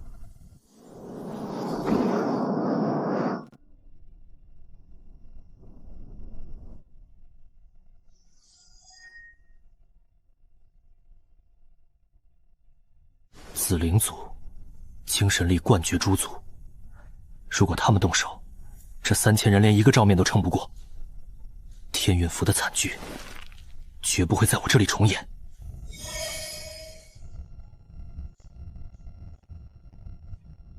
既然你们以精神力见长，那就在精神力上碾碎你们。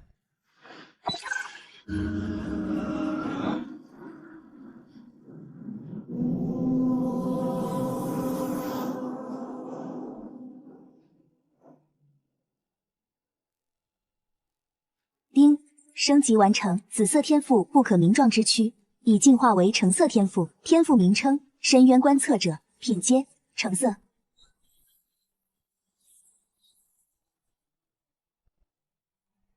好，非常好。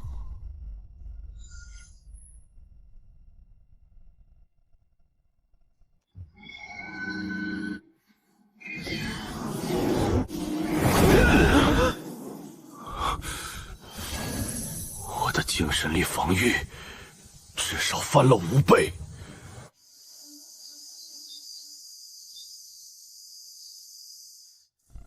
10万，全部砸进精神力。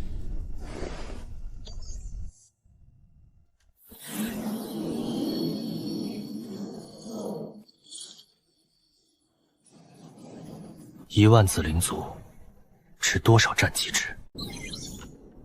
沈天，临海的事我已经知道了，你千万别冲动。古河大师，别急，这事我来处理就行，您放心。沈天，你听我说，临海的背后是龙京，龙京那边的局势你不了解，水很深，主和派的势力盘根错节，牵一发而动全身。今天这件事丢了面子不要紧，你才18岁，来日方长，面子这种东西以后有的是机会找回来。但如果现在跟临海撕破脸，跟紫灵族动手，后果不是你一个人能承受的。沈天，你要相信府主，相信我和燕老，我们会在后面替你周旋。现在最重要的是稳住局面，千万不要。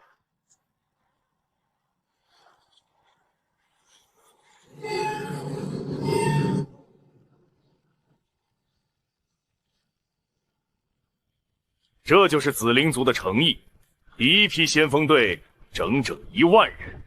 沈天，沈天，你在听吗？一定要冷静，千万不要！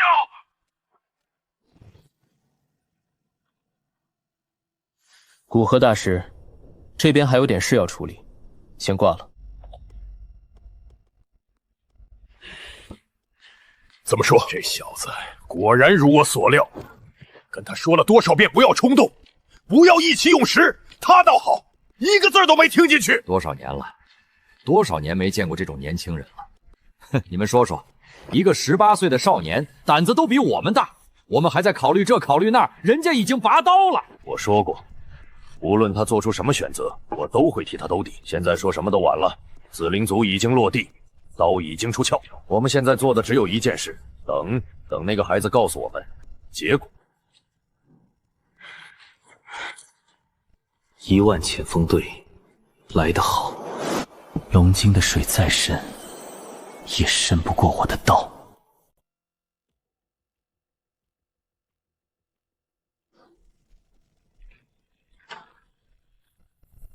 沈天，你这是何意？全体将士听令！异族入侵我龙国疆土，践踏我天运府辖区，身为龙国军人，守土有责，寸步不让。我以天运府亲卫之首的名义，以江城破军司总兵的身份，下令全军出战！杀！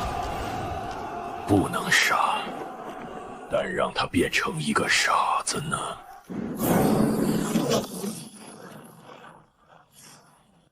来了。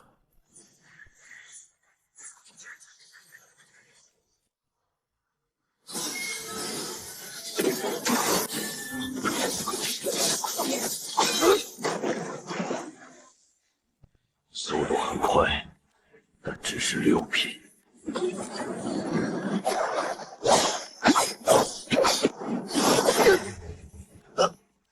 7品感知确实厉害，但你忘了一件事，在我的世界里，力量不只有速度一种形式。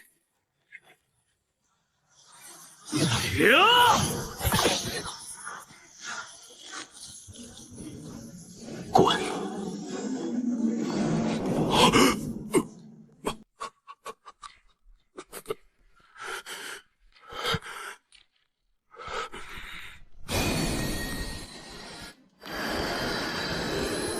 是你逼我的。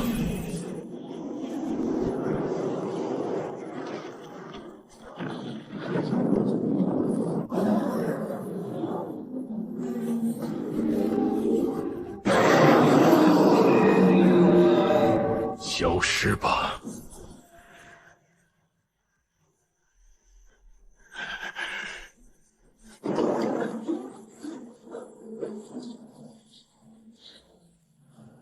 7品，不过如此。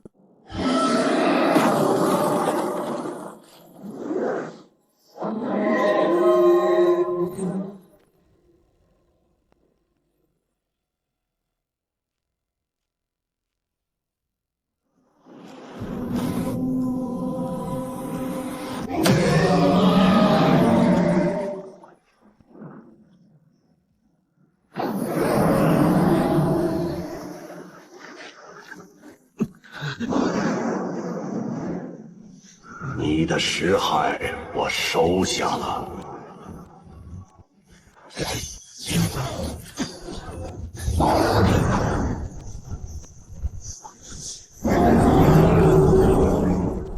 在我的世界里，你只是个客人。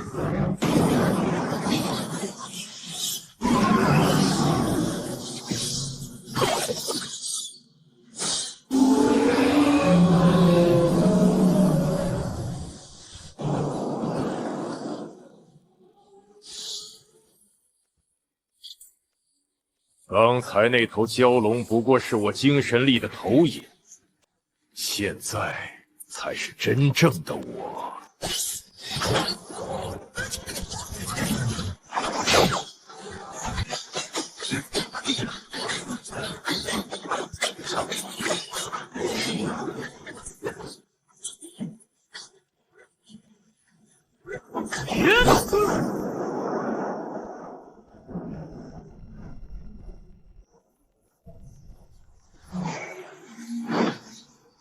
结束吧。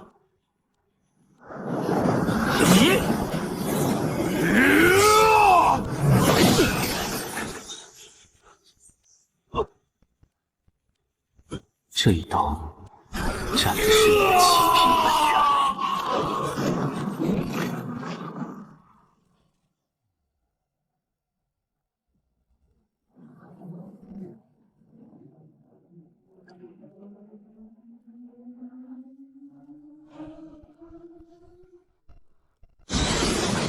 不可能！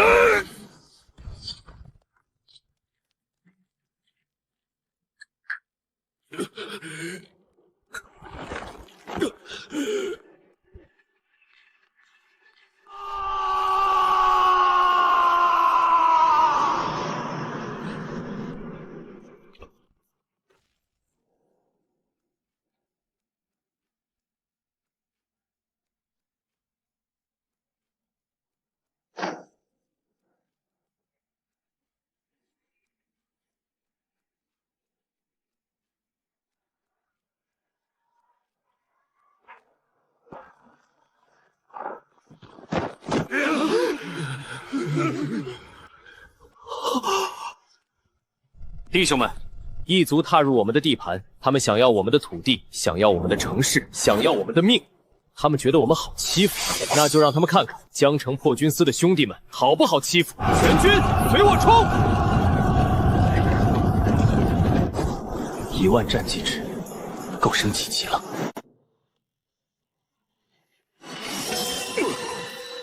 七品念师在他面前一个呼吸都没撑过。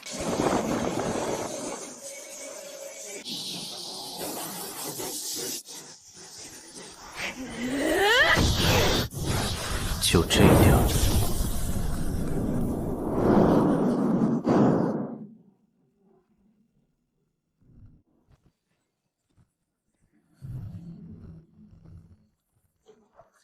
欢迎来到我们的领域，紫金静海。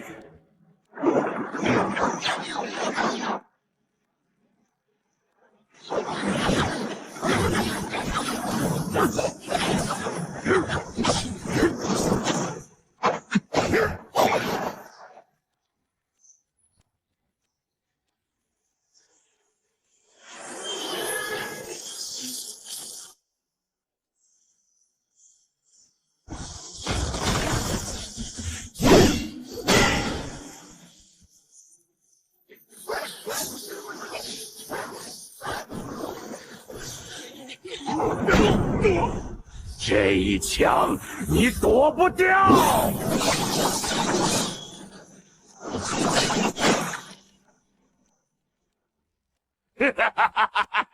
得手了，他受伤了。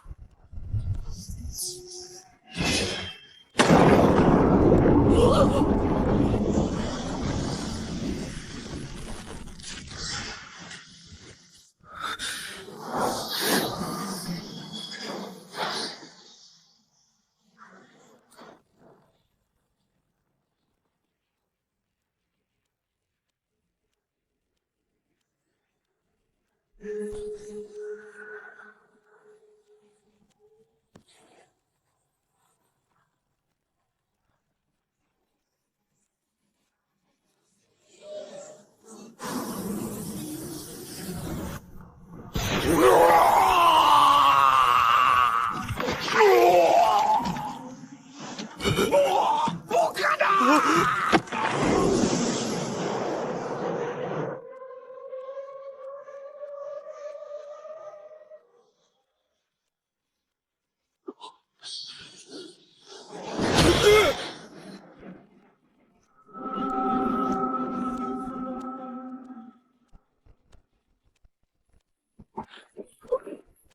成功击溃6阶紫灵族洛赫，获得战绩值8000点。成功击溃6阶紫灵族莫嘎，获得战绩值8000点。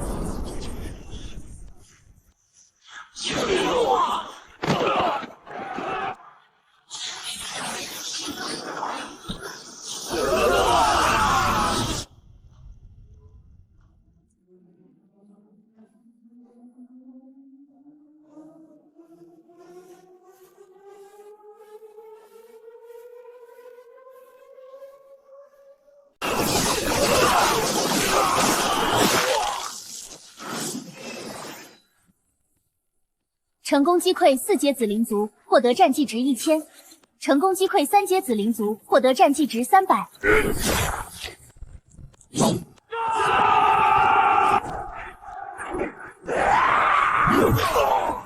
当紫灵族的精神攻击被废的时候，他们就成了实打实的脆皮。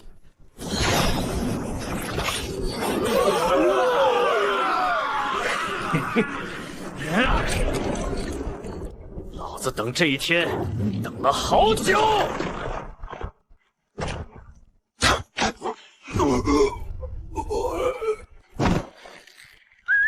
雷格，你他娘的别光顾着爽，注意侧翼！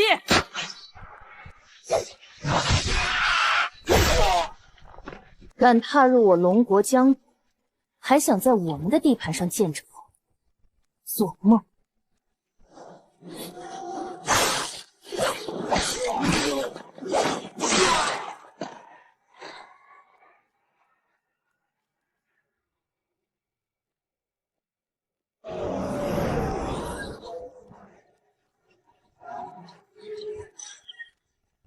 打完这一波，战绩值应该够把不死神魔体升到2阶了。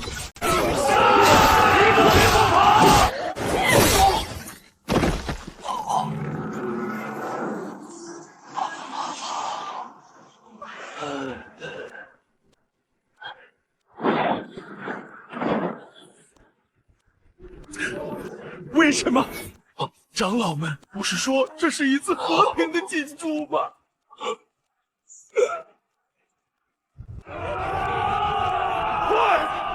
快动用战争回来！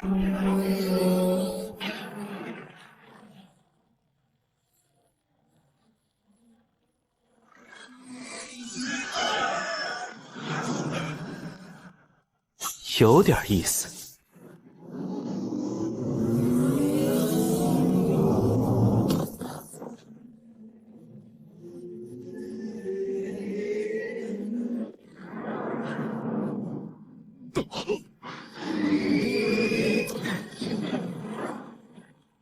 威力不错，不过打不中就没意义了。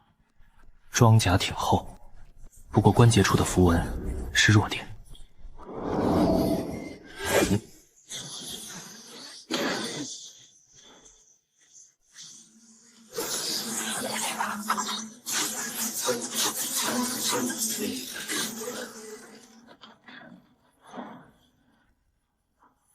6个关节，一个一个拆。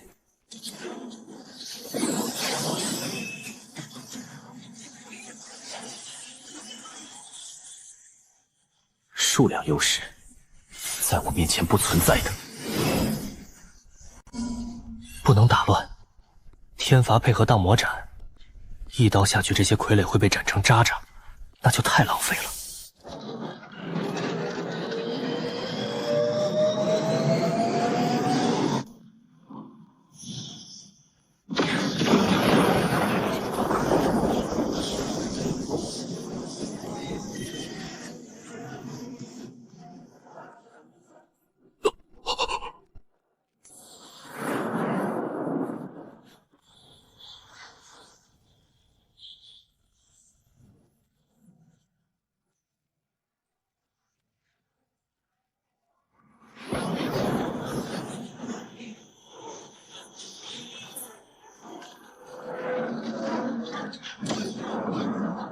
完美，外壳基本完好，内部的精神力回路被烧断了大半，但核心的驱动晶核还在，装甲结构完整，关节铰链没有物理性损伤。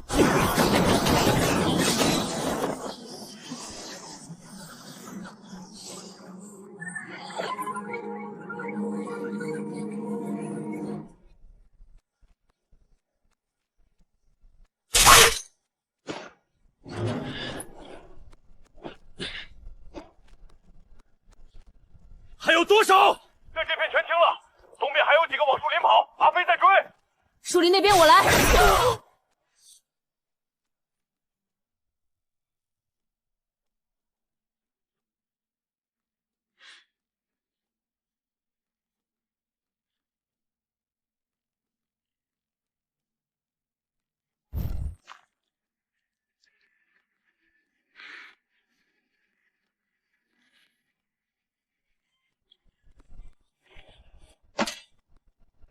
当年紫灵族屠了那座魏城2000守军，今天连本带利还回来了。沈清尉，清点完毕，3008人全员在列，无一伤亡。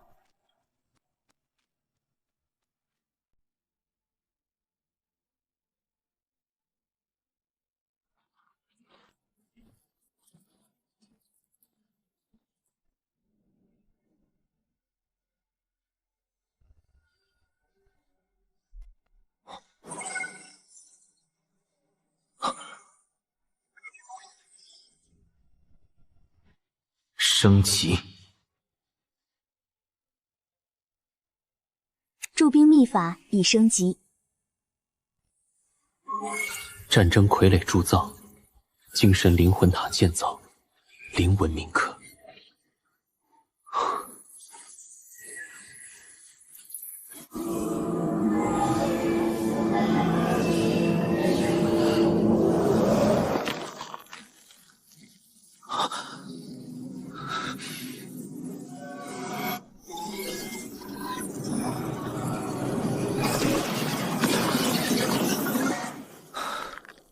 这就是他们口中的和平进驻，这就是林海嘴里说的互利共赢。林海和他背后的人知不知道紫灵族的真实目的？不管知不知道不重要了，因为不管他们知不知道，结果都是一样的。非我族类，其心必异。是否消耗10000战绩值，对战争傀儡进行100%完美修复？是。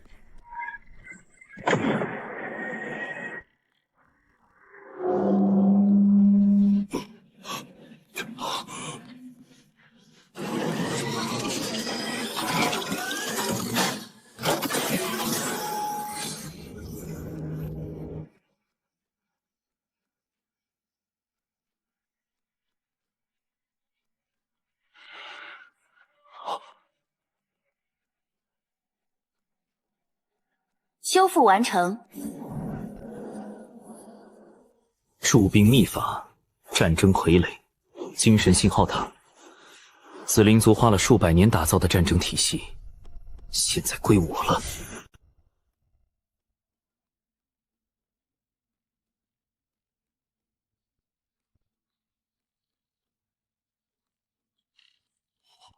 紫灵族的核心战争技术，神天池头并完成了修复，竟然只用了几分钟的时间。这是开了吧？楚风，过来一下。到。试试。啥？操控它。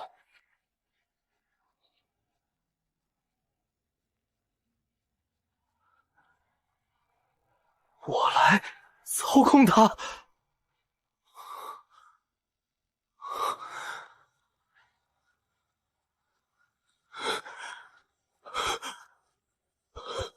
愣着干嘛？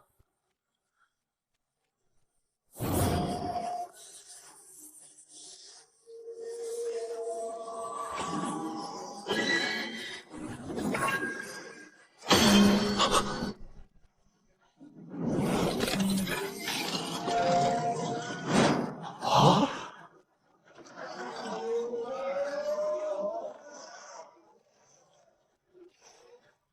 这种力量，如果能批量生产再投入战争，那简直太恐怖了，完全是人族没有的技术空白。如果今天不是沈天在这里，别光顾着玩。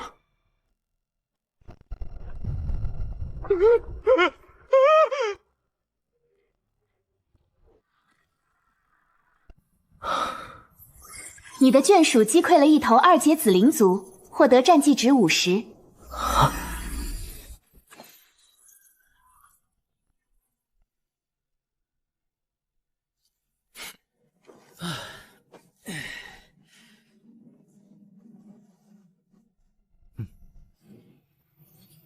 感谢榜一大哥送来的火箭。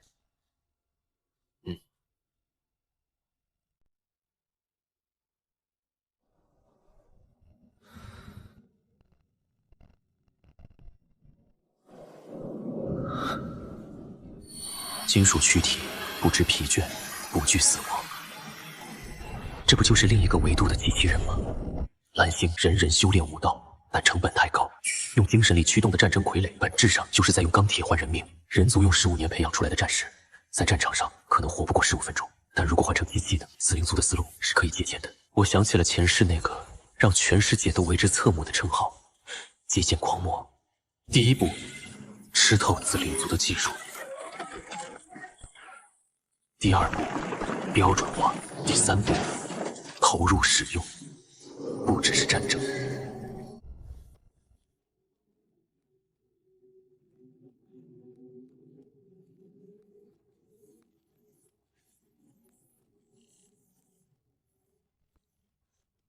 楚风，在。回去之后，天公司的兵工厂我要全面接管。没问题，古河大师说了，天公司的一切资源随你调用。1年太久，半年。半年之内，我要让龙国的天空上飞满属于人族自己的钢铁巨兽。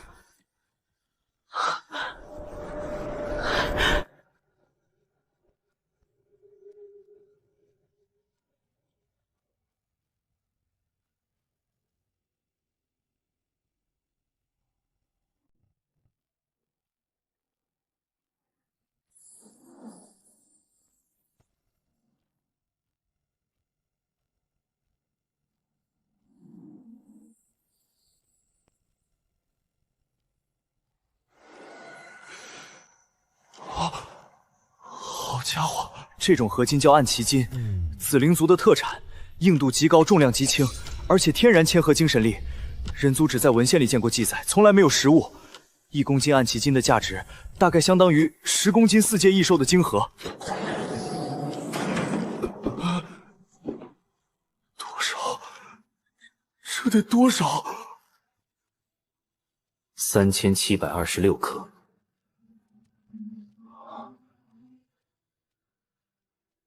这些灵魂晶石足够铸造上百座精神信号塔，如果让他们得逞，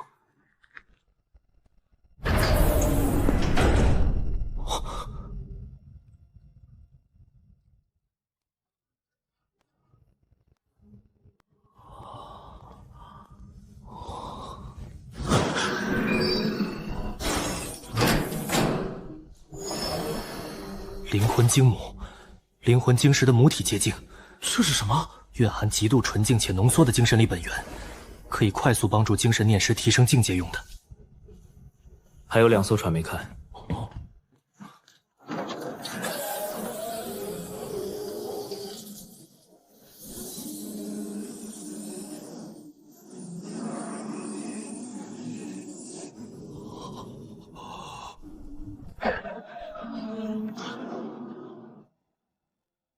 回去有的忙了。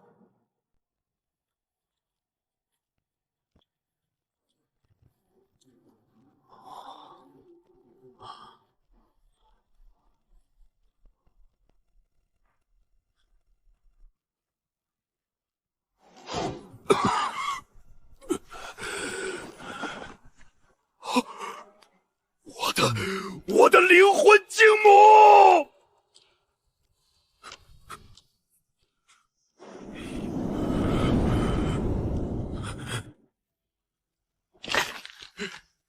神天，知不知道你做了什么？灵族是来和平进驻的，这是上面批准的，你竟敢对他们动手！你杀了1万多人，紫灵族会报复的，天域府根本挡不住，你毁了一切，上面绝对不会放过你，龙京那些大人物一定会把你碎尸万段的。差点把你给忘了。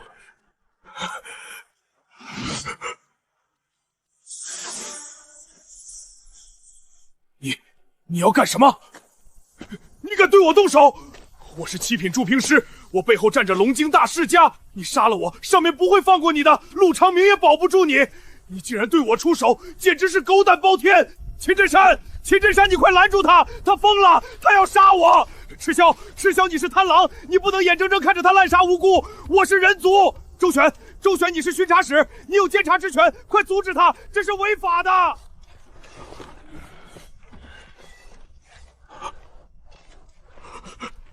神天，神天，我错了，我不该带紫灵族来的，求你。你错了，你最大的错误不是带紫灵族来，是你站错了位置。周巡查在，把这东西带回去，挂在电视塔上，挂在荡平绝域负我河山那8个字的正下方。属下领命。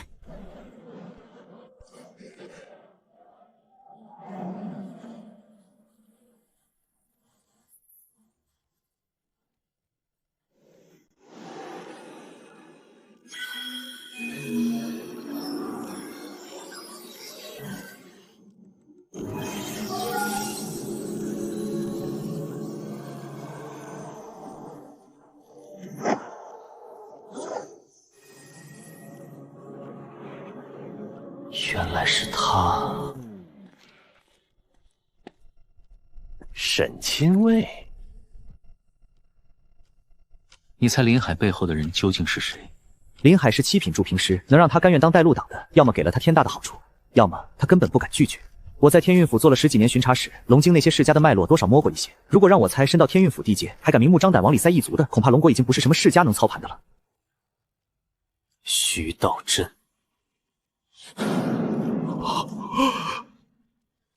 沈清卫说的可是天书局3天柱之一的徐道真？整个龙国9阶强者不超过5个，陆府主是7阶，在天运府他就是天，但在9阶面前，7阶什么都不是。9阶强者每一个都是国家层面的终极战略威慑，他们站在那里不需要动手，就足以震慑整个蓝星的异族势力。他不只是一个9阶武者，他是天书局的实际掌权者之一，他的意志在某种程度上就代表龙国的意志。所以林海才那么有恃无恐。9阶很强，天书局很大，徐道真很可怕，但你漏说了一件事，他先动的手。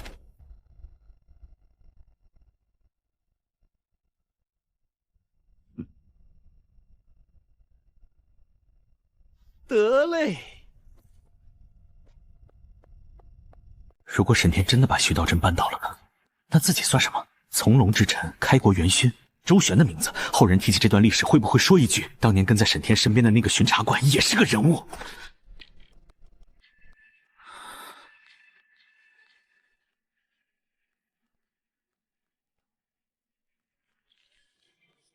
周旋说的对，举世皆敌。这玩意儿真结实，跟着沈老大打仗就是爽。现在一场仗下来，全身标配。这弓的韧性起码是我那把旧弓的5倍。看不懂，不过不重要，能射死东西就行。啊！你说沈老大下一仗打谁？打谁都行。就是，反正跟着他就对了。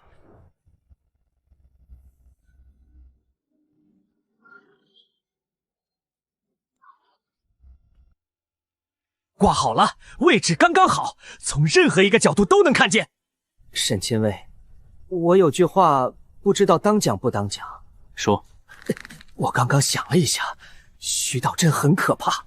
9阶天书局天柱，整个蓝星站在最顶上的那几个人之一。我也知道咱们现在的家底说出去有点寒碜，2座卫城6000兵，大部分还是3阶以下的底子。搁以前我肯定劝您忍，能忍则忍，能苟则苟，别跟那种庞然大物硬碰硬。但今天我忽然想明白一件事：武道必争，争的是天命，而你沈天就是真正的天命所归。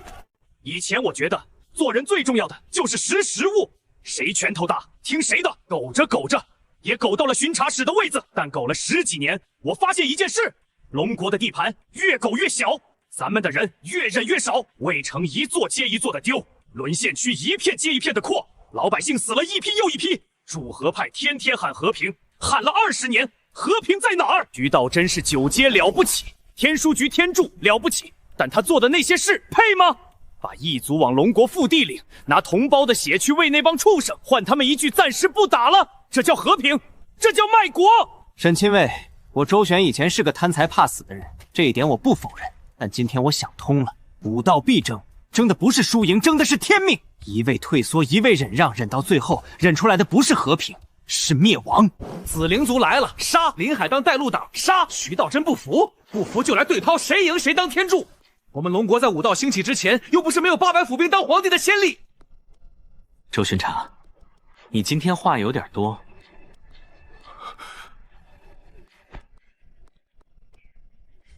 但说的不错。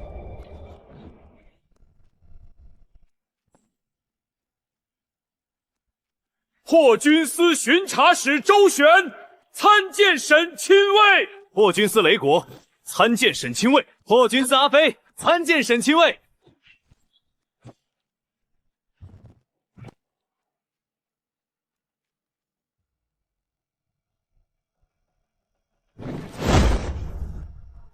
参见沈亲卫。诸位，今日之后，天运府的地界上再无异族立锥之地，不服的让他来，尸体全部就地处理，一具不留，一把火烧干净吧。明白。赤霄前辈留下协助秦术，方圆50里地毯式排查，不留活口。放心，一只蚂蚁都爬不出去。周巡查，楚风，跟我走。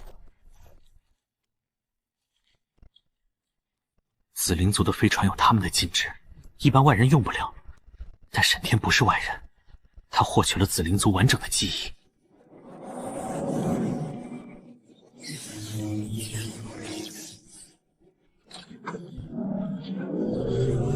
大型战争傀儡都被他瞬间修复，破个飞船禁制还不是顺手的事儿。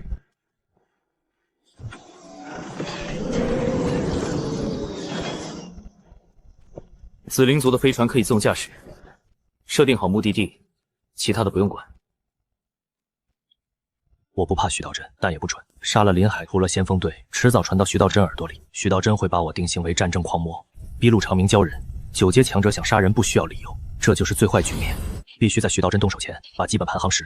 天运府就是我的基本盘。天运府2000里纵深8座卫城，5城土地沦陷被异兽盘踞，资源无数，矿脉晶和异兽材料。要做的就是集中兵力，以丰城和江城为起点，向外辐射扫荡，用最短时间把天运府境内所有罗线异兽清理干净。破军司有压倒优势，但清剿沦陷区得一个个找，之前的速度要几个月，还是不够快。当然，这是之前。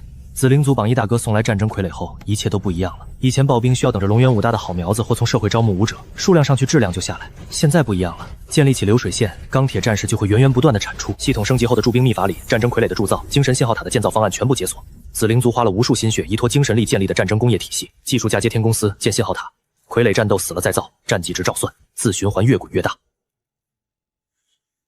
再多的兵和傀儡，面对9阶强者都是纸糊的。自身实力才是一切的根基。森罗无界神经需要海量战绩值，但更紧迫的是天赋。橙色天赋6阶时诞生武道真意，刀意通神以验证，但它不止一个天赋。这个天赋从觉醒至今带来的战斗增量最直观，一力破万法，简单粗暴直接。系统消耗战绩值升级神像之力。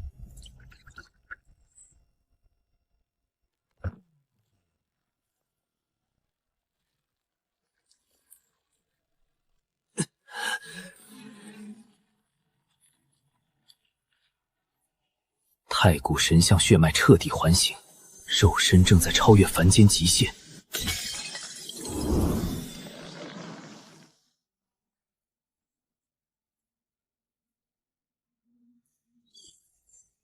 紫色神像之力是重拳，橙色太古神像就是天崩地裂。重色词条有了，但武道真意迟迟未领悟，力量冲击着每寸肌肉骨骼，但那股力量是散的，没有意，有力无意，就像一头蛮牛，力气再大也只是蛮力。森罗无间真经是承载多种真意的容器，入门级装刀意和雷意已是极限，容量不够。系统，森罗无界真经消耗10万战绩值，提升进度。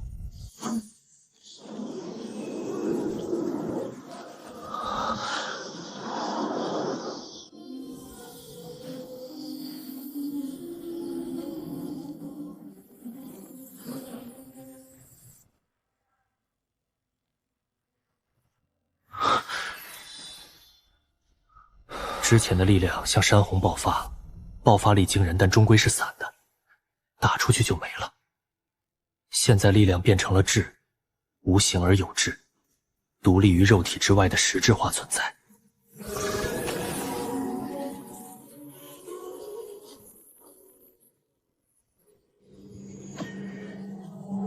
这就是万钧真意，像钢器附着刀锋，万钧真意也可以。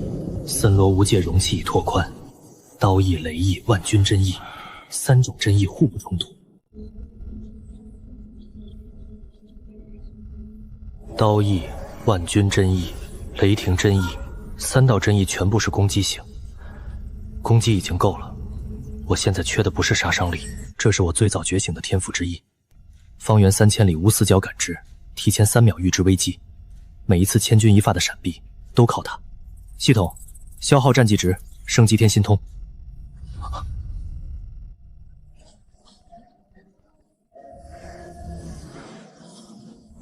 3万米，比之前的天心通扩大了整整10倍，而且不受物理屏障限制。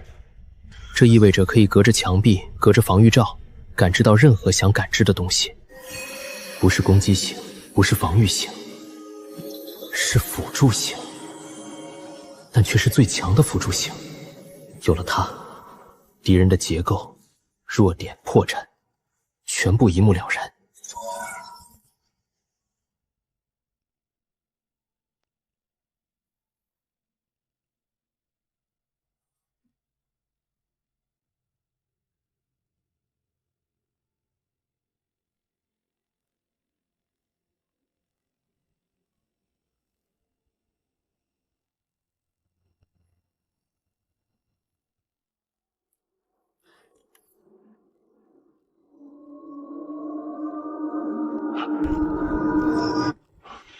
编号未登记，频率特征不匹配任何龙国军用或民用航空器的数据库。调出光学成像。敌袭！1级战斗警报，所有人员进入战斗岗位。西南方向3艘紫灵族重型运输飞船，距天幕外层边界47公里，预计3分钟后抵达。呼叫铁鹰中队，全体起飞，拦截目标。快接通辅助专线！我说接通辅助专线！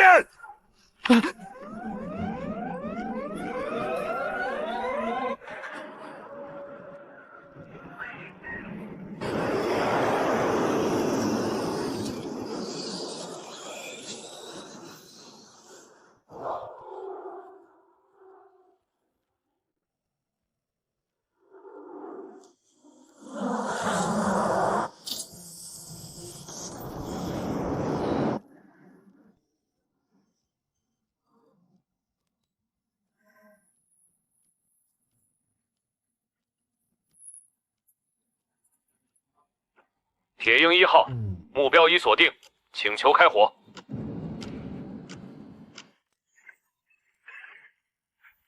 收到，铁鹰1号，确认目标为敌方运输舰。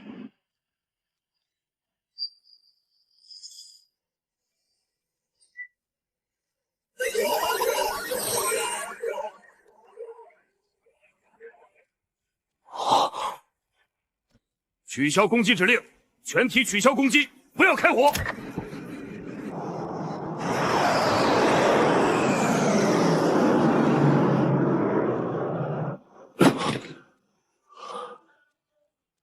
好悬，差1秒就朝天运府未来继承人的座驾开炮了。再给府主发一条通讯，就说危机解除。紫灵族运输机上的是沈亲卫，都是自己人。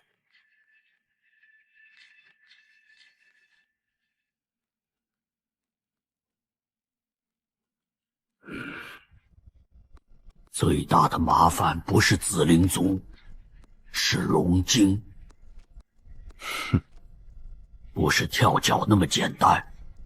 林海是7品驻兵师。满？怎么满？林海出发之前，龙晶一定打过招呼。林海不能活，紫灵族的人也不能活，一个活口都不能留。然后我们编一个理由：林海途经沦陷区时遭遇高阶兽潮，不幸遇难。紫灵族先锋队同时遭遇袭击，全军覆没。天运府正在全力搜救，但目前未找到幸存者。这借口撑不了多久。紫灵族1万人加3艘重型运输机，说被异兽干掉了。稍微有点脑子的人，仔细一想就知道有。我知道，所以我说是拖，能拖一天是一天。等天运府的底牌多一些，到时候就算龙京知道了真相，他们也得掂量掂量。我和京寒前往江城沦陷区，带上所有府主亲卫军秘密行动，同时临海和紫灵族的人灭杀。天运府所有对外通讯渠道全部走加密线路，任何涉及江城沦陷区的情报一律扣押不发，然后伪造现场，固住袭击痕迹，把沈天的战斗残留清理干净，最后统一口径。临海遇袭下落不明，紫灵族先分队失联，天运府组织搜救。行，那就别磨蹭了，现在就走。万一沈天那边还没处理干净，我们晚到一步，被龙京的探子接到消息，全盘皆输。先去看看再说。沈天那孩子或许已经有了自己的处理方式。京寒，点齐亲卫军1刻钟后出发，古河留守，盯住对外通讯。龙京异动，第一时间通知我。府主放心，老头子别的本事没有，拖时间还是会的。目标江城沦陷区。遵命。府主，天幕外围探测到3交不明飞行器，频率不匹配任何数据库。经光学成像，紫灵族重型运输飞船3艘正以巡航速度直逼天幕防御系统。紫灵族3艘重型运输机？不可能！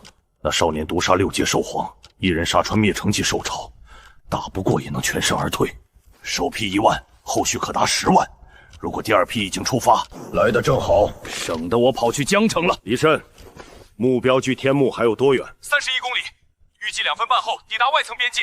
铁鹰中队已全体起飞，是否准许开火？府主，怎么了？铁鹰中队锁定目标后，对方的信息系统自动弹出了一枚身份令牌。谁的？沈清卫，是沈天。所以，那3艘紫灵族的重型运输飞船，是被那小子连人带船一锅端了。解除战备状态。府主。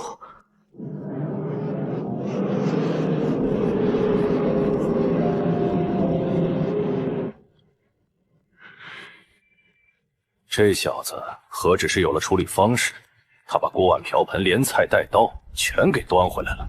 通知天公司停机坪，准备迎接亲卫军，解除战备，改为依仗列队。遵命。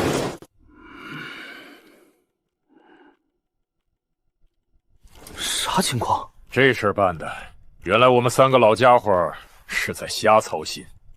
3个天运府的顶梁柱在密室里密谋半天，全是废棋。沈天根本不需要我们。行了行了，别在这杵着了。1万亲卫军大半夜全副武装站在大厅里，跟唱打戏似的。解散吧，让弟兄们回去睡觉。全体解散。现在我们该考虑另一件事了，编个故事吧，一个能糊弄龙京那帮人的故事。临海带着紫灵族的使者进入天运府辖区，这件事龙京那边一定有人知道。飞船好解决，拆外壳灵纹重新喷涂，编入3天内就是我们的。飞船能处理，但人呢？12000条命加一个7品驻兵师，这些人总得有个去处。黑渊裂谷6阶异兽栖息地，常年灰雾，信号全屏蔽，卫星都拍不到。临海带紫灵族途经黑渊裂谷，遭遇灰雾失联，搜救队已派出，信号全断，但无幸存者。灰雾是公认禁区，10万人走进去全军覆没也不稀奇。7阶强者都不敢轻易踏入灰雾深处，尸体残骸全推给灰雾。龙京敢查就自己进灰雾找，核心不是骗过龙京，是让他们无法证伪。可以怀疑猜测，没证据就只是失联。不愧是坐镇天运府多年的府主，比燕京寒那个莽夫强多了。这就是我们要拖出来的时间。定了，古河负责封口统一口井，对外只1个版本。灰雾失联，正在搜救。京寒处理物证，那3艘飞船天亮前改头换面，战场痕迹沈天的人清理干净。折腾大半夜，结果最忙的是我们3个老东西。最闲的是那个闯祸的小兔崽子。年轻人嘛，惹完了祸，拍拍屁股就走。擦屁股的活永远是老头子的。让他闹吧，他每闹一次，天运府的版图就大一圈。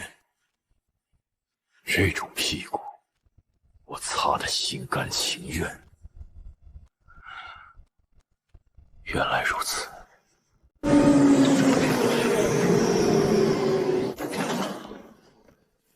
府主亲自来接，有点受宠若惊。3艘飞船12000人，你用3000破军司对付的？差不多。临海的事处理干净了吗？干净，头拿回去了。挂在电视塔下面了。这件事不只是个驻兵师，他背后的人恐怕有些不简单。我知道他背后的人是谁，这不就是我来这一趟的原因。林海此行的真正目的，不是在沦陷区建个据点。有人想借紫灵族的手，把天运府辖区拿出去一部分，换龙京的政治砝码。林海背后牵线的是徐道真。你确定是徐道真？天书局天柱，他亲自下场了。林海接了他的线，才出现在天运府。府主，搅动一方的士族，我们有应对的办法。但徐道真不一样，天书局掌控龙国高阶武者档案和军事调度，他想动天运府，不需要1万紫灵族。你知道这意味着什么吗？意味着我在天运府的地盘上动了他的棋子，他迟早会有反应。所以你来了。所以我来了，不是来报告的，来确认一件事。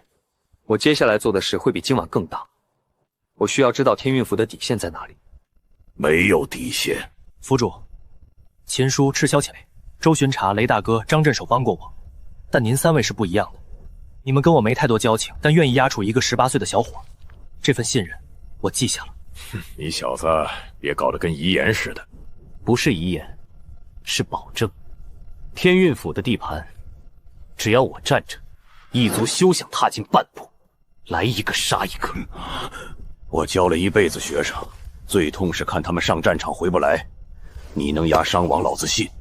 这种本事老子见都没见过。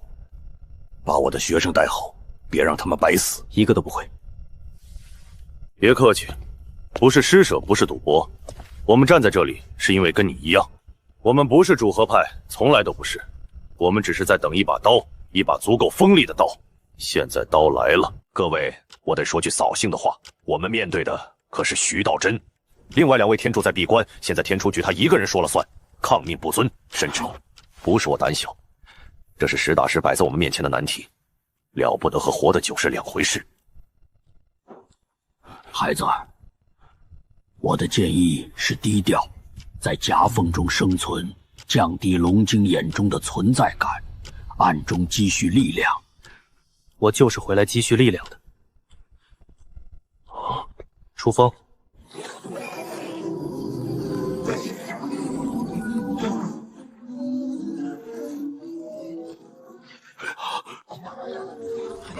别紧张，是楚风在操控。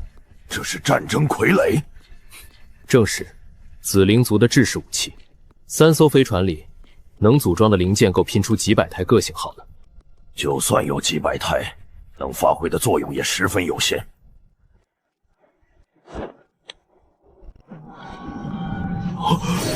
战争傀儡的完整铸造工艺，每个步骤都被沈天用精神力精准篆刻，没有丝毫遗漏。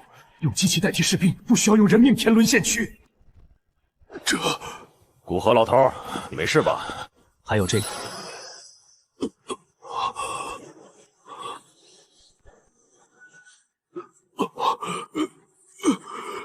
这是什么？灵魂精母，这是灵魂母镜。把人族的驻兵秘法推陈出新，发扬光大，这是每一个驻兵师的终极梦想。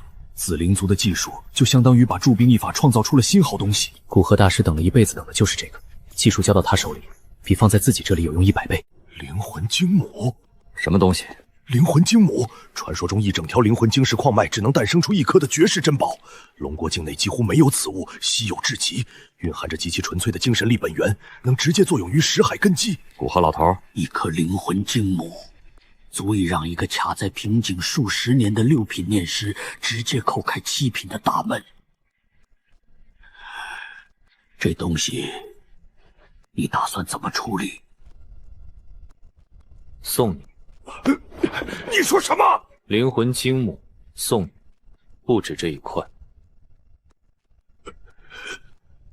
如果3颗灵魂精母全部炼化，以数10年积累的精神力底蕴作为根基，触摸8品精神境界，不是没有可能。8品精神念师，放眼整个龙国，1只手都能数得下来。这玩意儿对一般精神念师是稀罕货，都给你。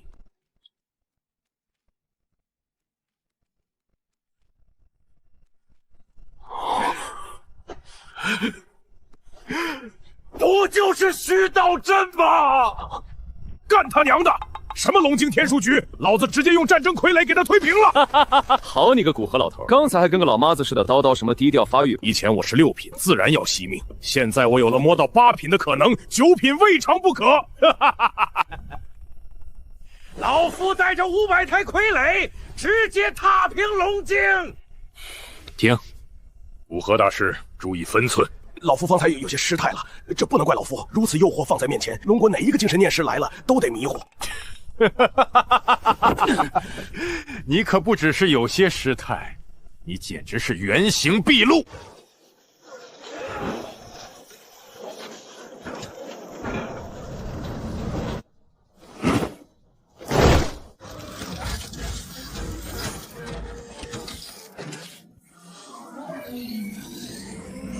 天公司抽调了10名精神念师，全部经过我亲自培训，学习如何操控傀儡的核心指令组。3品以下念师就能完整驾驭。等到精神信号塔完全建立起来，一个2品精神念师都能同时操控几十上百台小型傀儡。然后这些10个人带着傀儡，坐着天运府的运输机，秘密前往江城和丰城。报告沈司长，所有精神信号塔已经按照您的要求调试完毕。开始。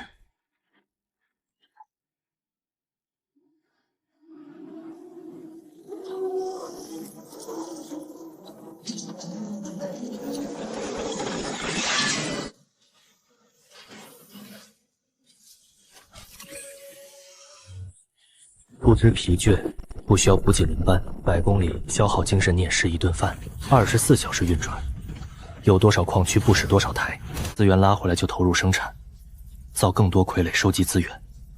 沦陷区是宝地，资源无数，有了傀儡，这些资源能很快开采投入生产。半个时辰，已经堆出了几个矿工干3天的量。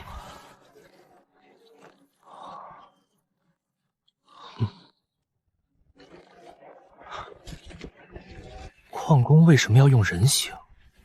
傀儡是机械，是可重新排列的金属，没人规定傀儡一定要长成人样。在想什么？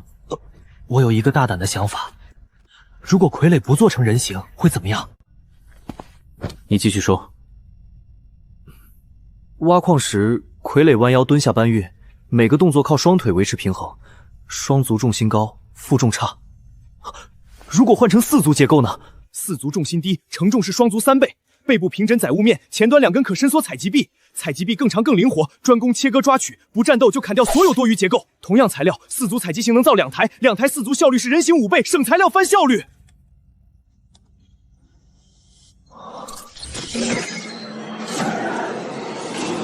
楚风枕凭挖矿灵感就摸到这条路，这小子真是人才。果然走到哪儿最重要的都是人才。格局打开。你刚说的是采矿，把这思路用到战场上呢？高级战场有武者，傀儡替代不了，但它能批量生产。如果我们把制造战争傀儡的成本降到足够低，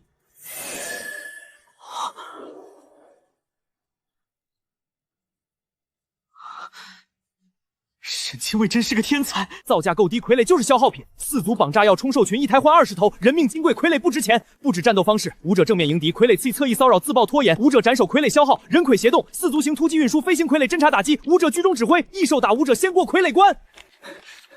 沈清卫，您看这个爆裂珠，消耗品不需防御，外壳用生铁，里面铺满炸药和金核碎屑，1台人形材料能造几10只，砰！几万只撒出去，顺兽腿往上爬，往耳朵里钻，嘴里跳，砰！内部引爆，3阶异兽脑浆炸裂。微型自爆机器，刚想到概念就能落地纸面，悟性简直可怕。重装堡垒要防守火力，机动就是累赘，双腿扛不住重炮后坐力，腿砍了。铁带轮底盘低，抓地死，堆最后装甲装灵纹阵列，开到防线往地上一趴，打不烂的炮台。异兽冲阵，先问几百门巨能炮答不答应？履带。楚风竟然连履带式坦克的雏形都搞出来了！天上也可以有毒蜂，指甲盖大小微型傀儡，装麻痹毒素腐蚀酸液，几万只毒蜂成树云，扑异兽眼睛鼻腔伤口，泼一点皮毒素打进去，兽王变瞎子摊子。紫灵族只想造更强单体傀儡，战争是效率，是成本不择手段的战绩。天才，这些图纸上的东西能造出来吗？能。从今天起需要什么跟我说。矿脉每天送原材料，人手不够，驻兵师亲卫军随你调。放手去干！真是低山臭水，不是高山流水觅知音。爆裂珠、重装堡垒、毒蜂。1个下午，这小子把军事科技3个方向全摸到了门槛。假以时日，天运府的战争工业会因他改变。怎么了？说。禀天柱大人，关于临海大师及紫灵族使团失联一事已经有结果了。天运局传弥绝密公函，1个月前江城南部沦陷区爆发史无前例大规模灰雾潮。临海与紫灵族使团深入沦陷区勘探，遭遇灰雾磁场迷失方向，撤退途经黑渊裂谷遭怪物袭击。天运府接求救后，陆长阁亲率亲卫师救援，灰雾浓度过高，救援受阻，最终使团全军覆没，无一生还，连临海大师的尸骨都没能抢夺回来。灰雾潮、黑渊裂谷，12000精锐加7阶念师发不出求救信号，精神之火克灰雾，全军覆没，这叫灭口。好一个天运府，好一个陆长明，劣质遮羞布。陆长明想告诉我，天书局的手伸不进天运府，伸进去就得死。哪怕是7阶大师，哪怕是1万一族，在天运府的地界上说没就没了。